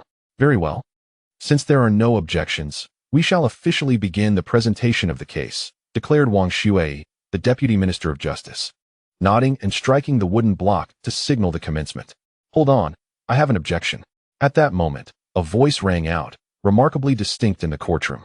Chapter 640. The Presentation of the Justice Department, Part 3. Hold on, I have an objection. A languid voice echoed in the courtroom, not loud, yet strikingly prominent. Initially, Zhao Dang's declaration of no objections was anticipated by all. It would have been absurd for him to voice dissent, given that his uncle was presiding over the case, an enviable position indeed. Zhu Ping'an's subsequent assertion of no objections was somewhat unexpected, yet it was a welcome development for Zhao Dang and his companions. They had braced themselves for a more arduous discussion had Zhu Ping'an raised an objection. But with his astute acknowledgement of no dissent, all was well. A good beginning is half the battle won. After Zhu Ping'an's statement, Zhao Dang, Zhao Qiu, Wang Xue, and the others could barely contain their smiles, their lips curling into half-formed grins. However, just as Zhao Dang and the others began to relax, their smiles only half-formed. They were interrupted by that languid voice. Hold on, I have an objection. This utterance struck like a resounding slap in the face, leaving Zhao Dang and the others stunned. Their smiles vanished, replaced by shock. Who dared to speak? Who was this audacious soul with the temerity to voice an objection? Who were they to question the proceedings? The situation was dire. Even the involved party, Zhao Dang, had remained silent, as had Zhu Ping'an, who, then, had the audacity to disrupt. Such meddling was utterly unwarranted. Did they not understand the gravity of this case, which implicated the esteemed Yin Song? Were they emboldened by some reckless courage to cause chaos here? Who dares to speak? Zhao Qiu's countenance darkened as he turned his gaze toward the source of the voice, his eyes brimming with menace. Wang Xue, Zhao Dang, and the others also glared in anger, eager to confront the insolent individual. Yet, as they turned, their expressions transformed into wide-eyed astonishment, mouths agape, rendered speechless. Zhao Qiu's reprimand, aimed at restoring order to the courtroom, was swallowed back down, his frustration nearly causing him to roll his eyes. The others too found their words stuck in their throats. Before them stood a rotund, one-eyed figure, grinning nonchalantly, seemingly indifferent to the turmoil he had just caused. The indifferent gaze, filled with arrogance and a sense of dominance, was unmistakably that of the one who had just raised an objection. I voiced my concerns. What of it? Is that not permissible? The one-eyed, rotund figure squinted, a semblance of a smile playing on his lips as he addressed Zhao Qiu and the others in the court. Of course, it is permissible, esteemed Lord Yin. Zhao Qiu stammered, swallowing hard in response. The uniquely identifiable figure of Yin Shifan was well known to all present. He was the son of Yin Song, the powerful and influential elder, and even if Zhao Qiu had tenfold courage, he would not dare accuse Yin Shifan of disrupting the court. Indeed, it is permissible, echoed Wang Xue, the Deputy Minister of Justice, among others. Yet, confusion clouded their expressions. But, dear Lord Yin, what is it that you intend to do? Zhao Qiu and Wang Xue were utterly baffled, unable to fathom why Yin Shifan had chosen to voice an objection. If it were Zhao Ping'an raising concerns about the 5 presiding judges, it would be understandable, but why would Lord Yin himself raise objections? Zhao Qiu was aligned with their faction, as was Wang Xue, and arrangements had been made with the esteemed Commander Liu Bing of the Jinyue. Everything had been settled. There seemed to be no cause for concern. Could it be that Lord Yin harbored objections against the presiding judges? Wang Gong from the Supreme Court, or Wang Gao from the Censorate? Did he wish to eliminate these potential threats preemptively? That seemed unnecessary and quite troublesome. especially since Wang Gong represented the neutral faction while Wang Gao was affiliated with Li Mo's group. Their faction held 3 representatives, the neutral faction had 1, and Li Mo's faction had 1. A consensus had been reached among these 3 powers. From any perspective, their faction held an absolute majority, making such actions superfluous. If they pushed too hard against either the Li faction or the neutral faction, it could backfire. After much contemplation, Zhao Qiu, Wang Xue, and the others remained perplexed by Yin Shifan's objection, unable to grasp the rationale behind it. It was not merely they who were bewildered. Even Zhu Ping'an wore a look of confusion, unable to understand Yin Shifan's motivations. Is it permissible? Yin Shifan smiled subtly. Indeed, he affirmed.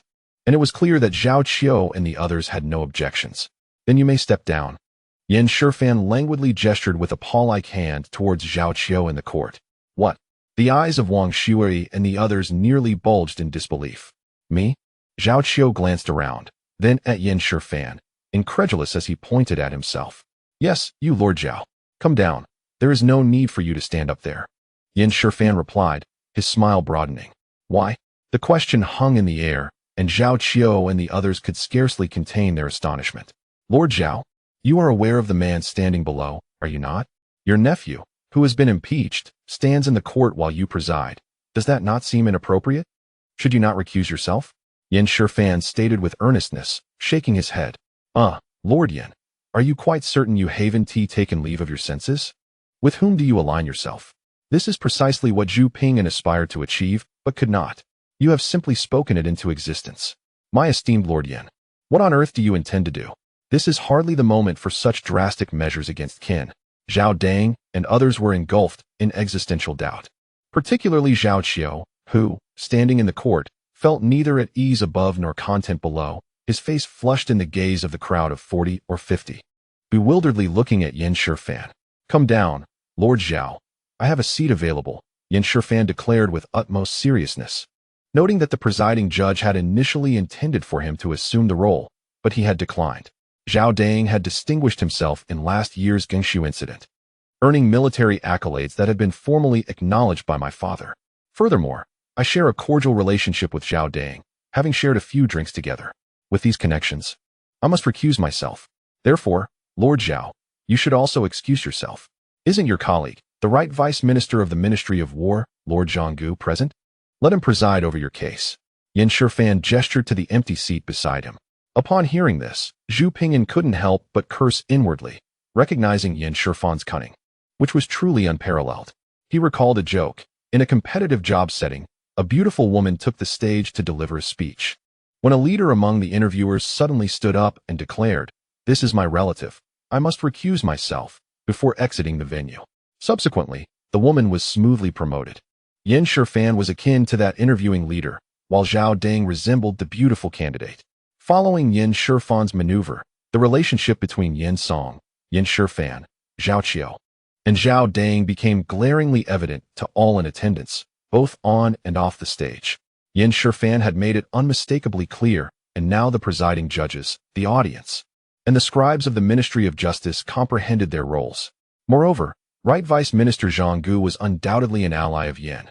Replacing Zhao Qiu with Zhonggu was akin to switching hands. It bore no impact, as both hands were inclined towards Zhao Dang. Chapter 641, Petition to the Ministry of Justice, Part 4. Oh, indeed. Upon hearing this, Zhao Qiu and others finally grasped the brilliance of Yin Shifan's opposition, recognizing it as a masterstroke that not only silenced idle gossip, but also yielded maximal results with minimal effort. What Lord Yin articulated is wise. I too shall learn from him and recuse myself. Henceforth, I entrust this hearing to Lord Zhang, Zhao Qiu conceded, abandoning his insistence as he descended from the presiding seat. A smile breaking through his previously somber demeanor as he clasped his hands in acknowledgement towards Yin Shifan and Zhonggu in the audience. Lord Yan's integrity is indeed commendable. In ancient times, Qi Huangyang was unperturbed by enmity in public nominations and familial ties in private selections. Today, we witness Lord Yan's self-removal from the court to uphold righteousness and integrity, for which we hold great admiration. Within the court, praise for Yin Shifan's actions flowed abundantly. Zhu Ping'an stood quietly observing this scene, a slight curve gracing his lips, pondering how their talents were wasted in the absence of theatrical pursuits. Soon, after deliberation, it was determined that Right Vice Minister Zhang Gu would assume the role of presiding judge in place of Left Vice Minister Zhao Qiu.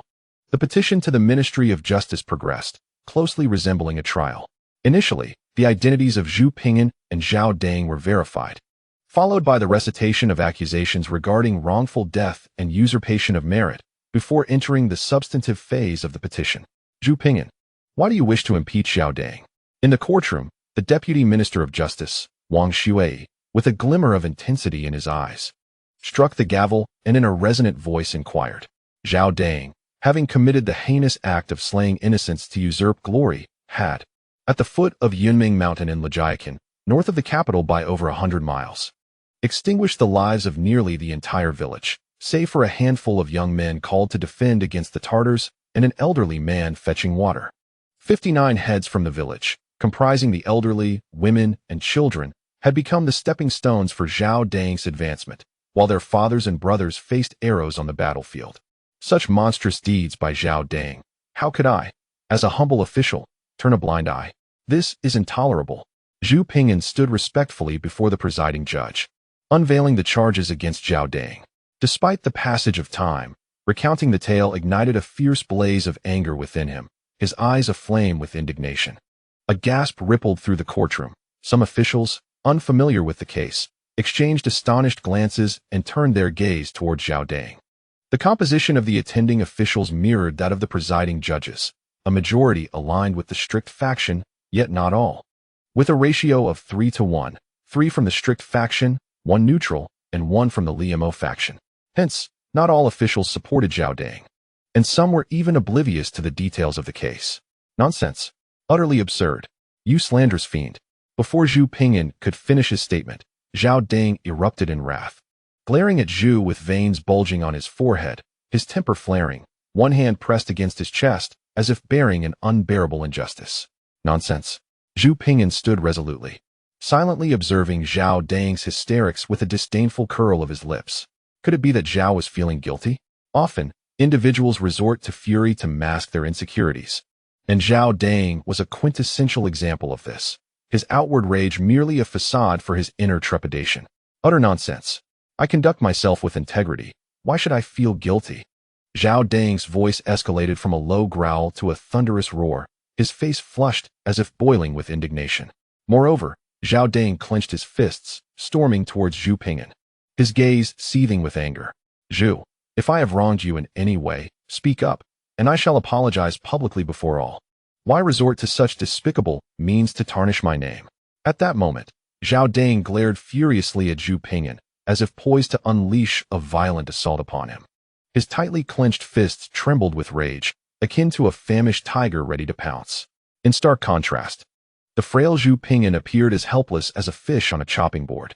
What, Zhao Dang, do you intend to use my head for your own purposes? Zhu Ping'an stood motionless, a subtle smirk playing on his lips as he squinted at Zhao Dang's colossal fists, derisively inquiring. Zhao Dang initially intended to intimidate, but little did he expect to have misjudged his opponent. Zhu Ping'an, seemingly a frail scholar, exhibited a martial prowess that surpassed even the formidable Tartar generals he had once gazed up to on the battlefield. Faced with Zhao's physical threats, Zhu remained unflinching, his eyelids barely twitching, and cleverly seized the moment to jestingly reference the matter of severed heads. In this tense atmosphere, Zhao Dang's clenched fists and aggressive demeanor evoked a multitude of thoughts. Preposterous. Am I to be likened to such a lowly character? Zhao Dang quickly recognized the gravity of the situation and took a step back.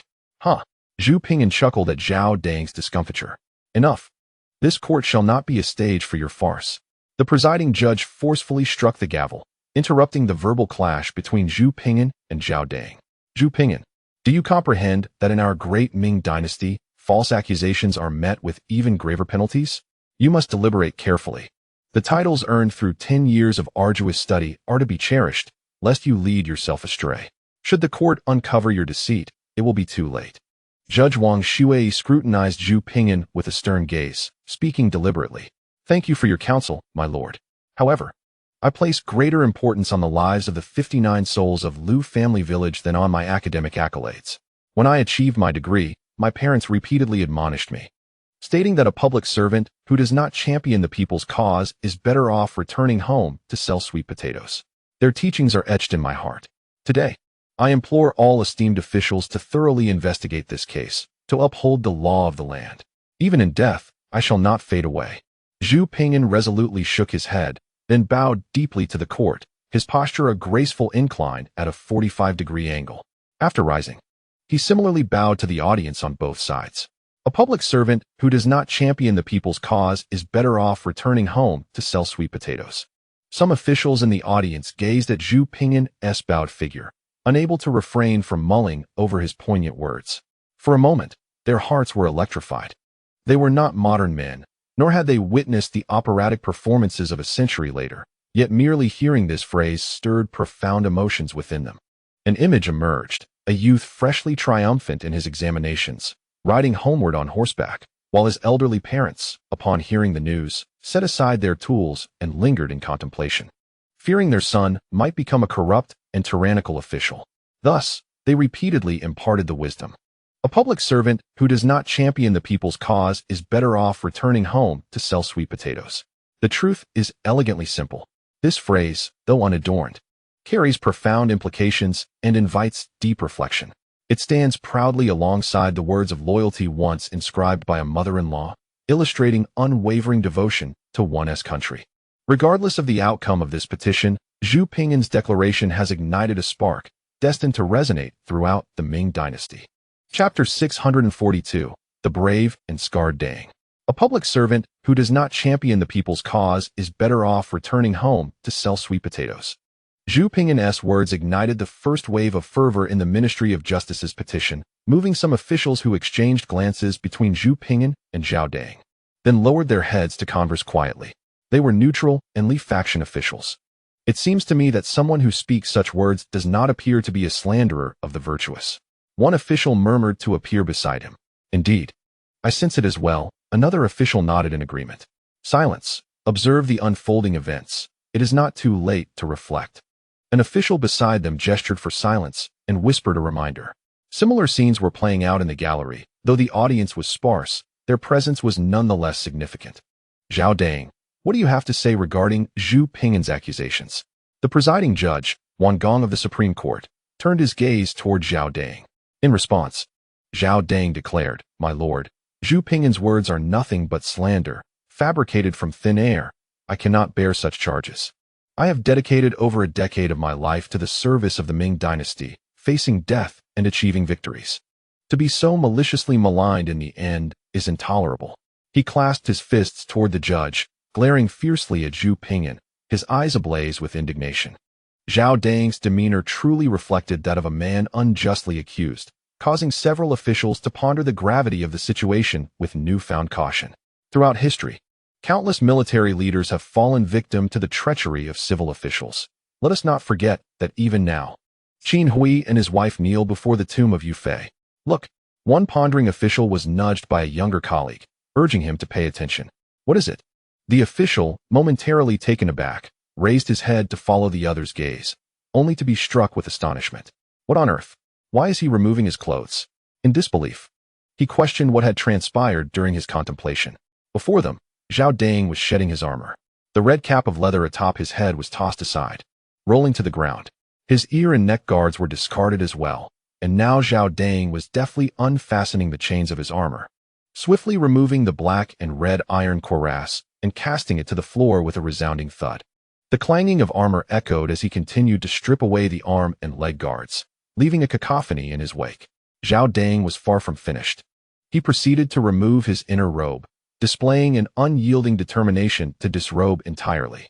Many officials in the courtroom were left bewildered by his actions. What could compel a man to shed his garments in such a manner? Though no ladies were present, the public display of undress was utterly inappropriate, a disgrace to decorum. This is a courtroom, not your home. Wang Gong, the presiding judge, attempted to intervene, but was halted by Wang Gao of the censorate, who whispered for patience and urged him to observe further. Soon, as Zhao Dang struggled with the intricate ties of his inner robe in a fit of rage, he tore it apart. The fabric ripped with a sharp sound, falling to the ground while still tethered by his belt. Exposed, his bare torso gleamed in the sunlight. revealing his plump figure for all to see. Zhu Ping'an quietly observed Zhao Dang, who stood bare-chested, and couldn't he help but curl his lip in silent disdain. One would think that a soldier like you would possess a chiseled physique, yet here you are, with a belly that resembles a round mass of flab, clad in garments. You appeared quite robust, but once stripped of your attire, you revealed a body laden with excess weight. This alone signifies Zhao Dang's inadequacy as a soldier. Who else would bear such a paunch while supposedly practicing martial arts daily? While not expecting a perfect six-pack, one would at least anticipate a body defined by sinewy muscles. Yet you resemble a plump pig ready for market, with a clean and ample belly devoid of any trace of valor. I, Zhao Dang, have fought valiantly for the Ming dynasty, having faced countless adversities on the battlefield for over a decade. Regardless of the number of foes or their ferocity, I have never once faltered or retreated. I can confidently assert that I have never brought shame upon the soldiers of the Ming. Bare-chested, Zhao Dang pounded his chest with fervor, each strike resonating with a hollow thud, causing the flesh of his belly to quiver. With one hand raised in passionate gesticulation, he bellowed like a boisterous hog resting against the pen-s wall, nearly spitting forth his fervor onto Zhu Ping'an's face. Zhu Ping'an subtly leaned aside to evade the spray, maintaining his composure as he regarded Zhao Dang with a faint smile, already anticipating the soldier's next move. I have awaited this moment for long. It has reached my ears that you revel in boasting about the scars upon your body while bare-chested. Indeed, you have not disappointed. Proceed, I am eager to hear more. Soon enough, just as Zhu Ping'an surmised, Zhao Dang began to regale the assembly with tales of the scars adorning his back. It is through my own blood and sweat, through every sword and spear, that I have forged my current standing. My military achievements are earned without imposing burdens upon the impoverished. Instead, I don my armor, wield my sword, and ride forth to confront the Tartars. While passionately articulating his thoughts, Zhao Dang deliberately turned his body, proudly displaying the myriad of intersecting wounds and scars on his back to the judges and officials present. Behold, my heavens, how has Lord Zhao endured such immense suffering? Exclaimed one.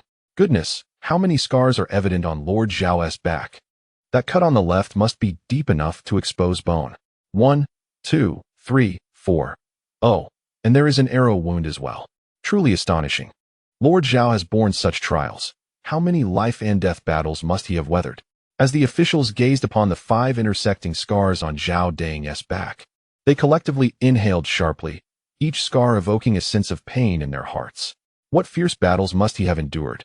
The officials were left in awe of Zhao Dang's scars, their perception of him forever altered. Such a multitude of scars speaks to the valor of a true hero, a formidable general. If all soldiers of the Ming were as fearless and valiant as Zhao Dang, how could the likes of the Tartars and the Japanese pirates dare to flaunt their might at our doorstep? If every soldier of the Ming embodied Zhao Dang's bravery, these border troubles would merely be trifling ailments, easily dispelled with a wave of the hand. Chapter 643. Zhu Ping'an, do you acknowledge your crimes? Scars are the medals of a soldier. The courtroom of the Ministry of Justice had transformed into a stage for Zhao Dang, who, with his bare back, displayed his scars in various poses, exuding the air of a triumphant general returning from battle, brimming with confidence and pride. Zhao Dang took in the astonished expressions of the onlookers, a satisfied smile curling at the corners of his mouth, fully aware of his impending victory. My scars are my medals. My scars shall also serve as the evidence of your treachery against loyal generals, Zhu Ping'an.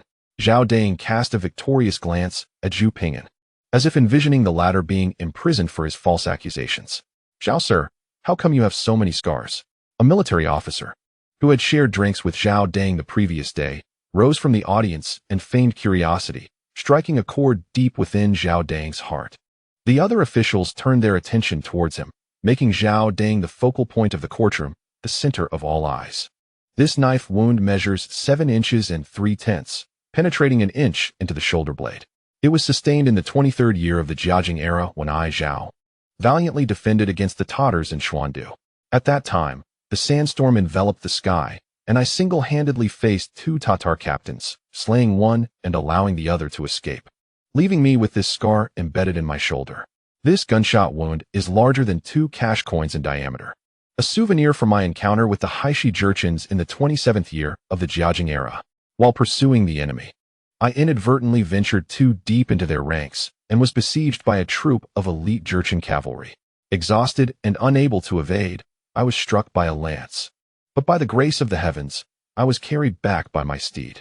This knife wound, measuring 6 inches and 6/10 in length, over 3/10 in width, and more than 5/10 in depth, was acquired in the 29th year of the Jiajing era, accompanying the commander to the borders of Datong.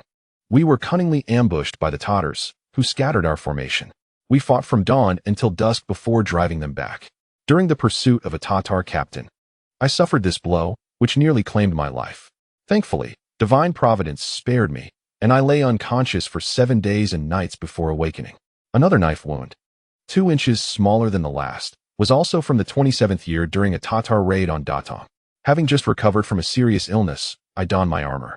But my hands were unsteady, and after slaying one Tatar whelp, I was wounded again. This arrow wound is from the Gungshu rebellion last year, where I was ordered to lead my troops in pursuit of a Tatar detachment, only to be struck by a Tatar archer. However, they did not escape unscathed. I led my men in a counterattack, decapitating 59 of them. With his bare torso exposed, Zhao Dang passionately recounted the lengths and dimensions of each scar, the years they were inflicted, as if recounting treasured memories, his fervor igniting the room. Each scar was accompanied by a gripping tale, stirring the blood of the officials who listened, as if they were experiencing the battlefield firsthand, witnessing a valiant general clad in crimson armor charging through enemy lines. Bravo! Truly magnificent. What a tiger of a general. With such a blood-soaked warrior like General Zhao, how can we fear the annihilation of the Tatars? How can we fret over the eradication of the Japanese pirates? General Zhao is truly valiant, a formidable enemy to 10,000. His presence is indeed a fortune for our Ming dynasty. If every individual were as gallant as General Zhao, our Ming would surely reclaim its former glory.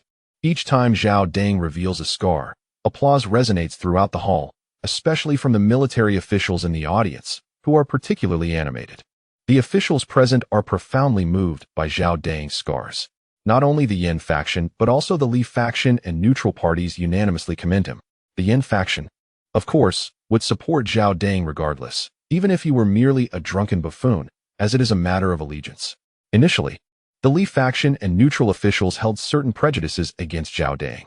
Zhu Ping'an's impeachment letter accusing him of murdering innocents and claiming credit was strikingly written, filled with vivid imagery and heart-wrenching detail, stirring feelings of shock and anger. How could such a morally bankrupt individual exist? However, upon witnessing the numerous, grotesque wounds on Zhao Dang's back, they have come to reevaluate their stance. Hearing is one thing, seeing is believing.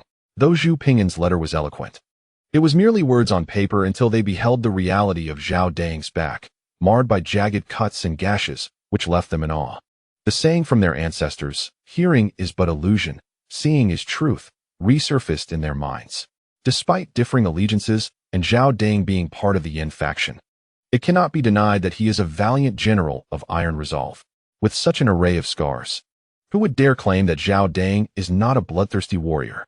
A general of such bravery would surely not lack military accomplishments. A warrior who has fought for the nation and its people year after year would never turn his blade against the innocent. There is simply no need for that. If he lacked merit, he could always charge into battle once more to earn it, rather than risk the wrath of the populace.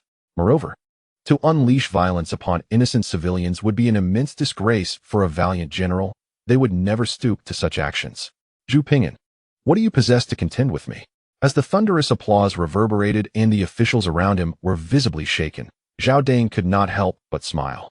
Seizing the moment, he knelt on one knee, tears of rage glistening in his eyes, and clasped his hands in supplication to the presiding judges in the court. His voice laden with indignation and sorrow. I, Zhao Dang, have fought valiantly on the battlefield even before donning my crown, dedicating over a decade to the Ming dynasty. Regardless of whether it was the Tartars or the Jurchens, regardless of how fierce the enemy, I have never once frowned or taken a step back. Yet, in the end, I am unjustly branded as a murderer and a usurper of merit. I refuse to accept this. I do not seek promotion or wealth. I only ask for justice from the esteemed officials to clear my name. The heavens bear witness. The heavens bear witness. After over a decade of warfare, I am unjustly accused of such crimes. I am ashamed to face my ancestors, It would be better to take my own life to prove my innocence, that I may meet my forebears in the afterlife with a clear conscience. Zhao Dang, in a state of fury, raised his voice progressively until it erupted into a roar. His face flushed with rage and veins bulging prominently on his neck. In his agitation, he clenched his fists and struck his chest forcefully, producing a resounding thud. In a moment of desperation, he seized the sword from the ground, intent on ending his own life. Had it not been for the swift intervention of the guards beside him, he would have surely taken that drastic step. The scene was heart-wrenching, eliciting profound sorrow in all who beheld it.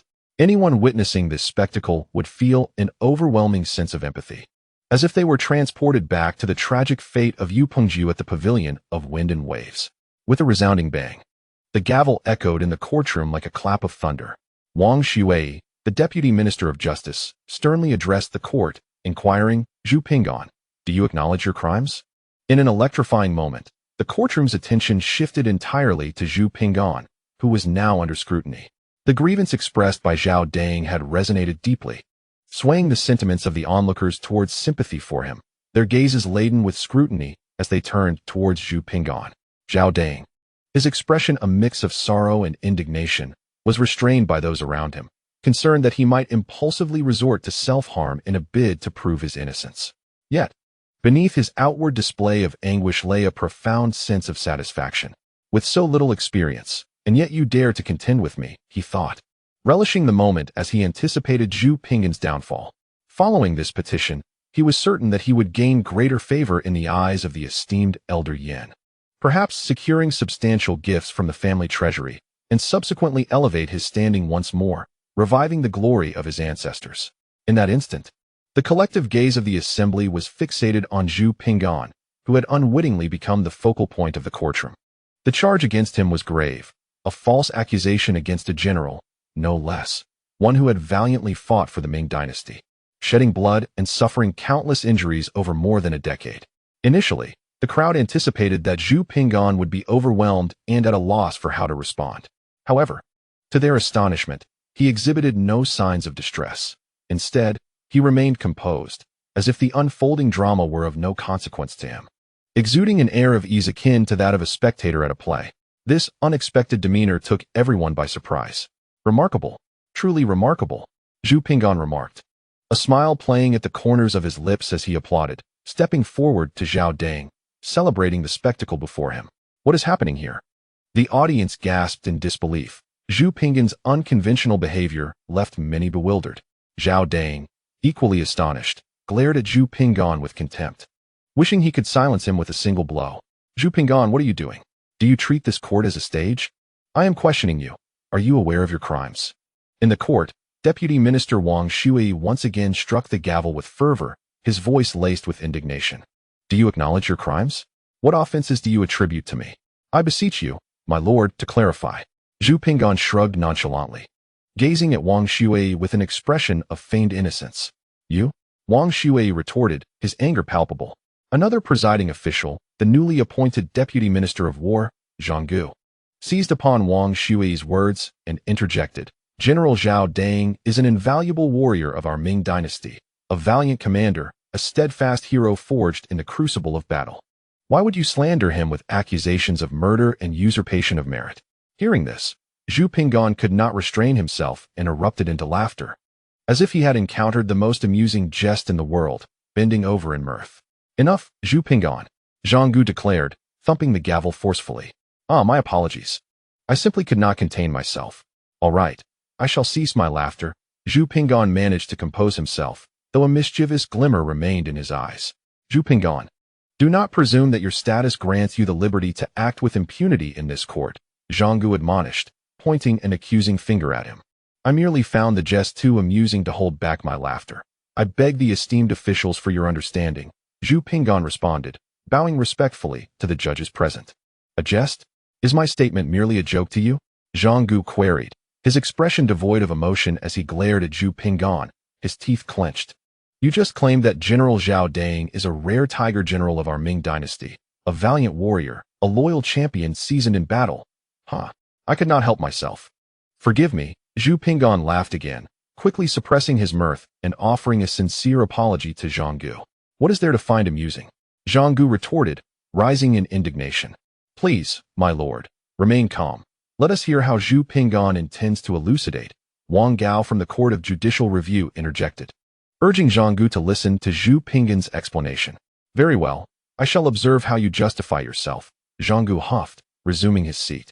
Thank you, my lord. Zhu Ping'an bowed deeply. Truly remarkable, indeed. General Zhao's earlier words were nothing short of splendid. After bowing, Zhu Ping'an approached Zhao Dang once more, a joyful expression adorning his face as he clapped his hands in applause. What are you implying, Zhu Ping'an? Zhao Dang glared at him fiercely. I am applauding you. General Zhao, Zhu Ping'an replied, clapping once more. Your portrayal of a battlefield coward and a deserter, transformed into a valorous tiger general, is simply exquisite, truly exquisite. What? What did you say? The assembly gasped, incredulous at Zhu Ping'an's insinuation of Zhao Dang as a coward and a deserter. Surely, I did not mishear. Such a notion is preposterous. The scars on Zhao Dang's back are irrefutable. How could one who bears such marks of battle be a coward or a deserter? The crowd expressed their skepticism, suspecting Zhu Ping'an was merely attempting to undermine Zhao Dang with his remarks. Do you believe those scars on your back are a testament to your valor, a mark of your prowess? Zhu Ping'an inquired, smiling as he stood before Zhao Dang. Are they not? The crowd was taken aback, bewildered by Zhu Ping'an's words. You are mistaken, gravely so. The scars upon your back do not signify your valor. Rather, they reveal you, Zhao Dang, to be a pitiful coward, a deserter.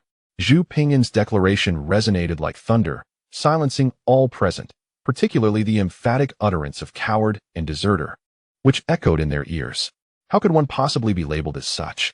It was evident that the top scholar had a remarkable talent for distorting the truth and misrepresenting reality, which commanded respect. In terms of verbal prowess, Zhao, a mere martial man, could not rival one who thrived on the art of rhetoric. I, Zhao, do not engage in the art of words. I act with my own flesh and blood on the battlefield to carve out my future. With a fierce glare, Zhao Dang confronted Zhu Ping'an before kneeling on one knee before the presiding judge, imploring, Zhu Ping'an has repeatedly distorted the truth and humiliated me. I beseech the esteemed officials to render judgment. Naturally, Wang Shui and the others in the courtroom sided with Zhao Dang, viewing Zhu Ping'an as a provocateur, intent on creating unnecessary turmoil. They demanded an explanation from Zhu Ping'an.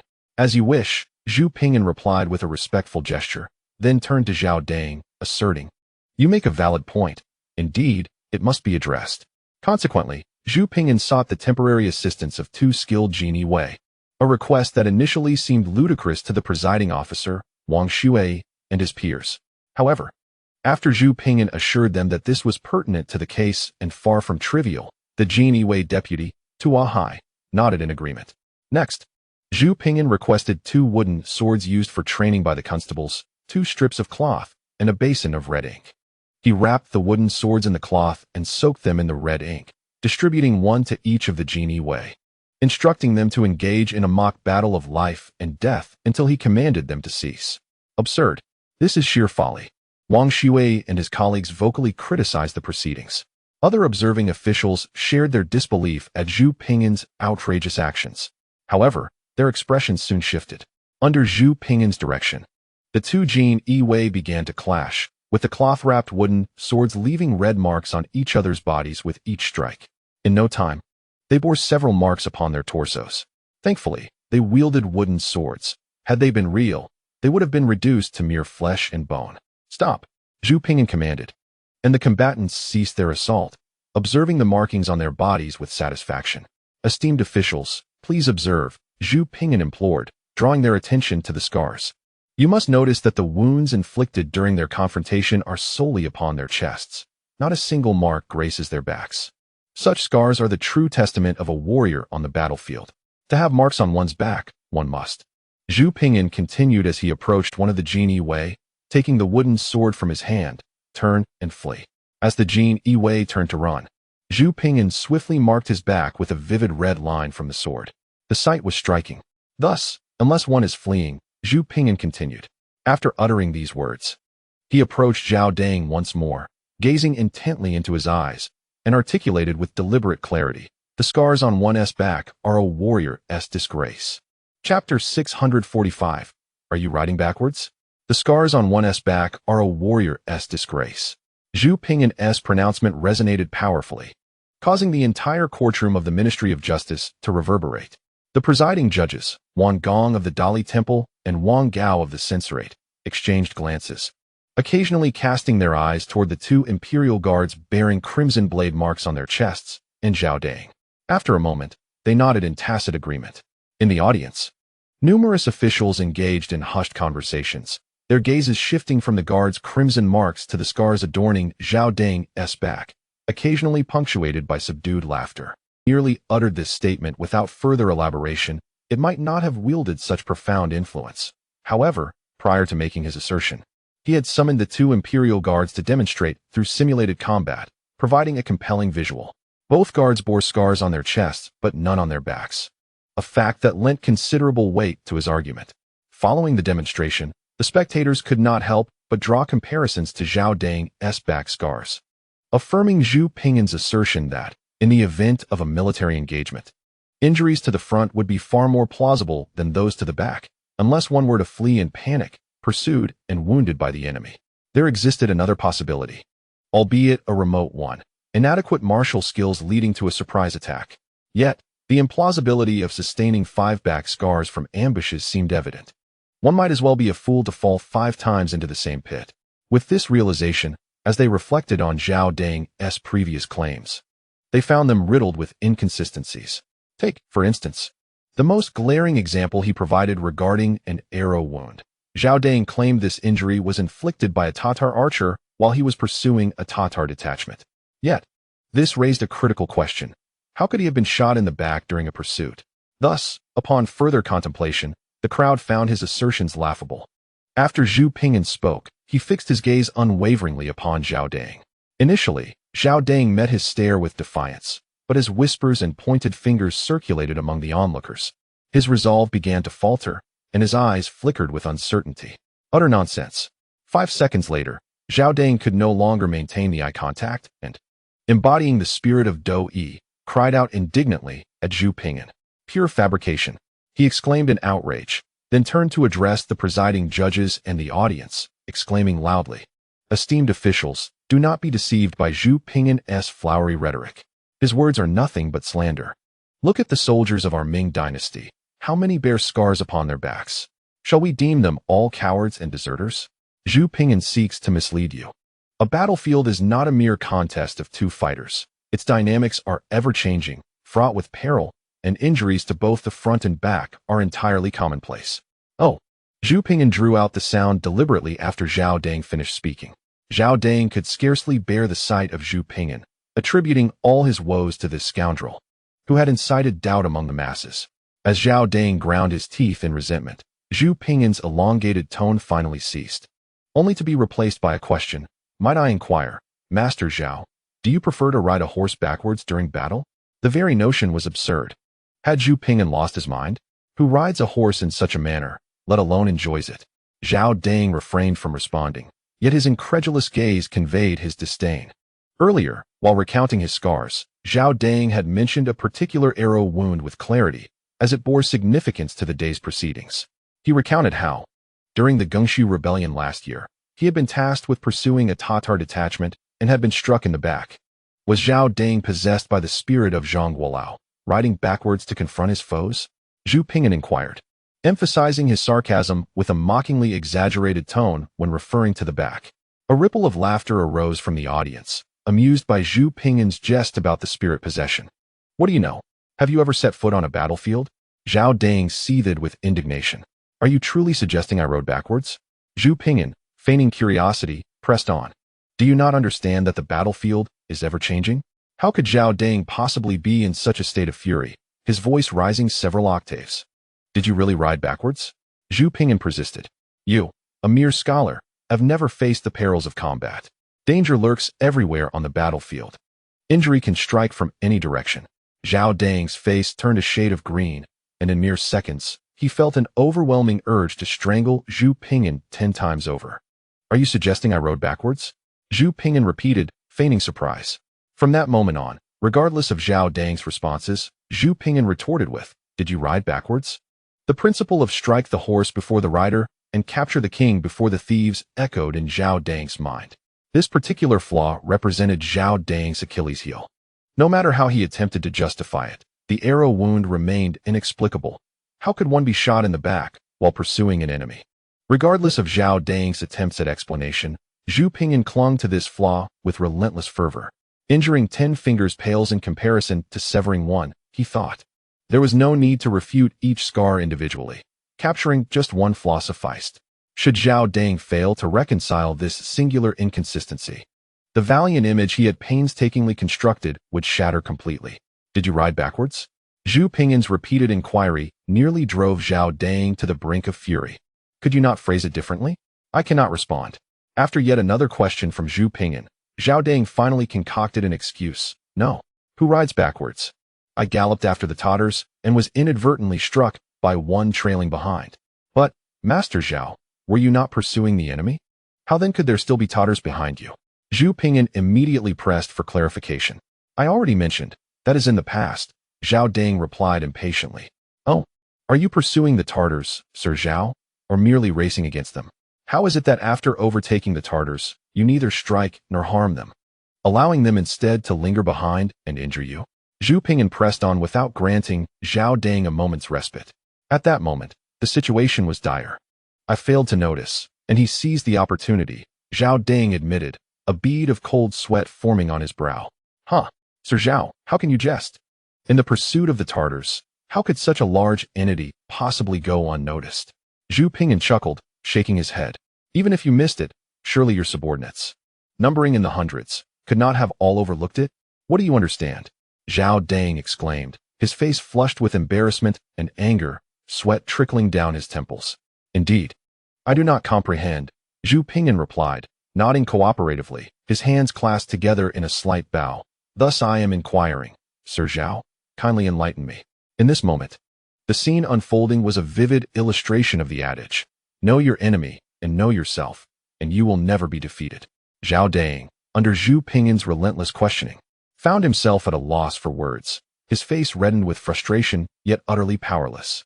For a long time, Zhao Dang had considered the scars on his back as a potent bargaining chip for this appeal, emboldened by the promises he had received from the Yin family.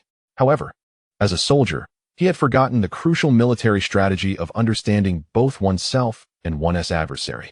Zhu Ping'an, in contrast, had been preparing for this appeal since receiving the news from the Ministry of Justice in Xia village, with a particular focus on gathering information about Zhao Dang.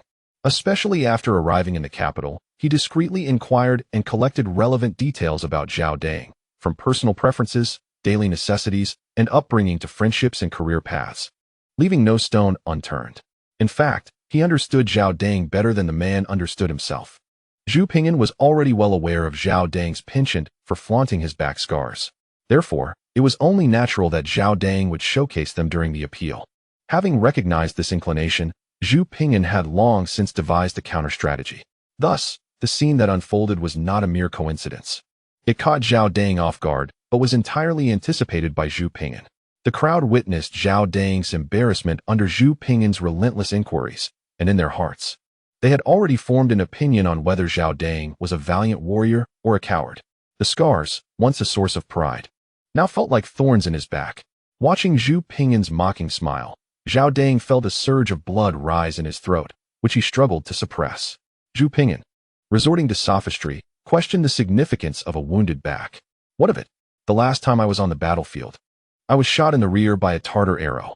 Indeed, who decreed that soldiers may not suffer injuries to their backs in combat. What nonsensical logic is this? Zhu Ping'an, you, who have never set foot on the battlefield, an effete scholar with no strength to lift a sword or bear a shield. What right do you have to criticize the soldiers? Who do you think you are? Just because you've read a couple of books and perused some military treatises, you assume you possess wisdom? You are still in your youth. What do you truly comprehend? Zhao Dang's predicament was not lost on the military officers in the audience, many of whom rose in support of him, launching verbal assaults against Zhu Ping'an. They cared not whether Zhao Dang was a valiant warrior or a coward. As long as he was a military officer and a favored figure of the Yin family, they had ample grounds to support him. This was a matter of interest, a reflection of their position. However, goodwill does not always yield favorable outcomes. The language of these military officers was coarse, resembling a brawl rather than a debate. Especially the derogatory terms aimed at the literati, which grated on the ears of the civil officials present and swayed some neutral officials with discernment toward Zhu Ping'an's side. Of course, the civil officials aligned with the Yin faction, despite their disdain for the military officers, still found themselves speaking in Zhao Dang's defense. The eloquence of the literati surpassed that of the military men, their logic and organization much clearer. Yet, just as the first civil official had finished his support, Zhu Ping'an interrupted him. "Thank you all for your insights, but I would still like to seek clarification from Lord Zhao." The reactions of the crowd were largely as Zhu Ping'an had anticipated. He subtly smiled, bowing to the audience, cutting off the Yin faction's support for Zhao Dang, and then turned back to continue his inquiries.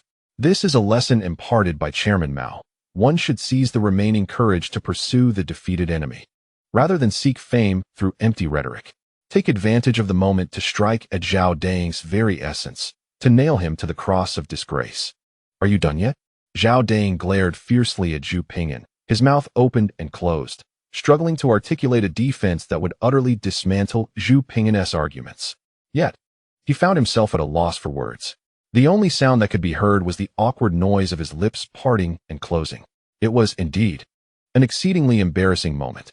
Even without looking up, one could imagine the expressions of the crowd. Zhao Dang felt a metallic taste rise in his throat, deepening his animosity towards Zhu Ping'an. A sudden bang of the gavel in the court brought Zhao Dang some relief. "Enough. The time is nearly noon. Let us not squander it on these trivial matters. Moreover, Zhao Dang's scars are irrelevant to this case. The court shall cease its inquiries on this matter. If there is further interest, you may discuss it after the court proceedings conclude." The Deputy Minister of Justice, Wang Shui, ended the debate regarding Zhao Dang's scars due to time constraints. "How ironic. This issue was initiated by you, when Zhao Dang first revealed his scars to garner sympathy and support. Why did you not mention that it was a waste of time and that the scars were unrelated to this case? When one fails to gain any advantage and finds oneself embroiled in trouble, only to then declare that it is unrelated to the current case, it is indeed laughable. Nonetheless, despite some regrets, the objective has been achieved.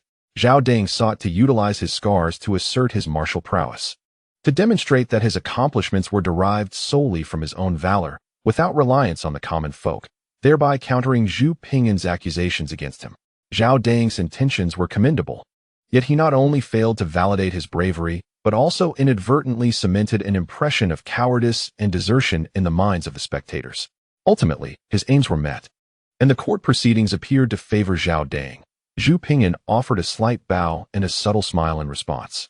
Zhao Dang shot Zhu Ping'an a fierce glare, cursing under his breath, realizing he had been careless, allowing Zhu Ping'an to seize upon his vulnerabilities. He vowed to avoid repeating such a mistake. "Humph, Zhu Ping'an. Do you think that winning a minor skirmish guarantees your victory? Naive. Enjoy your moment of triumph. There will come a time for your tears, and I shall not grant you another opportunity. What does it matter if you prove me a deserter?" As the esteemed Wang Daren stated, "This has no bearing on the current petition. If you wish to accuse me of murder and usurpation of merit, then present your evidence. What proof do you possess? Can you make the deceased testify against me? Do you believe I am unaware of your hidden cards? How fortuitous it is that I can ensnare them all. In the end, you will find yourself accused of slander. Unable to substantiate your claims of my wrongdoing, you shall face a countercharge, and it will be you who bears the weight of this unforgivable crime. When that time comes, do not expect to safeguard your reputation. You may even lose your very life, and it will be too late for regrets." With this thought, Zhao Dang regarded Zhu Ping'an as if he were a specter, finding a strange comfort in the sight, a shadow of a smile creeping onto his lips. Chapter 647. Fearless Assurance. As noon approached, the sun blazed overhead like a fiery orb, scorching the entire petitioning venue, with remnants of last night's torrential rain evaporating under its heat, rendering the atmosphere akin to a steam room. The presiding judges and the audience were somewhat shielded by canopies, spared from the harsh sun. Zhu Ping'an, however, was not so fortunate. Under the relentless glare, beads of sweat trickled down his chin. Indeed, summer had arrived. He found himself longing for the comforts of modern air conditioning. Even a mere fan would suffice. To his dismay, he even felt a twinge of envy towards Zhao Dang, who, bare-chested, undoubtedly felt far cooler than he did. Conversely, Zhao Dang perceived Zhu Ping'an's gaze as a mockery of his battle scars, intensifying his resentment towards him. Zhu Ping'an, on what grounds do you accuse Zhao Dang of murder and usurpation of merit? The presiding judge, Minister Wang Shiwei, exchanged a glance with Zhao Dang before turning his stern gaze towards Zhu Ping'an, questioning him as if in an interrogation. Naturally, I implore you to command the summoning of witnesses Lu Mu, Lu Dadao, Lu Daqiang, Lu Dazhuang, Lu Daxu, and Lu Dagong to the court, Zhu Ping'an respectfully replied. Witnesses?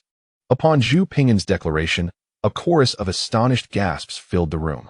Many were taken aback by the revelation that Zhu Ping'an had witnesses, a piece of information that had eluded their prior knowledge. If witnesses were indeed present, Zhao Dang's position became precarious. Numerous officials cast their gazes toward Zhao Dang. Yet his reaction defied all expectations. Upon hearing Zhu Ping'an's request for the summoning of witnesses, Zhao Dang exhibited no surprise or concern, remaining even more composed than before. Please, command the summoning of the witnesses. I am equally curious about the esteemed individuals that Zhu speaks of. I fear not the shadows when my stance is upright. And I wish to witness these witnesses firsthand, Zhao Dang proclaimed, clasping his fists in a gesture of assurance. Rather than obstructing, he appeared even more eager than Zhu Ping'an to have the witnesses brought forth, casting a provocative glance in Zhu Ping'an's direction. Oh! Zhu Ping'an's face betrayed a flicker of astonishment at Zhao Dang's demeanor. Observing Zhu Ping'an's bewilderment, Zhao Dang felt an overwhelming sense of satisfaction. A wave of relief washing over him, and his smile broadened, exuding an air of confidence. The military officials in the audience felt a wave of reassurance at the sight of Zhao Dang and Zhu Ping'an's reactions. It appeared that Zhao Dang had long been prepared for this moment, promising an engaging spectacle. Previously tense under Zhu Ping'an's relentless questioning, they now found solace in the prospect of a captivating performance, lifting their teacups to sip leisurely while awaiting the unfolding drama. The presiding judge, responsive to the flow of the proceedings, withdrew a decree and instructed an attendant to summon Lu Mu, Lu Dadao, and the others from outside the court. However, Zhao Dang may have overestimated the situation. Zhu Ping'an was not astonished by Zhao Dang's audacity, but rather by how swiftly Zhao Dang had recovered from the humiliation he had suffered. It was likely that Zhao Dang's confidence stemmed from prior knowledge of Lu Mu and the others. Although Zhu Ping'an desired to keep the existence of Lu Mu and Lu Dadao concealed until a surprise blow could be dealt to Zhao Dang, he had nonetheless prepared for the eventuality that Zhao Dang might already be aware of their presence. The relationship between the Yin family and Lu Bing, the commander of the Jin Yi Wei, had long ceased to be a secret following the incident involving Xia Yan, and Zhu Ping'an had acquired considerable knowledge about Lu Bing from historical accounts. Lu Bing could neither be classified as wholly virtuous nor entirely malevolent. Despite wielding immense power, he exhibited a certain timidity. During Xia Yan's tenure as chief minister, he refrained from challenging him, only conspiring with Yin Song to overthrow Xia Yan when faced with the threat of punishment. When Qiu Luan gained the favor of the Jiajing emperor and suppressed Yin Song, Lu Bing feigned flattery, ingratiating himself with Qiu Luan through monetary gifts, only to reveal Qiu Luan's treachery when the latter fell gravely ill. Presently, with Yin Song as chief minister, Lu Bing, despite his considerable influence, dared not confront Yin Song directly, opting instead to cultivate a favorable relationship with him. Shen Lian was a subordinate admired by Lu Bing. However, when Shen Lian sought to impeach Yin Song, Lu Bing did not dare to rescue him, which illustrates the precariousness of their situation. As long as Yin Song's power remained unassailable, Lu Bing would only seek to curry favor with him. Being the highest commander of the Jinyui, Lu Bing's alignment with Yin Song effectively meant that the Jinyui was also aligned with him. Now, having regained the prestige reminiscent of the founding emperor's era, the Jinyui overshadowed the Eastern Depot, with their agents and informants scattered throughout the realm. Should the Jinyui desire, no secret, whether belonging to nobles or commoners, could remain hidden from their gaze. Although Zhu Ping'an's sheltering of Lu Mu and Lu Dadao was shrouded in secrecy, he was not confident that it could elude the watchful eyes of the Jinyui. If it could not escape their scrutiny, it certainly would not remain concealed from the Yin household, and thus, it would inevitably come to the attention of Zhao Dang. Therefore, as Zhu Ping'an prepared for Qingqing, he made two sets of preparations. Observing Zhao Dang's confident demeanor, Zhu Ping'an felt a momentary astonishment, quickly replaced by a subtle smile.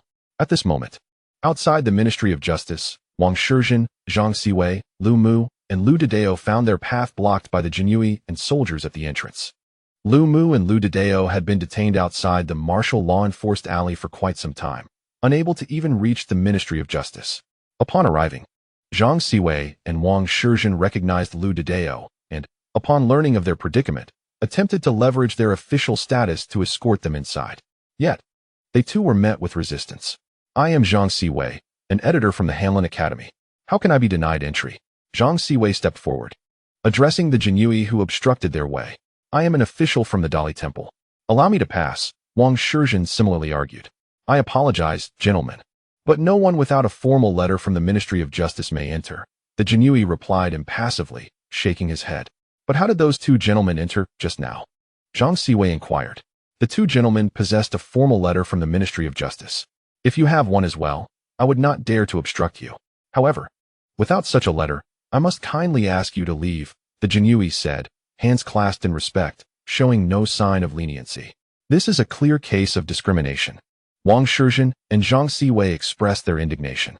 They had hurriedly changed into official attire upon learning that officials were permitted to attend the proceedings, eager to support Zhu Ping'an. Yet, they were unaware that even attendance required prior arrangements, and without a formal letter, entry was forbidden. We have come to testify against Zhao Dang for murder and deception. Please allow us to enter. Lu Didao implored, urgency etched on their faces. Without a formal letter, entry is not permitted, the Jinui replied coldly, treating Lu Didao with far less courtesy than Zhang Siwei and Wang Shizhen. I advise you to depart promptly. Further entanglement will disrupt the proceedings. Just as Lu Didao and the others found themselves at an impasse, they suddenly heard a voice from within the ministry proclaiming that the Lord had issued an order to summon Lu Mu and Lu Didao to the court, followed by a bailiff hastily emerging with a summons in hand. Chapter 648. Counterattack. Look, if you had let us in earlier, we wouldn't have to trouble the esteemed officials to summon us, Lu Didao remarked as he followed the constable towards the court of the Ministry of Justice. He couldn't resist turning back to taunt the genie Wei who had previously obstructed their entry, then swaggered along, patting his backside as he joined Lu Mu and the others. You fool, what are you so proud of? Do you think entering the court is an easy task? I fear you may find it easy to get in, but difficult to get out. The genie Wei cast a disdainful glance at Lu Didao and his companions, curling his lip in contempt. However, Lu Didao was oblivious to this expression and entered with a sense of self-satisfaction. As Lu Didao and his group entered the Ministry of Justice, Wang Shizhen and Zhang Siwei found themselves still barred from entry, lacking the necessary official documentation. With no other choice, they had to wait outside for news. Upon arriving at the court, Lu Didao and his companions felt a twinge of anxiety at the sight of so many officials in their robes, surrounded by Jin Wei and constables. They were mere hunters from the mountains, unaccustomed to such grandeur. Do not be anxious. Simply answer truthfully to the inquiries of the magistrate, Zhu Ping'an reassured them, gently patting their shoulders with a nonchalant smile. Indeed, with the young master present, there was no reason for apprehension. Seeing Zhu Ping'an's confident and composed demeanor, Lu Didao and the others soon found their own nerves dissipating. Who stands before us? What is your relation to this case? Wang Shui, presiding over the court, rapped the gavel and inquired loudly. In response to the esteemed magistrate, we are Lu Mu, Lu Didao, Lu Dazhuan, hunters from Lu family village at the foot of Yunming Mountain. We are witnesses. Our entire village, comprising 59 souls, has been tragically taken by Zhao Dang, leaving us in mourning. We beseech the magistrate to seek justice for Lu family village, Lu Mu proclaimed, leading Lu Didao and the others to kneel at the court's foot. Overcome with grief as he recounted the village's calamity, his eyes burned with rage as he fixed his gaze upon Zhao Dang. After Lu Mu and Lu Didao finished their testimonies against Zhao Dang, a murmur of discussion rippled through the court, with numerous officials whispering amongst themselves. In ancient times, the adjudication of cases relied heavily on the 5 sounds of litigation, akin to the diagnostic methods of traditional Chinese medicine. The 5 sounds refer to verbal testimony, visual observations, emotional cues, auditory perceptions, and visual scrutiny, all employed to meticulously evaluate the parties involved, aiming to ascertain evidence and deduce the facts of the case. The officials, both in the court and audience, had been observing Lu Mu, Lu Didao, and their companions closely since their entry, attentively listening to every word they spoke. They don't seem to be feigning, one remarked. The intensity of Lu Mu's fury and despair seemed too genuine to be acted, yet one could never be certain. Meanwhile, Zhao Dang, the focus of the storm, remained surprisingly composed, exuding an air of a seasoned general. As if the accusations from Lu Mu and Lu Dideo were not directed at him at all. As the discussions in the courtroom reached a fervent climax, Zhao Dang made his voice heard, addressing the presiding judge. Your Honor, may I be permitted to pose a few inquiries to these witnesses? Feel free to inquire, responded the judge, ever accommodating to Zhao Dang's requests. Thank you, Your Honor, Zhao Dang replied with a respectful bow, then stepped forward to confront Lu Mu, Lu Dideo, and the others, raising his voice. I have several questions for you, and I implore you to respond truthfully, without superfluous remarks. You allege that I, Zhao Dang, borrowed the heads of 59 villagers from Lu's family. My question is, were you present at the scene? Nay, we were not. Lu Mu and Lu Dideo exchanged glances before shaking their heads. Upon returning home from the battlefield, they found their village in utter ruin, a veritable hell on earth. Had they been home, they would have fought desperately to prevent such a tragedy. Then, did you witness me, Zhao Dang, taking their heads? Zhao Dang pressed further. Lu Mu and Lu Dideo shook their heads once more. The question bore no distinction from the previous one. For how could they have witnessed anything if they were not present? Did you, at the very least, hear me request the heads of the elderly, women, and children from your village? Zhao Dang continued. Lu Dideo and the others again shook their heads, affirming they had not heard a thing. The crowd in the courtroom looked at Lu Dideo and his companions with incredulity. What kind of witnesses were they? They neither witnessed the events nor heard any claims. How could they be considered credible witnesses? This was absurd. The audience's expressions turned towards Zhu Ping'an with disappointment, sighs, and mockery. This was the end for Zhu Ping'an. He was still too young, too impulsive, and this painful lesson would surely engrave itself in his memory, if he had any opportunity left at all. Should he meet the same fate as Zhao Jin or Zhou Mian, being thrown into prison and stripped of his titles? It would be a lamentable loss for the youngest scholar of the Ming dynasty. Indeed, he might become the shortest-lived scholar of them all. A splendid counterattack had unfolded, and the atmosphere was decidedly settled. The military officials in the audience wore expressions of celebration. Observing the reactions of the officials below, Zhao Dang's lips curled into a smirk. Casting a glance at Zhu Ping'an and Lu Dideo, as one might regard a dying man, a posture of triumph over defeat.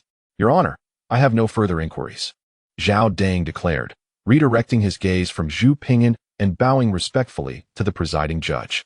Did you all clearly hear the questions posed by Zhao Dang? Wang Shui inquired of Lu Dideo and the others. They nodded in affirmation. How audacious! You were neither present, nor did you witness anything firsthand, nor did you hear anything. Yet you dare to testify? Are you mocking this court? Wang Shui thundered, striking the gavel with vigor, his voice stern and authoritative. Guards, take them into custody and, once this case is concluded, we shall determine their punishment. The heavens bear witness to the injustice. Lu Dideo and his companions sat on the ground in a daze, gazing at the presiding judge Wang Shui and others with the bewilderment of lost lambs. They were engulfed in darkness, for their parents, families, and fellow villagers had fallen victim to Zhao Dang's cruelty. How could they, the true victims, be condemned based merely on two questions posed by Zhao Dang? They had thought that in their remote county, far from the emperor's gaze, such darkness could prevail. Little did they know, even beneath the emperor's feet, shadows lingered. It seems that crows are dark, no matter where they are. Upon hearing the commotion, the officials from the Ministry of Justice approached with their intimidating clubs. Just as they were about to reach Lu Dideo and the others, a voice, both humorous and sorrowful, pierced the silence of the grand hall with remarkable clarity. Slow down. It was a youthful voice. The officials instinctively halted, raising their eyes to the source of the utterance. Zhu Ping'an appeared before them, a smile gracing his lips, akin to sunlight breaking through a veil of clouds. Slow down. Zhu Ping'an's voice was not loud, yet its tone, laced with absurdity, captured everyone's attention effortlessly. Zhao Dang's smirk withered in an instant. Hearing the word slow, Wang Shui instinctively turned his gaze towards Yan Shifan in the audience, apprehensive that it was he who had spoken. Upon noticing that Yan's lips bore no trace of a smile, he sighed with relief. It was not him after all. Wang Shuwei soon realized that the speaker was the young Zhu Ping'an standing before the court. Zhu Ping'an, what do you mean by this? Are you expressing dissatisfaction with the court? Zhao Dang could not help but loudly interrogate Zhu Ping'an, simultaneously casting the shadow of contempt for the court's decision upon him. No. Zhu Ping'an chose his words carefully, a slight smile lingering on his lips. His smile was painfully irksome to Zhao Dang, who felt an inexplicable agitation rising within. A violent urge to kick him in the face. Then why do you impede the magistrate's decree? Zhao Dang sneered. Clinging tightly to the issue of Zhu Ping'an obstructing Wang Shuwei's orders, seeking to exert pressure. Zhu Ping'an regarded Zhao Dang with a gentle smile, ignoring him, then turned to respectfully salute the presiding judges, rising to explain, "Esteemed Wang, please do not take offense. I implore you to inform Lu Mu, Lu Dadao, Lu Dachui, and the other 6 that they have come to testify. If they are confined to a prison cell, how can they fulfill their role as witnesses? I urge you to reconsider." Witnesses? Wang Shuwei shook his head in disbelief, a mocking smile forming on his face. What qualifications do they possess to testify? The court has already stated that they were neither present at the scene, nor have they heard or witnessed anything. What grounds do they have to testify? To toy with this court in such a manner without being imprisoned as a warning would be a mockery indeed. Indeed. How could they possess the qualifications to testify when they were not even present? Another voice chimed in. If they can testify, then I too would like to testify. I will testify that Zhao Dang has been valorous in battle and has never committed murder to claim false glory. Exactly. Zhu Ping'an may be young, but he possesses an exceptional talent for fabricating lies with his eyes wide open. To present false testimony and mock the court without being imprisoned? We cannot abide by this. Indeed, we cannot abide by this. In the courtroom, a group of officials led by the military officer Zhao Dang began to create a commotion, attacking Zhu Ping'an and applying pressure to the court, urging it to imprison all the witnesses summoned by Zhu Ping'an. Should they succeed, Zhu Ping'an would find himself utterly defeated, bereft of witnesses, leaving him with no means to turn the tide in his favor. From their perspective, their demands seemed exceedingly reasonable. Just consider. The magistrate Wang had articulated it clearly. Lu Dadao and his fellow villagers were not present at the scene. What testimony could they possibly provide? Were they merely indulging in fanciful dreams? This was nothing short of a mockery of the court's solemnity. They deserved to be incarcerated for perjury and slander. Zhu Ping'an, upon hearing this, slightly curled the corners of his mouth and shook his head in a smile. What? Zhu Ping'an, have you lost your senses? How can they testify when they were not present? Do you think us fools? The crowd in the courtroom regarded Zhu Ping'an with skepticism, shaking their heads in disapproval, deeming his remarks childish. Zhu Ping'an, do you grasp the gravity of your statements? Do you possess any common sense? How could they testify without being on site? A military officer rose, gazing at Zhu Ping'an with disdain as he posed the question. Zhu Ping'an, how can they provide testimony if they were not present? Chief Judge Wang Shuwei replied with a scoff, challenging him to justify his stance. Zhao Dang and his companions stared intently at Zhu Ping'an, eager to witness his embarrassment. Even if Zhu Ping'an were eloquent, could he truly overturn the truth? The magistrate had already verified the identities of Lu Mu, Lu Dadao, Lu Dachui, and their 5 companions, confirming that they hailed from Lu village at the foot of Yunming Mountain, the very village that had suffered at the hands of Zhao Dang's malicious deeds. Indeed, they were not present at the scene, nor had they witnessed Zhao Dang's heinous act. Yet the heads he had presented as trophies belonged to the villagers of Lu village, family and kin of Lu Dadao and his companions. The purpose of summoning Lu Mu, Lu Dadao, and the others was to ascertain whether the severed heads Zhao Dang had offered were those of their fellow villagers. Thus, the absence of Lu Mu and the others at the scene did not impede their ability to testify. Zhu Ping'an stood resolutely in the courtroom, his voice steady as he explained, his gaze sharp and unwavering. The midday sun cast its fervent rays upon him, reflecting his righteousness, though he was not of imposing stature. He emanated an aura of authority that seemed to overlook the very heavens. Ah, so you seek to verify the heads. Chief Judge Wang Gong and Wang Gao exchanged a glance, silently communicating before nodding slowly in agreement. Indeed, regardless of Lu Mu and the others' presence at the scene, their identity as villagers of Lu village remained unchanged, a fact confirmed through their travel permits and household registries. In such a small community, it was only natural that they could recognize the heads of their fellow villagers. Verification of heads? I have presented severed heads to the court for over half a year, Which heads could possibly remain for such a duration? Zhao Dang scoffed derisively at the notion. Half a year has passed, and the remains have long since decayed. Human heads are hardly treasures. They ought to be buried or burned, not cherished as relics. Can you still recognize the bones? The assembly of military officers below erupted in laughter. Unfazed by the mockery from Zhao Dang and the officers, Zhu Ping'an maintained his composure, hands clasped behind his back, and spoke slowly, enunciating each word.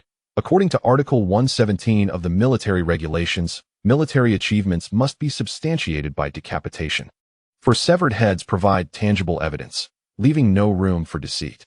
Extraordinary feats lacking such evidence are prone to fabrication. Thus, any enemy heads captured must be accounted for based on their severed state. The heads should be preserved in quicklime or ash, securely stored by the Ministry of War for a year, and only after the autumn of the following year, following a ceremonial offering, should they be burned and buried. The bounties decreed by Your Majesty also stipulate rewards based on severed heads. Furthermore, I have perused the commendation documents from last year concerning Lord Zhou, which clearly record that the 59 heads he submitted remain secured in the Ministry of War's arsenal. The arsenal is but a stone's throw from the Ministry of Justice, easily traversed in a matter of tea time. Retrieving the heads would not consume much time. Zhu Ping'an's argument was fortified with references and documented evidence, asserting that the severed heads submitted by Zhao Dang last year are still securely stored in the Ministry of War's arsenal. What? Upon hearing this, Zhao Dang was taken aback, a sense of unease creeping into his heart, his brows knitting tightly together. Chapter 650, Engaging in Deception. The retrieval of the heads for verification was indeed disconcerting. Zhao Dang understood better than anyone the truth behind those heads, whether they belonged to the Tatar or the innocent villagers of Lu family village. After all, he had personally led the troops to procure those heads from Lu family village. At the time, he had bribed the coroner to alter the appearances of the heads to resemble Tatars, yet the identities of the individuals, young and old, male and female, were still discernible. Tatars, after all, would not have women or children in battle. Moreover, although the heads had somewhat dehydrated, they could still be recognized by those familiar with them, not to mention that Lu Dedeo and his companions were indeed from Lu family village. The more Zhao Dang pondered, the more his anxiety mounted. Lord Zhong, as Deputy Minister of War, I formally request the retrieval of the heads submitted by Zhao Dang last year for the purpose of verifying their identities. Zhu Ping'an bowed respectfully to the presiding Deputy Minister of War, Zhang Gu, in the court, asserting that this was pivotal to the case and beseeching him to issue the order. Well, Zhang Gu paused midway through his statement, then continued. The heads submitted by Zhao Dang are indeed secured within the Ministry of War storehouse. However, these heads do not fall under my jurisdiction. Zhang Gu neither agreed nor refused. Instead, he left Zhu Ping'an in a state of limbo. This was a common tactic in officialdom, pushing responsibility back and forth until the matter faded away. Zhang Gu was evidently well versed in this art. I insist that the court verify the heads. This is the court's duty, Zhu Ping'an reiterated, bowing once more. I care not for your jurisdiction.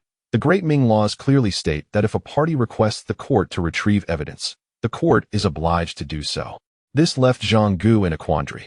In the moment of Zhang Gu's distress in the courtroom, Yin Shifan, seated in the audience, wore a subtle smile as he leaned towards Zhao Qiu beside him and whispered a few words. Zhao Qiu nodded repeatedly, casting a sidelong glance at Zhu Ping'an, his lips curling into a sly grin. The treasury of the Ministry of Justice falls under my jurisdiction. Since you, Zhu Ping'an, wish to verify the heads, I shall oblige. With this seal, you may access the Ministry of War's treasury, peruse the records, and retrieve the heads for identification. Zhao Qiu rose and produced a seal from his waist, handing it to an attendant who stood by, instructing him to deliver it to the presiding judge. Zhao Dang, upon hearing this, turned anxiously towards Zhao Qiu, only to receive a calming glance in return. In an instant, he experienced a moment of enlightenment. Indeed, what was there to worry about? The treasury containing the heads was under his uncle's control. The act of substituting one head for another or mingling fish eyes with pearls would be a trivial matter. Whether it was 59 heads or 599, it could all be resolved with a mere word. With this realization, Zhao Dang became emboldened, gazing unabashedly at Zhu Ping'an and taunting, if you wish to verify the heads, then do so. But, Zhu Darren, do prepare yourself. Those heads are not mere scholarly texts. I hope our top scholar is not frightened by the sight of them. Zhu Ping'an glanced at Zhao Dang, momentarily taken aback. In that case, I shall trouble Captain Zhang to bring the heads, he said. After receiving the seal, Zhang Gu nodded and handed over a warrant along with the seal to Captain Zhang of the Ministry of Justice, instructing him to retrieve the heads from the Ministry of War. As they fetched the heads, esteemed lords, let us take this opportunity to have a meal, Zhang Gu proposed. As the saying goes, food is the heaven for the people. If you all go hungry, I, the Ministry of Justice, cannot bear the responsibility. While our meals may not compare to the exquisite delicacies outside, they are plentiful and hearty. Please, esteemed lords, partake. The Minister of Justice, Hieo, gestured for an attendant to approach the presiding judge, whispering a few words. Subsequently, Wang Shui stood and addressed the assembly with a smile. Minister Wang, you jest. Hearing you say that, I find my own stomach quite hungry. We shall graciously accept your invitation. Laughter erupted among the officials present, as they prepared to sample the renowned fare of the Ministry of Justice. Thus, a consensus was reached. Captain Zhang of the Ministry of Justice would lead the attendants to retrieve the heads from the Ministry of War, while the assembly would enjoy a midday meal, resuming proceedings afterward. The kitchen staff of the Ministry of Justice had long prepared the ingredients, awaiting the cue to serve. As the agreement was reached, platters of food were promptly brought forth, a delightful assortment of 4 dishes and a soup, steaming hot. Zhu Ping'an stood in place, shaking his head with a wry smile.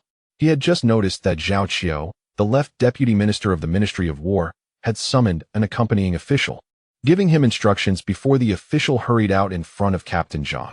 It was needless to say, the heads would undoubtedly undergo some tampering. It is futile.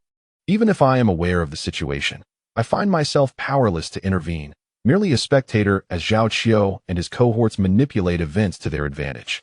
Accompanying Captain Zhang to the Ministry of War to retrieve the head of a criminal would not hinder Zhao Qiu and his associates from executing their schemes. They possess ample means to orchestrate their machinations, and my journey to the ministry, fraught with inevitable bureaucratic formalities, would afford them sufficient time to act. Nevertheless, I had anticipated this possibility and can only hope that the historical records remain accurate. What troubles you, Lord Zhu? Why do you not partake in your meal? In my moment of contemplation, Zhao Dang approached, brandishing a chicken leg and mockingly taking a hearty bite before sneering at me. His laughter was exuberant, and his enjoyment of the food was unrestrained. Yet, perhaps he rejoices too soon. Raising my gaze, I cast a fleeting glance at him and replied nonchalantly, Lord Zhao, do you ride your horse backward? Curse it. Here we go again. Just wait, Zhu Ping'an. Once I finish my meal, there will be tears shed on your part. Zhao Dang's expression darkened. The smile on his face stiffened, and the chicken in his mouth suddenly lost its appeal. He shot me a fierce glare, his eyes brimming with resentment. Such is the psychological state of Zhao Dang at this moment, having come with the intent to mock me. He now returns to his table in a huff. Thwarted. Lunchtime consisted of 4 dishes and a soup. With 4 or 5 officials sharing a table, be it from the Yin faction, the Li faction, or neutral parties, there was always a way to gather at one table. Zhu Ping'an, however, was an exception. Due to various considerations and apprehensions, no one approached him to share a table. Consequently, he found himself alone, occupying an entire table, relishing the 4 dishes and soup all by himself. With no one in sight, he cheerfully beckoned, Great Blade, you are in luck. Come join me for a meal.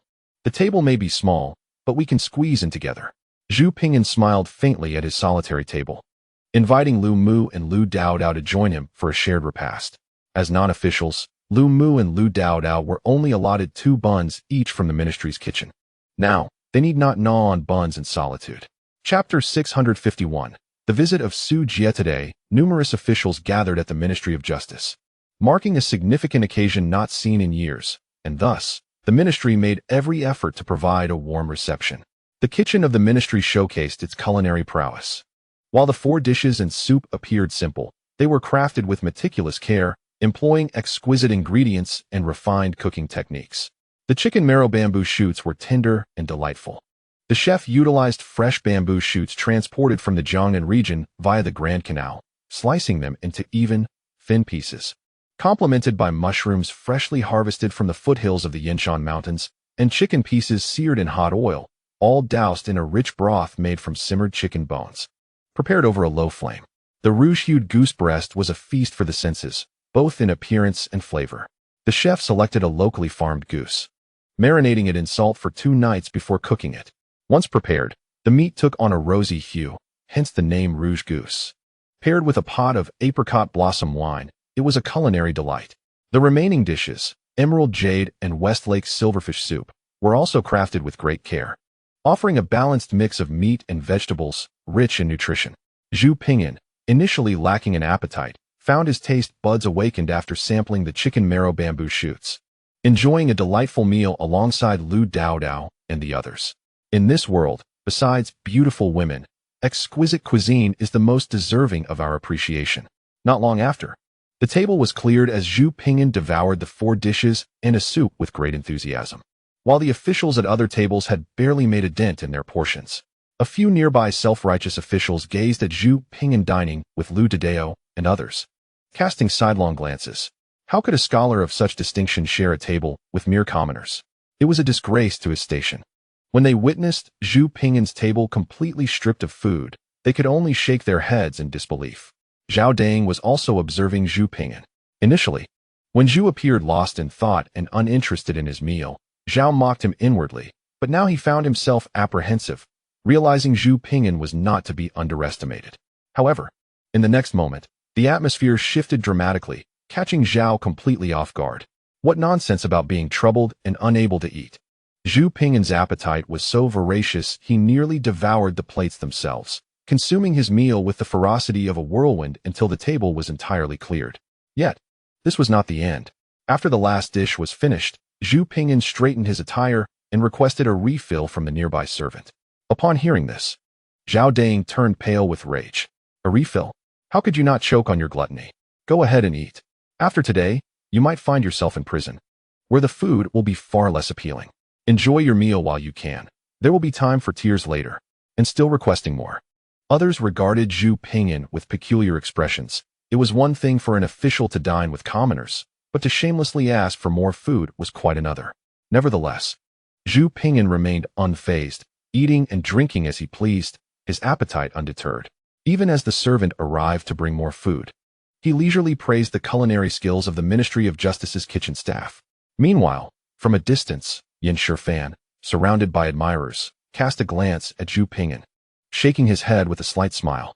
Had it not been for that particular memorial, he might have sought to befriend Zhu Ping'an. After lunch, before the servants dispatched to the Ministry of War had arrived to retrieve the heads, a few more officials entered the Court of Appeals, among them Su Jie, who had recently been promoted to the cabinet, and Zhang Jujing, among others. Su Jie entered with a beaming smile, exchanging greetings with Yan Shifan and the others. He was well liked, receiving salutations not only from the neutral faction and the Li faction, but also from many within the Su faction.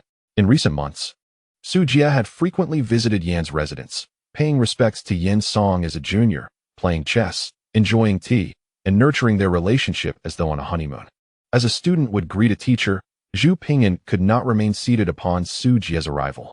Once Su Jie had engaged in conversation with Yan Shifan and others for a while, Zhu Ping'an adjusted his attire, rose, and approached Su Jie with utmost respect. Ah, Zhu, your timing is impeccable. I was just speaking of you. Come closer, let me introduce you to a few esteemed seniors in the scholarly community.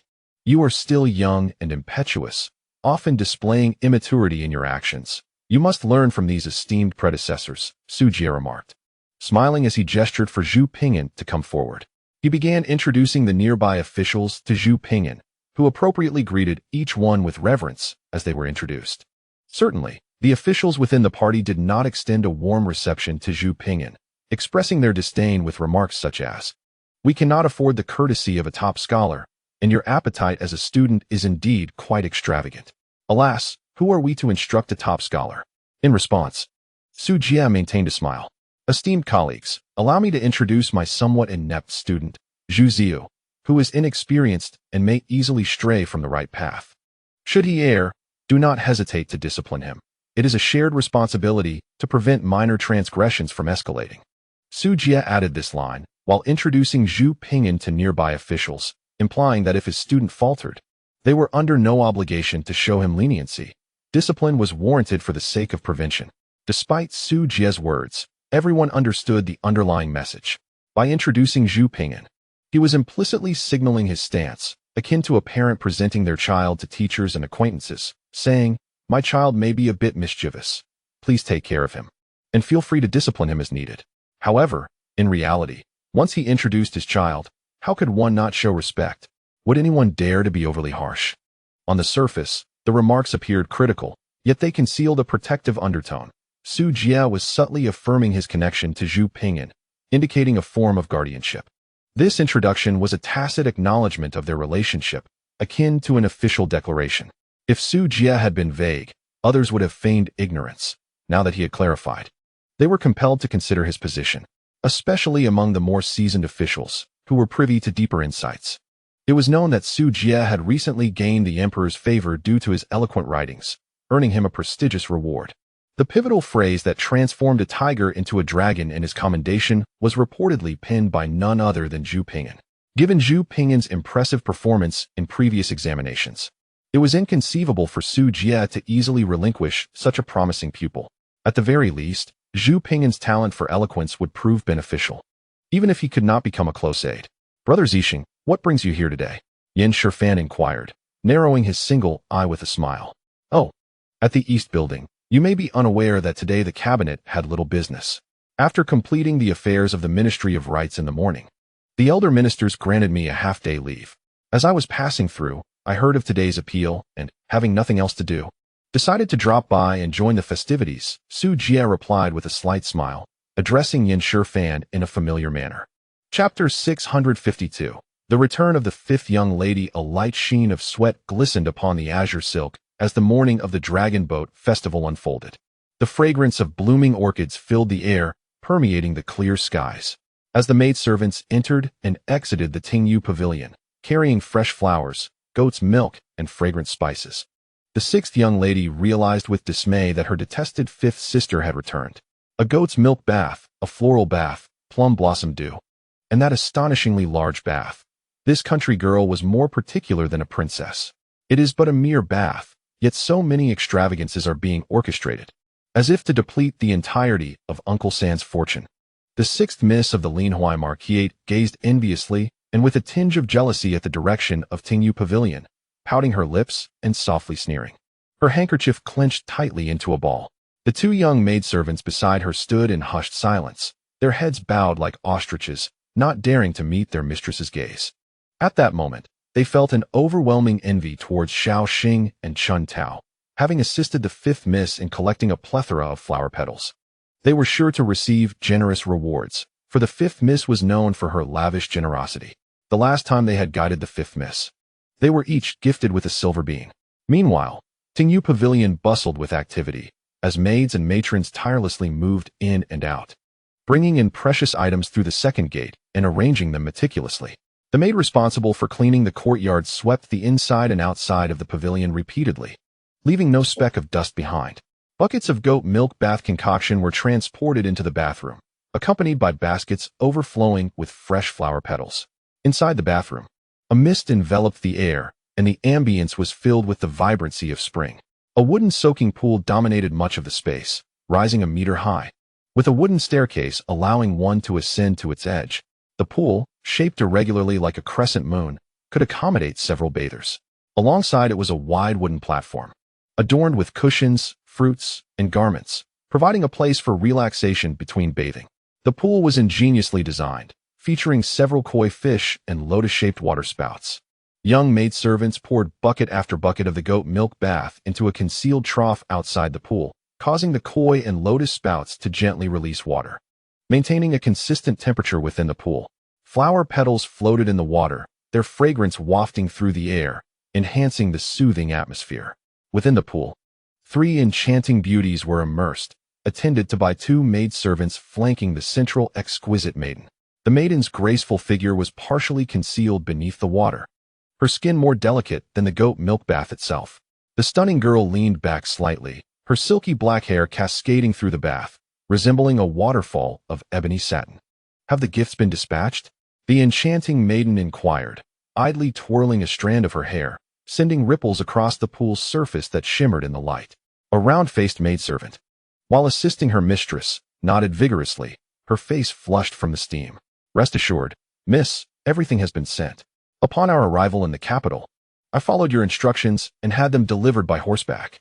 Very well, the beautiful maiden acknowledged with a nod. Before I entered, I received word that everything has been delivered. The gifts to the Guo family arrived promptly, while the ones to the Yin family were slightly delayed due to a stop for fans, but they made it before noon. The other esteemed households have also received theirs. The round-faced maidservant, eager to take credit, beamed with excitement. They have all been received, the enchanting maiden replied, a smile blooming on her delicate face.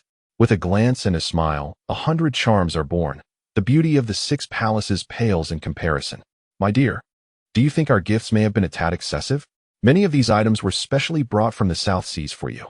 The little maid, Baozi, couldn't help but pout at the thought of the gifts they were sending away, feeling a twinge of regret.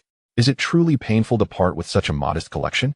The stunning young lady cast a playful glance with her large, glistening eyes, her rosy lips curling slightly as she let out a soft giggle, teasingly remarking that it was of little consequence. You have quite a lot, my lady, Baozi said earnestly, as she began to count on her chubby fingers.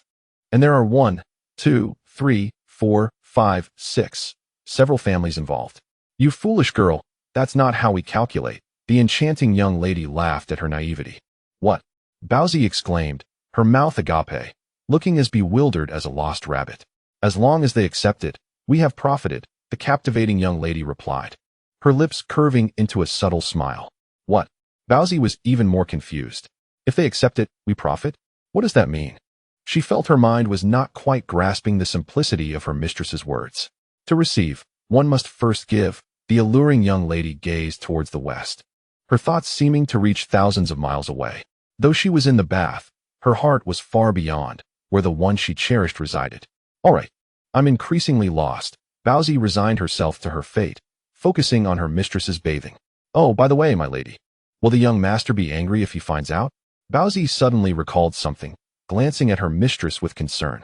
Simple enough, we just want to let him know. The enchanting young lady replied with a smile. What? Yes, I want to say a word, I promise.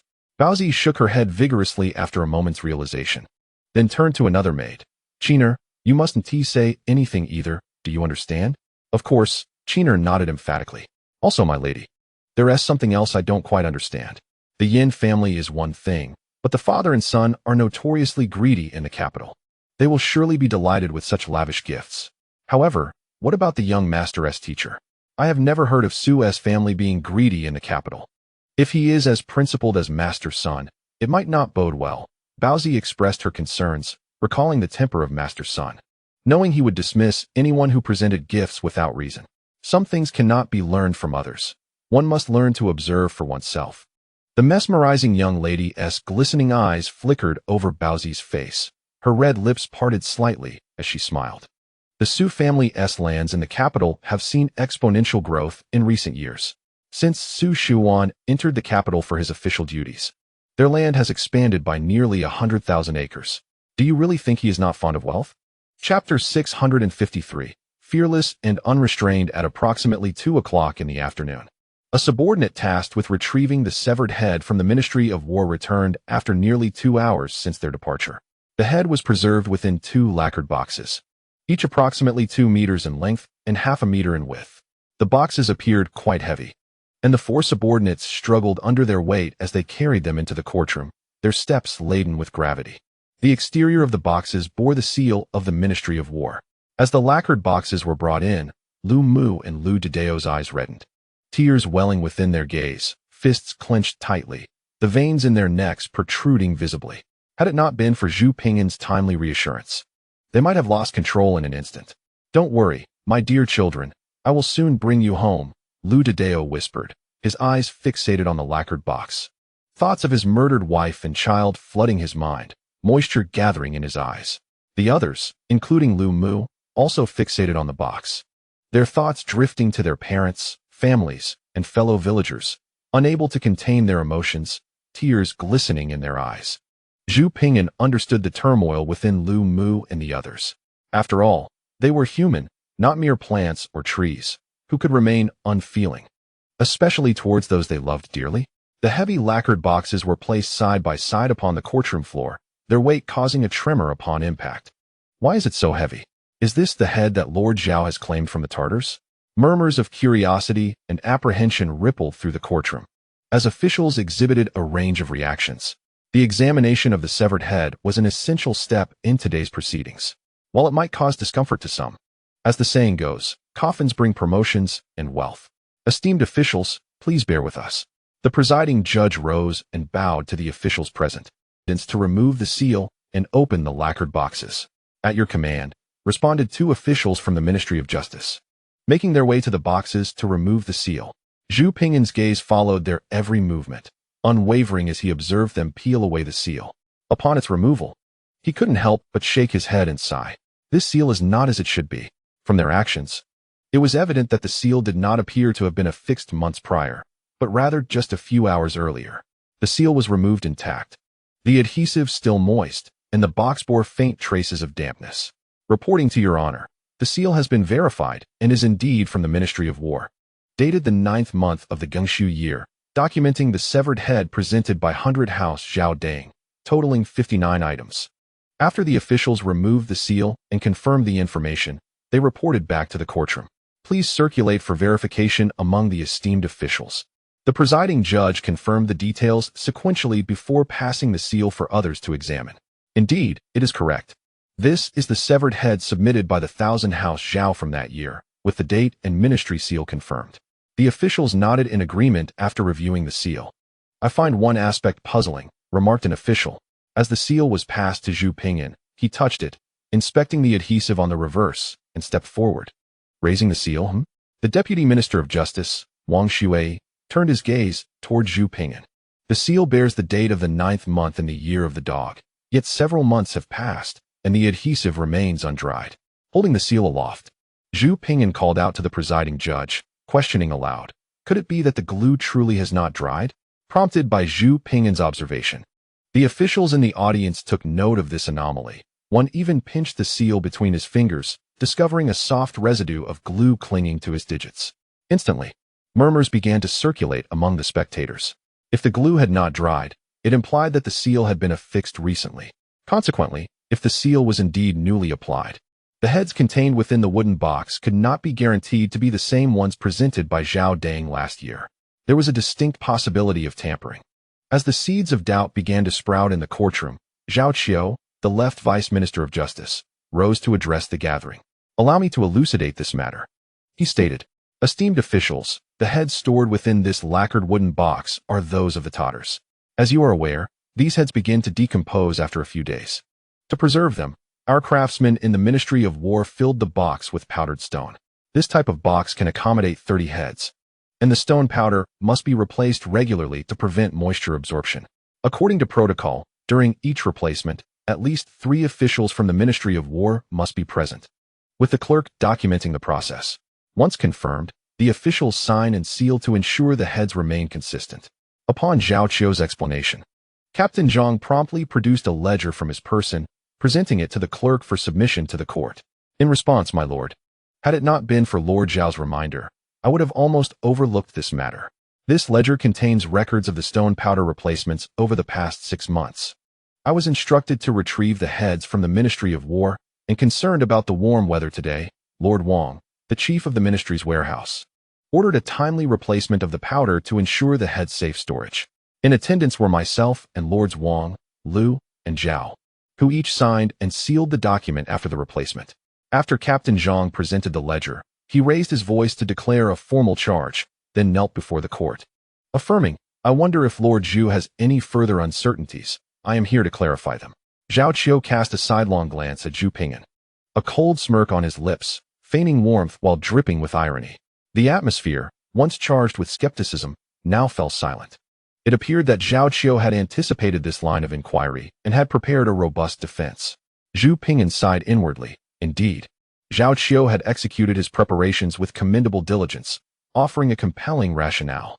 The necessity of timely stone powder replacements, the requirement for the presence of 3 officials, and the meticulously documented records, complete with signatures and seals, left no room for fault. What a vexing situation it was. Disguised as a matter of procedure, yet rife with deceit. Unresolvable. Helpless against it. Thank you, my lord. I have no further questions, Zhu Ping'an remarked.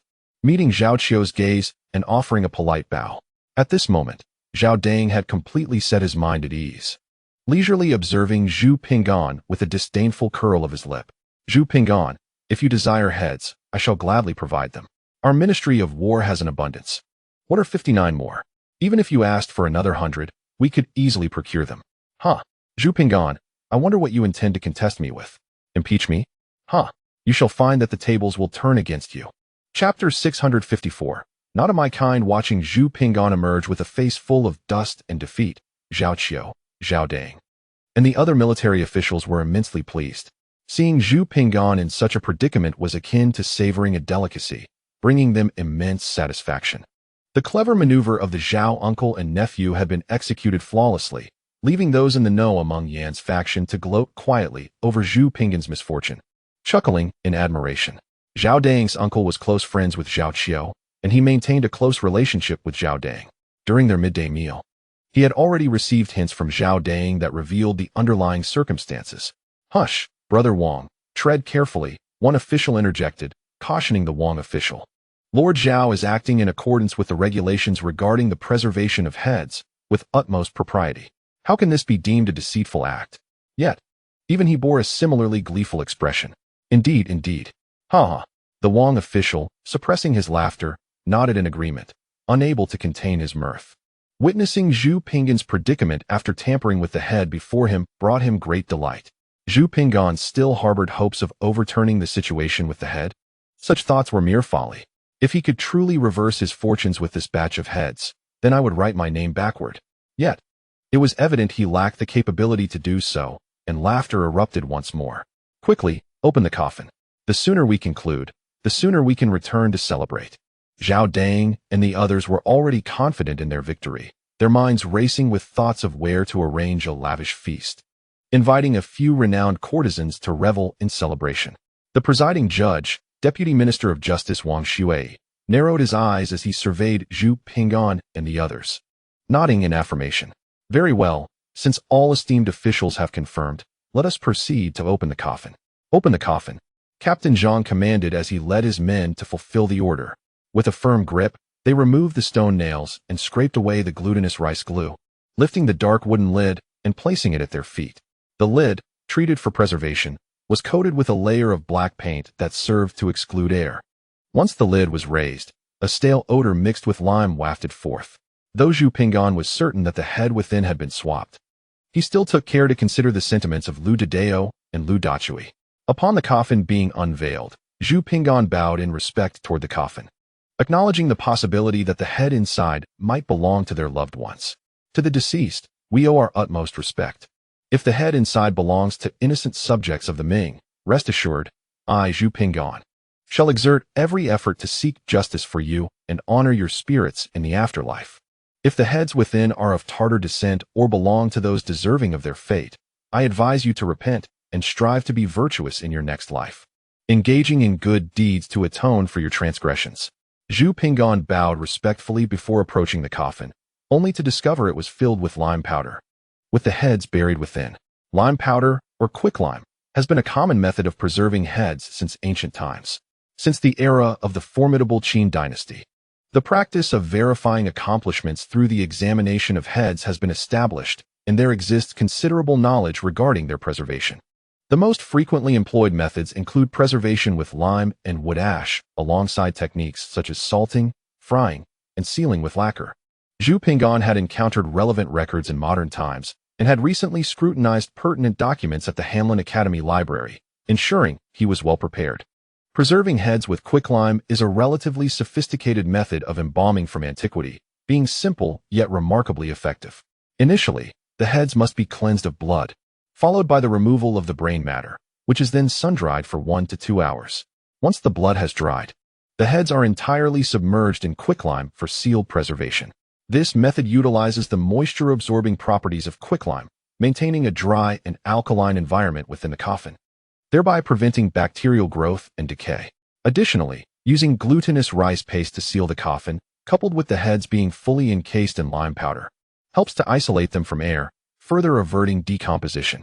Zhu Ping'an felt a slight sense of relief upon observing this preservation method, as it minimizes damage to the heads and facilitates identification. Esteemed officials, please take a look.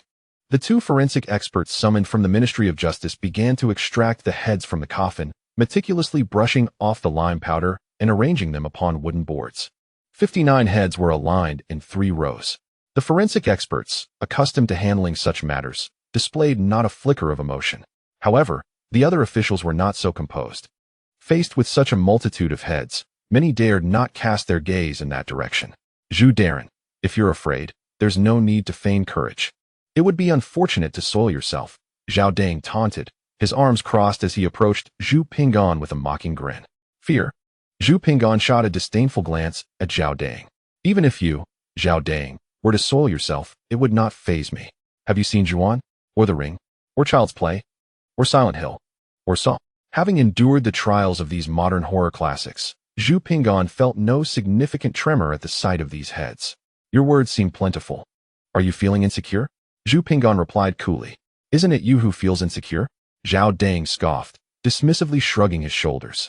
As Zhu Ping'an and Zhao Dang exchanged barbs, the forensic experts had already divided the heads onto 3 wooden boards for public examination.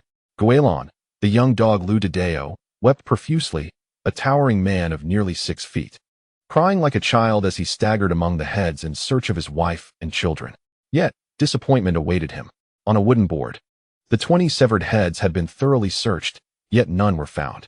Subsequently, the 39 heads on the other 2 boards were meticulously examined, but still yielded no results. Lu Dedeo stood there, a look of bewilderment on his face, murmuring, "This cannot be right. Where are you, Guilin and Ziguzi?" The others, including Lu Dachui, shared his confusion as they gazed at the 59 heads displayed on the boards. These heads were entirely different from what they had envisioned. Not one belonged to their kin. Instead, they all bore the unmistakable features of the Tatars. The distinctive hairstyles of these severed heads, characterized by the practice of tonsure, made it evident that they were from a foreign race, starkly contrasting with the appearance of the Ming people. Some heads exhibited the Tatar Hoher hairstyle, with hair shaved around the crown, leaving a fringe of short hair at the forehead, while the hair at the back was braided into whips. Others had their hair cascading down, intricately woven into small braids, or draping over their shoulders, clearly marking them as outsiders. All these heads belonged to Tatars, as confirmed by the offerings of Master Zhao. Numerous officials present were well acquainted with Tatar appearances, having witnessed them from afar during last year's siege of the capital. Recognizing the distinctive hairstyles, they nodded in agreement. Chapter 655. The identification conclusion. As the crowd pointed at the severed heads on the templates in support of Zhao Dang, Zhu Ping'an scrutinized them closely. Clearly, these 59 heads had been replaced. It was inconceivable that a mere alteration of hairstyle could deceive Lu Mu and Lu Dedeo. It was impossible that they would fail to recognize their beloved kin simply due to a change in appearance. After living together for 2 or 3 decades, even the most outrageous hairstyle would not obscure the identity of relatives from Lu village. Indeed, there were those within the court who were adept at managing affairs, allowing the archived heads to be swapped with ease. No wonder Zhao Dang exuded such confidence. After all, there were always those ready to cover for him, rendering fear irrelevant. As Zhu Ping'an observed the heads, he silently critiqued the situation. "Coroners, hasten to examine the heads," urged Chief Examiner Wang Xue. "At your command," replied the 2 coroners, who promptly immersed their hands in vinegar water for a moment before retrieving scissors, candles, silver needles, tweezers, and a series of other tools to proceed with their examination, all appearing quite professional. However, Zhu Ping'an knew that these coroners were merely going through the motions. He had just witnessed Captain Zhang conferring discreetly with them, ensuring their conversation remained unheard by the rest. Their efforts were indeed subtle. Only those present could catch the whispers exchanged. Yet, Zhu Ping'an was an exception. He did not merely listen, he observed. Increasingly, he felt that his decision to self-study lip reading in the Hamlin Academy's library had been a stroke of genius. Zhang, the head of the investigation, conveyed certain matters regarding the 2 coroner assistants, and Zhu Ping'an understood nearly all of it. He was mindful of what should and should not be said, meticulously examining the heads of the Tatar individuals. Do you comprehend? Once the task is accomplished, your rewards will surely follow. Aside from a brief interruption when Zhang covered his mouth while speaking, Zhu Ping'an grasped the majority of the conversation with clarity. Zhang emphasized the importance of thoroughly examining these Tatar heads, tapping his phone twice to draw the attention of the two coroners, reinforcing his statement with a tone of certainty. The categorization of these heads as Tatar was already established prior to the examination. This assertion bore significant implications, which the two coroners understood well. Zhu Ping'an, too, grasped the depth of this statement. A fleeting glimmer of insight flashed in his inky black eyes, only to vanish swiftly. The status of coroners is quite low within the bureaucratic hierarchy. However, Song Ci, the renowned coroner of the Song dynasty, stands as an exception due to his scholarly background. The current coroners do not share such esteemed origins. They are often referred to as menial workers among officials, occupying a lowly position with modest remuneration. Zhong, being a favored subordinate of the Vice Minister Wang, held a superior position, and with promises of ample rewards, the coroners were readily inclined to comply. After approximately 10 minutes of meticulous examination, the two coroners arrived at a conclusion and prepared a written report for the court. They addressed the officials, stating, "After our thorough investigation, we affirm without a doubt that these 49 heads indeed belong to the Tatar people. First, esteemed officials, you can observe that the hairstyles of these heads are characteristic of the Tatar, known as ho-hol. Secondly, you may notice that many of these heads, whether adorned with single or double ear ornaments, sport copper rings, a customary practice among barbarian tribes. Furthermore, although these heads have undergone treatment, a gentle wipe with warm vinegar reveals a yellowish-brown complexion, typical of the Tatar who spend their days herding and are often sun-kissed. All these features distinctly identify them as Tatar." Upon submitting their findings to the court, the coroners briefly reiterated their conclusions, focusing on hairstyle, ear adornments, and skin tone, leading to the determination that these heads were indeed of Tatar origin. "You bear the responsibility of criminal investigation, which is paramount in this case. It must not be taken lightly," Wang Shui stated gravely from the judge's seat. "We are willing to stake our lives on this," the coroners assured with unwavering conviction. "You are seasoned officials of the Ministry of Justice, and naturally, I trust you," Wang Shui replied, nodding in satisfaction. Zhao Dang and others were eager to express their unanimous support for the coroner's findings, their enthusiasm barely contained. The coroners, being experts in their field, articulated their conclusions with eloquence and backed them with solid evidence, lending significant credibility to their assertions. Other officials present in the court, lacking expertise in head examinations, predominantly relied on the coroner's assessments. Nonetheless, their own observations of the head's hairstyles and ornaments clearly indicated Tatar characteristics. Therefore, there was widespread agreement among the attendees regarding the coroner's conclusions. However, a thought struck: they had switched the heads. At this moment, Lu Dedeo and his companions realized the gravity of the situation. Enraged, they advanced, pointing fingers at Zhao Dang and his associates, vehemently exposing the dark underbelly of the officialdom. Their emotions were barely contained, their eyes ablaze with fury, as if they longed to devour Zhao Dang whole. A sharp clap resounded in the courtroom as Wang Shui forcefully struck the gavel, admonishing them sternly. The officials from the Ministry of Justice and the Imperial Guards, who had been poised to act, surged forward, restraining Lu Dedeo and his group, bending their arms behind them and forcing them to kneel with a kick to their knees. It was they who replaced the heads. Lu Dedeo struggled violently, shouting in anger. "Silence!" Wang Shui's voice boomed. "This court does not permit your uproar. The heads are secured by the Ministry of War, a matter of utmost national importance. The storage of such evidence is meticulously verified, signed, and sealed to ensure absolute security. How dare you, mere villagers, make such baseless accusations?" Wang Shui struck the gavel again, his stern gaze fixed on Lu Dedeo and his comrades as he reprimanded them. Hearing this, the officials of the Ministry of Justice prepared to escort Lu Dedeo and his companions away, intending to administer punishment for their disturbance of the court. "Damn it! Wang is seizing the opportunity." Zhu Ping'an quickly stepped forward, blocking the officials and preparing to argue his case. Lu Dedeo and his group had been summoned as witnesses. He could not stand by and watch them be punished unjustly. "Very well, considering that you still bear the responsibility of witnesses and are first-time offenders, I shall refrain from further action this time. However, should you disregard the law and dare to offend again, do not blame me for my severity." Wang Shui, now teetering on the edge of resolution, wished to avoid unnecessary complications. He waved his hand, signaling the officials to release Lu Dedeo and continue the proceedings, aiming to conclude the case swiftly and fulfill the directives of Minister He. Chapter 656. Congratulations to Lord Zhao following the coroner's examination. It was confirmed that the heads presented by Zhao Dang were indeed those of Tartars, and the individuals he had slain were foreign invaders, not subjects of the Ming dynasty. Thus, the case became clear. Zhu Ping'an's accusation against Zhao Dang for slaying innocents and claiming credit was found to be without substantial evidence upon investigation. As this episode involving Lu Dideo came to a close, Wang Shui cleared his throat, ready to provide a definitive conclusion regarding the matter at hand.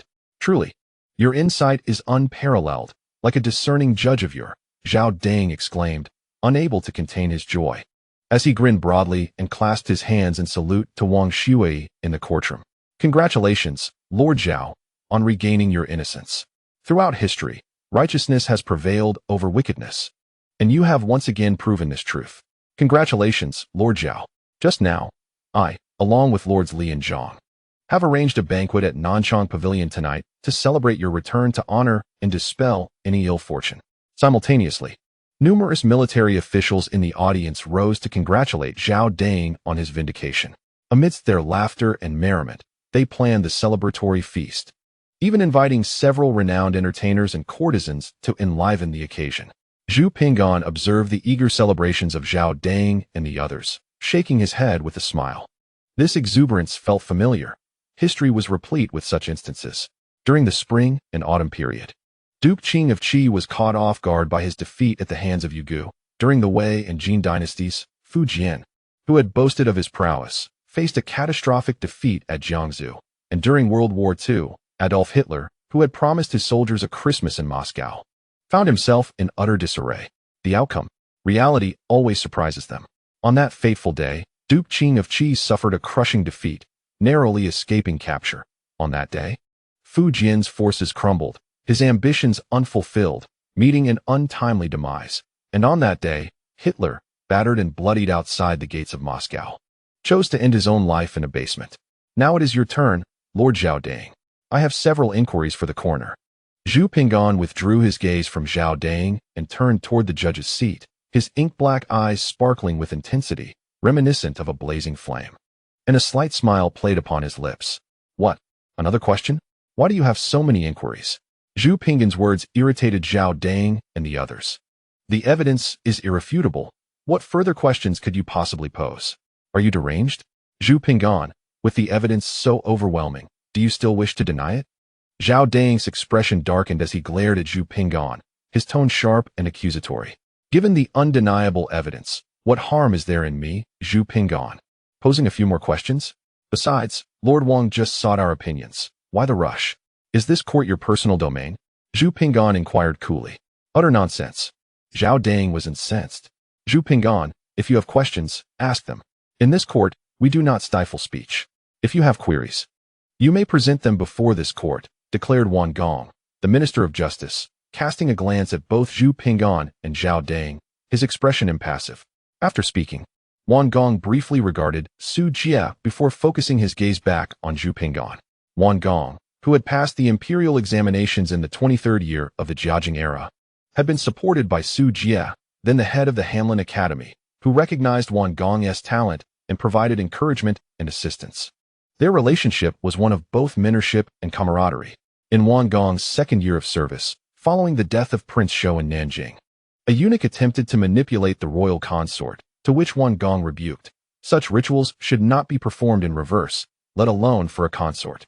This brought him into conflict with the eunuchs, but thanks to Su Jie's intervention, Wang Gong emerged unscathed, gaining considerable reputation. Thus, Zhu Ping'an benefited from Su Jie's influence. As one of the presiding judges, Wang Gong's allowance for Zhu Ping'an to inquire was both reasonable and justifiable. After his nod, the other judges remained silent. And although Wang Shui appeared somewhat displeased, he did not voice any objections, tacitly consenting. Thank you, my lord. Zhu Ping'an bowed in gratitude to Wang Gong. After expressing his thanks, Zhu Ping'an slowly approached the two coroners, his gaze penetrating as he stared intently at them. The coroners, feeling as though they were under the scrutiny of a ferocious tiger, grew uneasy, their eyes flickering with apprehension as they offered a respectful salute. Daring not to meet Zhu Ping'an's gaze. There is no need to be anxious. My questions are quite simple. Were these heads obtained last year? Zhu Ping'an inquired with an air of calm.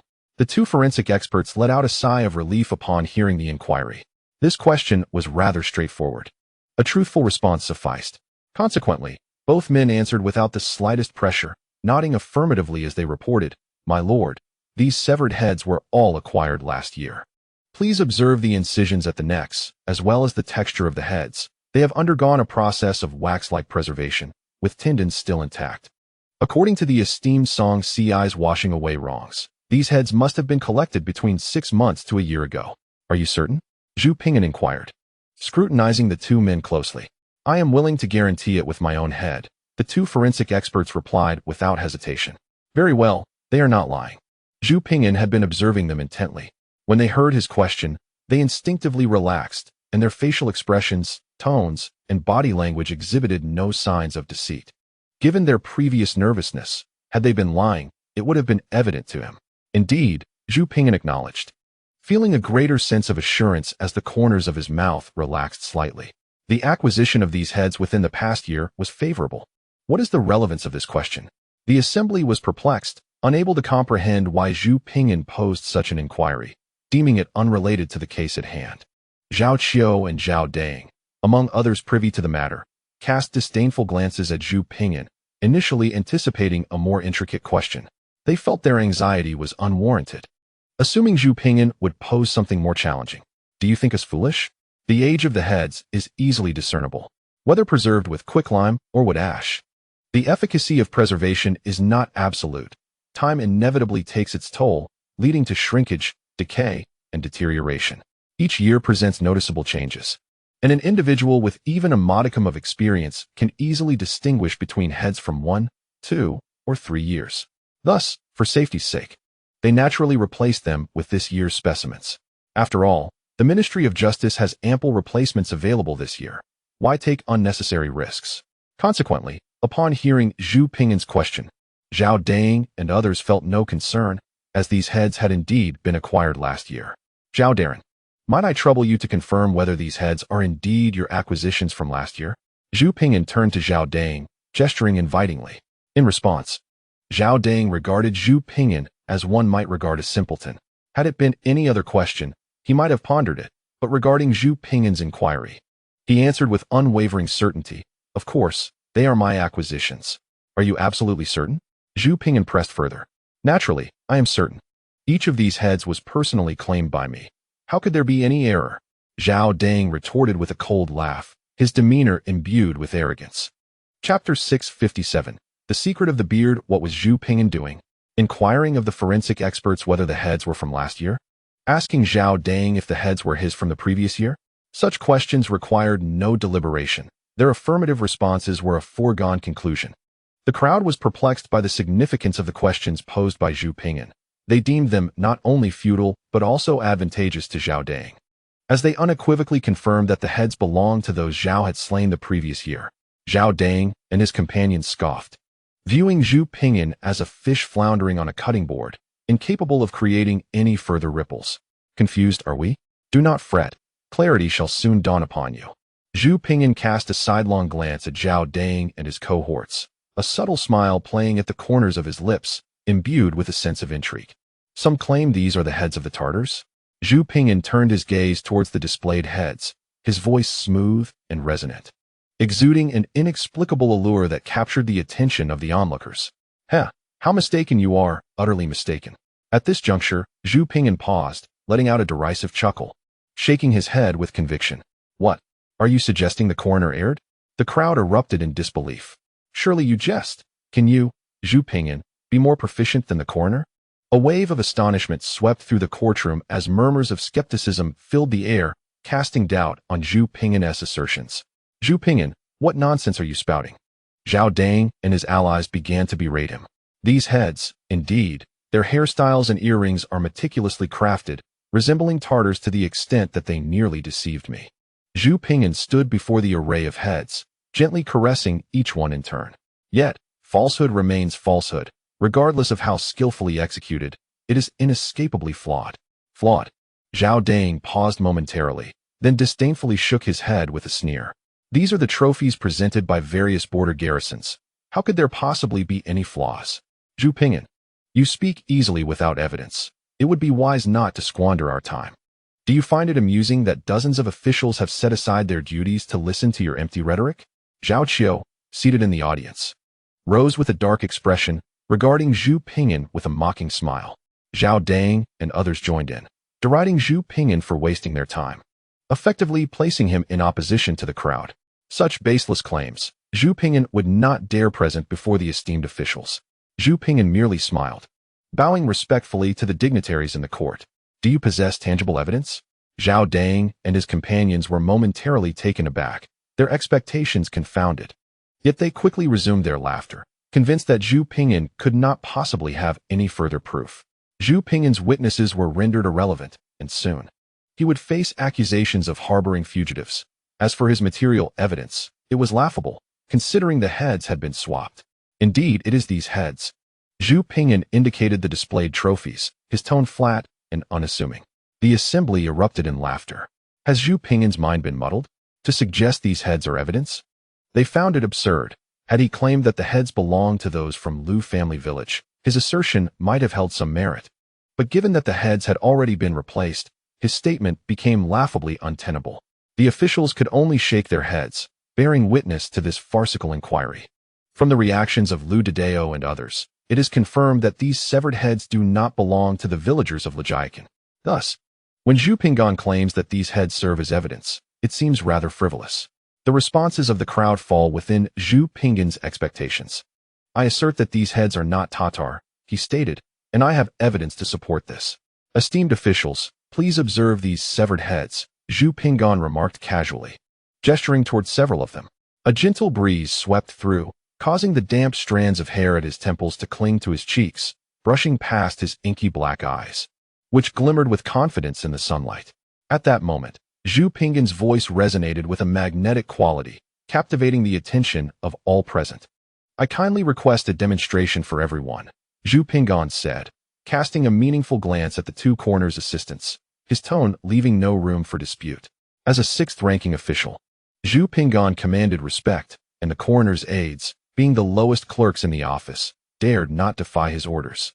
With the silence from officials such as Zhao Dang in the courtroom, the two assistants reluctantly placed the severed heads Zhu Ping'an had indicated upon a wooden board for all to see.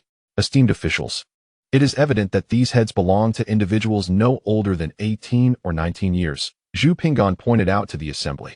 He then turned to the two assistants, inquiring, as you are coroners, you possess greater insight into age. What do you ascertain about these severed heads?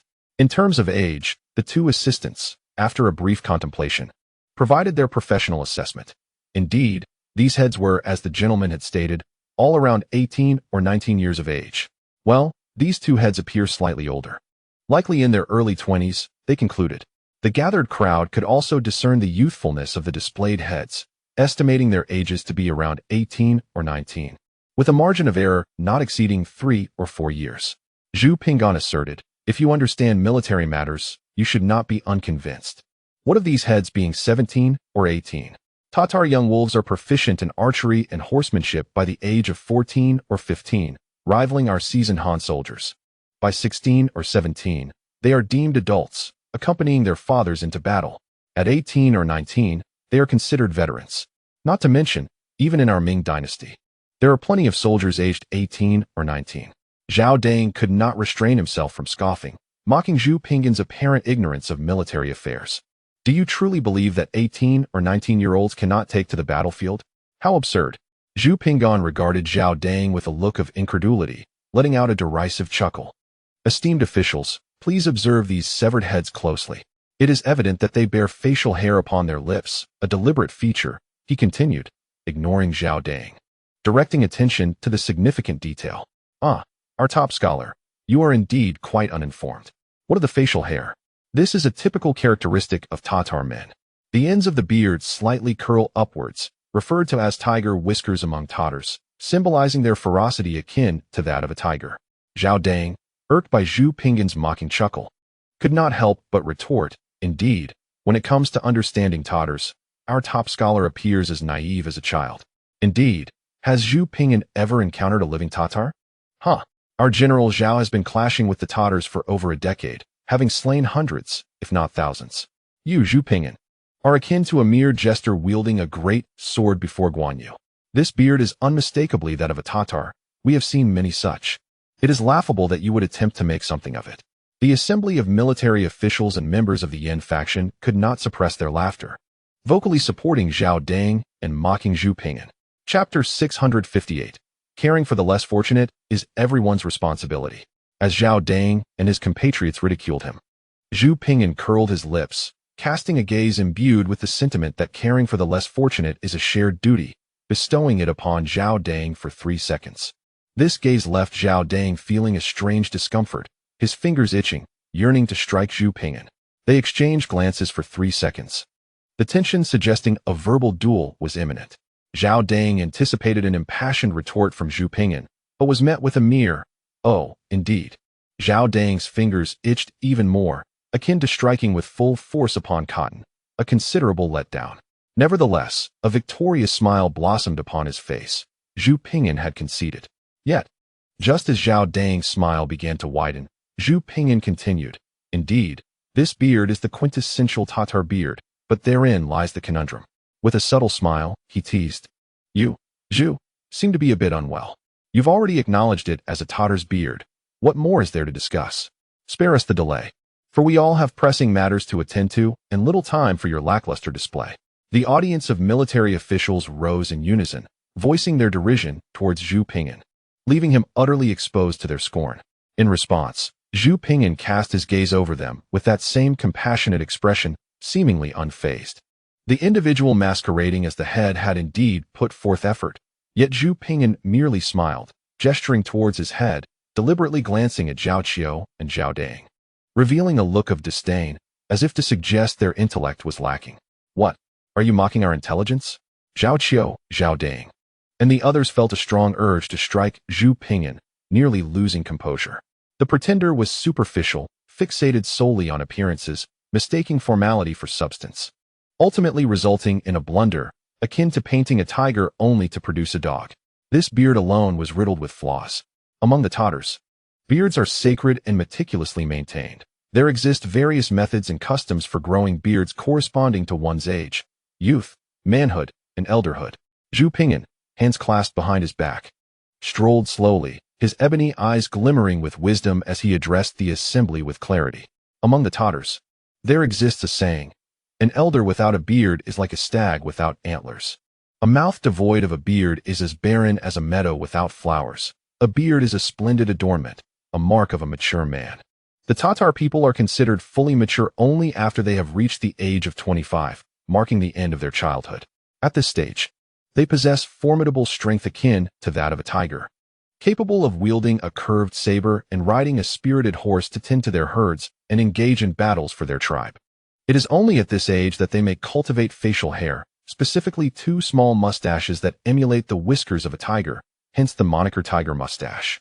This tradition has been upheld through generations among the Tatars. The customs dictate that a Tatar marries his deceased father's wife and his brother's widow without any qualms.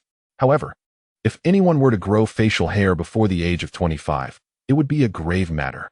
Such an act would invite ridicule, with taunts like, "Are you of the same generation as your grandfather? Or brothers with your father?" Therefore, it is an absolute rule that Tatars do not grow facial hair before the age of 25. Now, esteemed individuals, do you not find an issue with these severed heads? Young Tatars, merely 18 or 19, daring to sport the beards of a 25-year-old? This would be akin to branding themselves. It would earn them the scorn of all Tatars.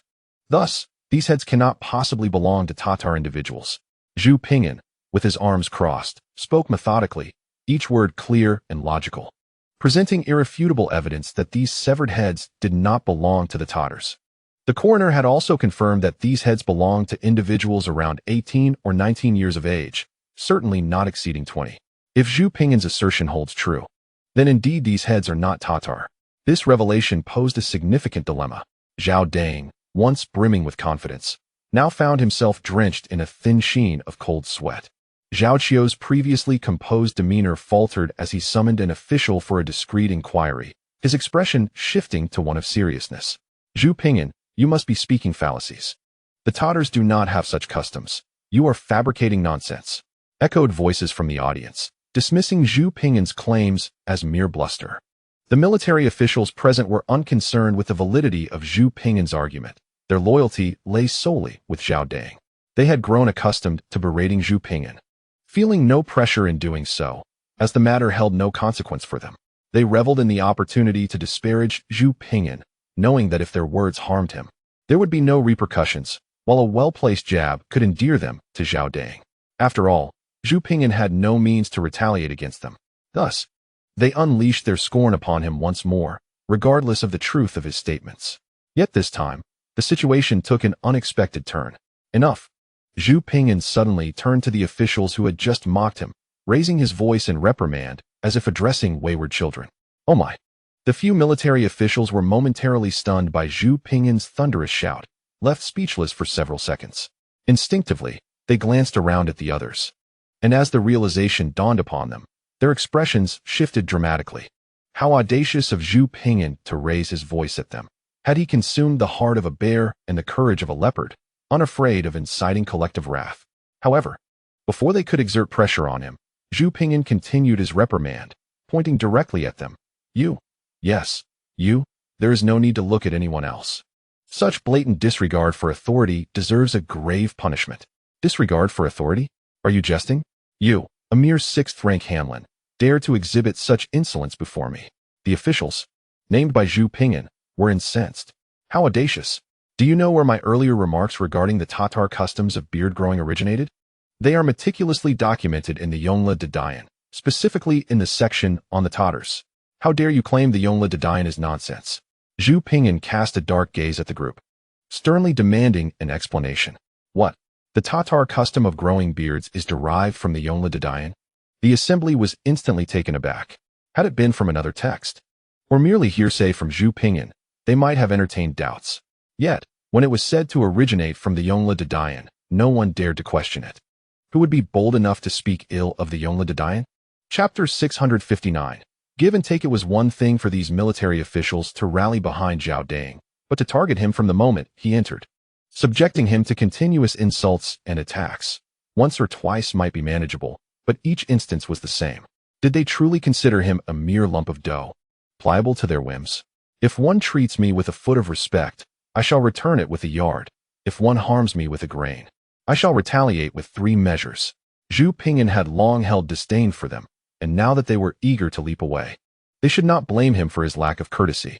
His gaze burned intensely upon the military officials, watching them as if they were mere ostriches, their heads bowed in defeat. Ignorance is no excuse, Zhu Ping'an declared. Do not be so aggressive. An official from the Yin faction in the audience, despite looking down upon the coarse military officials, could not abide Zhu Ping'an's arrogance and rose to admonish him. It is understandable that these military officials, prior to my explanation, were unaware of the Yongle de Dayan. Ignorance is no crime. But what of you, sir? They have disrespected authority, and I have sought to restrain them. If you claim I am being aggressive, does that imply I should not have intervened on their behalf? Does it mean I should not uphold the dignity of the Yongle de Dayan? What, may I ask, is your true intention? Without hesitation, Zhu Ping'an retorted sharply, his gaze unwaveringly fixed on the member of the Yin faction who had just spoken. You? The official did not anticipate Zhu Ping'an would audaciously place the burden of disrespect upon him, his chest heaving in disbelief, clearly stifled by Zhu Ping'an's incisive words. It is understandable that the military officer is unaware of the Yongle de Dayan, yet as a 5th-rank official in the Honglu Temple, responsible for the imperial lectures, his ignorance is inexcusable. To be oblivious to such a monumental work would render him merely a figurehead. Conversely, should he be aware of the Yongle de Dayan, and yet choose to intervene against Zhu Ping'an when he attempts to prevent the military officer from disrespecting it, he would undoubtedly be interpreted in a manner that could lead to severe ramifications. Thus, he finds himself in a predicament. Of course, the situation is not as grave as Zhu Ping'an suggests. It could be deemed a mere oversight. However, when it pertains to the dignity of the imperial family, the matter takes on greater significance. Following this incident, others were deterred from challenging Zhu Ping'an's authority. At this moment, the Ming dynasty flourished. Not a fragmented remnant of the past, the Ministry of Justice indeed possessed a manuscript of the Yongle de Dayan. Soon, clerks from the ministry procured the relevant volume cited by Zhu Ping'an for verification by the presiding judge. The assembly turned their gaze toward the bench, rife with skepticism. They had ample reason to doubt, considering the Yongle de Dian comprises over 10,000 volumes, a rare and grand creation, containing more than 300 million characters. How could anyone possibly remember it all? Furthermore, the symbolic significance of the Yongle de Dian is profound. Apart from those who originally compiled it, and those who have copied it in recent years for preservation, few have truly perused its pages. Zhao Dang and his companions craned their necks, both anxious and hopeful as they observed the judges verify the text, yearning for confirmation that Zhu Ping'an had been mistaken. Before long, the judges completed their verification.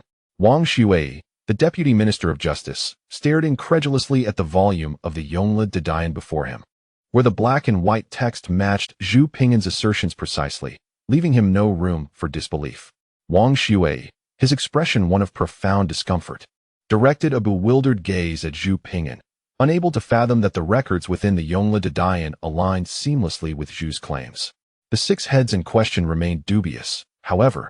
Compared to the 59 others, their significance was negligible, hardly worth consideration. These 6 youthful heads could very well have been border residents coerced into military service by the Tartars, or perhaps individuals who, for the sake of wealth, willingly allied with the Tartars, betraying the interests of the Ming dynasty. Such lives were not worth mourning. Zhang Gu, the right Deputy Minister of War, was known for his quick wit, a trait that had allowed him to shine within the strict faction. Observing that Zhu Ping'an had confirmed the 6 heads were not Tartars, he noted Zhao Dang and the others were left in utter confusion, including Wang Xuei. The Deputy Minister of Justice who had initiated the inquiry, caught off guard at a moment that could have been his opportunity for merit. In Wang Xuei's moment of indecision, Zhang Gu stepped forward, living up to his reputation for cleverness. He swiftly devised a counter-strategy. Zhu Ping'an had established that the individuals were not Tartars. But Zhang Gu extended this assertion further. While they may not be Tartars, they could very well be border residents coerced by the Tartars in their assault against our Ming dynasty, or individuals who willingly allied with the Tartars, betraying the interests of our nation. In conclusion, although they are not Tatar, they are indeed deserving of their fate. This explanation is coherent and logically sound. Furthermore, since the original owners of these severed heads are deceased, and there is no evidence to the contrary, no one can refute the correctness of Zhang Gu's assertions. Bravo! How commendable, Lord Zhang. Zhao Dang and his companions, initially bewildered by Zhu Ping'an's maneuver, are at a loss for how to respond. At this moment, upon hearing the words of Zhang Gu, the right Vice Minister of the Ministry of War, they are filled with elation, silently applauding Zhang Gu's defense in their hearts. Truly, it is no surprise that the quick-witted Zhang could devise such a flawless argument in such a brief span of time. It is nothing short of remarkable. After this plea, it would be fitting to bestow a generous gift upon Lord Zhang. Zhao Dang gazes at Zhang Gu with gratitude, contemplating presenting the treasured authentic artwork left by Su Dongpa to Zhang's residence, confident that Lord Zhang would certainly be pleased. Indeed, Lord Zhang is correct. While these heads may not belong to Tatars, they undoubtedly represent the traitorous scum who fawn upon the Hu. Such despicable sellouts, who do not even acknowledge their ancestors, seek to emulate the Tatars by shaving their heads and growing beards, yet they only manage to create a caricature of themselves. Such individuals are not worthy of lament. At this moment, Wang Xuei also grasps the situation, summarizing Zhang Gu's statements. He is not entirely foolish. Yin Shifan, seated in the audience, cast a glance at the presiding judges, slightly curling his lips. Out of 59 severed heads, 6 belong to the traitorous Hu. This is entirely normal. 53 Tatars accompanied by 6 border inhabitants is hardly surprising. Yes, it is indeed Lord Zhang and Lord Wang who are well-versed in border affairs. There are indeed many such traitorous sellouts along the frontier, and the original owners of these heads must certainly be among them. I too encountered such individuals in the past. Some border inhabitants, in their greed for Tatar rewards, conspired with the Tatars to assault the garrisons, even more zealous than the Tatar dogs. The once dormant military officials have now become animated, echoing Zhang Gu and Wang Xuei's sentiments, once again rallying in support of Zhao Dang. What Lord Zhang and Lord Wang asserted, that 6 traitorous who appeared among the 59 Tatars, is quite reasonable. Zhu Ping'an, with a smile that is neither fully a smile nor a frown, surveyed the crowd, his gaze landing on the presiding judges. Pausing momentarily, he smirked and continued. But what if none of these 59 individuals are Tatars? What? None of these 59 severed heads belong to Tatars? The assembly erupted in astonishment. This revelation was too shocking for them to comprehend. Just moments ago, when Zhu Ping'an confirmed that 6 of the heads were not Tatars, they were already taken aback. Now, however, Zhu Ping'an boldly claims that none of the 59 heads belong to Tatars. Naturally, the most astonished of all were Zhao Dang and his companions. Having already been startled by Zhu Ping'an's confirmation that 6 of the heads were not Tatars, Zhao Dang's heart had already taken a blow.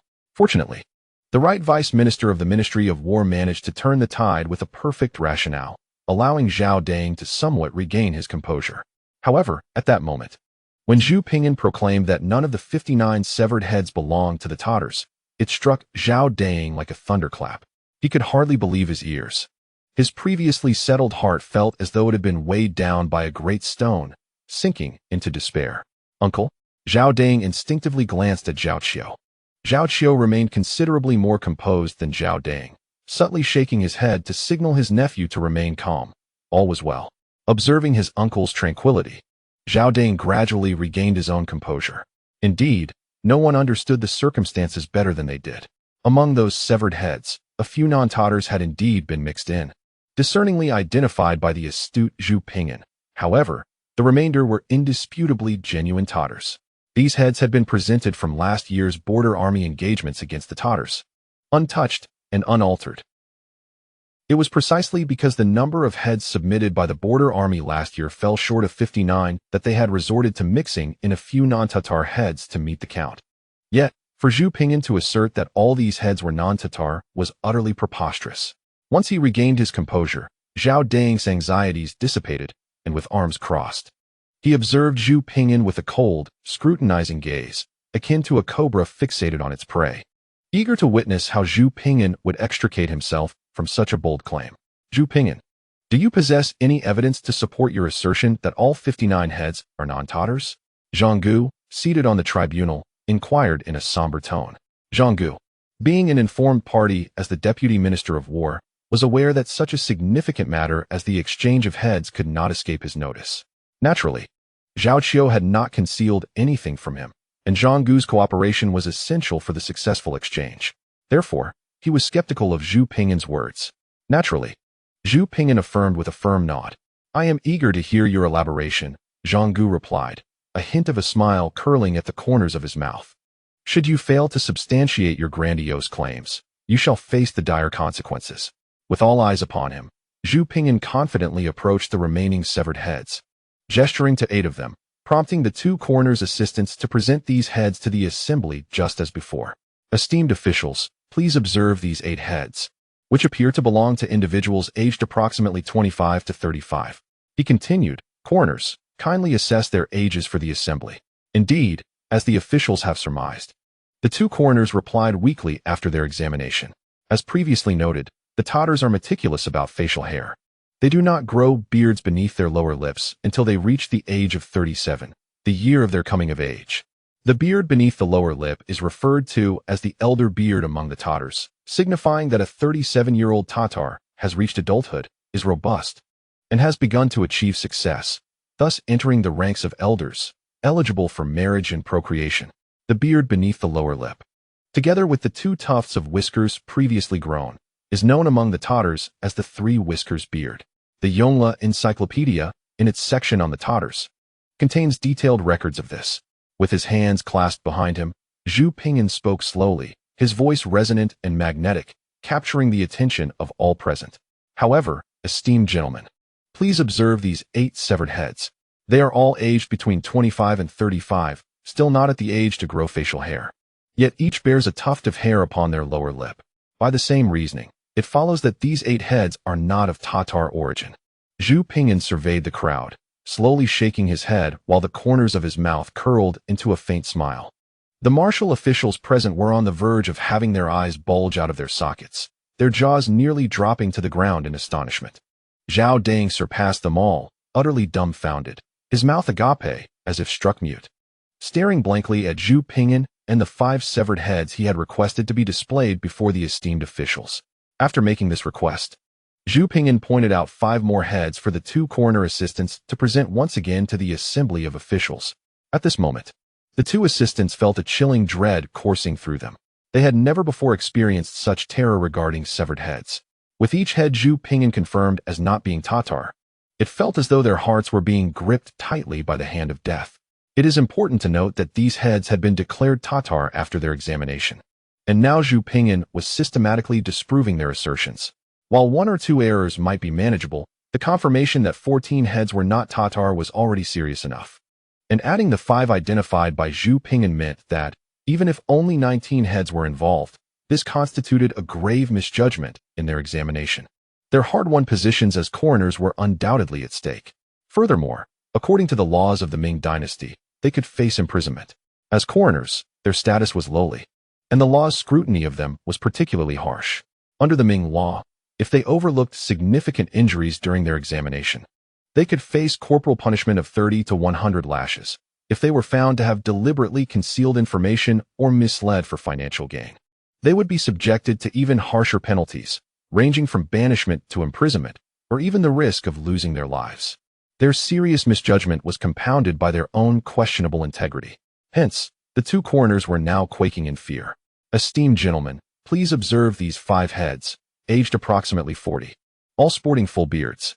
However, according to Tatar customs, only upon reaching the age of 49, a significant milestone after enduring the trials of life, does one begin to grow a full beard.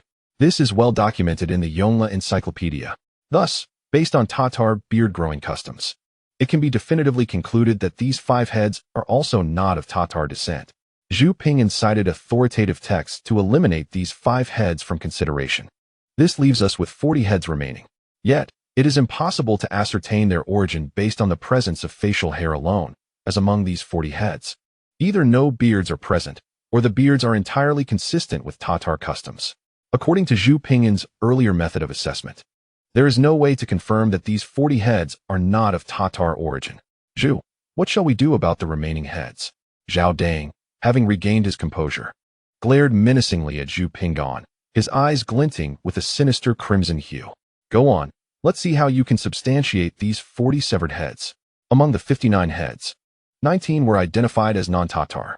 According to Lord Zhonggu's earlier assertions, albeit tenuously, this could still be explained. It was entirely plausible for 40 Tatars to have taken 19 border citizens captive. Chapter 661. Let it continue. Zhu Ping'an smiled faintly, fearlessly locking eyes with Zhao Dang. Their gazes transformed into 2 sharp arrows, meeting in the narrow space between them, igniting sparks in the air. Suddenly, an aura of lethal intent enveloped the courtroom. Might I request water to be brought forth, enough to fully submerge the severed heads?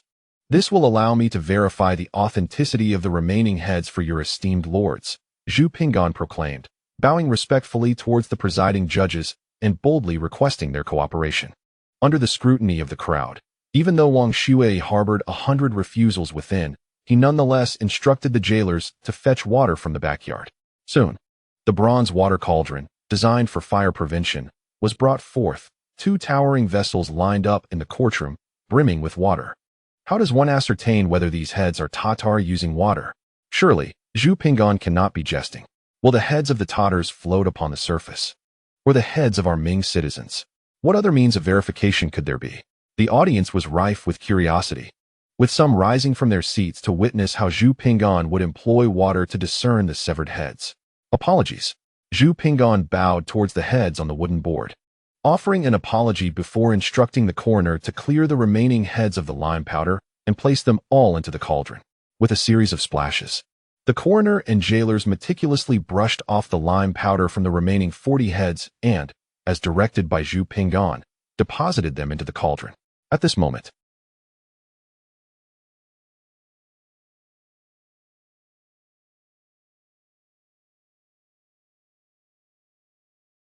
not a single one floated. Had Zhu Ping'an been privy to their thoughts, he would surely have been rendered speechless. This was merely a matter of density. A whole body would float due to the air in the lungs, making it slightly less dense than water. With proper breathing techniques and movements, a person could swim. However, merely severed heads would inevitably sink. Master Zhu, all these heads have submerged. How then can we distinguish them? Many officials voiced their skepticism. In their eyes, Zhu Ping'an's method of indiscriminately placing the heads in water did not provide any means to differentiate between Tatar heads and those of Ming subjects. All the heads sank alike, indistinguishable at the bottom. Zhao Dang and his associates watched with cold detachment, completely unconvinced that Zhu Ping'an could identify the origins of the heads merely by submerging them in water. Notably, they were acutely aware of the provenance of these heads, stemming from the border troops' reports of Tatar victories. They had merely swapped the Tatar heads submitted by the border troops with those initially presented by Zhao Dang. Authenticity was guaranteed. The essence of gold withstands the test of fire. This has been an eternal truth since ancient times. Zhao Dang and his companions could hardly believe that Zhu Ping'an could possibly distort right and wrong. Ladies and gentlemen, please bear with me for a moment. Zhu Ping'an calmly stated while standing before the water vat, gazing into the water that held the severed head, half explaining, half narrating. What now, Mr. Zhu? Should we wait a little longer until the head can speak? Zhao Dang mocked, crossing his arms with a derisive smile.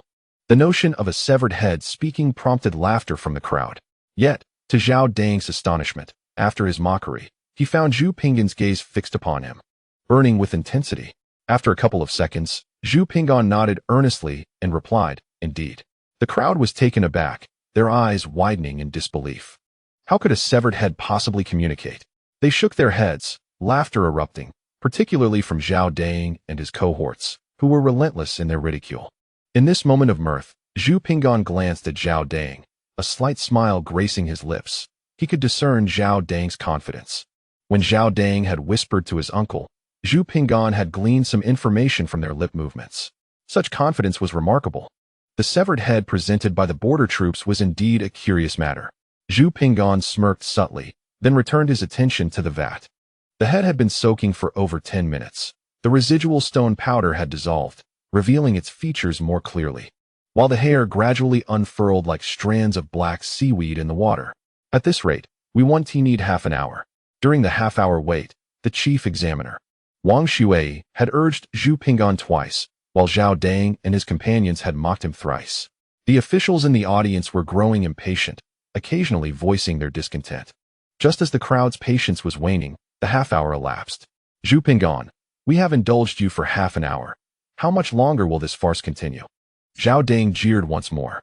Well, they have begun to speak, Zhu Ping'an replied, diverting his gaze from the vat to Zhao Dang, giving a slight nod. Is it truly so? The crowd perked up, curiosity piqued. Though they were skeptical that a severed head could articulate, curiosity is a universal trait. Ha ha ha, Zhu Ping'an. Are you trying to amuse us? What utter nonsense. I hear nothing from the head. Why not share with us what it has supposedly said? Zhao Dang laughed mockingly. A severed head speaking? Ridiculous. No one would be foolish enough to believe such drivel, Zhao Dang boasted confidently. They are saying that we are not the barbaric Tartars. We are subjects of the great Ming, descendants of Yan and Huang, Zhu Ping'an stated earnestly. Ha ha. The audience erupted in laughter upon hearing this. How absurd. Zhu Ping'an, do you truly consider us children to be played with? They shook their heads, bemused. Mr. Zhu, this is no place for childish antics, the chief examiner, Wang Shui, remarked with a cold smirk. Peace is not to be taken lightly, esteemed gentlemen. Please observe. These severed heads have indeed begun to speak. Zhu Ping'an, with a slight curl of his lips, shook his head and gestured invitingly toward the heads submerged in the water, earnestly stating while tugging at his sleeve to prevent it from dipping into the liquid. The crowd directed their gazes into the water, most appearing perplexed. However, some discerned the truth. Su Jie nodded, casting an approving glance at Zhu Ping'an, indicating that this presentation should come to a close. Yin Shifan's expression darkened as he scanned the severed heads, before glancing back at Zhu Ping'an, a fleeting glint of insight flashing in his solitary eye. Esteemed gentlemen, please observe the hair of these heads. The marks upon them are exceedingly distinct. Are they not familiar? These are the traces left by the net cloth used by our Ming subjects to bind their hair for many years. What they uttered is inscribed in these net cloth imprints. Since the early years of the Hongwu era, when the founding emperor issued his decree, our Ming citizens, regardless of their rank, from high officials to commoners, have adorned their heads with net cloth. Over the years, this has left an indelible mark upon their hair. Conversely, the Tatars, being uncivilized outsiders, have never adhered to such customs. They shave and braid their hair from a young age, never donning a neckcloth, thus leaving no trace of such on their heads. Therefore, based on these neckcloth imprints, it is evident that these severed heads belong to our Ming subjects, and not the Tatars as Zhao Dang claimed. The words of Zhu Ping'an resonated profoundly, each syllable striking the hearts of those present like a thunderclap, awakening them to the stark reality. Chapter 662. The reason. How could this be? Zhao Dang stood frozen, his eyes fixed on the severed heads in the water, staring at the unmistakable net cloth marks on the hair, unable to comprehend the situation before him. How could it be?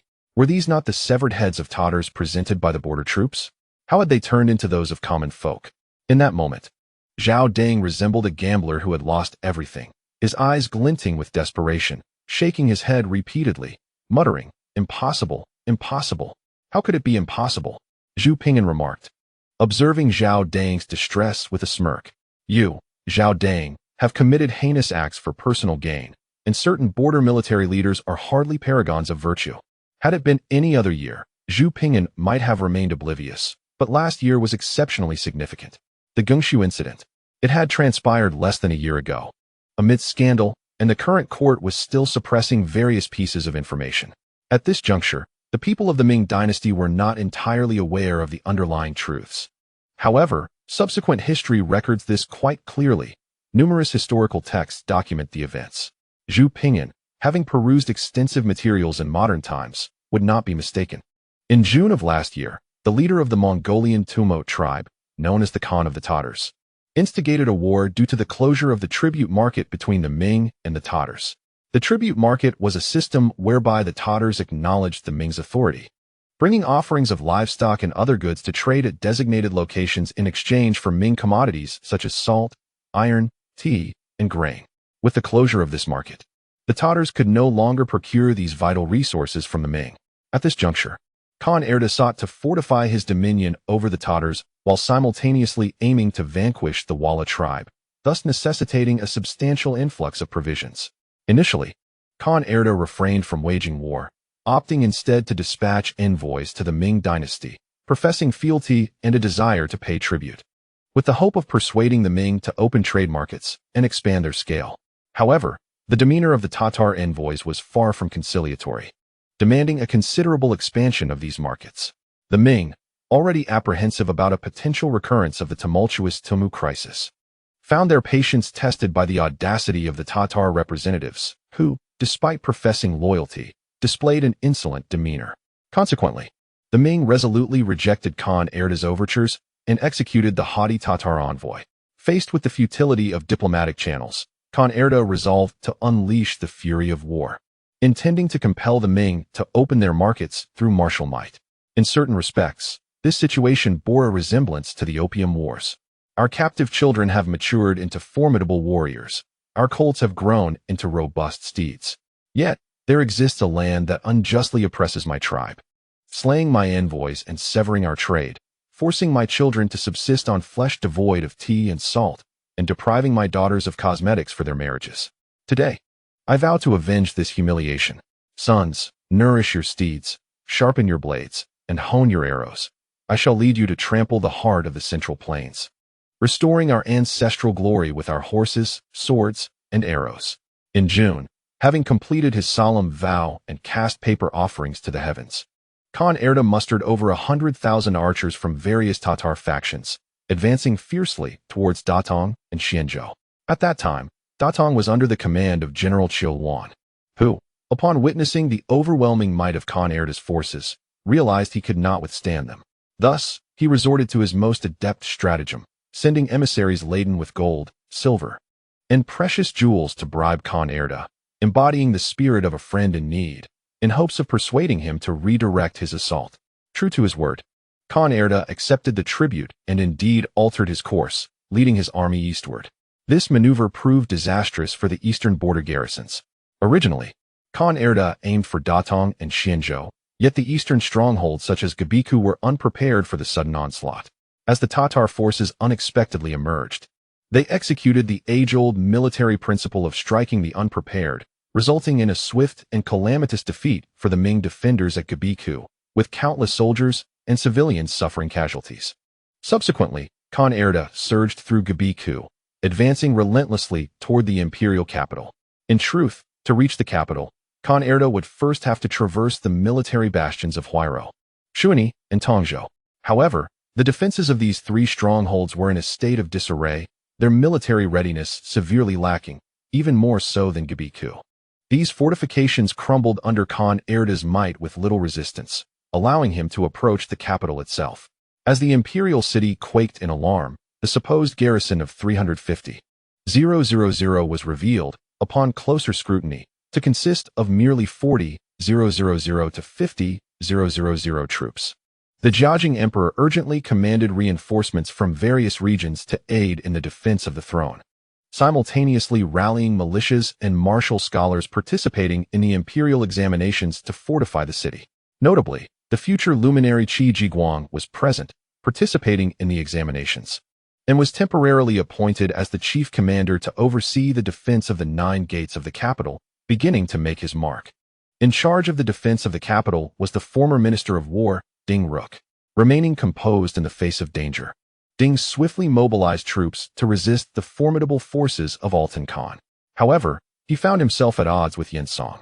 The trusted generals of Yan's faction were reluctant to cooperate with Ding, either dragging their feet or providing him with misleading intelligence, and they faltered at the front lines. Yan Song, seizing the opportunity, sought to eliminate his rival, Ding Ruk. When Ding approached Yan for advice on the defense, Yan, with great emotion, analyzed the military strengths and weaknesses, pledging his full support to Ding during this critical juncture. Ding was somewhat moved by this display. However, Yan insisted on clarifying the pros and cons of their situation. He explained that while a defeat in battle outside the city could be concealed, a loss in the vicinity of the capital would be impossible to hide. The strength of their forces lay in defending the city rather than engaging in open combat. Hence, he urged Ding to reconsider his decision. Given the urgent circumstances, with Altan Khan wreaking havoc outside the city, Ding felt compelled to serve the country. Requesting permission to confront the enemy, he expressed no desire for personal glory, suggesting a coordinated effort with the royal forces to encircle and repel their adversaries. Ding Ruk shook his head, insisting on his desire to engage in battle. Yan cautioned him that with the emperor resting in the Western Garden, a premature military expedition could alarm the sovereign, leading to dire consequences. Moreover, with their forces on high alert and the royal troops poised nearby, Altan Khan would likely hesitate to attack. Should Ding venture forth and succeed, it would be well, but if he were to fail, the capital would be left vulnerable.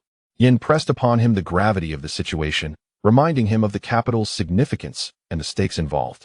Altan Khan, having pillaged sufficiently, would retreat in due time, and Yan assured Ding he would convey the details to the emperor, ensuring Ding's safety. Thus, the Ming forces stood by as Altan Khan pillaged and burned. The royal tombs and the estates of ministers outside the city fell victim to his rampage. This miscalculation proved disastrous. Consequently, the hesitant and poorly defended Ding Ruk became a scapegoat, facing execution by the order of Emperor Jiajing. In summary, since Altan Khan's invasion of the Ming last year, the garrison at Datong, under the command of Qiu Wan, had been bribed by the Tatars, resulting in no Tatar heads being claimed. The border garrisons at Baigoku, Huairou, Shuani, and Tongzhou crumbled at the first sign of conflict, and preserving their lives was their only concern, with no Tatar heads to be had. The capital, having refrained from battle and passively witnessing the destruction wrought by Altan Khan, similarly had no Tatar trophies to show. In essence, the entirety of the Ming had failed to secure any Tatar heads last year. Thus, even if the Zhao family had substituted heads, as long as it could be confirmed that they were from the previous year, Zhu Ping'an would remain unperturbed. Regardless of the Zhao family's machinations, they were ultimately futile. Falsehoods, after all, cannot stand the test of time. The most notorious for such deceptions were the late Ming. The means of discerning false claims of merit were equally sophisticated and well-established during this period. The methods employed by Zhu Ping'an today drew from the discerning practices of the late Ming, offering a fresh perspective to those present in the court. Chapter 663. Come, let us mutual harm. What Zhu Ping'an said was nothing but a flimsy excuse. I am wronged. Even with irrefutable evidence. Even if Zhu Ping'an verifies one by one that they are not of Tartar origin, Zhao Dang remains unwilling to concede defeat, adamantly refusing to acknowledge Zhu Ping'an's method of identification, and is even more reticent regarding the matter of unjust killings and false merits. Borrowing Zhao Dang's earlier words, the evidence is indeed as solid as a rock. Do you still wish to deny it? Zhu Ping'an cast a disdainful glance at Zhao Dang, smirking with irony. Indeed. At this point, the truth is largely laid bare. The gathered crowd understood the reality. The factual evidence was before them, and the distinction between right and wrong had become painfully clear. Many were taken aback by this outcome. The courage of a newborn calf is commendable. Yet everyone knew the inevitable outcome. The calf would surely become a sumptuous steak for the tiger. However, today, the newborn calf astonishingly toppled the ferocious tiger. How could this be? Yet this extraordinary event was indeed unfolding before their eyes. The figure of that youth in the courtroom was not imposing, yet at this moment, he compelled one to lift their gaze, as the seemingly unassuming boy radiated brilliance akin to sunlight. How could one with such prowess falter into a deadlock? Zhao Dang found this incomprehensible and could not accept the outcome. Initially, the scars on his back earned him widespread acclaim. Yet in the next breath, Zhu Ping'an's abilities delivered a resounding slap to his face, vividly demonstrating that those scars were a mark of disgrace for a soldier, leading Zhao Dang to fail in his cunning scheme, rendering him a laughingstock before all. Next came the witnesses. Zhao Dang easily dismissed them, claiming they were not present at the scene and had no first-hand account to testify, which was indeed laughable. Yet, little did he know, Zhu Ping'an's intent was to draw out the real essence of the matter. As for the essence, Zhao Dang conspired with his uncle to replace it, thinking he had evaded trouble and prepared to enjoy the farce. However, this was the very tide that would lead to his downfall today. One by one, the elements were revealed, and ultimately, Zhu Ping'an, the cunning thief, confirmed that they were not of Tartar descent. How outrageous! Who could have anticipated that the border troops would be so careless, engaging in the very act of unjust killings and false merits? In the courtroom, the scornful gazes, the sympathetic looks, the helpless stares, and the amused expressions all felt like thorns in one's back, intolerable, making one wish to burrow into the ground. Zhu Ping'an, you leave me no escape. I shall not let you have it easy either. Zhao Dang, like a wolf trapped in a snare, with bloodshot eyes reflecting his fury, appeared pallid and drained, filled with resentment towards Ping'an. He then pulled out a stack of documents from his bosom and turned to the presiding magistrate, accusing Zhu Ping'an of harboring false accusations. Your Honor, Zhu Ping'an colluded with the witnesses to slander me. I have evidence to present. Here are the local announcements from Yunmeng County, along with the handwritten official documents and case files from the county magistrate, proving that the witnesses Zhu Ping'an spoke of, Lu Mu, Lu Dedeo, and others, are fugitives from Yunmeng County. Zhu Ping'an has sheltered and protected these fugitives, conspiring with them to falsely accuse me. Such crimes are unforgivable. I implore the court to impose severe punishment on Zhu Ping'an as a deterrent to others. After submitting the documentary evidence to the court, Zhao Dang pointed at Zhu Ping'an, his voice dripping with malice. With a fierce demeanor and an air of murderous intent, they were locked in a mutual struggle, embodying an atmosphere of total destruction. Zhu Ping'an, what more do you have to say? After presenting the documents delivered by Chief Examiner Wang Shui, he coldly inquired. Oh, what? So Lu Mu and his companions are fugitives?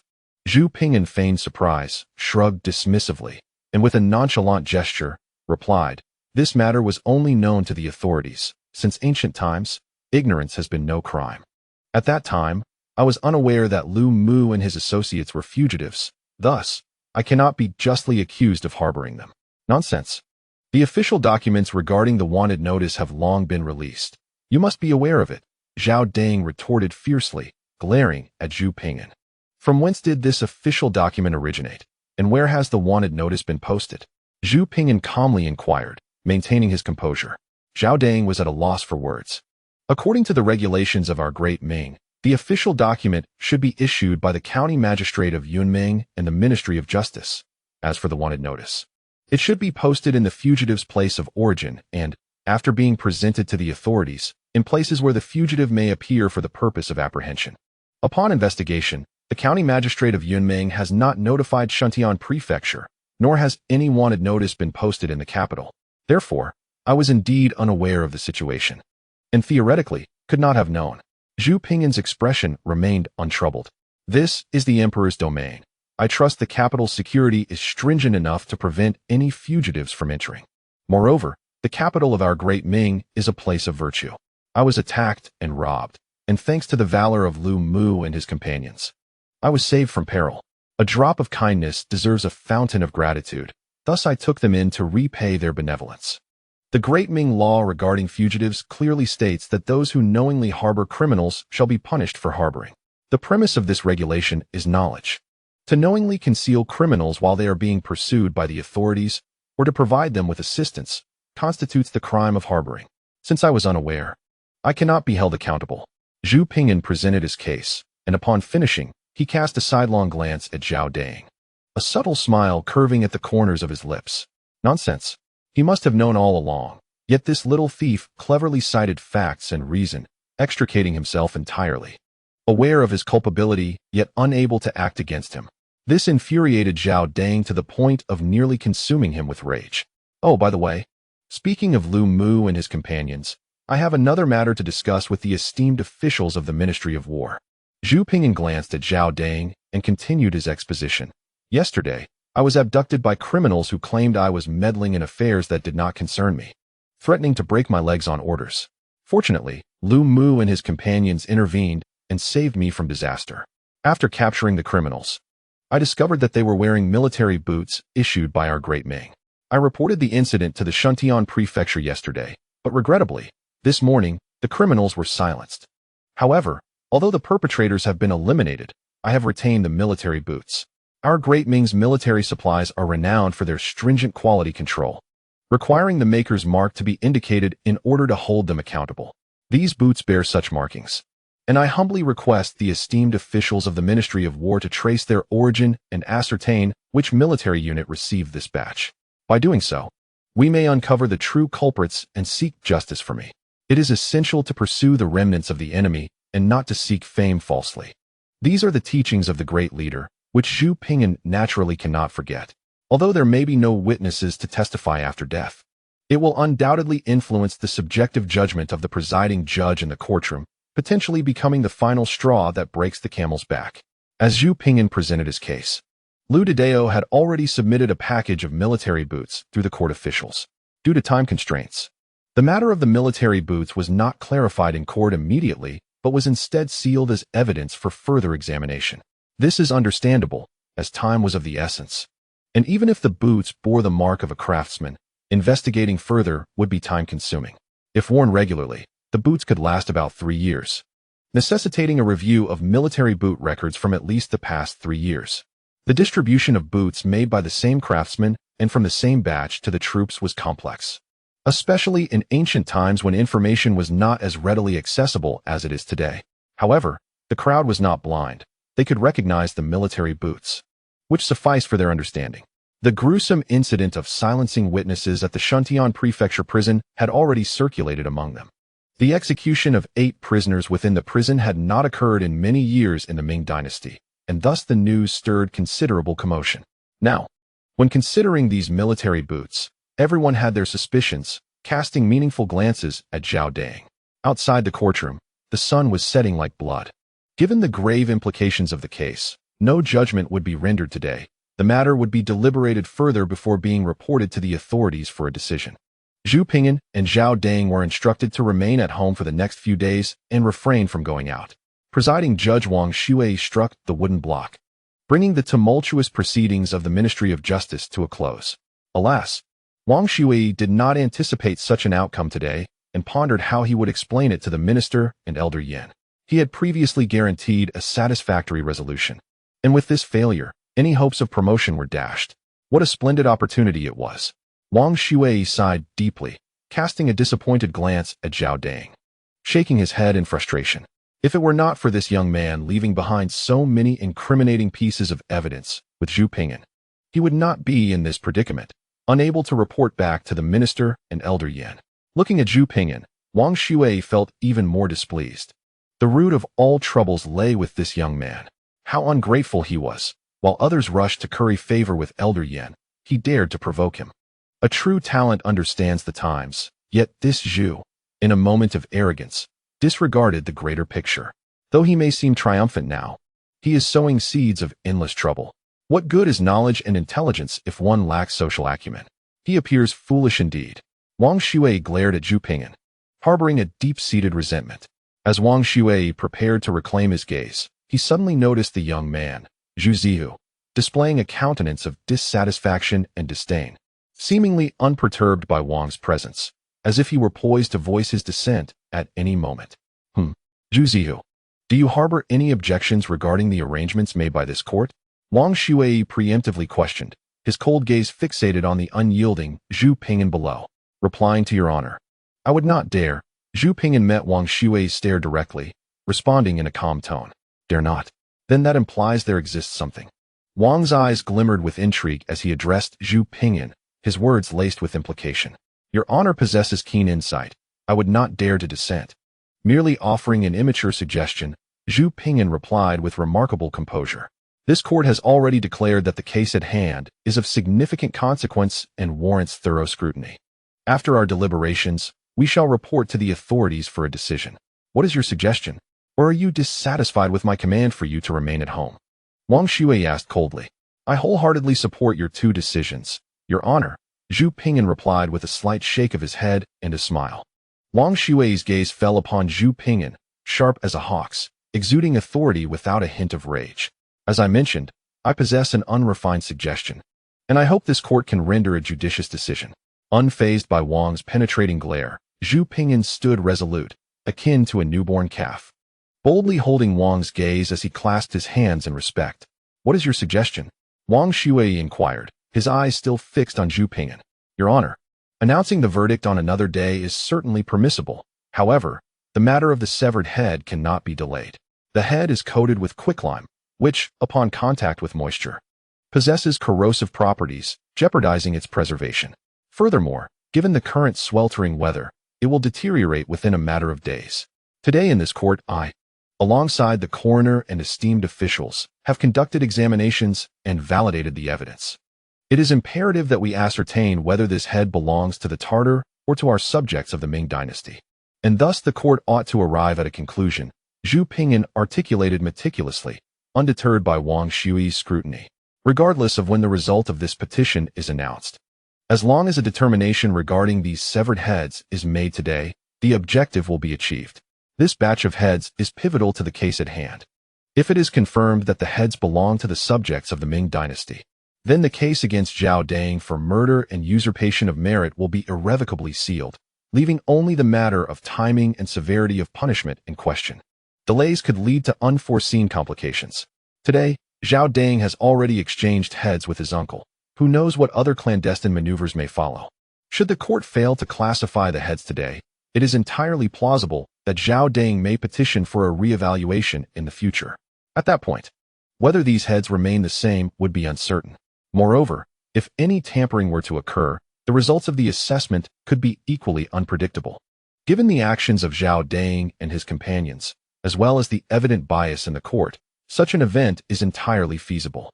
Hence, Zhu Ping'an's insistence on the court's classification of the heads is profoundly justified. The matter of the heads shall be decided after deliberation. Zhu Ping'an's firm stance elicited a palpable discomfort in Wang Shui, whose discontent reached its zenith, suppressing his ire as he spoke in a subdued tone. Indeed, upon hearing this, Zhu Ping'an could not suppress his inner disdain.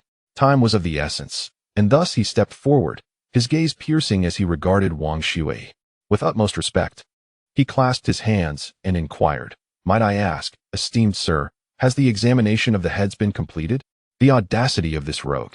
Anger surged within Wang Shui as he coldly fixed his stare upon Zhu Ping'an for several moments before finally nodding with impatience. The first batch of 6 heads and the second batch of 8 exhibited grooming styles that were in stark contrast to the customs recorded in the Yongle Dadayan regarding the beards of the barbarous Tatars. Would you not agree, sir? As for the third batch of heads, having been submerged in water, the traces of hairnets were evident. What say you, esteemed sir? Zhu Ping'an met Wang Shui's gaze, each word a calculated advance in his inquiry.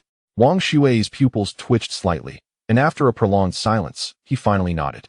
The evidence was as solid as a mountain, witnessed by all. Ultimately, under Zhu Ping'an's relentless questioning, the classification of the heads was firmly established. Next came the signing and sealing. During this process, Zhu Ping'an meticulously cross-referenced the recorded statements, promptly addressing any errors or omissions. Following corrections made by the scribes, Zhu Ping'an affixed his seal to the amended sections and signed his name on each document, safeguarding against any future alterations. One must harbor no ill will. Yet one must remain vigilant against the treachery of others.